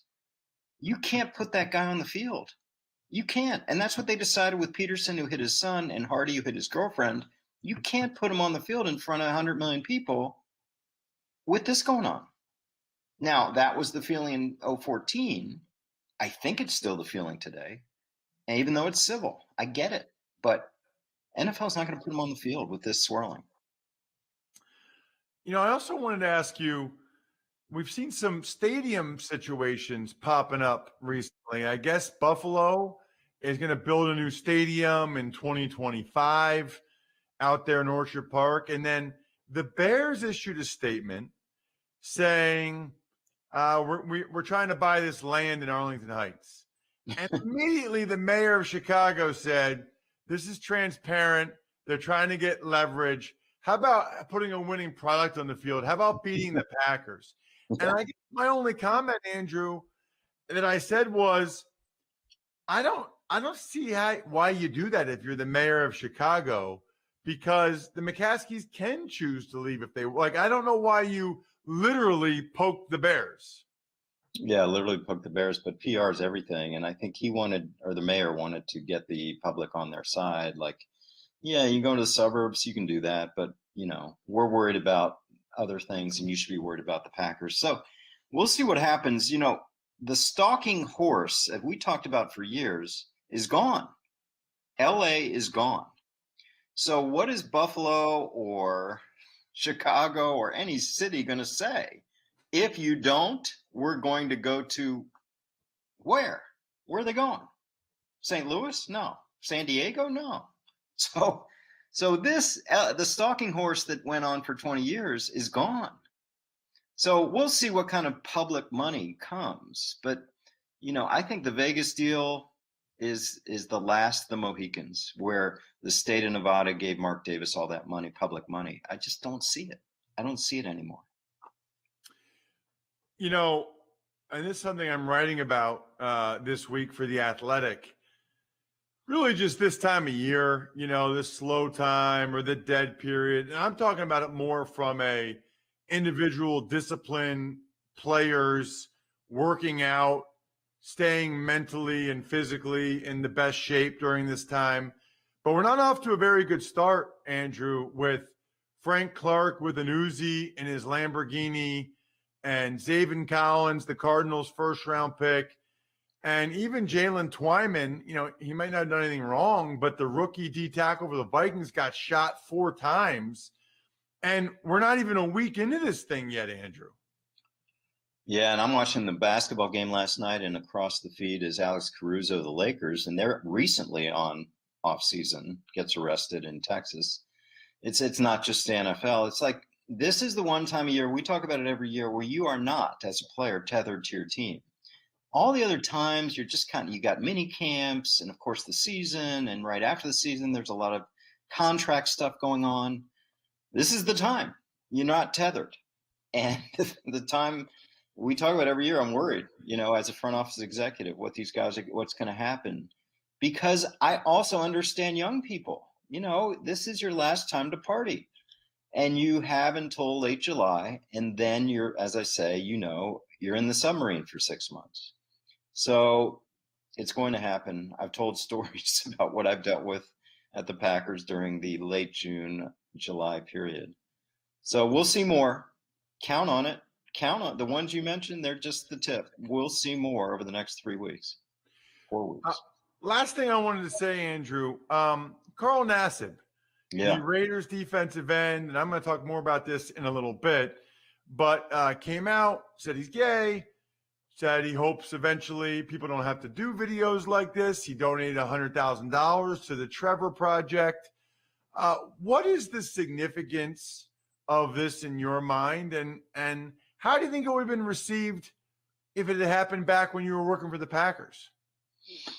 Different time, different space, different societal tolerance. All I've seen, and you too, I'm sure, is positivity about this from the Raiders, from the commissioner who matched the donation, from all kinds of players' associations. Yeah, I mean, we're in a different age. But I'm gonna share a personal story with my boys. As you know, I have 2 sons, and it was 4 whatever years ago where Michael Sam's situation came out, and I was running around. I had to get to ESPN. I got to do my segments. This is so crazy. First gay player. And my boys, this was years ago, like, what's the story? You know, what is that? And I think this is kind of I don't want to be political, but to me, Ross, we've really achieved change when it's not a story. Now, this is, I think, less of a story than Michael Sam, but, you know, I personally didn't feel like I need to comment on this. It's like, okay, you know, we're there. We've been there in my mind. That's a really good point. Really good point. Although the flip side is, I was on the BBC yesterday. Yeah. It was like their most read article, and they asked if I would come on. So I guess it's still big news. And then Nassib's jersey was the #1 selling. Yeah. So it certainly still means something and has a big impact on people. But I think it's all positive. I hope it's all positive. I want to ask you, Ross, do you see, I don't know what the phrase is, Michael Sam kind of getting shortchanged here? Like, well, you saw that I and I was going to get into this, but you saw I tweeted this at Ross Tucker NFL. I'm a huge Carl Nassib fan as a player. What he did at Penn State, what he's done so far in the NFL, the mental toughness, the resilience. But I don't really understand this first active player. Like, you are an active player until you're cut. Yeah. So when Michael Sam came out before the draft and then was drafted, he was an active player until the Rams cut him. And then, by the way, I think if you're on a practice squad, you're still an active player. I guess what they mean is on an active 53-man roster, which Nassib highly likely will be, but that wouldn't really happen until September. I think the phrasing of first openly gay active player does shortchange Michael Sam a little bit. Yeah, I do. Yeah. I mean, I remember having on the podcast the first player to take his salary in Bitcoin, Sean Culkin. Then he got cut the next week. So was he an active player? If the next guy does it and he's on the roster, yeah, these are all, it's semantics. Check him out on Twitter at Andrew Brandt. Check out the Business of Sports this week for sure for that Supreme Court stuff. Subscribe to the Sunday 7. I know people loved it this past weekend. I saw a couple tweets to you about it, Andrew. And great seeing you, man. Hopefully we can do that again. Yeah, definitely soon. Thanks, Ross. Love Andrew Brandt. Love these manly bands. You see me? Those of you that watch us on YouTube, youtube.com/Ross Tucker NFL. I am flashing the band. So what I love about it is a couple things. Number one, my original wedding band gets beat up pretty good because of, working out and all the different things I do. So I like having a second one that looks nicer that I can just wear out or whatever. Or you can do the opposite. You can get one from Manly Bands, and then that's the one you wear that might get boogered up a little bit.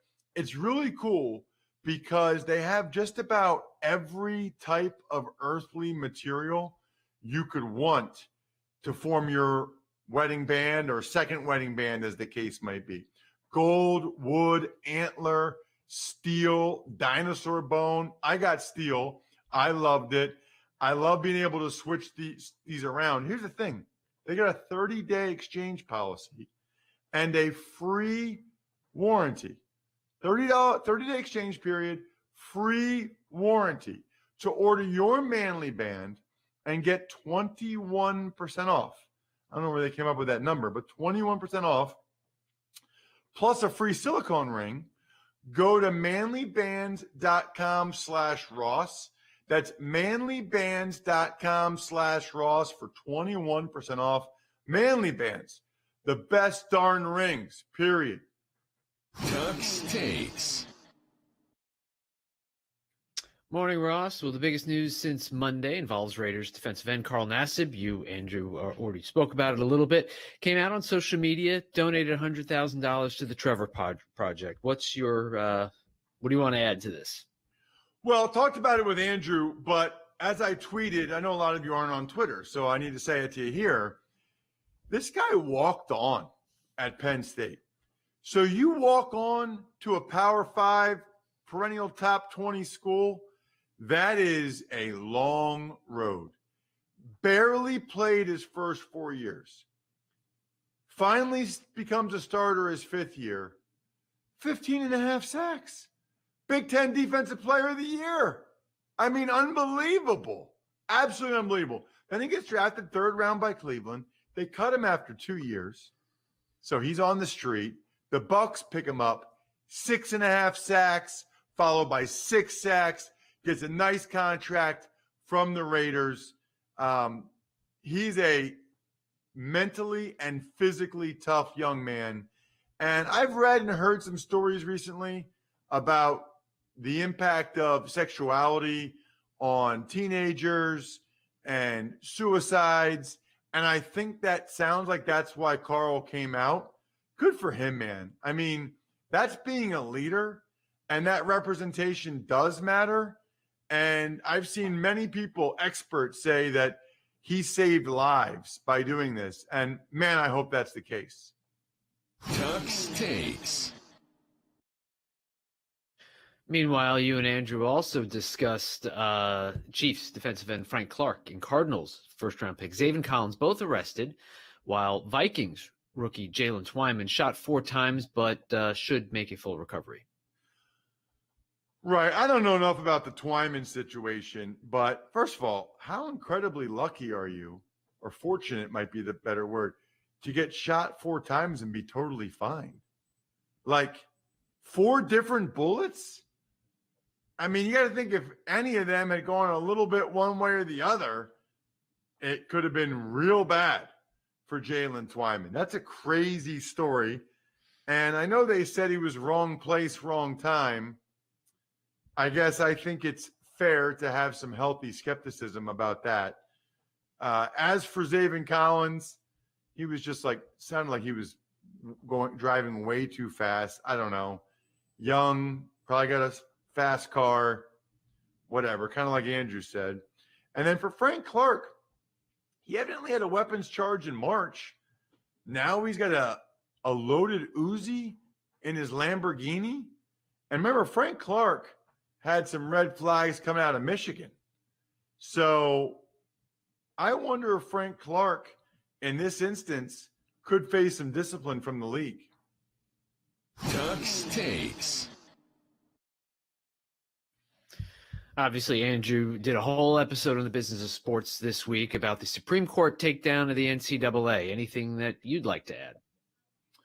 Well, just that times they are a-changing, and I don't know how much they're going to change, but they are changing. And I think it will end up impacting the NFL. Like, these guys are going to start to get paid for their name, image, and likeness.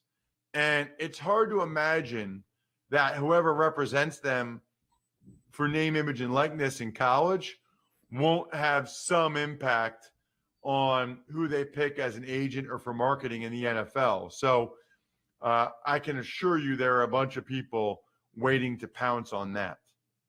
Tux takes. And finally, Eli Manning back with the New York Giants, only this time in a business ops and fan engagement role. Unreal. I mean, these are the best gigs you can get. No idea how much they're offering him, but he probably has to go to the games, the home games, and go to a couple luxury boxes, shake some hands, be Eli Manning. You know, you've made it in life when you can get a gig like this where you basically get paid to just be yourself. I mean, you get paid to just be who you are. And kudos to Eli. He earned it. He earned it on the field, those Super Bowl wins to get to this point. Hopefully you guys earn my undying love and adoration. Those of you that are on Facebook, by liking or following my page, whatever you can do. I want to get that to 10K. So Facebook.com/Ross Tucker NFL. Let's do an email, Bri. Ever wanted to ask an NFL player a question? Well, here's your chance. It's time to Ask Ross. Email address is ross@rosstucker.com. You can always email me for any reason. You want to be a sponsor of the show or whatever. Have a suggestion for how we can grow the show. I don't care. But I will always answer your question on the show if you take advantage of any of our sponsors, and then send me a question, ross@rosstucker.com. What do you got, Bri? Hey, Ross, long-time listener, occasional correspondent. I always try to use your sponsors, and this time I took the plunge with Keeps after noticing strong thinning along my hairline. I still have a lot of hair, but listening to your and doctor's advice, decided not to wait too long. All right, so here's my question. It's about NFL retirement. You often talk about your accrued seasons and various benefits. I'd be really interested to know what the benefits really offer. Is it players in retirement, especially for those who play a while but don't necessarily get super rich from it? So can you tell me what are the benefits, the pension, medical, whatever? And do you think they're fair for what the players put on the line? If I'm entitled to anything, would love to get anything signed or anything that you have from Cleveland. Thanks for all you do. That is from Neil. Very smart, Neil, to get ahead of the game with keeps.com/Ross. Very smart. I take it every morning, every night. I rub the stuff on, and I also take the pill in the morning. If I give you guys any advice, it's when in doubt, start it. Start it earlier than you think you should. So I should maybe even, Neil, at some point, do an entire show just talking about the benefits, because there's a lot. And honestly, Neil, I don't remember all of them in terms of the specifics. What I can tell you is, starting your second year, you have the ability to contribute to your 401k and get up to a 200% match from the NFL. Although I think the match is not 200% anymore. It used to be like you put in 10, they put in 20, and you had 30 in, but there's some caps there. But you can contribute the max, and then the NFL at least matches it on the 401k. Starting your third year, you get an annuity that the NFL puts $65,000 in a year. Starting your third year as well, you qualify for a pension, which for my age was $470 a month for every year you played once you turn 55. So you can elect to defer those payments if you want, and then it becomes bigger than that, right? Like the monthly paycheck you get distribution amount becomes bigger. So you get a pension. I played 6 years, so it's 470 times 6. I think it's like $33,000 a year, although with the latest CBA, it's actually more than that now.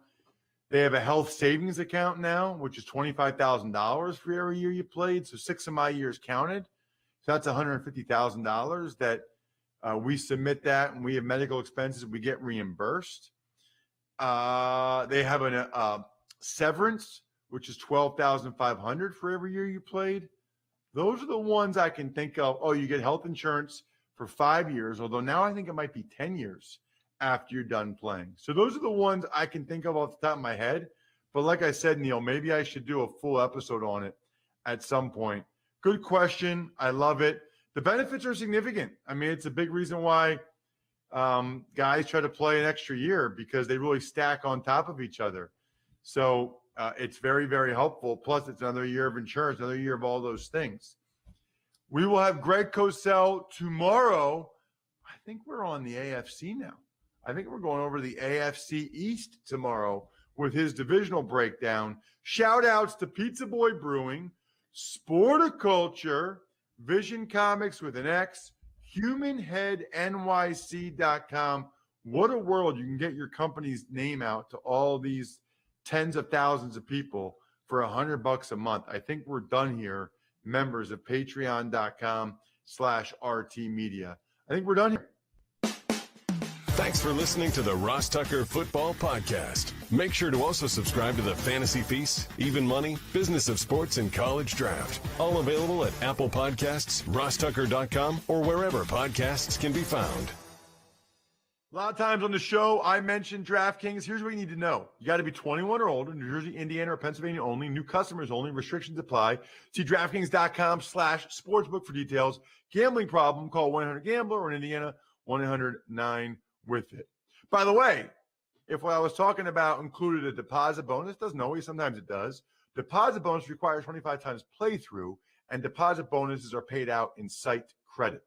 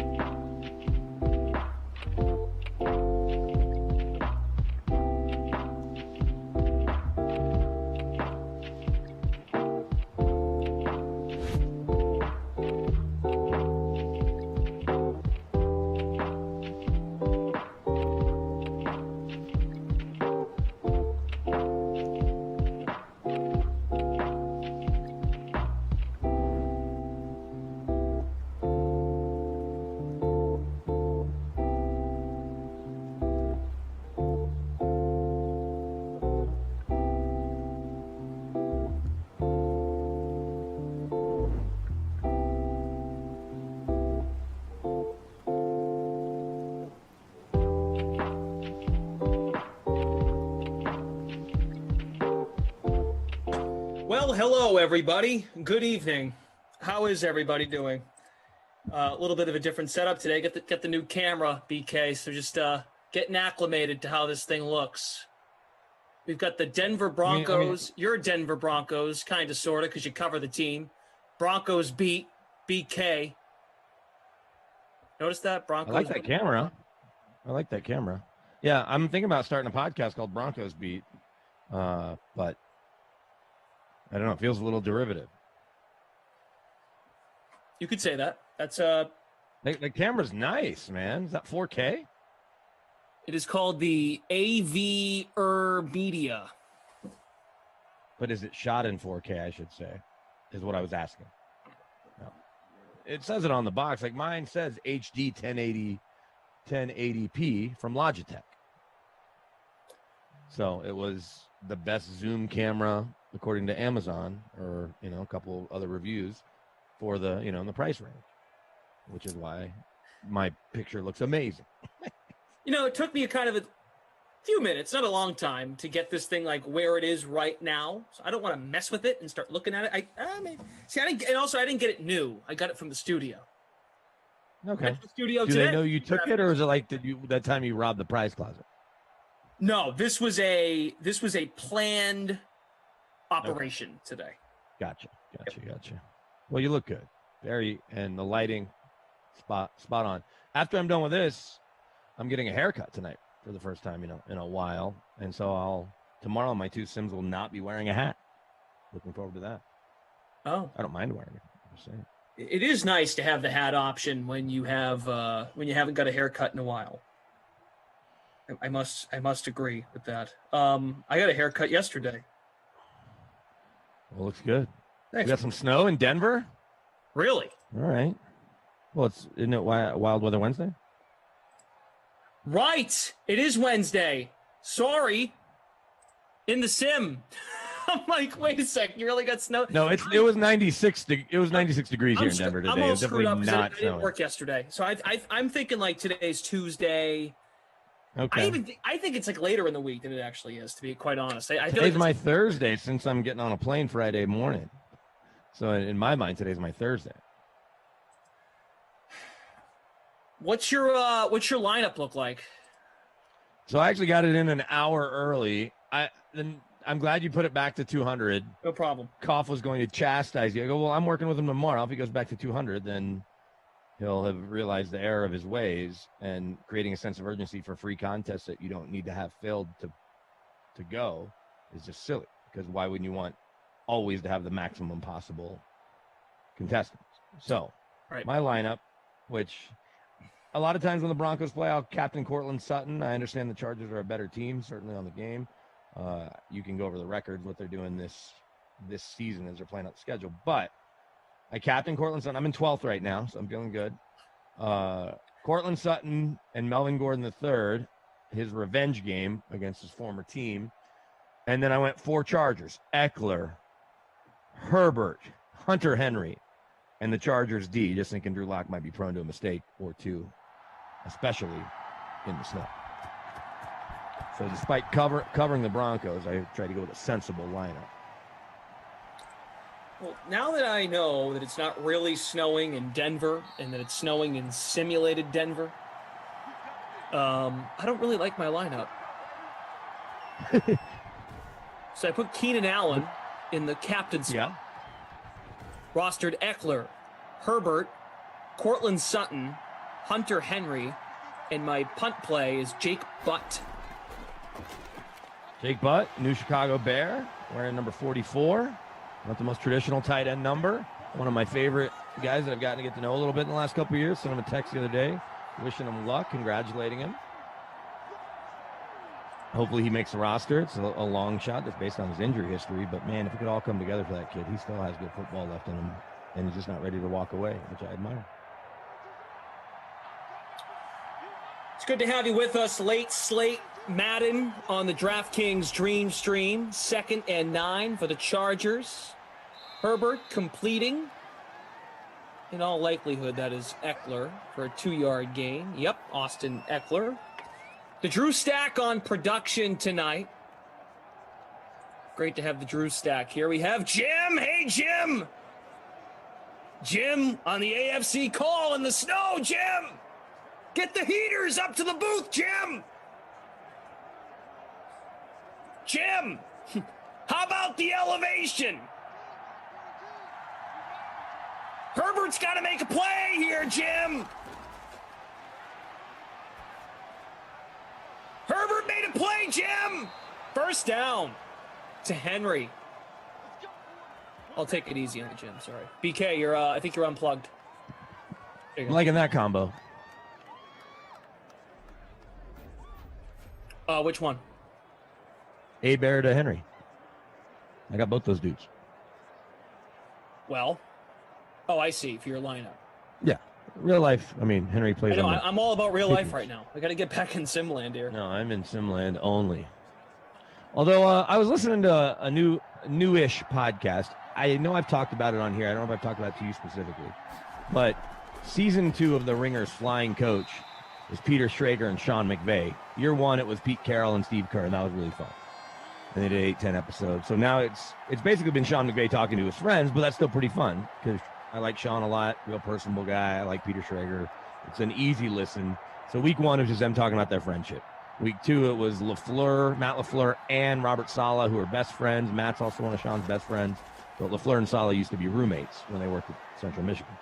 Then it was Zach Taylor, who worked for Sean for a year or two. Then it was Cliff Kingsbury, or maybe I'm getting the order wrong. And then they went off, not off the board, but Arthur Smith, who's somebody he hasn't really worked with and just knows through connections. But you really get, that's the one I was just listening to. I knew the least about Arthur Smith, the person, other than his dad owns FedEx. And he's one of 10 because I know his brother-in-law pretty well. He works in sports PR in California. But it was interesting to get to learn about Arthur Smith. And it's a really good podcast because, if you like Sean McVay, I guess if you don't, then you probably wouldn't make the podcast. But to hear NFL coaches just kind of chopping it up, shooting the bull like the rest of us do, and to hear them talk ball and talk about what they like and, get a little honest. And when things have gone wrong and things they second guess and things that keep them up at night, I think it's a cool thing. The podcast industry has grown. It's certainly good for consumers. It's sort of like Netflix. You can't watch everything. You certainly can't listen to every podcast. But it's allowed. All these celebrities that have podcasts, do they have final say and final edit on how it's going to sound? Sure. But they're still kind of putting themselves out there. And so for NFL coaches to get out and just talk for an hour, it's something you never get because they're talking to each other versus even a sit-down interview with somebody that they like or trust. Sean McVay's going to get more out of Zach Taylor than Peter Schrager is on his own. KJ Hamler, huge catch. 50 yards, yeah. Wow. We did not have Hamler or Drew Lock, so that didn't help me. Look at Drew letting it rip, just like in training or in OTAs and minicamp. I highly recommend. That was a long way for me to say. If you haven't checked out Flying Coach with Sean McVay and Peter Schrager, I recommend it highly. I think Must Be is making fun of me in the chat. You look like that one French fry under the light bulb at McDonald's that never makes it in a bag. I get it. The light's a little, you could probably flatten it out a little if you wanted. I don't know if you have different settings. Yeah, I got it off to the left. You're a little shiny. Here, let me try something quick. I'll let you know. Here, let me switch my view from the game to you. That's not gonna work, is it? Nope. And then Mike Bauer mentions how French fries don't have ears. So that's already better. Whatever you just did is already better. You can leave it right there by really holding it. Just gonna hold it the rest of the time. You're tough go. I've done that before I got my lighting dialed in, as they say. Yeah, that's approximately 50 times better. Would you agree, Drew Stack in the back of the house? Still, no, maybe so. It's better for sure. Okay. If you could put it directly behind your monitor, then I think it'd be ideal. But there may be a wall in the way there. So the camera needs like a little. Needs to be a little push, like gravity. It needs to be right up against the wall. That's the challenge here. Oh, look at that. One of the guys on the Drew stack is McManus. Nails it. Oh, do I have McManus? Oh, no, I had McManus, and then I upgraded to the Chargers D, but maybe that was a downgrade. What up, Bob Daddy? Litzow, Sean Preston. Thanks, Andrew, for adjusting on your end. So you had McManus in there, then took him out? Yeah, because I had McManus, but I still didn't like my build, so.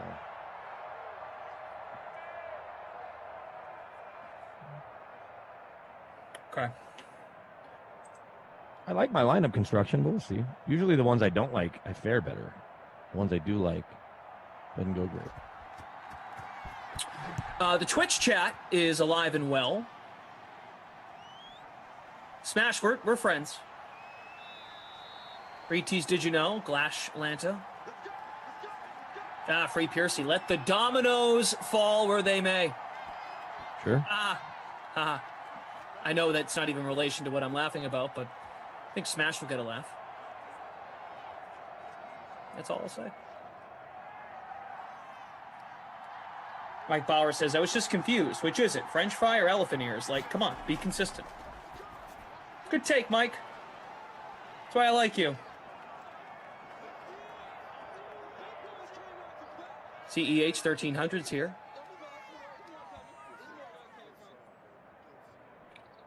You got? Did you have a Connecticut Sun game last night? I did. Tuesday? Yep. Did they win? I was pulling for them. They did.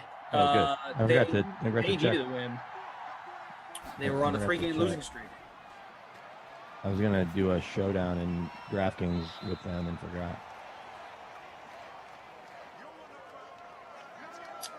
Yeah, the Sun got a much-needed win last night. They've got Candace Parker and the Chicago Sky coming to town on Sunday.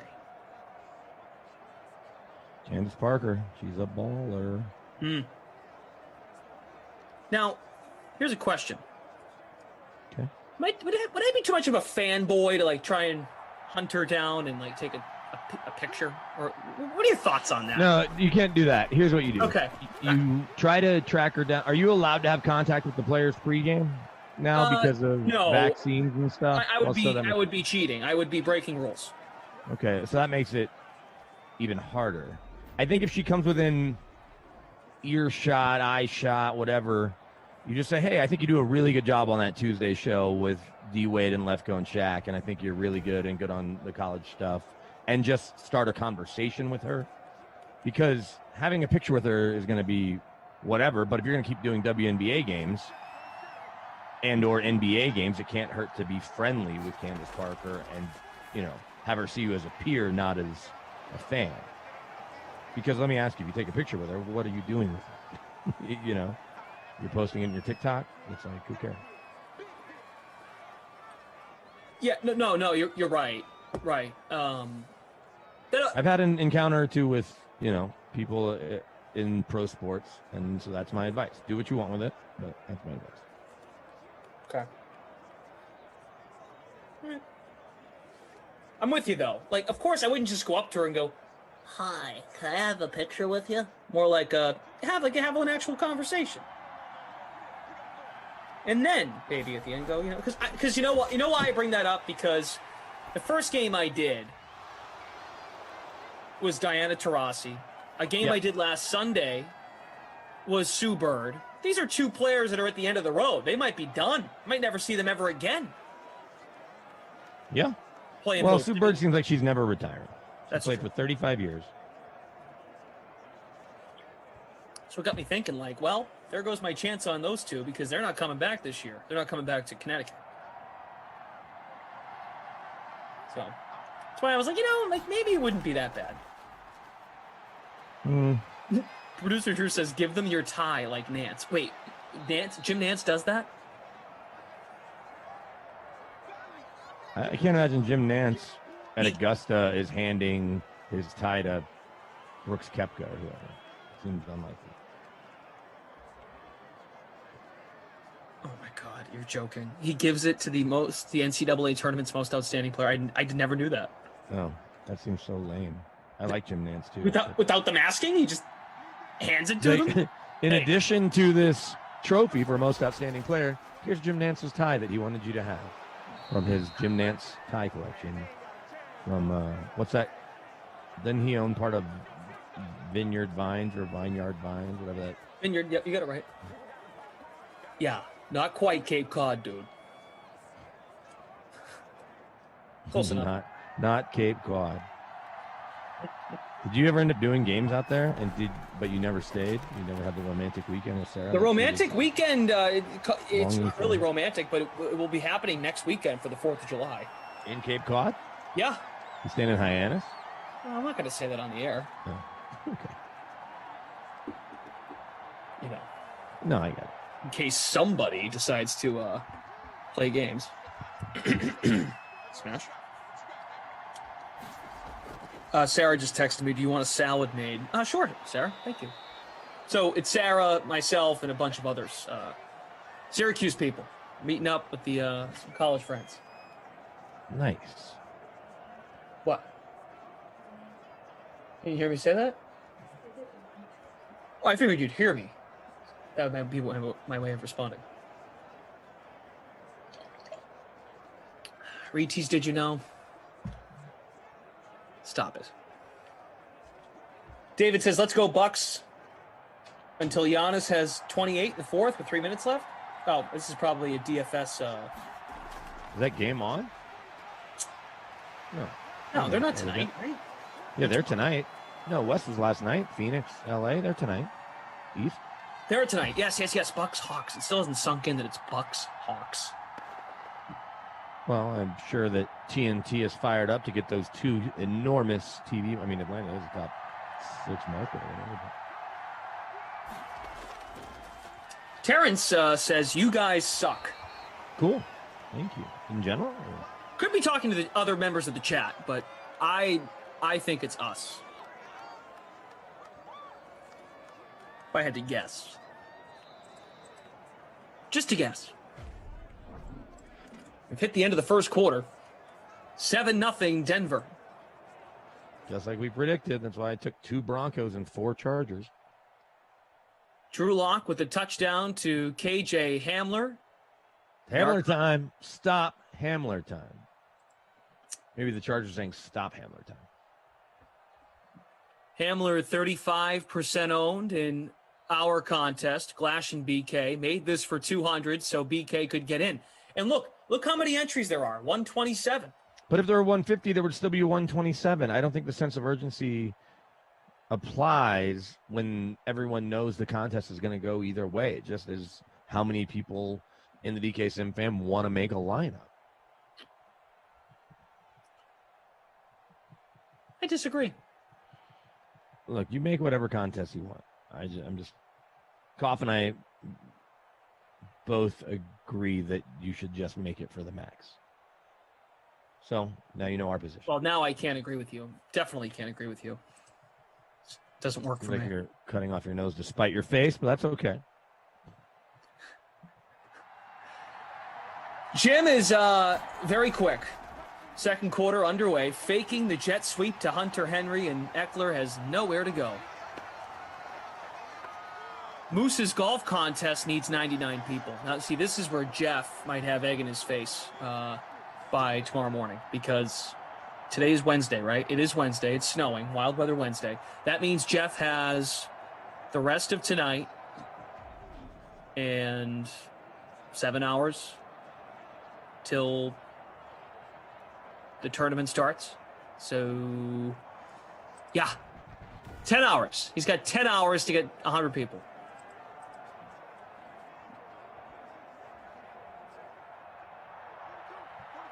Good luck. That's a sense of urgency thing, because the contest won't go. Okay. Well, I see what you mean now. You're talking just strictly free and... Yeah, the free rolls just go. So putting a sense of urgency on something that will make regardless is silly. That's what we are saying.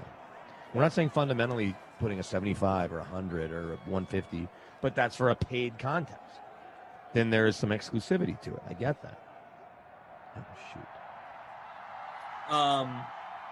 Paul Nelson says, "Go Bucks! You guys do not suck. The Sim sucks." Oh, well.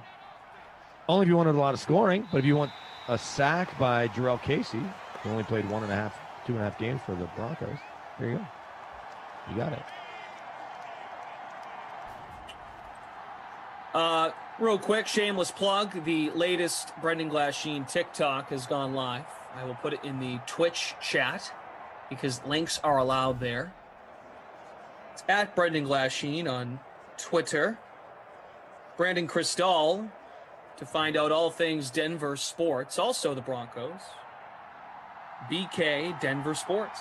Yeah, and tomorrow, a new episode of Shell Shocked, the Shelby Harris podcast, talking to Colton Underwood, Shelby's teammate in college and with the Raiders, the first openly gay contestant on The Bachelor. He came out after his Bachelor contest days. Pretty good timing. We're already going to have him on this week anyway, and then with the Carl Nassib stuff, we got into a lot of interesting, topics around that. Well, it drops tomorrow. Shell Shocked. I mean, what did you know? I mean, 2 Sims earlier today at 2 Eastern and 4 Eastern wasn't enough for Mr. Adam M. Kaufman to fill his NBA contest. So now he is spamming our show, which we had a long agenda. We have a lot of things to get to, and he's disrupting by saying 10 minutes to fill the NBA. It's now the NBA contest. It's not a NBA contest. It is the NBA contest you must be in. Four spots needed. Also, Glash owes me a phone call. Oh, because he was going to talk to you about making the contest for less than 200, the free rolls. I know, he did FaceTime me earlier. I picked up when I was on the train. My phone died, and I was running some errands. Oh, yeah, you were at Sports Hub again today? Nope. I was there yesterday, yesterday and Monday. Friday, what you said. There Monday, and I'll be there Friday.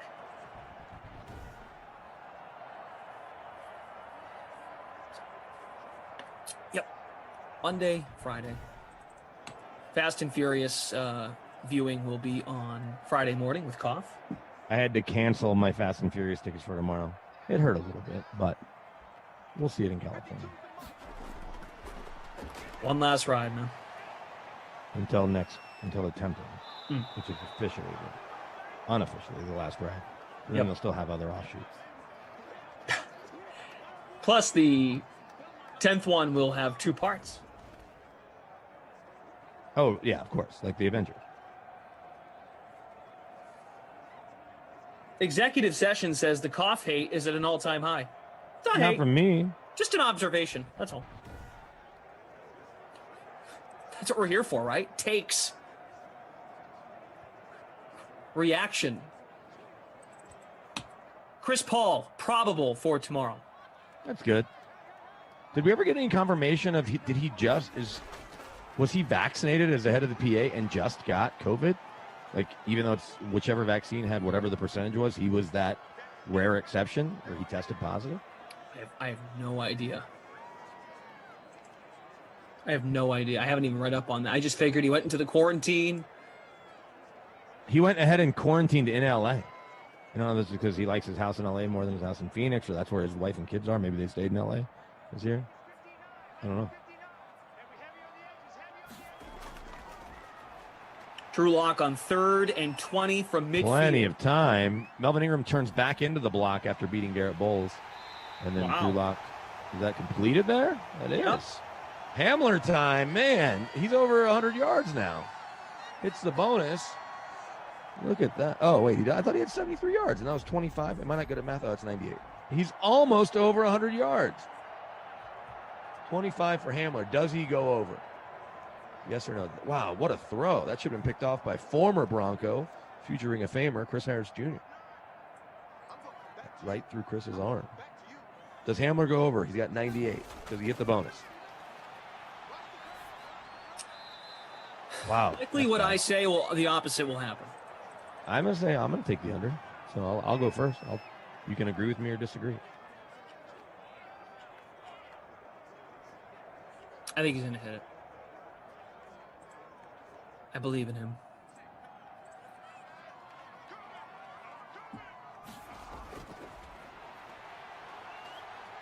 Midway through the second quarter, Hamler has the lone touchdown. There's another catch for a first for Denver. Cortland Sutton coming back. Well, that's my captain. Decided he's going to help me out a little bit. Let's go.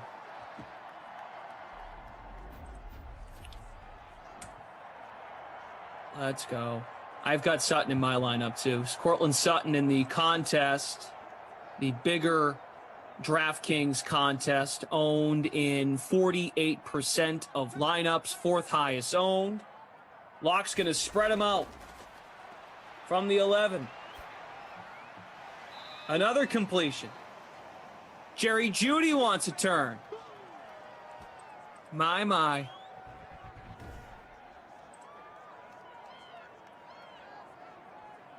Koff only needs one more entry into his contest. Oh, it's a 2-day. Right, well, yeah, right. There's one game tonight, one tomorrow.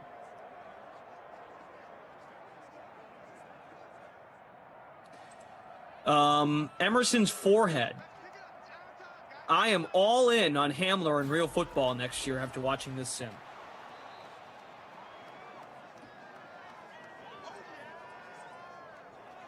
What do you think of Hamler in real life, BK?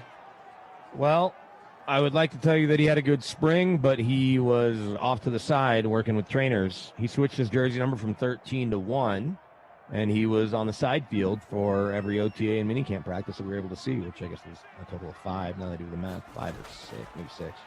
Touchdown. But I mean, look, he's second rounder. Is that Jeudy? Yeah, first rounder. I think Jerry Jeudy has a big year, and I know he had 50 catches and obviously a huge number of drops. Hamler had a lot of drops too. But I'm bullish on Jerry Jeudy. Maybe it's just because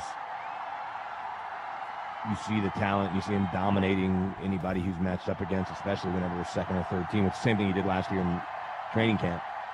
But the kid's open all the time. And so it's like if he can just all come together for him, and having Cortland Sutton back will make his life a little easier. Okay. But I do think Hamler, if he can stay on the field, will factor into their offense. But, you got Tim Patrick who had a really big year. He was the opposite. He didn't route the pass all season. Fant, you get Alvaro coming back as well. So whether it's Drew Lock or Jerry Jeudy, and I think it's going to be Drew Lock, you're going to be having to spread the ball around, and Cortland Sutton and Jerry Jeudy and Fant are certainly going to demand touches. All right, well, the forehead, I don't know how you feel about those words from BK, but keep those in mind. James, talk to me in August. If he participates in all the training camp and looks really good, then maybe I'll give a not better prediction, but I'll improve his forecast, if you will. Emerson's forehead ads might as well pick up Lock 2 in real life for next year. He's obviously good. We'll see.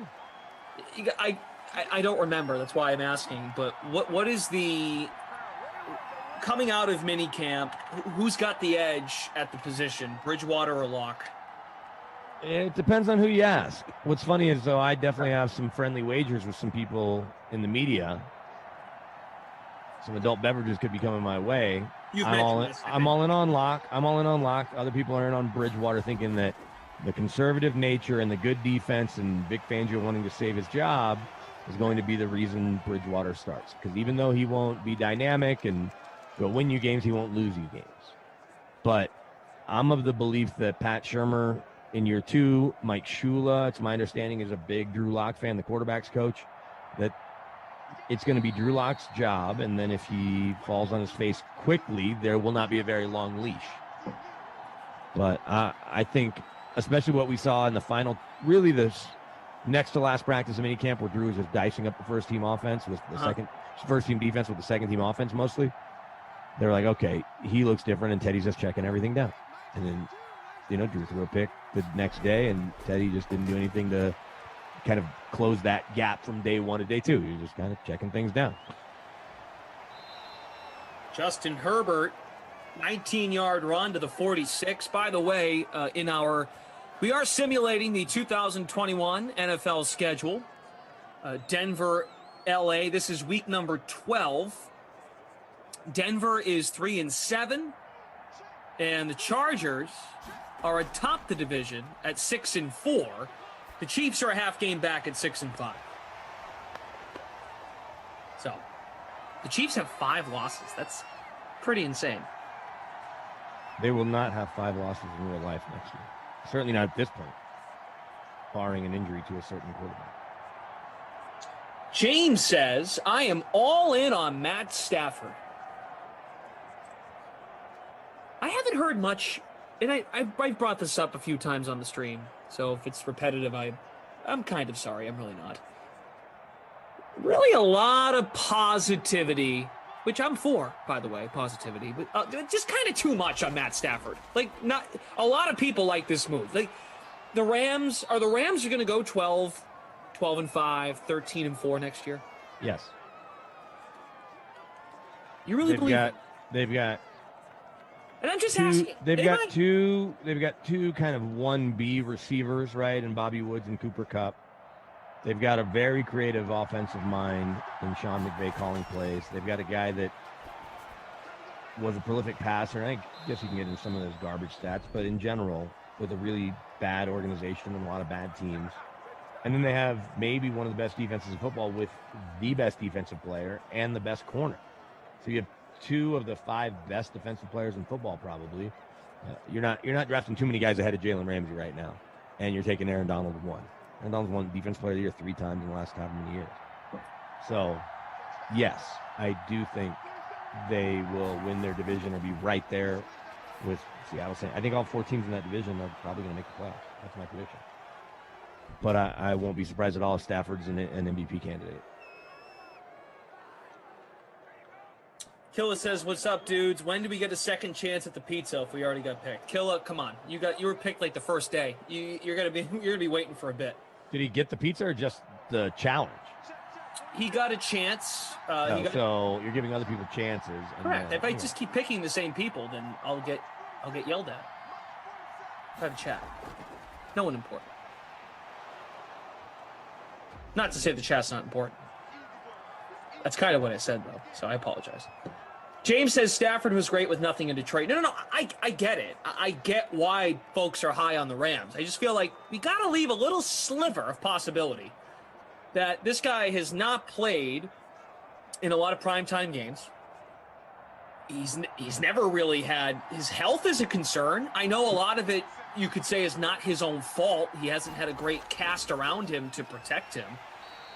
I don't know. Just a lot. I get it. You're predicting some year 2 Baker Mayfield style regression. You didn't. Well, I mean, that's what you had. Baker in year 2 I'm wasn't at something else. I'm sorry. Oh, okay. What'd you say about Baker? Baker had a rough year 2. Obviously bounced back and had a really good year 3 with Kevin Stefanski. But you're predicting a year 2 regression. Fantasy Hawk says Stafford is better than Brady. At what? Football, and now has a top 10 defense and a running game. So does have a top 10 defense. We think there's a running game with Akers and company. You know, you liked a little bit of what you saw from Henderson, but I just told Fantasy Hawk it's time for bed. Let's wrap it up. We'll let you know in the morning how you do in this contest and Madden After Dark. Someone tuck him in. He's got to get a good night's sleep. With that thought process. Adam Kaufman's NBA contest did not fill. It didn't fill. 74 out of 75. I figured by mentioning that, I would be doing him a favor. Like, 74 out of 75. Who wants to be the one person to help him out? Yeah, 74 out of 75. For what? NBA tonight? Yeah, so as I'll do it for him. It does not run. It doesn't run if it doesn't fill. Do you want me to do it? No, it's too late. Oh, I missed it. Past 8:30.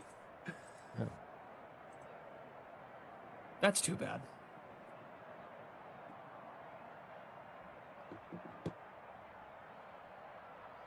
We should all have a moment of silence for this.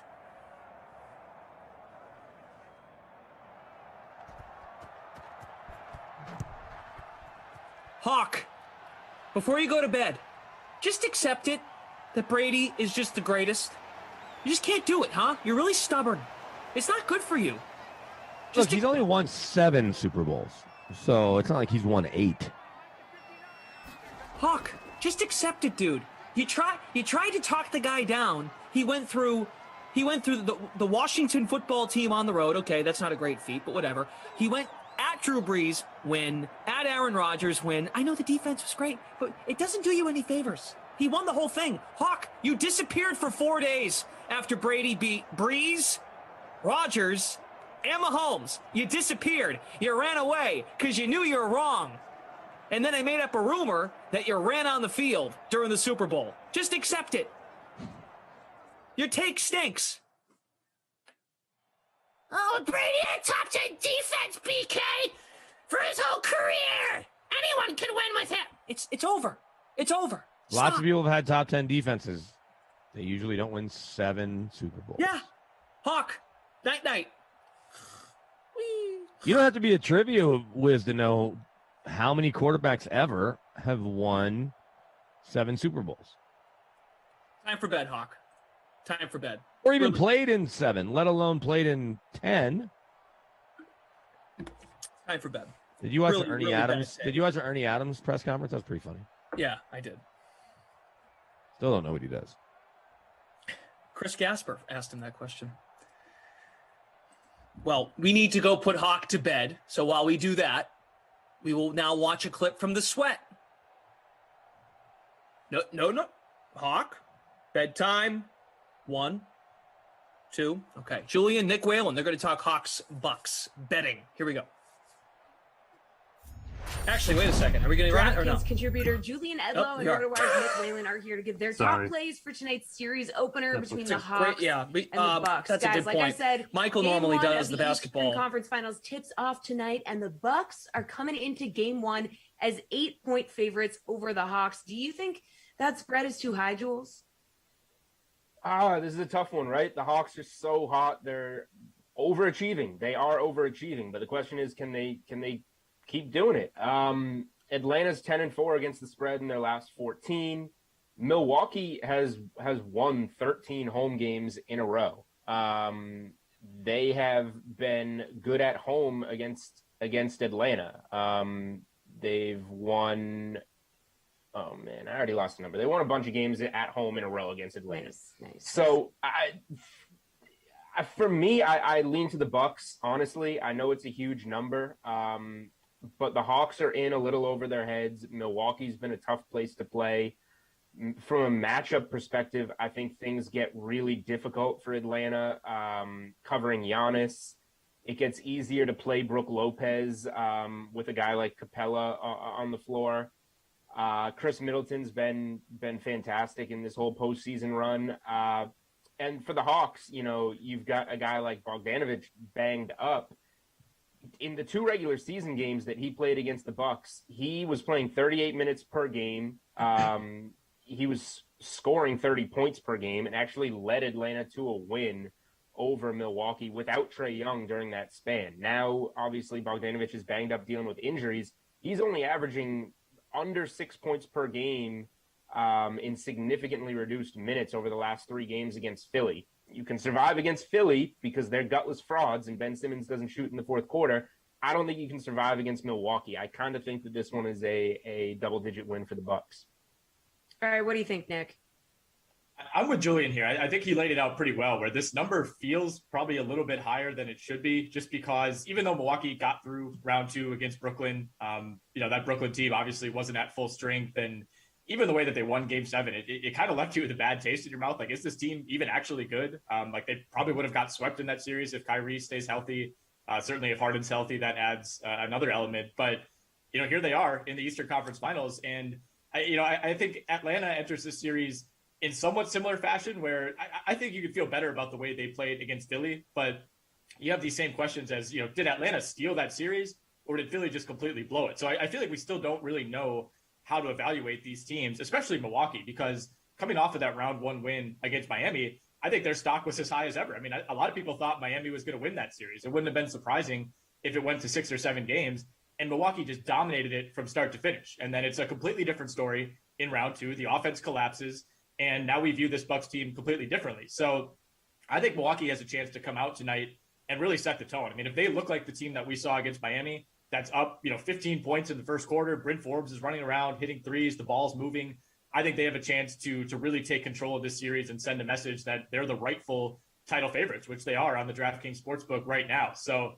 I'm with Julian. I think this is a game that's probably close in the first half, but Bogdanović being injured, even if he plays, he's going to be hobbled. That's a huge, huge loss for an Atlanta team that needs every piece to beat the Bucks. So I will take Milwaukee to cover that number tonight. I ask for it by going back. Sure. Oh, we're back. Hi. So watch the sweat weekdays at 11 a.m. Eastern time. It runs for an hour. It leads into the first Madden Sim. That's all I got. What were we talking about again? Oh, right. Brady being a good quarterback or Stafford being better. If you want to say Stafford is a better thrower of the football, that's fine. So was Jeff George.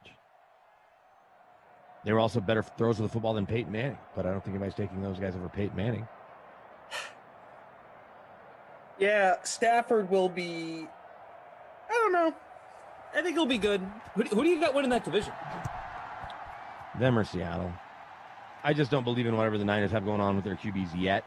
If Trey Lance can get there, then that changes the whole game.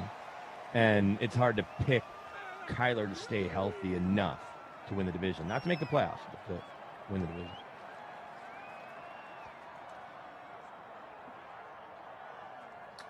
Got the Drew Stack with us. Jim from Game Ops. BK, Glash, looking at the contest. I am in 54th. Where are you? That's a great question. I was in 12th to start. And currently, my effort, I'm in 71st. So I've gone down. Mostly because my captain, Cortland Sutton's got 3.75 points. Melvin Gordon's revenge has been anything but. He's got 0.2. His ownership number's at 38%. He might be lining up for a Babysitter Billy Award at this rate. Because there's Philip Lindsay just dicing him up. 20 yards, no problem. Mr. Philip Lindsay. Where is he? Houston, 1 year, $3 million deal to split time with David Johnson and Mark Ingram. And I think they even drafted a running back like in the fourth I was just going to say, like, who else who did Houston not sign? Did they draft a running back? I feel like they did. Let's see. Hawk, love you, mean it. I know, we're just going back and forth. Still think it's a bad take, but I say that with all the love in my heart. I really do.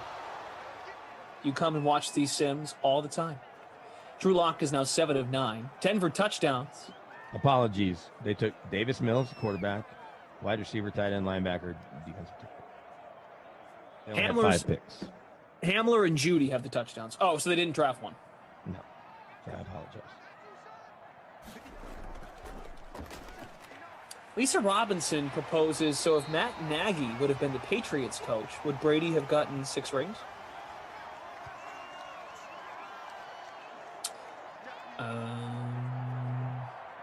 I don't know. I think some of it has to do with Belichick. Don't get me wrong. What, their success? Yeah. Or Ernie Adams? Whatever he did. Oh, Fantasy Hawk's leaving. See you, Fantasy Hawk. It's been a pleasure. You don't really have to go to bed. You can stay. Uh-oh. I'm going to get a talking to. Glass, you shouldn't be scaring people away. That's true. We are welcoming back and forth place, whatever it is.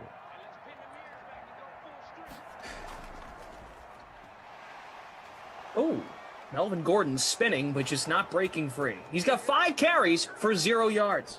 Yep, lining up for a Babysitter Billy, Not My Kid award, the way things are going.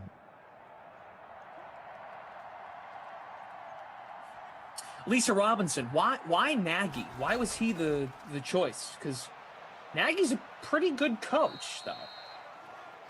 Like, if your take is no, then you should have picked like even a worse coach. Because I actually think like Nagy's not bad.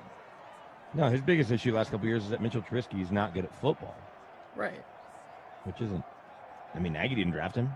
He was there to fix him and save him. But Save him. Did not work. That's why Trubisky's making $2 million to back up Josh Allen. Did you see Kalen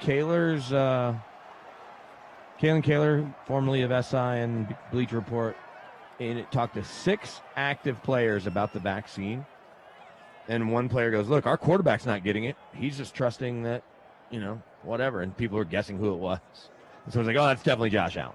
Like, just putting that on Josh Allen, and I'm not saying it is or it isn't. You got a 1 in 32 chance, right, of guessing who it is. But it's just like, it's funny to see people just, when anything's out there like that. Same with the Brady stuff about, the stuff from the barbershop, where Brady's like, "Who's that?" Or you're sticking with that. You know what? Did you see that clip that's going to come out Friday? Mm-hmm. And some people think it's Trubisky. Benjamin Albright, who I work with, says it's Tannehill. Then he was talking to Vrabel, who's his buddy. I think if you listen really closely, it feels like it's going to be Garoppolo. But no, it won't be Garoppolo. I don't think it will be. They share an agent. Yeah, and they're friends. And they're friends. Like, I mean, don't get me wrong. I think Brady's annoyed that Jimmy Garoppolo has stood in his way 2 different times. One, which was in New England, the other one, of course, in San Francisco, if indeed he was interested. I think we're going to be let down by this because I think Brady, that statement that he made in that clip, I think it's going to be generalized, where he's talking about the 4 or 5 teams he was interested in, and his overall point was, you're going to stick with that guy instead of me? It's not going to be an individual. It's going to be just a situation, like the overall situation. He's speaking to multiple teams. So we're not going to get a name. We're not going to hear someone's name or a team name. That's just me. I think it's a smokescreen. Lisa says Nagy has dismantled the Bears slowly over the last few seasons. I'm not sure about that. Like, have they underachieved maybe? Well, he set a really high bar. His first year they won 12 games. He's won 8 games each of the last 2 with really, really bad quarterback play.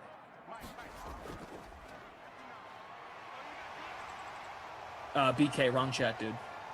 No, it's all right. I figured out what my issue was. I'm all good. All good. Correct. It's self-corrected. I'm always in the wrong chat because there's 50 of these and I don't know how to delete any of them. So I just click and guess. Yeah, that's one with Michael. I thought we had Michael tonight. I got him tomorrow night. It's good to have the Drew stack as always. Saunders says, you all love Brady so much that you'll downplay the significance of the greatest coach of all time? Vince Lombardi? That's good. How many Super Bowls has Bill Belichick won without Brady?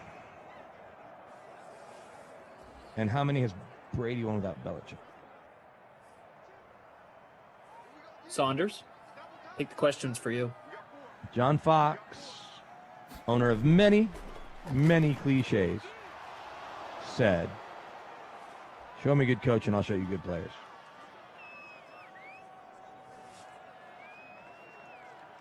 There's a very rare collection of coaches across the world that go to a lot of places and just make teams better. I'd put someone like Larry Brown in that conversation. You know, Phil Jackson was a hell of a coach.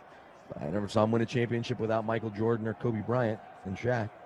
I guess Kobe Bryant specifically. Just saying. George Karl, everywhere he went, made his teams better.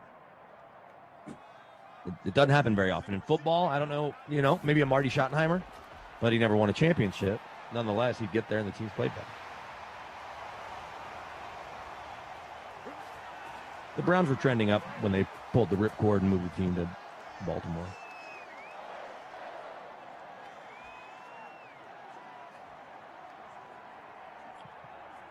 Judy and Hamler have the touchdowns.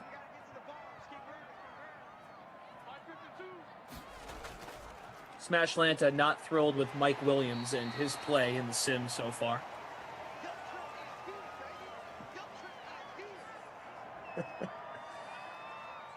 Lisa says they threw the last 3 games away. I don't remember. Have to go back and look. There's a good energy in the sim. We have one more tonight. Tommy Freeze Pops will join me for Rams at the Packers. Mike Bauer says, no one knows the Bears like a Packers fan, and I can tell you they weren't any amount of scary last year. Well, are you talking about the defense? Sure. I mean, there's a difference, though, right? If Matt Nagy's been a good or bad coach, and I mean, if you're scary, that means you're probably really good. Oh, look at Melvin Gordon. That's Yeah. scary. He's like, I don't want to be the Babysitter Billy Not My Kid Award winner, but he may still be.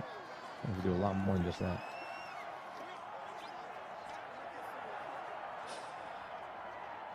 Sean Preston with a below-average O-line, I'd say he's probably won one or two.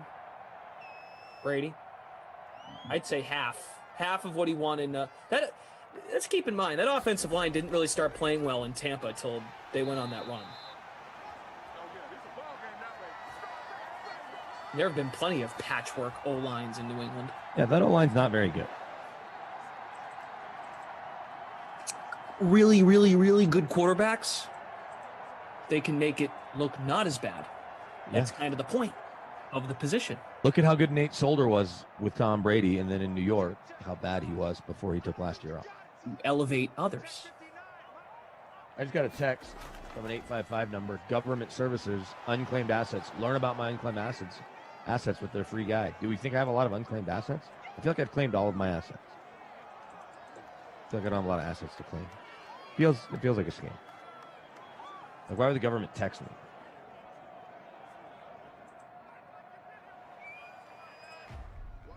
I got nothing for you. Yeah.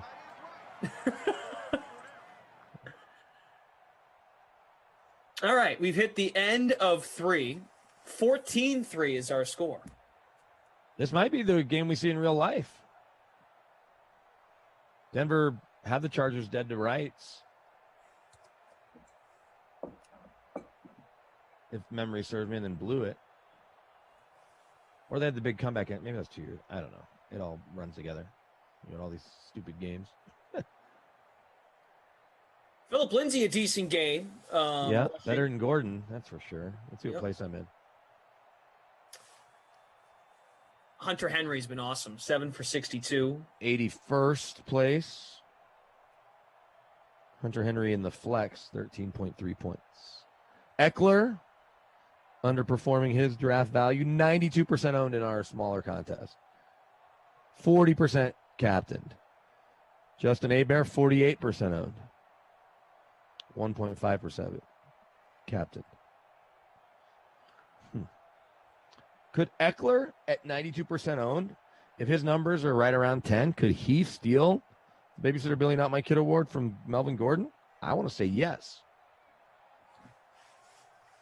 When you average almost 20 points and you get half that, I understand there's a whole quarter left, and you're 92% owned or somewhere in that general vicinity, that feels like you have let everyone down, including your parents who live in Colorado and are probably at the game. All right, so a couple more things to get to here in the chat. So Juan Flores is asking, BK, for fantasy, would you trade Justin Jefferson, Vikings wide receiver, for back-to-back second-round picks? So your own pick and then just the next pick? So you're just getting a second-round pick for Jefferson? I think Juan has Jefferson. And Right, so he has his own second-round pick, and the guy that's picking right after him wants Jefferson for that second-round pick. So you have to ask yourself, I guess I don't know where you're picking in the draft, because if you're picking in the bottom half, right? Let's say you're picking 8 through 12, which means your second-round pick is 13 through 16 or whatever that math is, then I almost absolutely would do it. Because if you're going to tell me that Justin Jefferson is a top 16 player, that's just not true. But if it's a keeper league where there's value and he's a lower round pick, so I need a little more info. But fundamentally, yes, Justin Jefferson's really good. But is he one of the 16 best players in football, in fantasy football? No, because you can name a bunch of quarterbacks and a bunch of receivers ahead of him, and obviously a bunch of running backs. I don't know how the scoring breaks down either, but where's Justin Jefferson ranked for you in terms of receivers off the top of your head? Man, fantasy receiver. Yeah. Oh, he's got to be fringe top 10, right? And maybe easy top 10. Maybe he's easy top 10, but you're not drafting him this year in a non-keeper league, right? So we're just drafting straight up with some sort of PPR value, you're taking Hopkins ahead of him. You're expecting Michael Thomas, whether it's Jameis or Taysom Hill, you're taking him. You're certainly taking Devontae Adams if Aaron Rodgers is there, and you're probably taking him anyway. Who am I missing? I mean, I'm obviously missing a lot. Your DK Metcalf, Julio. So that's 5 that you're taking ahead of Justin Jefferson, again, without really thinking about it. Feel free to throw some more receivers at me. Yeah, I think. Plus, Tyreek Hill, plus Travis Kelce. I don't know about the 2 guys in Tampa, Keenan Allen. Yeah. I mean, even with Julio and A.J. Brown, if you had to make a call right now, you taking Julio Jones or Justin Jefferson? Yeah, you're taking Julio. Right? I think you're taking Julio.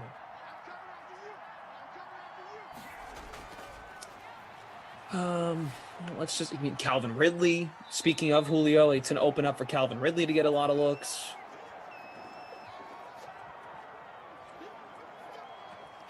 Just look it up this way. Devontae, so you said Adams, Hill, Diggs, Ridley. Oh, Diggs, I skipped. So put Diggs ahead. Okay. Plus, he plays with Thielen. So right.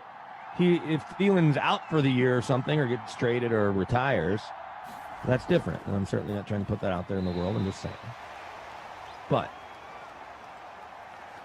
yeah, Juan, I think you do it. I think you do it.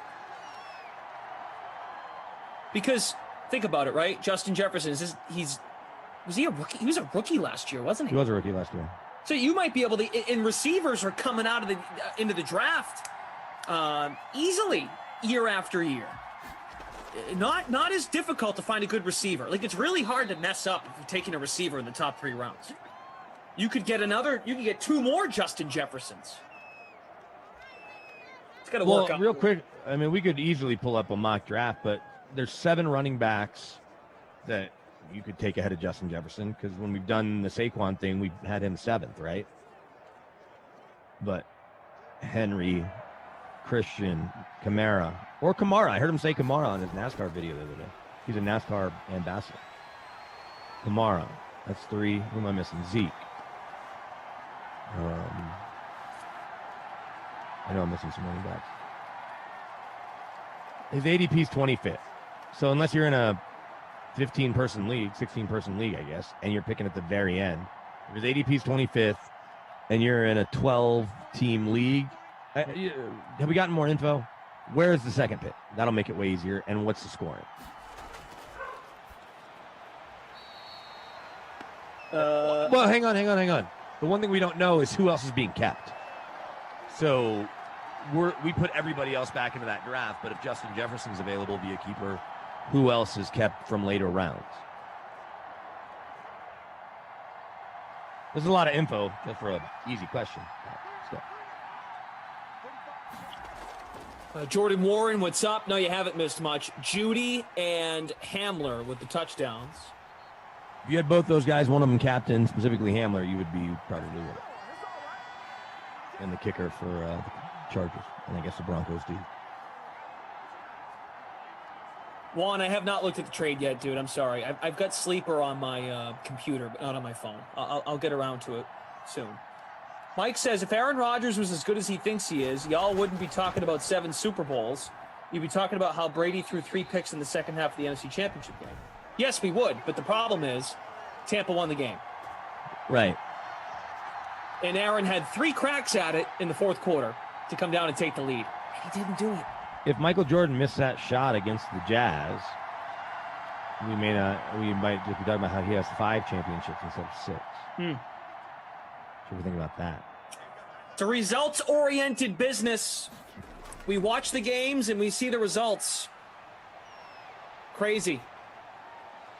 Is that a hold? Wow. Is that a hold, or are they going to call roughing the passer even though he got rid of that ball way early? What's that, illegal man downfield? You're right. Come on, James.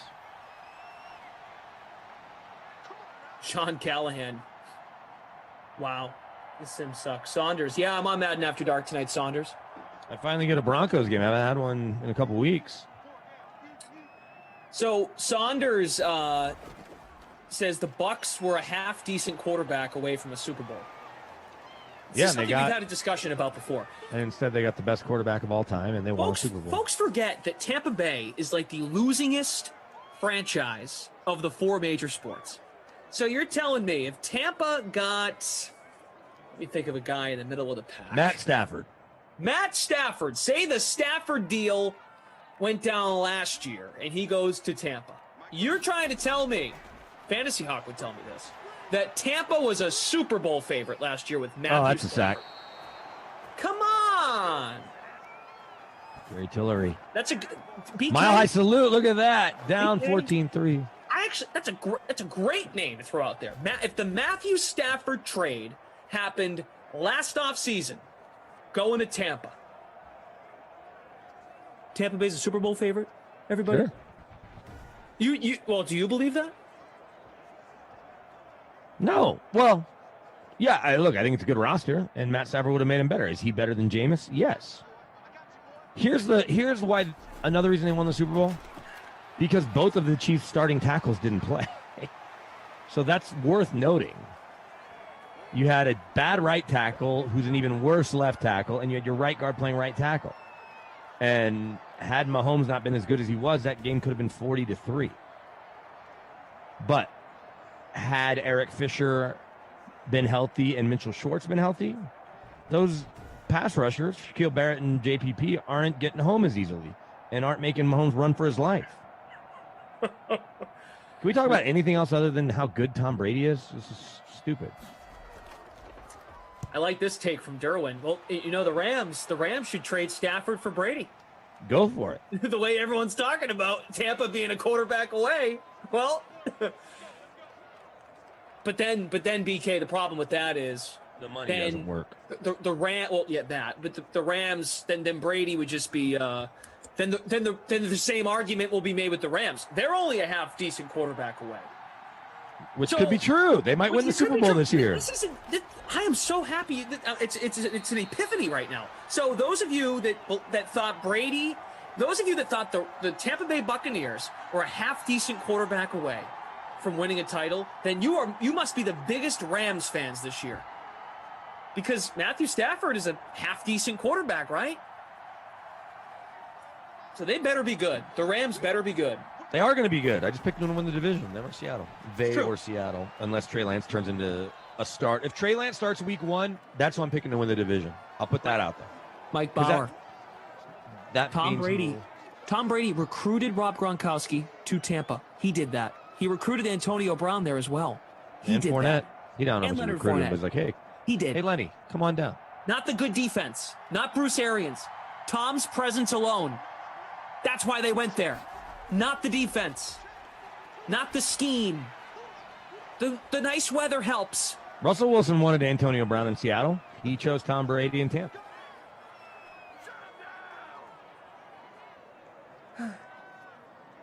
Hey, check out this picture I'm showing you. Let me pin you real quick. My wife sends me a text seconds ago.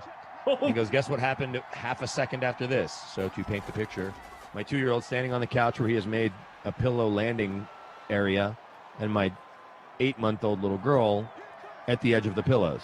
So she says, guess what happened a half second after this? I said, he landed on his sister? Yep. James says, comparing Matthew Stafford to Jameis Winston is like comparing Patrick Mahomes to Andy Dalton. Yeah, it's a little... Well, Jameson's talent isn't questioned. No, we'll but see if the football rehab that he's experiencing with Sean Payton really works, because I don't believe in Taysom Hill, and that's for fair. whatever reason Sean does. Fair. We are kind of doing that. That's fair. Lisa Robinson, we gave you 5 minutes on the Bears. Okay? We gave you 5 minutes on how Matt Nagy could coach. Taxes help too, Galash. Yeah, Rob. Yep. Lisa, are there 2 of you in here? Now you want to talk about the Dolphins.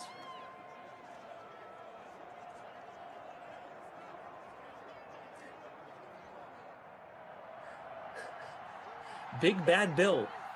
Woulda, coulda, shoulda. Nothing can change what's already happened. That's right. Hakuna Matata. Joe Reed!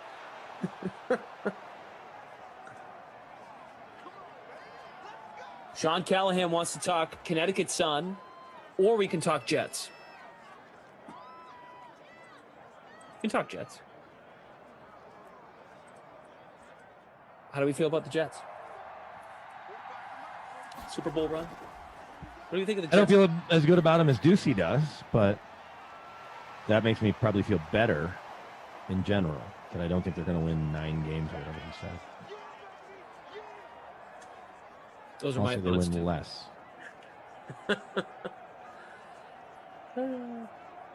What are they picked to win? They're not picked to win, I'm sure, more than 4.5, maybe 5. Let's check.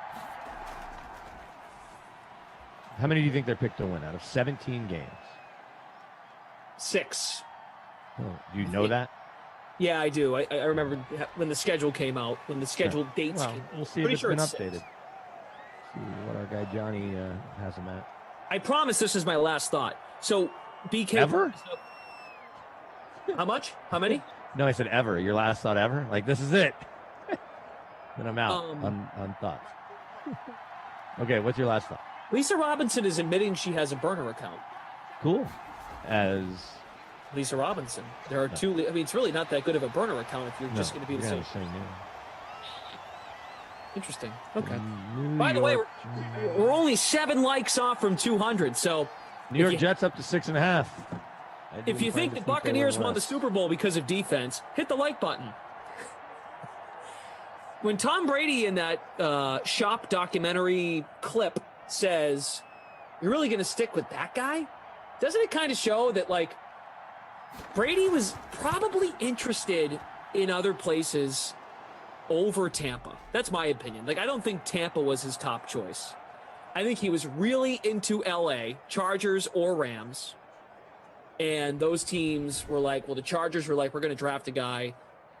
And the Rams decided we're going to hold on to Goff for another year. And look what those teams.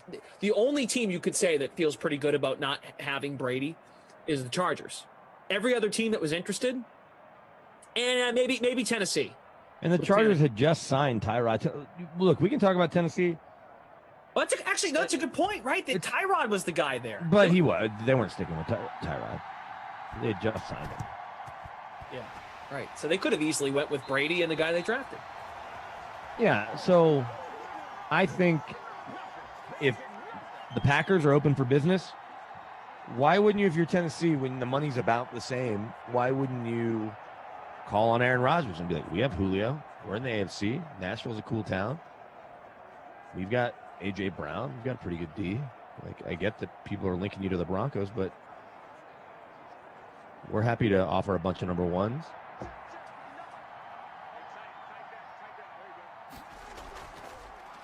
The only thing with Tennessee, and that's why I don't think Tom was talking about Tennessee, because Ryan Tannehill had just beat him in the playoffs. Yeah, it feels like it's Trubisky. Like I said, Benjamin Albright's the one who's saying it was Tennessee. No one else is. I can't say no one else is. I don't know. Jordan Warren saw right through my sarcasm and says, used my like here because I think the Bucs won because they had a good team on both sides of the ball, which is true. That is a accurate take. NFL players have until 4 o'clock next Friday, this is from Tom Pelissero on Fun Network, to let their teams know if they're opting out in 2021. Can you guys hear my stupid dogs barking? Oh, yeah. Sorry. We'll be out of here in no time. They're stuck in their crates because they ran away again today. Good apology. Stuck in their crates. Let me figure out these awards. I think it's got to be Hamler time, right? No question there. I'm in 88th place, the Demaryius Thomas. Jake Butt, my punt play, nothing, but that's not my kid award worthy. Fox likes football. Hamler in the captain spot, 36.5 points. Melvin Gordon's up with 2.8, but isn't Austin Eckler's 12.1 so much more disappointing? I'm asking for your opinion before I give the Krusty Krystal. Well, I already gave that to Hamler, but Eckler was 92% owned. Yeah, I think that's the way he got to go. Playing back in his home state, a few hours from his hometown of Eaton, Colorado. Played his college ball out here too. And they rely on family and friends in the stands wearing their Eckler jerseys. And he lays a goose egg in the snow, a game that would have been catered specifically to him. The game plan. That's why Anthony Lynn got fired.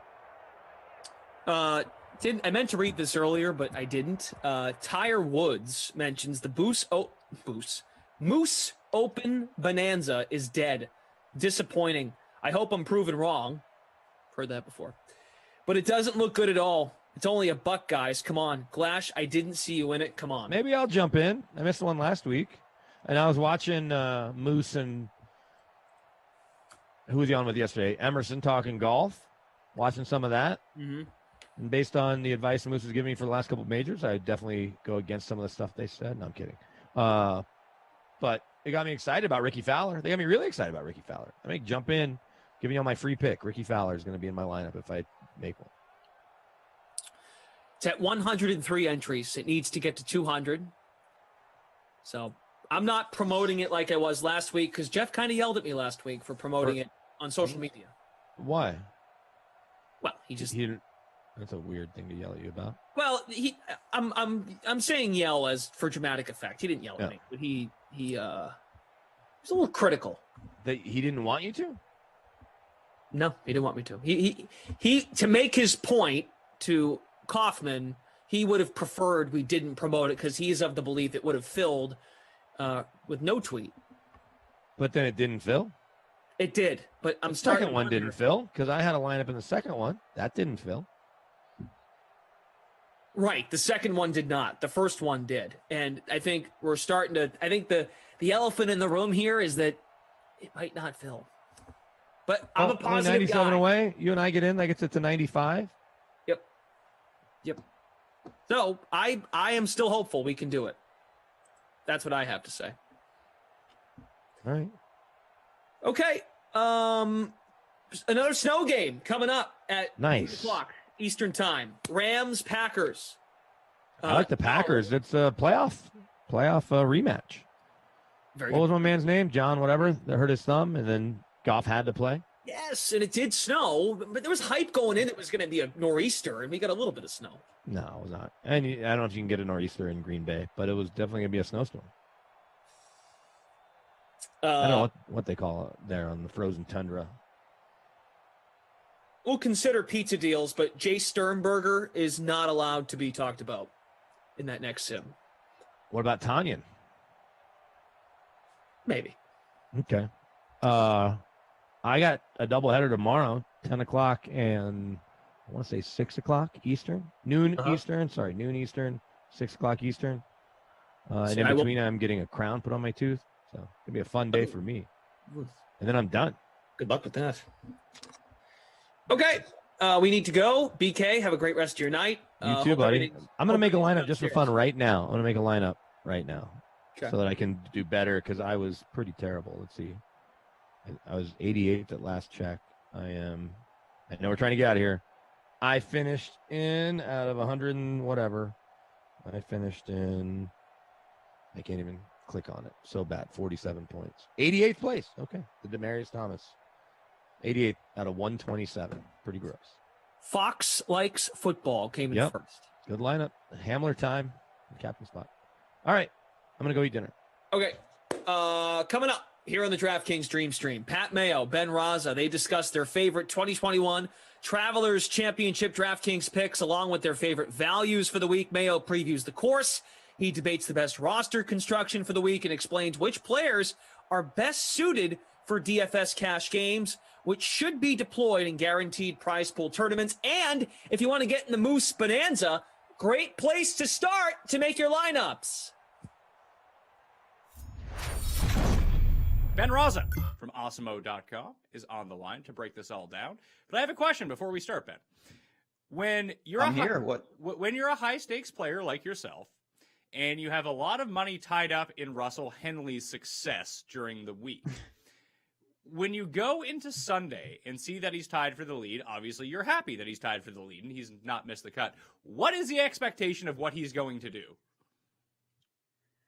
Oh yeah, that is a very, very good question. So you hope that he finishes like withdraw as the floor. But yeah, I mean, it was one of those situations. You've seen it.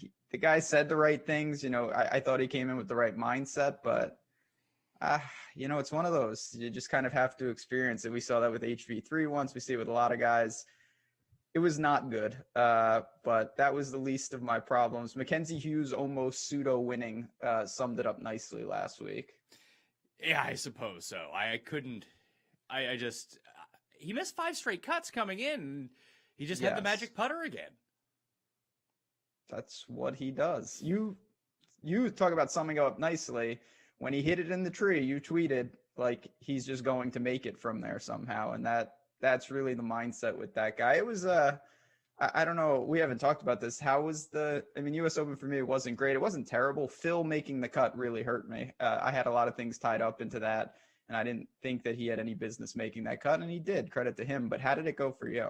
I was up a bunch of money going into the back 9, and then all of a sudden I was down. I think I was in for $800, and I got back like $350. Yeah, it can change. So, with the lower scoring, the placement points, it changes quickly. I had the right pool. I was pretty happy with it. It was just not the perfect combo. I needed Homa to get through. That really would have helped. But all in all, I was happy for Usti. I did have more exposure to him in the betting side of things. Obviously, the outright would have been better. Not that I had it for a lot, but Rahm is just too good. He deserved it. Amazing putts on 17 and 18. Yeah, I had no Rahm, so that really kind of ended up ruining my week. But I had all my entire core was built of Brooks, Bryson, and Rory, and some combination of those two guys at the top. So for a while on Sunday, I was like, okay, here we go. I even had lineups with all 3 of them in it that were a 6 of 6. If Pendrith had made the cut and he missed on the number, my week would have been so much better, even with all of the collapses, because I was so high up in all these tournaments with 5 of 6s, and the guy who obviously was missing it was Pendrith. Yeah, sometimes, that's really all it can take, small edges like that. And then, Bryson, when he loses it, it seems to sometimes go really bad. That was some disturbing images on the back 9 there. Yeah, that wasn't great news for old Bryson. But I go back and I went and looked at the stats for the U.S. Open. Pendrith was 3rd in strokes gained off the tee. Like, that's why I played him. Usually he putts well, and he didn't putt well. So that was the end of him. He still almost made it. Yeah. You got to live with that. Even, for me, with Homa, particularly on Thursday, couldn't putt. He lost like 4 strokes putting, and it was Friday. He made his move. He had his chance. Couldn't get there. Somehow couldn't beat Phil, which was the full coffin for me. And then, the Jazz blew it in the NBA. It's been a rough week, but we're going to dust ourselves off and we're going to get back to business at Travelers, which is one of my favorite tournaments. Is it one of your favorite tournaments because it's like local to you? I'm mostly at this point just biased of like how I've done. I've had some really good, weeks here in DFS over the years, particularly 2018 when Lahiri was in the top 10 and Casey almost won. But it's close to me. I like the tournament. I like River Highlands. Are you a fan of this course? I am. I had spoken with Jeff a few weeks ago. I brought it up again yesterday on that show, but I just have most of my betting success, DraftKings success, doesn't really matter what it is, at these shorter courses where the entire field has a chance to win. Yeah, I think there's something to that. Of course, Pete Dye comes up a lot when you're talking about those type of courses, but the leaderboard bears it out. I like it because I think people sometimes think that the Bombers can't win, and that is highly inaccurate. It's just that it brings in every type of player. So you're going to get a great mix of the Bubbas of the world and then the Kevin Nas of the world. And that's just a really cool thing. You don't get that at every course. No, when you go and look at the players who have had the most success here over the past 5 years, it's almost the 3 completely different styles of player. It's Casey, who's more just kind of all around but can't really putt. Then you have Bubba, who just kind of bombs it. Sometimes he makes putts. And then you have Brian Harmon, who most definitely does not bomb it, barely hits his irons well, but makes every putt. Like, those are the 3 guys that I think of when I think of this tournament. And like I said, I like that. You can mix and match. A lot of times I stick to themes on my teams. This week a little less because you can incorporate a lot of different styles around this course, and you can be aggressive off the tee. You certainly need to be crisp with your irons, but as you talked about, you can also just make everything. And these greens, you can go low here. It's got a nice blend of everything. So I do like it. One of my favorite, just like pretty standard events of the year. Well, let's go to the top of the DraftKings pricing. Above $10,000, you'd think that the now number 2 player in the world should be, and the defending champion would be the favorite, and he is the favorite per the DraftKings pricing. The betting market, he is actually second to Bryson DeChambeau, who's 11-1. Brooks, Cantlay, and Reed. Those are your 5 guys above $10,000. We're back to a full field of 156, top 65, and ties make the cut line. So do you think it's more of a stars and scrubs approach this week? Because, I mean, you can make a pretty compelling case for anyone up near the top, but I think I'd rather take my chances almost even starting in the 9s based on some of these names. Yeah, I mean, there's, of course, these are very, very, very good players, the world's best, but there's lack of depth. Not everyone is here, and I don't know. I'm not completely drawn to it. You could make a case. I mean, even Bryson, as bad as it was, he did what he wanted to do in the sense that his formula of off the tee and putting was there. He just couldn't do, the around the green game got lost late. But he was in the tournament, so I don't mind going there. I don't see myself doubling up north of 10 too much. I think that's probably a little too thin. And I think it just speaks to the 6K range isn't ideal this week. No, but I think that there's certain guys that you can find. I actually made 2 models this week, and I'll throw this into the newsletter on Wednesday evening. So you can subscribe to that in the description of the video and podcast, completely free, by the way. So come on, become a subscriber to the email. It's an email. You can just delete it if you don't want to read it. But I made one of short wedges. So essentially it weighted, proximity 75 to 100, 30%, proximity to 100 to 125, 70%. Just guys that have the best proximity from that range are just going to generate so many easy birdie opportunities. I actually have another one that I was running through. I got to try to find it now. That one is short wedges. There's also another approach one that I threw in where it kind of expands it out to 150. And I'm just looking at both of those to see if there's any random names that end up popping up. And frankly, it's a lot of your mid-range guys that, like your Tringallis and Hoffmans and Streelmans of the world, tend to be the best guys from that range. And they're not the ones really hitting a ton of shots from 75 to 100, let's say. You're just going to see a lot of DJ and Brooks and Bryson in that range. But I think maybe Bryson will scale it back a bit off the tee, because after watching him at the U.S. Open and the glaring amount of 80-yard shots that he had into greens, he's just not good at them. No, that's the old, to me, Rory always had fit that where DJ had mastered it. His drives left him with a shot that he was so good at. Bryson was leaving himself these shots that obviously he wasn't super comfortable with, and that doesn't help you at all. So being closer only works if it works in conjunction with those wedges, and you're going to have that. I mean, we've seen the quotes, each and every year here from Bubba and other guys. It's a wedge fest. So short irons, all those things I'm looking for. And your boy Satoshi, he comes up on a couple of my lists this week looking at these type of things. He jumped off the page to me as well. I mean, obviously he's won at a Pete Dye course in his career. He's riding a heater right now for Satoshi Kodaira. But I went and looked at his history at this course, and maybe that's just irrelevant. He's never played well here, but he hasn't played well almost anywhere. So what's that really matter? Yeah, he's not good, so it makes it harder to play well at places. But if he was going to play well, this does seem like his type of course. And again, it just brings in some names that I normally don't look at a ton, and then it brings in some guys that I like to play that I know I'm going to get suckered into this week. Give me one. Who's the one? Is it Aaron Wise? It is certainly Aaron Wise. Talk about his proximity, particularly with the short irons. It caught my eye. Maybe this is coastal. Who knows? We're going to round and say it's by the coast. Ryan Moore, guys like that. I think you can look to them. There's elements. I see a little John Deere in this, but particularly Aaron Wise. It's all systems go this week. Yeah, when I did the sorting, the 100 to 175, I separated the 100 to 125 into 10% because you just don't get that many shots from there.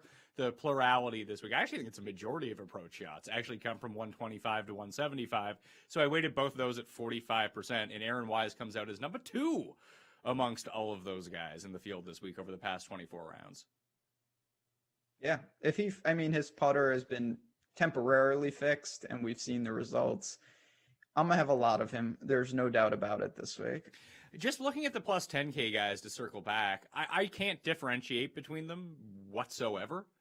So I just don't think that I'm going to do it. Like, weirdly, I think that Cantlay would be my favorite. Like, is there any chance Brooks shows up and tries to win this tournament? I would say minimal. But yeah, I don't know why I never know why guys are here. Like, he has to fly across the country. I don't know if it's like commitments and sponsors and things. I don't know. If I was a golfer, I think I would take more time off than a lot of these guys. Who has time to come to Hartford? No offense to Hartford. I think it's just they don't want to play John Deere or Rocket Mortgage one of the next 2 weeks, and they want to get an event in before the British Open. And most of the guys in this field aren't the ones that show up to the Scottish Open or the Irish Open. Yeah, that is true. You could prep over there. But no, I mean, listen, I like I said, I'm glad they're here. I love this tournament. It's kind of in my backyard a little bit. If I was going to go to this range, I think I would look to, Bryson's always the guy that I kind of think when he gets going, he can win going away. We all know that. If I was going to pick someone else, though, I'd be with you and Cantlay. He's just pretty stable. He's fixed whatever the problems were for that, month or two stretch, earlier this year. Everything that looks pretty solid off the tee is good. His irons were a little weak last week, but he makes up for it in so many different areas. Yeah, so Cantlay's the only star that I have next to anyone in the $10,000 range, and I'll just kind of have to bite the bullet on it. If one of these guys beats me, then wasn't my week to win. But in the 9Ks, Casey is at the very top. It feels like you should just play Casey at the courses where he's good at, and this is one of them. So he's becoming, and I mean, I guess I could say it because Bubba also fits this course too, but Casey's starting to develop that theme as well. You're right. Like, he's got his courses. This is one of them. Valspar is certainly another one. He does what he does, and he plays well consistently. He's playing great. His irons are fantastic. He's going to be extremely popular. But other than that, I think there's nothing not to like about him this week. Well, I think that even if let's say I don't use Cantlay and I just fade the above $10,000 range, I think you could take three guys from this $9,000 area and get away from some of that ownership just by constructing a little bit differently. So Casey's at the very top of it, but slightly after him on the board, it's Scheffler, Streelman, Wolf, Finau, Answer, and Neiman. I like Answer and Neiman, but I actually am going to play Kevin Streelman. I don't want to bet Kevin Streelman for his ridiculous odds at 30-1, but I think on DraftKings it's a different story when we think about strategy. Just people are going to see Kevin Streelman. I know he's won here before. That was years ago. He's just playing so well, and everything he does well fits this course perfectly. There's no doubt about that. I agree with kind of where you're leading there. People are going to see it, me included, and say, 9,400. Like, I used to pay $7K for this guy. I'm not clicking that, and I'm kind of guilty of that as well. I think Scheffler's the most interesting. He's someone that appropriately priced, but he's not going to get a lot of buzz. He's sandwiched between Paul Casey, and he's playing fantastic. So I may look to him. I think my favorite guy in the range, Casey's the safest. Answer would be the guy I'm going to go right back to. He missed a cut, no big deal. This is a much better fit, reasonable price tag. One of my favorite plays of the week. Yeah, I bet Answer to win. He made the cover photo of the show yesterday. It all really sets up well for him. He has a 9th and an 11th the past 2 years, and even at the U.S. Open, he was 4th in strokes gained approach, and he only played 2 rounds. And I would expect the rest of his game to rebound, hopefully, just a little bit. Neiman, where around the green is de-emphasized at this course over ball striking, is probably a good time to jump on him. I just like this collection of players. Like, if I can grab 3 or 4 of them in a lineup, if I find some guys at the bottom that I don't mind, I think that's the route that I want to go, because even some of the guys in the mid to upper 8s I like too. Scheffler is interesting, but I do think that he is going to be highly owned. Weirdly, and I might be wrong on this from what I'm seeing early on, but it was my instinct right away is that no one's going to play Finau. Yeah, I would rather do you have any interest in starting with Finau? I don't think that you need to start with Finau, but when we get to the best plays lineup, I can see it. Like, you could go Finau, Answer, Charlie, Bubba, or Neiman, or Smith, like one of those guys, or Harmon, whoever it is that you like from that tier. You can construct a pretty compelling lineup that way. Yeah, you're still north of 7 for the last 2. I don't mind that. The one guy we haven't mentioned, and I'd be lying if I said it at any field, is Wolf. I just not this course for me. And maybe next week, well, let's get him to the Rocket Mortgage, where you can drive it with impunity as far as you want. The rough, it's classified as long, but doesn't seem to be too detrimental to anyone who can drive it a ton, because Bryson and Wolf basically finish like 1-2 every single year at that course. So I don't know where to put him right now. No one's going to use him. That's what I do know. Elite scorer, we know that. Dangerous. I think if you make enough teams, I think he should be in the pool for large field tournaments. I just don't know how I'm going to be able to click him in over Finau, Answer, and Neiman. This is a priority range for me. I want exposure to those three guys. Casey and Scheffler, I think, are very, very safe. So I'm going to have minimal shares up for grabs, and that's probably why he gets squeezed. Yeah, and that's based on my inability to distinguish really between the 10Ks and the 9Ks. At least in the 9Ks, I have like, oh, there's 4 guys I really like. I can go with them. And if that means fading the $10,000 players, then I can actually mix and match between all of them. Let's say I'll probably make 20 lineups as my 20 main lineups, and I'll probably do the mini max again, because I've been having fun making 150 lineups, Ben. Just it's not much money to go enter, and I'm trying to work through a strategy of 150 lineups. You never play 150, do you? Very, very rarely. I build by hand, so it takes a while. If there was no soccer going on, maybe. But and the one thing I will say, people don't realize with the mini max in those tournaments, a lot of people, myself, like you, I can't play in those. A lot of people who play a lot of heavy volume can't. So it's a great way to test out new theories, get exposure to 150. And as you mentioned, it's not a huge money commitment. So definitely on board with that strategy. Yeah, I had never really played it before, just because I don't play 150 entries, and I wasn't like super keen on throwing like 10 into a 50-cent tournament. But I just want to go through the process of building the 150 to see if that's a viable strategy for me. And put it this way, if you put in 150 lineups, you're probably not going to get completely wiped out. But it's hard to churn too much of a profit in it solely because you're putting in 50-cent entries. You basically need to finish inside the top 3 of all of those to really earn a lot of money coming out of it. But I like one week, I did pretty well. Last week it was actually pretty fine because I had so many 6 of 6s go through, and there was no there was just having a 6 of 6. Although that didn't really mean the end of the world because scoring was at such a premium. Like someone like Eddie Molinari for me scored so well last week, despite the fact that he didn't finish well. Yeah, I mean, when streaks and bonuses are basically non-existent and there's no under 70, it doesn't, I'm not gonna say it doesn't matter, but it's not like a normal week where you're losing so many raw points to being down a man. You can survive majors, particularly the US Open, like that. So looking at the ownership right now, very early, obviously, we're speaking on a Tuesday morning, of the very top end, it seems like Cantlay, Casey, Scheffler, Answer, and Neiman are probably the ones that people are going to gravitate towards. Bryson, very popular amongst Fantasy National members. Very few people using Dustin, though. Is Dustin maybe the leverage guy up here? I mean, it might be the leverage guy. I don't know how often. It's such a different build with him. And, I mean, what's there to say? Obviously, he can just do anything and come out firing and just run away with this. I just don't know exactly what I do. Maybe like DJ Finau lineups, that's kind of interesting. You still have plenty of room, but I don't know if I really want to build with that. I think I'd rather try to get three 9s than like DJ and then random 9K guy. Yeah, I think that's probably the path that I'm going to take as well. So for me, Answer's probably the favorite, then Casey. I'm going to play Streelman. I'm going to stick to my guns on that one. And then I might work in Neiman. I want to use Neiman. I just think that he's 4th on that list of me, despite being the cheapest. Then we go to the 10Ks. Bubba's at the very top at 89. I bet Bubba to win at 5,500. Should I continue to use him on DraftKings too? Like, I don't know how I feel about that because I'm going to fade Harmon because I always fade Harmon. But then you got Cam Smith and Charlie Hoffman at 87 and 86. And I really like those 2 guys this week.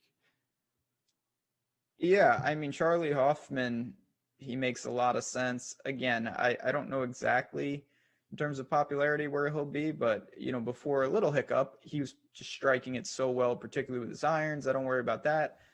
I hate Cam Smith in life, even though I no problem with him, but I rarely, if ever, play him.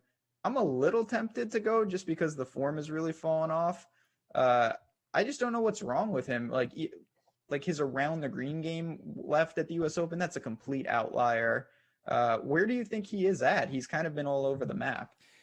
One of the things that I noticed, and I don't know if it's because of field strength or what it might be, is that the guys that play really well at Riviera play really well at this course for whatever reason that might be. Cam Smith, obviously a very good Riviera player over the years. I just like to see his irons got back on track last week at the U.S. Open. He gained on the field driving and lost it all around the greens. Like, that's such an atypical Cameron Smith performance that it seems like he's putting pieces of his game. It's kind of like the guys that we always talk about. Like, I don't see a ton of difference right now when you just look at them statistically next to each other between like Sung Jae and Cam Smith, that they're doing 3 of 4 things well or 2 of 4 things well, and they're random 2 to 3 things every single week. It kind of flips that once they get it on the same page that they're going to be fine. And I don't think anyone's going to use Cam Smith. No, I don't think people are going to use Cam Smith. I think in general, the upper 8s will be somewhat dead. Bubba and Harman will probably garner a little, but I don't see a ton of interest here because people are going to want to use the 9K range. Siwoo, Justin Rose shot like 40 over last week. That's not going to help his cause. Henley and English, they played well, but I still don't think they're going to be overwhelming chalk. This is an interesting range. It's a tough one. I definitely prefer the 9s, but there are names here to break down for sure. Yeah, what do you do in the lower part of this? Because I had no one starred as of yet, and it's kind of like Harris English makes a lot of sense. And if he's not going to be overwhelming chalk, it seems like a really good price for him. I have no problem with him. It's going to be ownership dependent. He almost accidentally won the U.S. Open, so that'll help. And his short game is ridiculous. So off the tee game is weak, but it's fine. It's nothing super alarming. What about Adam Scott? If you want to go Genesis. That's a discussion that I was looking at for the outright betting market because he was down at like 75 to 1, and I couldn't believe what I was seeing. But I was like, well, he hasn't been playing well. That probably factors a lot into it. But if we're talking at a course that's like all like short irons, and that's still the one thing that he does really well. Yeah, I'm definitely planning on getting over on him. I don't think it'll take a lot. He's not doing anything that's, blowing you away, but it's not abysmal either. Just kind of hanging around. And I'm waiting for his irons to really pop again. I know it's in there. The short game is fine. The putter is good. This is a good price for him. Scott is interesting this week. I may tail you on the betting side of that. I didn't even consider that. That is a good number. Yeah, well, there's 2 of them that are down there, and even we reach into the upper 7s. If I'm going to say Riviera, and just based on, because I was following him a lot like you, I had a ton of Max Homa last week. Like, why not Max Homa here? Oh, I'm definitely going to stick with Max Homa. He's once again priced next to, maybe I'll get a matchup with Phil again. Hopefully they pair them and I can just triple down on this disaster theory. But his tee to green was, it wasn't great, but it was good enough to be in the hunt. He just couldn't get it going, couldn't make the putts. And then it unraveled late on Friday. So I will go right back to him. Keegan is there, which is always an issue, particularly in the Northeast. But there are guys as we work down to this true mid-range. Well, just to stick with Homa for a second, like if you've just been blindly playing Homa all season long, you're doing really well because every time that he spikes, I guess at Genesis, he was pretty popular coming off the top 10 at Pebble Beach. But almost every other time, it's like miscut, 6th, miscut, 6th. He just missed the cut at the U.S. Open. Essentially, if it's not like a super strong field event or a major, he comes inside the top 10. And now we're getting him at no ownership. And he's got the putting spikes. That's really what I like to see when he's losing on the greens. He's lost in 4 of 6 weeks putting. But the ones he gained 5.7 and 6.5. Like, I'll take that every time. I don't mind if my guy loses, 2/3 of the time if the 1/3 is a massive, massive output. So I will go back to Homa. I hope people, are deterred by the missed cuts because it is too many for a guy that good. But you can go to him. It's a tough range because you have other good ball strikers, Keegan, Sam Burns, your boy Higo. There are names. There are. I mean, are we just going to dismiss Henley at $8,300? I don't know. Because isn't this basically what Shez did 2 years ago? When he almost Where was that, Shinnecock? No, it was at Pebble, and then he won this event the week after. Pebble. Yeah, I mean, I played Henley last week. He finally exploded with the irons, which is what you need for him. Everything checked out with the putter. Everything was great. His off the tee game was bad, but it always is. I don't mind hanging on there. I don't know what his ownership will be, if he'll take a big jump. He seems to like Travelers in the limited sample size. There's nothing that deters me. It's I think kind of an awkward build with him. Is he your third man in? Is he your fourth man in with balanced? I don't think he's going to be your second man in. I just have to see how that kind of works out roster construction wise. Yeah. I don't know if I'm going to get there either. I would prefer English, and I prefer Adam Scott, so that kind of leaves him on the outside looking in. I prefer Homa from that upper sevens. But the rest of the upper sevens, when I take a look at it, beyond Homa, doesn't really do a ton for me, strangely enough, despite there's a lot of, like, my guys in there, like Molinari, Phil, Higo, like you mentioned, Keegan, all guys that I would, like, when I just first glanced at it, I was like, oh, I'd love to play these guys. And, like, the more I think about it, maybe Burns, maybe Tringali, but I don't know what to do with Higo for the life of me. No, I mean, that's not my account. I have no idea. He wasn't great last week, I wasn't surprised, but at the same time, this guy's been very, very impressive. Keegan's the one I probably struggle with the most. Tee to green outside Memorial, it's just been absolutely fantastic for a while now. Travelers is an event that he plays every single year. It's got a mixed bag, but certainly plenty of experience. Seems to like the course. You need the putter to cooperate. I think that's where I'd be drawn over guys like Burns. I think is fine. I'm not sure I'm going to get to Doc Redman, Jason Day. I mean, I have no idea what to do with. Probably nothing. Maybe I will go to Keegan. Maybe people will jump off the bandwagon because we didn't see him last week. And I think he's made the cut like 8 out of 9 years. He missed it last year in the Superstar field, but what are you going to do? And he was so used at Memorial and he went tits up that maybe it will kill some of his ownership, especially with some of the other names here. Like Higo won me a bunch of money 2 weeks ago. And I think that he can play well here too, but I'd probably still take Keegan at, this is essentially his home event, isn't it? Yeah, it's as close to what we're gonna get. I mean, what's there to say there? I think the price is reasonable, and coming off recency bias, that'll help him. I like Homa more than all these guys, no doubt about it. And then it starts to, HV3 is there, Day, Poulter, RCB. You got a mixed bag of all different types of players. Well, what do you do with Tringali? Because he had solved the driving problems, and much was made about that when he was in contention. They're like, oh, he had an extra 20 miles per hour to his club head speed, and it seemed to be figured out. Now he's dropped off the tee pretty significantly in 4 consecutive events.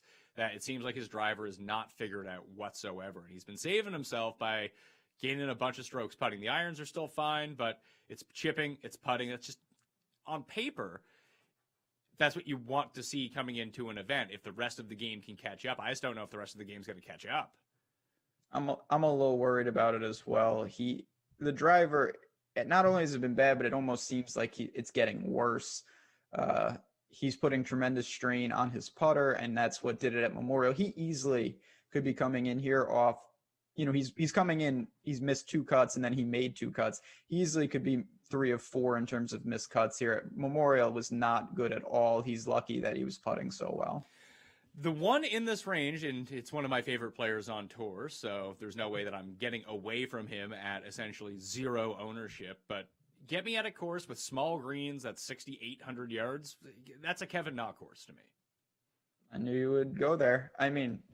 Kevin Na, again, is the guy, you probably don't get him right that often, but when you do, he can just win randomly. So I see it. The stats don't look good. They never look that good. This is a good course fit though, and when he has it going, it pops. So great tournament play. Wouldn't come anywhere near my cash lines. Oh, good God, no. But you don't play cash games anyway, so what's the difference? No, it doesn't matter. That's irrelevant. And he just, he's one of those guys. When you get him right, you really get paid off. You just have to take him being non-competitive at times. It's just part of the game. Yeah, you take your medicine with him, but the theory behind it being that his upside is so high that when he does come through in some of these big spots, like you get paid off immediately on him. What is did you Kevin he's like 14 for a top 5? That's not terrible, actually. No, I might look to do it like that a little with him. I'm not sure I want to go all the way to the outright because I'd rather play Scott for almost a similar number, but like 14-1 for a top 5, that could make my card this week.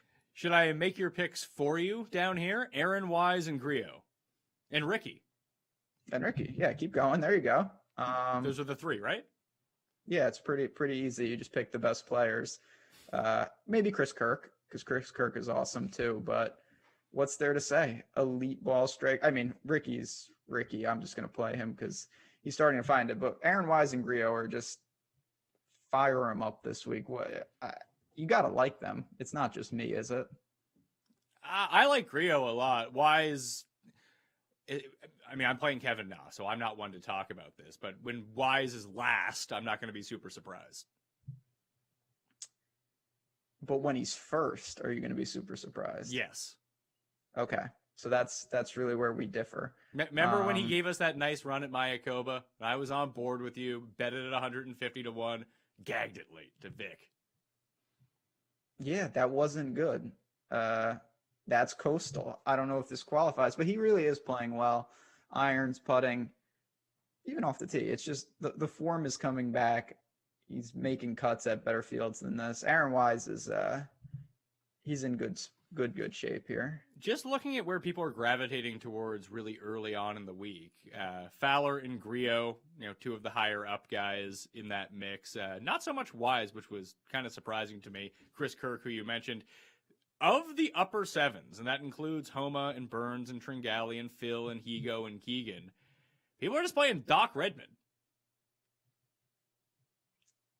I'm gonna be honest, I don't really see that. I don't get that. I don't think it's a horrendous play, but to me, you have better options in that range. I saw, he popped that Palmetto and he does that, but that to me is borderline outlier with the way he's been playing. And the off the tee game has been weak for a while now. I'm not sure why that is.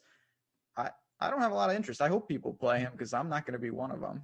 It's the 2 top 10s in the past 4 starts, both in 2 of the weakest fields of the year at the Byron Nelson and Palmetto. He might just be one of those guys that once he doesn't get invited to, like when he's not in WGCs and decides to take his medicine to go play the Barracuda, like that's where Doc Redman's going to go get his win. Is that the one with the stupid scoring? No. Well, maybe. No. The Barracuda is the one with the Stableford scoring. It's the Barbasol is the one that's in Wiley's backyard. Okay. Yeah. Oh yeah, the Barbasol. I forgot about that one. Isn't there one in Tahoe? Yeah, that's the Barracuda. Oh, that is okay. Yeah. It's all coming together. Doc Redman should go play the Barracuda this week. I don't think the Barracuda is this week, but they should maybe change that. I just, again, it's a product of the opportunity cost between him. You could go to Homa, Burns, Tringale, HV3. I like Wise. You like Na. Keegan is not that far away. It's hard to make a case for him when you have so many other options.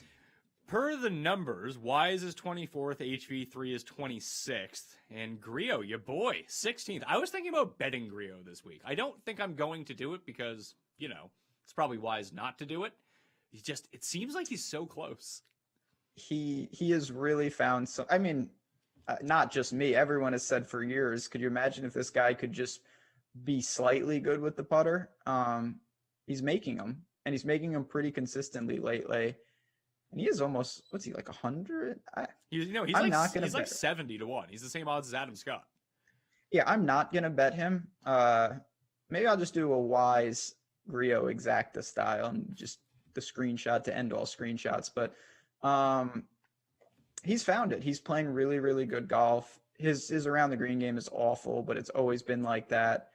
If he can continue to just go irons and putting, I can live with the shaky off the tee game right now.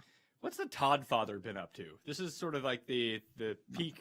This was his peak, and then it kind of all went downhill from here, going back to look at it. Even coming post-COVID out of it, let's see.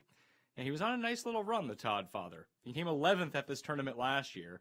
He had a nice little run through the end of everything, but he was in the final group with DJ, got the Ander curse slapped on him, and that was the end of his career. Yeah, that sums it up nicely. That was mistakes were made, particularly around the green. Which is weird because he's one of the best around the green.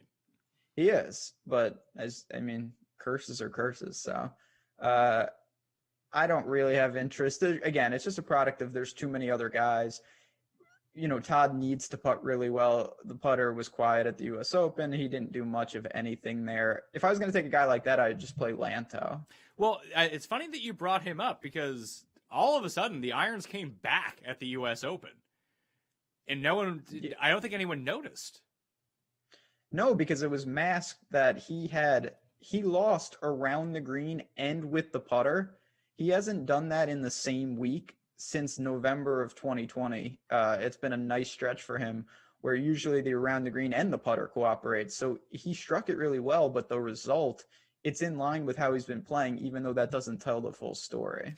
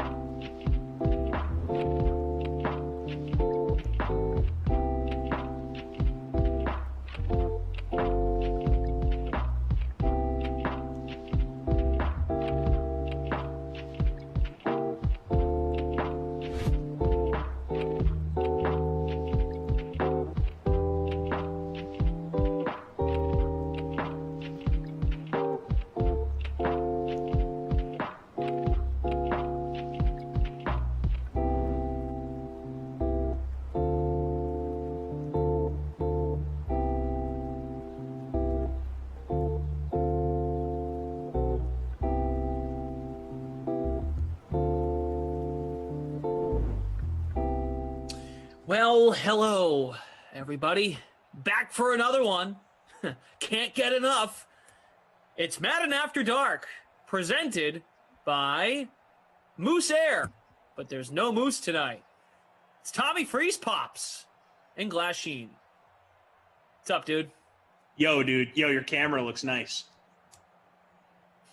Didn't get it at Walmart, and it wasn't on sale. It was actually given to me from my manager. It's on the desk today when I went and got it. Looks much... It's actually being used correctly in comparison to the 8 o'clock sim. Ah. What was going on with the 8 o'clock sim? The ring light was too bright. It just... The balance wasn't there. Well, it looks good, buddy. And happy to have you back here on Madden After Dark. I've been holding it down. I don't know where you've been. Yeah, no, it's fair. I kind of Are you going to explain yourself? I mean, the guy who makes the schedule is here tonight, so. True. But I think this is more on you. I'm just going to be honest. I'm putting it on you. I thank you for being honest. It's one of those sayings that actually I try to stop using. You know, gotta be honest with you. Like, how about you just be honest, you know? It's just a part of speech, you know? It's not something that you have to really put a lot of thought into. It just kind of moves you from one point to the next. Yep. You know? Mm. Yeah. So this matchup here was one we witnessed in the postseason. True. You remember that? I do. It was supposed to snow, like, really bad. And then it didn't really. Or was it windy? It wasn't really that bad of weather. It was supposed to be awful, and then it was fine. Yeah. Not an excuse, right? Packers pretty much controlled that game all the way through. We will get snow in this one. Lots of it. It's Wednesday, after all. That means wild weather, Glash. At this point in the year, in real life, we've hit June on the calendar. It really is pretty wild. Because at least in the fall and the winter, we can really embrace it because it's so miserable outside. Might as well make the sim look miserable too. Or a winter wonderland. That's what it's funny. A year ago now, we'd be like, oh, look at this, a beautiful winter wonderland. And now we're at a point where folks are just like, okay, get rid of the stupid weather. Yeah, people are sick of it at this point. But I love it. I love Wild Weather Wednesday. Switches it up.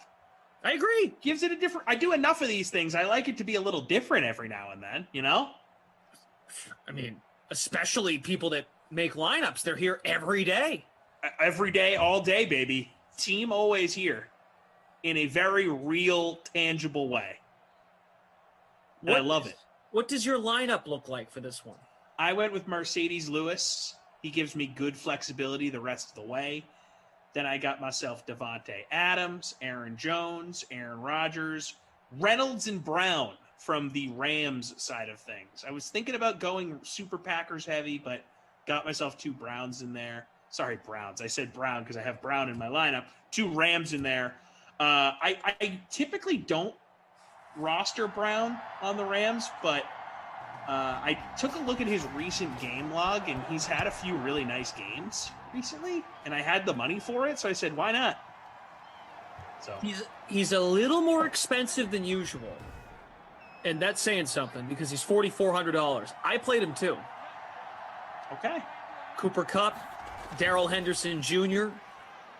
Those are my Rams plays. You went with 2 running backs from the Rams. Yep. Okay. I played Aaron Jones in the flex, Mercedes Lewis in the flex. Aaron Rodgers is my captain.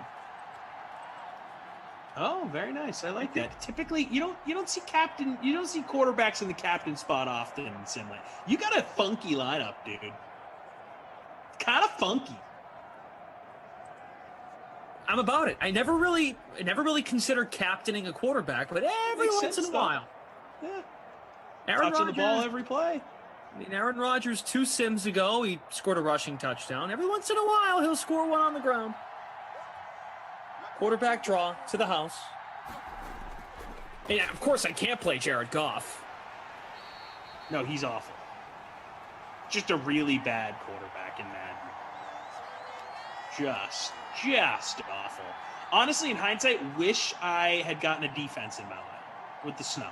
Good point. I always forget to do that until it's too late. Got to get that in on time, man. It's too late. Never too late to have a good time. I always have a good time. I know. Oh, Jared. And right on cue. Right on cue. That's a shame. Well, this is going to be a bad lineup for me, folks. If you want to just keep an eye on the bottom of the contest, you see Tommy Freezebop's right there. From the 14-yard line. Aaron Rodgers with the ball. Jared Goff just fumbled. That's complete to Aaron Jones. He hops out of bounds for a gain of 7. Aaron Rodgers, Aaron Jones. That's right. They're both Aaron. Aaron Rodgers, Aaron Jones, Devontae Adams, MVS, the 4 highest owned. You don't find a Ram until Robert Woods. Yeah, it's tough. When Goff is your quarterback, you don't feel comfortable enough to have tons of Rams in your lineup when they're going up against a team like the Packers, right? I mean, if we're talking Rams-Lions or Rams-Panthers or Rams, let's say Rams-Texans, I'll throw a bunch of Rams in my lineup. Yeah. But Rams-Packers, it's going to be Packer heavy. Right, and the weather doesn't help, as we've discussed. Right, because it's snowing, remember? Yeah, right. 3rd and 5, freeze pop, splash, the Drew stack, and Jim H. Jim! Welcome to the NFC, Jim! I don't know, Jim! I don't know, Jim! Weather was really snowy in Denver. How many inches they get here in Green Bay? Gets pretty cold up here, Jim! Jim, you packed the heater, Jim? My toes are cold, Jim! Rams with the sack there again. Should have put a defense in my lineup. Shoulda, coulda, woulda. Didn't.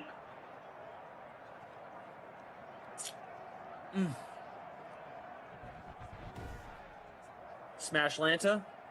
No. Answer is no. Care Bear. I will join when I win money in the Madden Classic. Are you talking about the Moose contest? This is from the last sim. Okay. Oh, you joining a golf tournament set up by Moose? Because I'm boycotting those. Why? He did not appreciate the fact that I tried to help fill the contest via tweet. Therefore, I will not support it in any way. 1 week boycott. Oh, it's only for a week. Okay. That's cool. 1 week long. Yeah, I like Moose. Come on, I'm not gonna just stay away from the guy forever. Yeah, it's good to do. But yes, 1 week boycott. Fair enough.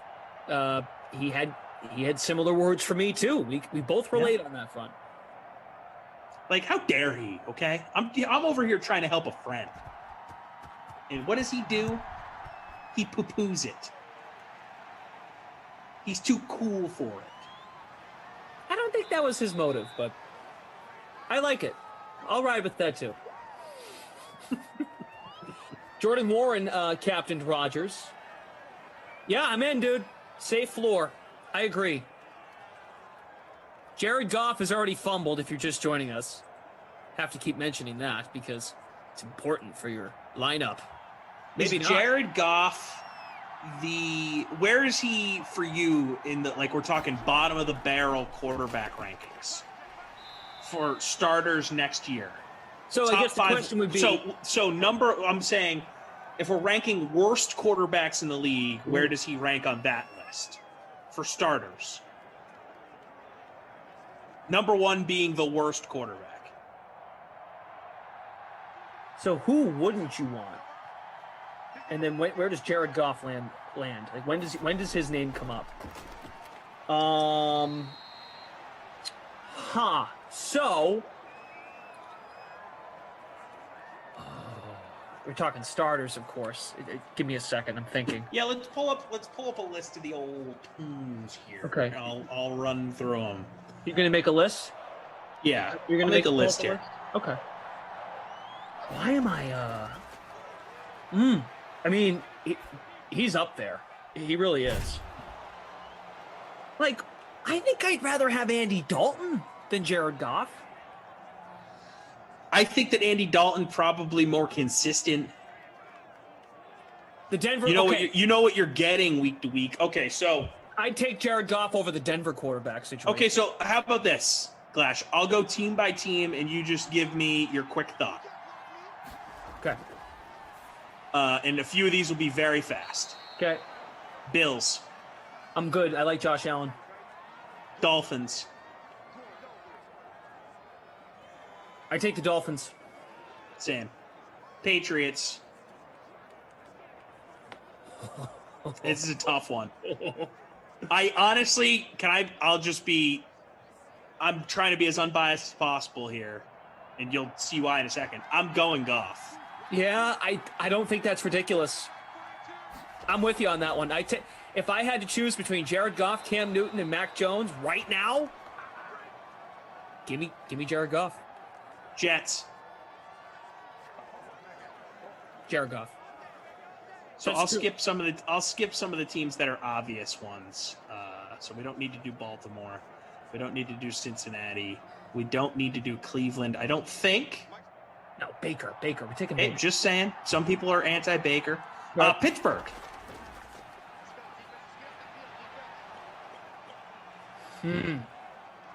I think I'm still going Big Ben. I think Big Ben's upside is still better than the lack of consistency with Jared Goff. I'm just talking for next season, not like the next 3. Say what you want about the Steelers' finish, but Big Ben, for more than half the year a year ago, and maybe he'll come in a little more motivated knowing he still has something in him to put his team in a position to win a division, at least be in that discussion, right? And be a contender if he cleans up some stuff. And I know, look, he's older and he might just be what he is at this stage. I'll take Big Ben too. Okay, so you are taking, just to recap so far, you're taking Goff over the Patriots quarterback situation and the Jets. Oh, no, and the Jets. Yes, right, correct. Okay, and we're sticking with Big Ben in Pittsburgh. Okay, Houston, I think you're going Goff, right? Because we don't know what's going on in Houston. Let's pretend Deshaun Watson is on the commissioner's exempt list next year. Okay. You're going Jared Goff over Tyrod Taylor? Yep. That's fair. I think I am too. Okay. Colts. This is an interesting one. 2 guys that went back-to-back in the draft. That season that they came out, they're on different teams. I think Carson Wentz has enough individual talent. I think he's got enough attributes where he has it on his own. He's special in his own, where he doesn't need to have his hand held. Now he will with Frank Reich, don't get me wrong. I've seen enough out of Carson Wentz before he melted last year to make me believe that I think he's got more than Jared Goff does. I will take Carson. I agree with you. We don't need to say Jacksonville. We don't need to say Tennessee, right? I mean, I like Tannehill. That situation clearly. Had a good year last He year. had a good year. It's just they have a good situation there. Denver. I think you mentioned you'd take Goff over what they're dealing with in Denver. I would. Yeah, I would too. I don't think Bridgewater's upside is as high as Goff's is, albeit inconsistent. I think Goff on his best day is better than Bridgewater on his best day. And I think Drew Lock stinks.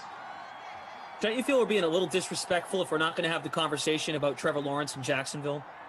I guess we're both acknowledging it's a pretty big drop-off when you go from Lawrence to Wilson with the Jets. Because if I'm going to say I'd rather have Jared Goff over the Jets' current situation, that means I'm really knocking Zach Wilson. I think Trevor Lawrence at this point in time is much more of a sure thing than Zach Wilson. You got Trevor Lawrence being compared coming out of the draft to guys like Andrew Luck, Peyton Manning, and John Elway, as far as can't miss dudes coming out of the draft. Zach Wilson is being called a guy who looks sort of like Patrick Mahomes, like a poor man's Patrick Mahomes. Whenever you're considered a poor man's anything, I don't want any part of that if I'm picking one or the other, right? Like I think it's a different ball game when you're going Lawrence versus Wilson. So I think you would say you want Trevor Lawrence over Jared Goff, correct? Yes. Yeah, so we can skip Jacksonville. Chiefs, you going Mahomes or Goff? Just kidding. Vegas. I'd take Mahomes on one leg. I would take him with no hands, just headbutting the ball to dudes. This one too. So if we're gonna, we just had a name that. Oh, I think if we're gonna skip over Tannehill, Derek Carr's good too, and I'm not just saying that because we got our man Congo Cab. Like Derek Carr is that's disrespectful to Jared Goff. Derek Carr's good. I feel like I'm being like subconsciously disrespectful to Carr because everyone is speculating that that's who Brady was talking about on that barbershop commercial. I'm sure you saw that story. Mm-hmm. So maybe that's my subconscious talking. Okay, we're obviously going with Herbert with the Chargers. Let's move over to the NFC. We're obviously going with Dak. Daniel Jones. Oh my God! These, how did I forget these off the top of my head? Like, oh yeah, like where do we pick? Jared Goff. Hold on, before we keep going, we have to say hi to Terrell and ASAC. Is that, I couldn't tell if that was actually her or if it was someone just making a fake name, Terrell and ASAC. All caps, Terrell Lynn. Can you guys pay attention to me? You would never do this to Koff, you absolute bozos. See, that sounds like it would be Terrell Lynn. I just feel like Terrell Lynn isn't at home watching Madden After Dark. Am I being crazy here? A little bit. She might. I mean, a lot of commentators just tune in whenever. Look, maybe I don't know. Hi, Terrell Lynn. Well, I mean, it's not that outlandish. She did Madden After Dark 2 nights ago, so she's. I said to her it's bedtime. I already told Hawk it was bedtime in the 8 o'clock sim. Fantasy It is Hawk. late. Tara Lynn now says, "Are you guys jealous because I did so well with Koff today?" What are you talking about, Tara Lynn?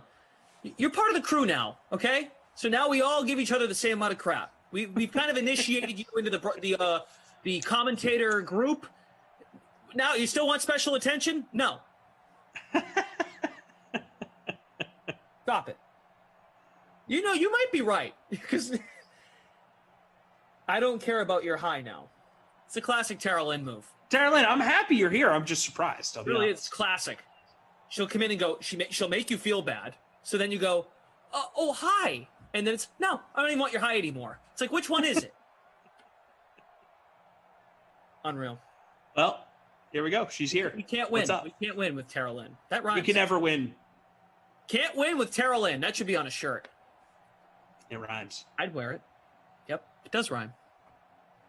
And the spelling, it's also good when the spelling's not exactly the same because win is W-I-N and Lynn is L-Y-N-N. Or you could maybe spell win with a W and add an N to match the first name. Sometimes that's fun. Wow. Creative genius over here. Let's print them. Mike Bauer said, ignore Lamarca all the time. Drew saying, wow, so fun. Koff was in here a few moments ago saying, go Pack, go. Yeah, he's a Packers fan. Yep. All right, so are you let's keep taking going. Daniel Jones over Jared Goff or what? Jared Goff. I'm taking Jared Goff. Daniel Jones is stinky. Daniel Jones and me. All right, let's see. Jalen Hurts.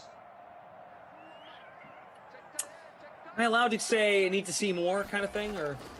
I would say Hurts. I mean, that's how I would go. If you're in the need to see more camp, I understand. That's kind of. I mean, now that there's a lot of tape on him, teams have a full off season to prep for him. I could see him regressing. There's a world where he has a bad season. You know what? I think he's a gamer. I think he's a good athlete. I'm going to give Jared Goff the nod there. Okay. Because if I'm going to use the argument of I need to see more, well, like I know Joe Burrow looked really good in Cincinnati for the sample we saw him. I've already given the nod to Trevor Lawrence. And Herbert. Jalen Hurts was a winner in college, too. And I know there are certain schools that folks think it doesn't really translate to the next level. But I even have to remind myself, Jared Goff did go to a Super Bowl. Now, I know he had the coach. You know how we use our little walkie-talkies here? Oh, yeah. That's essentially what Jared Goff had. Jared Goff had an Apple Watch walkie-talkie in his eardrum from his head coach. Mm-hmm.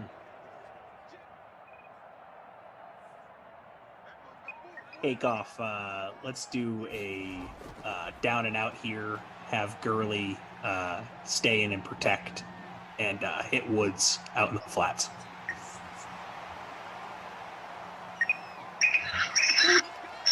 What if that didn't work? Just run the damn play. That's essentially what went down with the Rams for the last 3-4 years. Sean McVay should have just suited up. All right. What about Washington football team? Are you going with Fitzmagic here, or are we sticking with the Goffmeister? Considering where Jared Goff is at right now, he's trying to save his career. I would rather have Ryan Fitzpatrick for a season. I would too. I like Ryan Fitzpatrick. Matt Nelson chimes in. Goff over Jones. You guys are nuts. Goff is on the Lions. Thank you. And by the way, Jones has his top target now. Well, wouldn't that help Daniel Jones be better? It almost hurts. It almost hurts your. I see what he means, because Jared Goff, because Galladay is no longer a Lion. Galladay is now a Giant. I see. No, but we're saying put Goff in that situation in New York. Who do we want more? We're not saying, right? Isn't that how we're going through this? Yeah, I'd rather have Jared Goff. Yeah, right. Over Daniel Jones. Yep. All right, so going to the NFC North, this is an interesting one. Justin Fields. I think you said you'd rather have Dalton, but would you rather have Fields?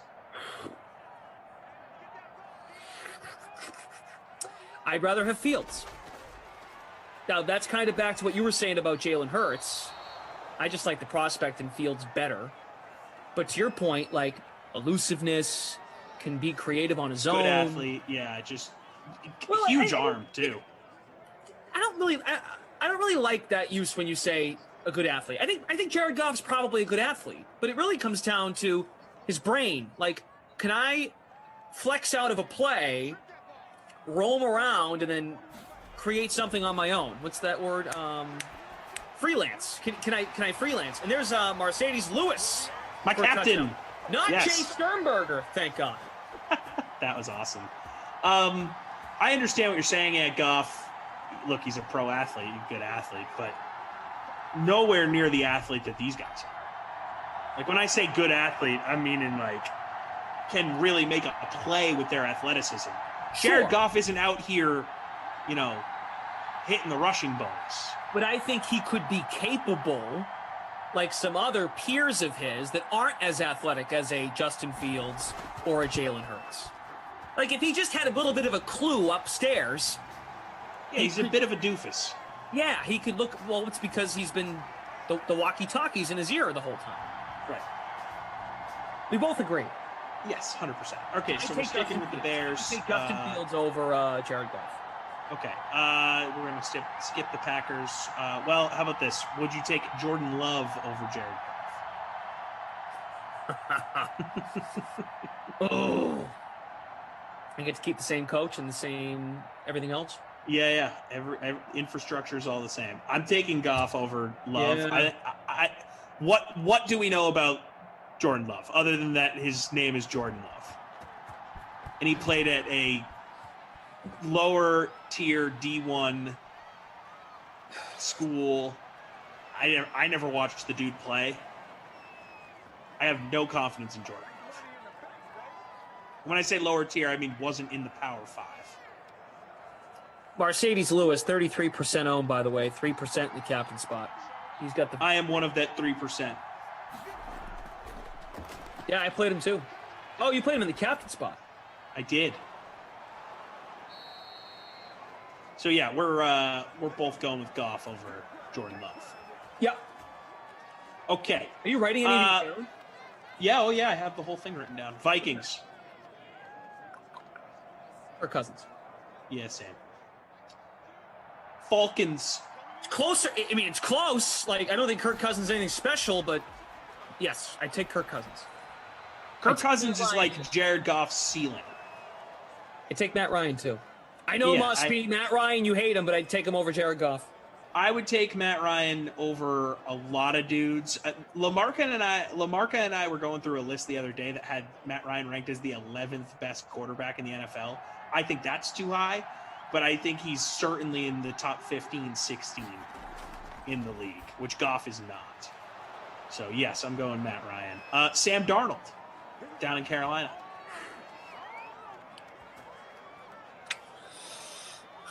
This might not be a popular take. I'm going to go with Darnold's upside. I'm going with Darnold. He's so young, dude. Jets are awful.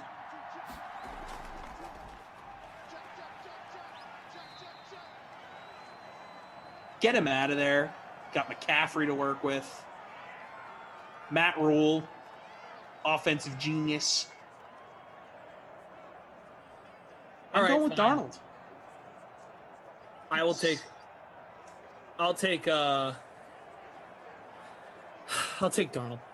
Yeah, it's close, but I'm going Darnold too. Okay, this is an interesting one. New Orleans. Real quick, Justin Gardner. Somebody say Falcons again. I'm getting in my car and driving to you. Falcons. It's the Jeff Ulrich special. Falcons. What was the next team? The Saints. And that's interesting because if it's very interesting. Jared Goff was plopped right into that situation, I think it'd work. But I think I'd rather have Jameis Winston. I think I would too. I have talked a lot of junk about Jameis Winston on this dream stream here, but I'll put it to you like this. I would be more willing to see what it looks like with Jameis Winston after sitting for a year, leaving from, going from Tampa to New Orleans. I would be more willing to see what that looks like. And I've seen enough out of Jared Goff. I'm good. I'll take Jameis. Same. Okay, we are going to skip Tampa Bay. We're going to skip Arizona. We're going to skip the Rams. Wait a second. A lot of the folks in the 8 o'clock sim were telling me that a mid-tier quarterback could have won the Super Bowl with that defense and those weapons last year. So okay, but wouldn't you still rather have an elite quarterback? No, I don't know. I think folks in the chat are more into a good story. So I'm not letting you do this. I'm not letting us go down this rabbit hole. Because this is going to send us into. I would take. I just think the 200 plus watching. I think about 150 would say, I'd rather have Jared Goff because anyone could win with that defense and those weapons. I am not allowing us to go down a Brady rabbit hole as much as I enjoy doing that. You enjoy doing it. I didn't even say his name. Not letting us do it. You said his name, not me. Also, I'm not talking about that guy. I'm talking about that great defense and those weapons in Tampa. I mean. You could put any quarterback there and everything would just poof work. Just like Jameis went. Oh wait, no. Oh right, Jameis. And it's 7 and 9. See, you sucked me in. I'm not doing it.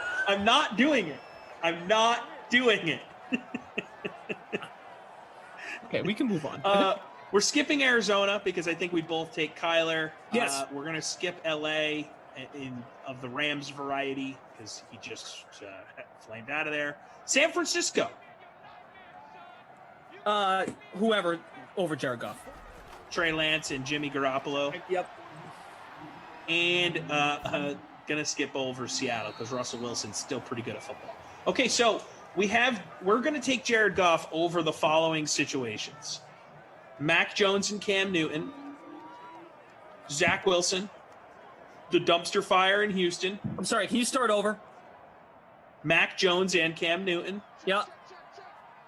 The New York Jets with Zach Wilson. Mm-hmm.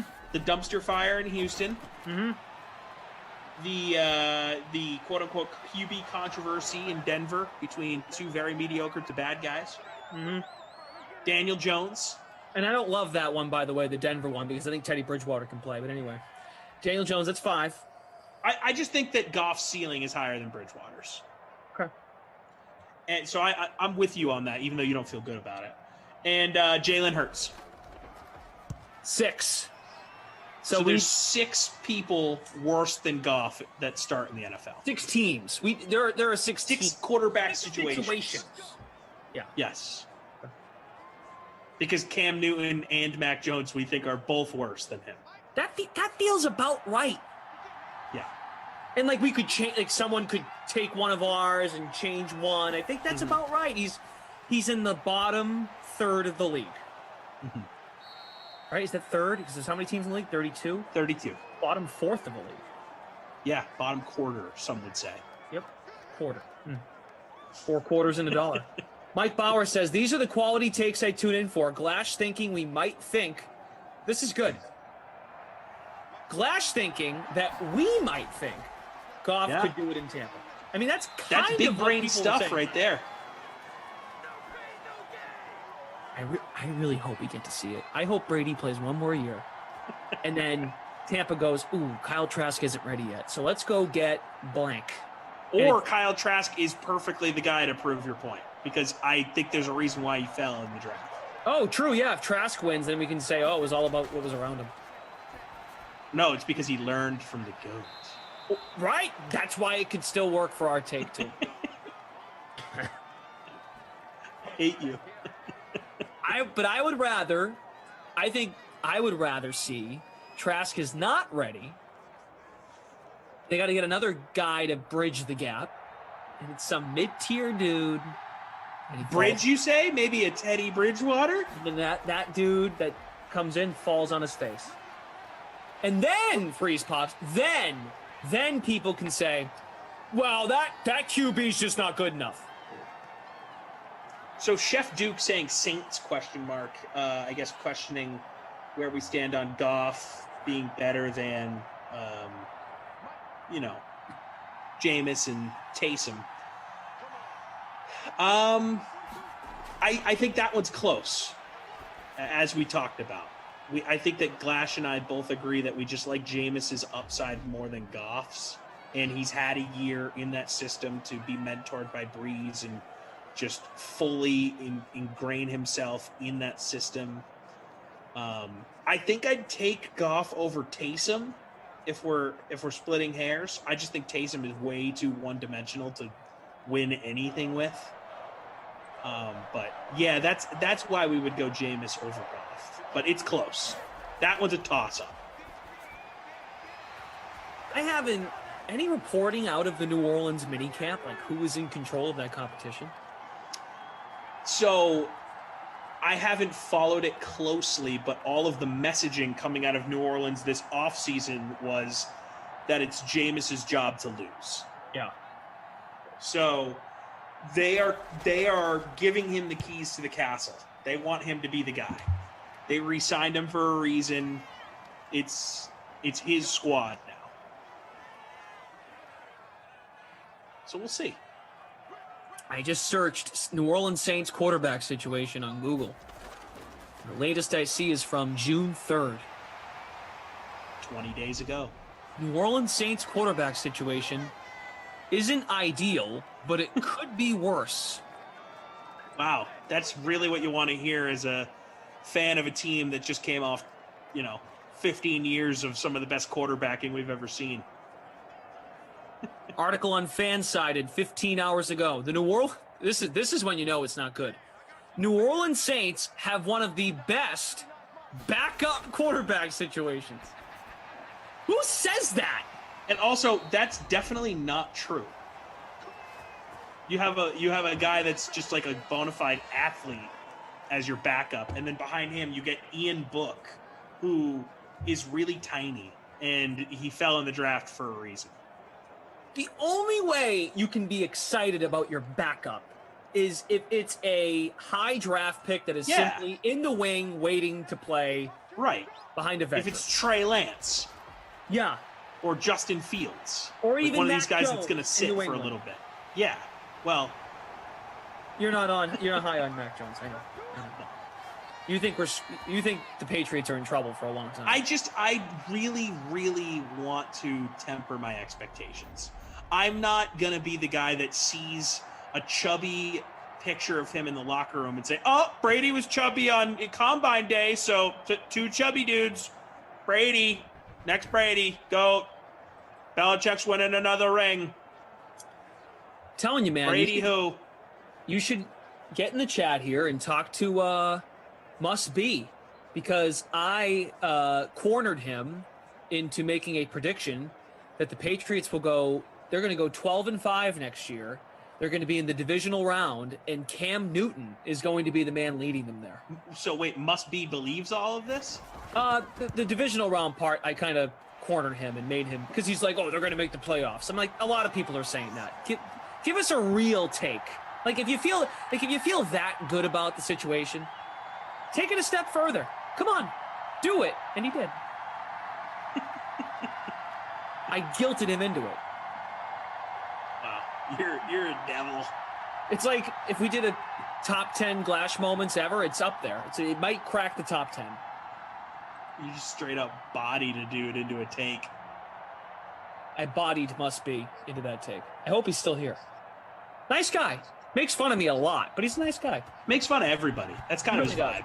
Right. It's always good to have a guy like that in the crew. Mike Bauer says the Bears have the best backup. I was high on the Rams last year and watched Goff just throw it away. Yeah, Goff stinks. Do the Bears have the best backup? I mean, ranking backups is something we don't know who's going to be the backup for who at this point. Andy, I'd say Mariota's the best backup, I think, in the league. So that we're would saying, be, without thinking too hard about it, I would say Mariota. Unless Jimmy Garoppolo is considered a backup. No, I think we got to look at Garoppolo the same as we do Andy Dalton. So are we calling Locke the starter, Drew? Because I would say Bridgewater's going to win that job. I think Bridgewater is better than Drew Lock. I agree. Well, say Bridgewater wins it. You wouldn't like their backup then. If Drew Lock wins the starting job, then Bridgewater will be the best backup in the league. Okay. And even Mariota feels like a stretch. He looked good at times. No, but doesn't he look good on one night? It was Thursday Night Football when he went in for Carr. It was that Chargers game, and everybody was watching. That's why I'm going with them. Right. See, exactly. You saw, oh, look at him run. Yeah. You're like, oh, he's pretty good. Pat's yeah. Yeah. Yeah. Oh, I saw the tweets. I might have tweeted it. And he Mariota, nice and chiseled compared to Mac Jones, So you don't think Mariota is the best backup in the league? He's good. I don't care. Why are we talking about backup quarterbacks? Because we're talking about bad quarterbacks. We've been talking about bad quarterbacks for a whole half. It's only natural that we'd start talking about backups. I think you said this before on a sim. It might not have been with me, but it really is kind of sad when you think about it. There are a lot of bad quarterbacks in the NFL. For sure. Like Yeah. how is it 2021 and all 32 teams don't have like a great situation? The way I feel about it is you either love your quarterback situation or you hate it. There's no middle ground right now. There's no middle class here. You're either a billionaire or you are, at the soup kitchen right now when it comes to looking for quarterbacks. It's a tough situation. Mercedes Lewis has the lone touchdown in the sim. In my lineup as the captain, what's up? Devontae Adams is 2 for 50. Cooper Kupp 2 for 15. We're talking about bad quarterbacks. This was where not you at in the contest. What's that? Where are you at in the contest? 47th.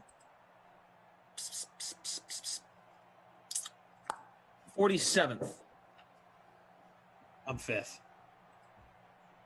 We'll resume our conversation about the bad quarterback play in the NFL. We're going to make one last push for the Moose Bonanza, the Travelers, starting up tomorrow morning. Len Hochberg joined the Dream Stream to discuss. Here he is. Well, who I think will win and who I'd like to win are kind of the same guy. We saw Matthew Wolf last week, and we hadn't seen him in 2 months, and nobody knew what to expect, probably least of all Matthew Wolf. But he looked great for someone who hadn't played in 2 months and really had been going through a lot of turmoil in his personal life. I think it's been well documented. It was just unbelievable. And not only after 2 months off, but in a major.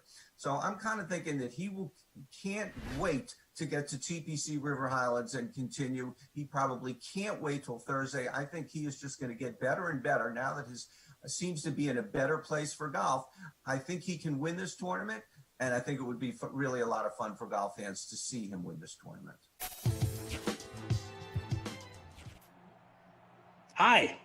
Hey, we're back. Sorry. Bill Wolski on YouTube saying that he's going to take first, boys. Let's go.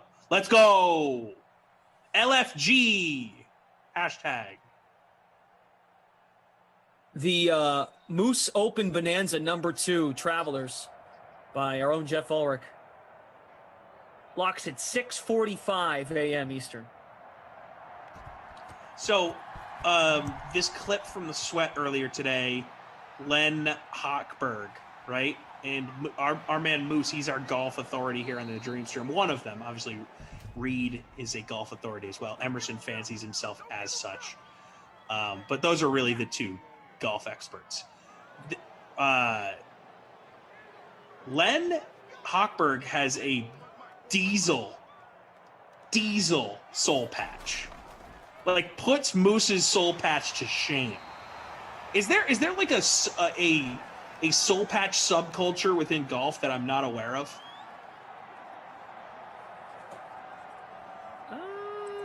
What's his name from Deal or No Deal? Howie Mandel. Is Howie Mandel in the golf land as well? Could be. I mean, Jeff has a nice soul patch, and I talked to him about it on the stream. He's been rocking it for like a decade plus at this point. The story behind it was he had been growing out his beard, and then he decided to trim it up one day, and then he just kept going, and then he left a little soul patch, and he was like, oh, this is all right.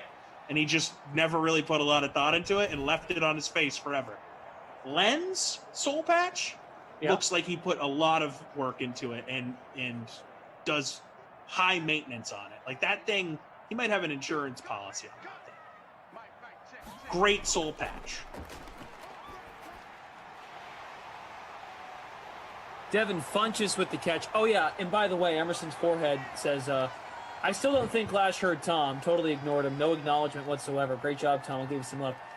Yeah, look, he's in 5th place. Woohoo. But he's won one. So, what, are we giving out trophies now for being top 5 at halftime? I didn't even know what Emerson's forehead was referencing. But yeah, you didn't acknowledge me. That's not nice, dude. Acknowledge me. Now you're in 9th. So, well, let the free fall start, baby. Freeze, pop, freeze. Wow. Freeze, no, pop, we'll get there. Free fall. There you go. You got it. CJ71 says Moose Open has more entered. And DK Sim Family League has grown about 30 people. I recognize about 24 names from the invites I sent out. Only 390 more invites need to respond. Holy cow. That's a lot of names to memorize. So CJ's hope is it will fill overnight, which is possible. I mean, yeah, possible. I will not be entering. Boycotting. If we're like 50 away, maybe some people actually do get up first thing in the morning and make the lineup before 6. Maybe I'll join late, just to be nice. But I'm gonna wait super late until it locks just to prove a point. My voice has been heard on this.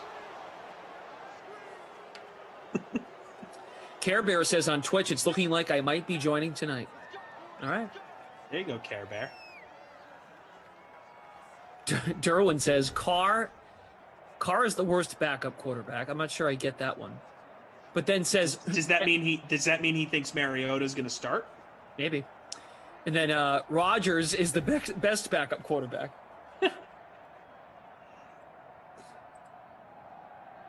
Technically, that could be right. Okay, let's say Rodgers gets traded, and I don't care where he gets traded. Let's say the Packers don't get a quarterback in return in the deal, and they have Jordan Love and Blake Bortles. How many games do you think Bortles starts, or do you think Love is going to be the guy week 1? I think that Blake Bortles will get like 4 starts in before Love is ready. Imagine being a Packers fan that just went from 22 years of Brett Favre, or however long it was, to then, over a decade of Rodgers, to then Blake Bortles.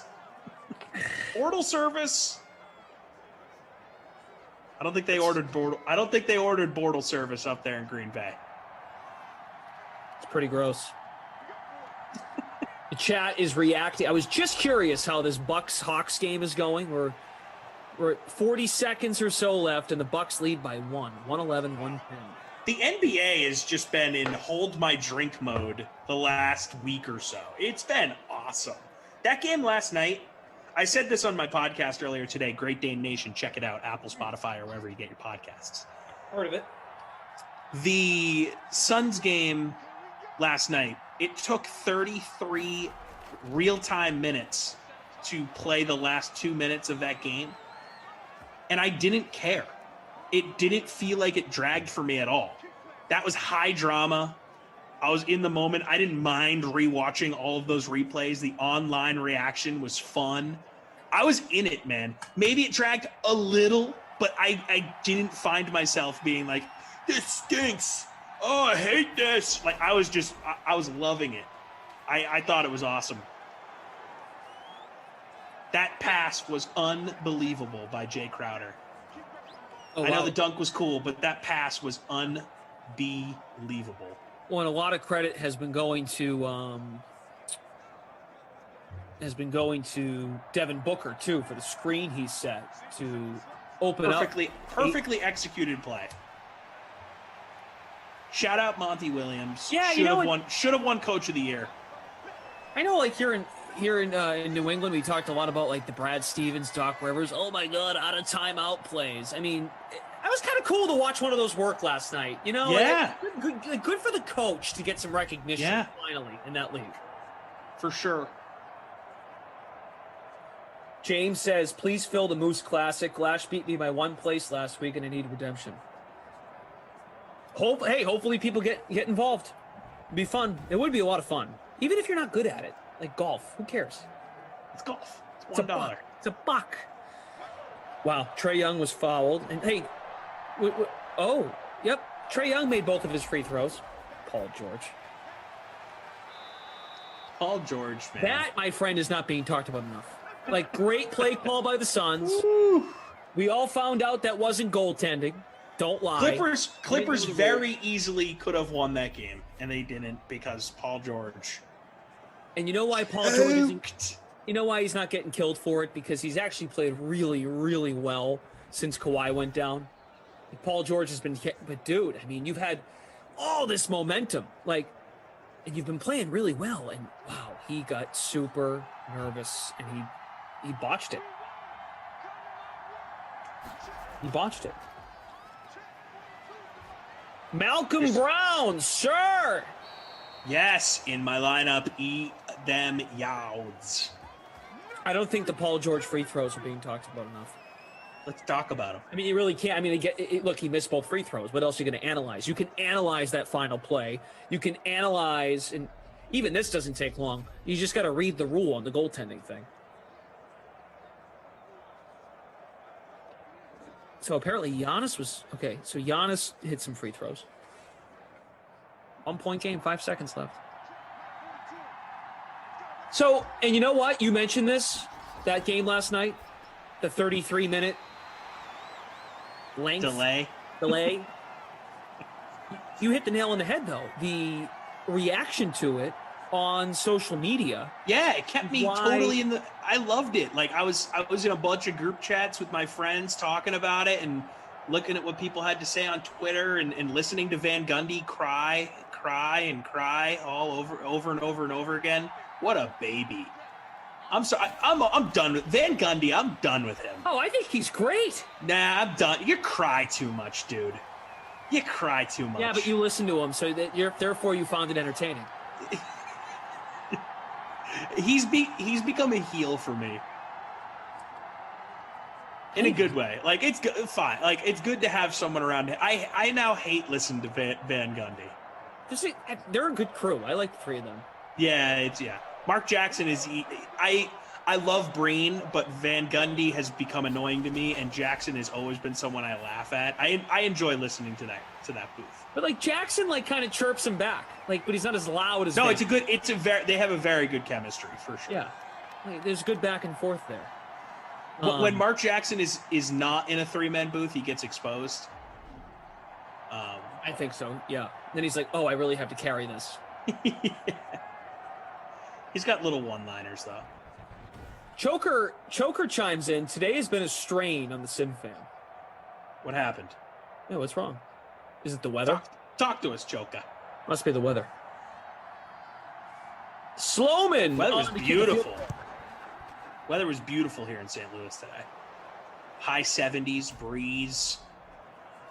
Gorgeous. Yeah, it was nice in Boston.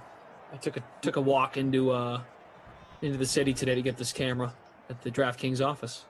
Very nice. You hop on the tee? I did. Nice. How's the tee? Normal? Do you have to wear a mask still? Yeah, I put one on. Yeah, I would too. I think the masks should be a thing on the tee moving forward. Yeah. And any subway system. The tee's the tee. Like low key, kind of not packed, but people are going to work. It's kind of nice. People are bopping around town in the mid 70s. Yeah, it was good. Love bopping around town. Bibbidi bot, Scooby Doo. It was weird because I had a Connecticut Sun game last night and I slept in a little bit and I woke up and I'm like, oh, I don't have Sims till 8 o'clock and I got to get this camera. Yeah, a whole day ahead of you. So I said to Sarah, I'm like, hey, like, what do you think? Do you think you have a minute to drive? We can drive in together and I can run in because I hate having to park and pay for a spot. And then I'm only going to be there for 2 minutes. Just got to grab this thing off my desk and leave. I'm like, she's like, why don't you take the tee? Like, I guess I could do that. Go for like a little, just go for a walk. Put some headphones on and just like. Little jaunt. Yeah, that's what I did. It was worth it. You know, tee's only a couple bucks. So. How was the DraftKings offices? Also people in it, which is kind of weird because anytime I've been in there previously, there's no one there. It's a ghost town. They were actually filming a commercial today. Very nice. It felt normal to you. Not a Jesse Cofield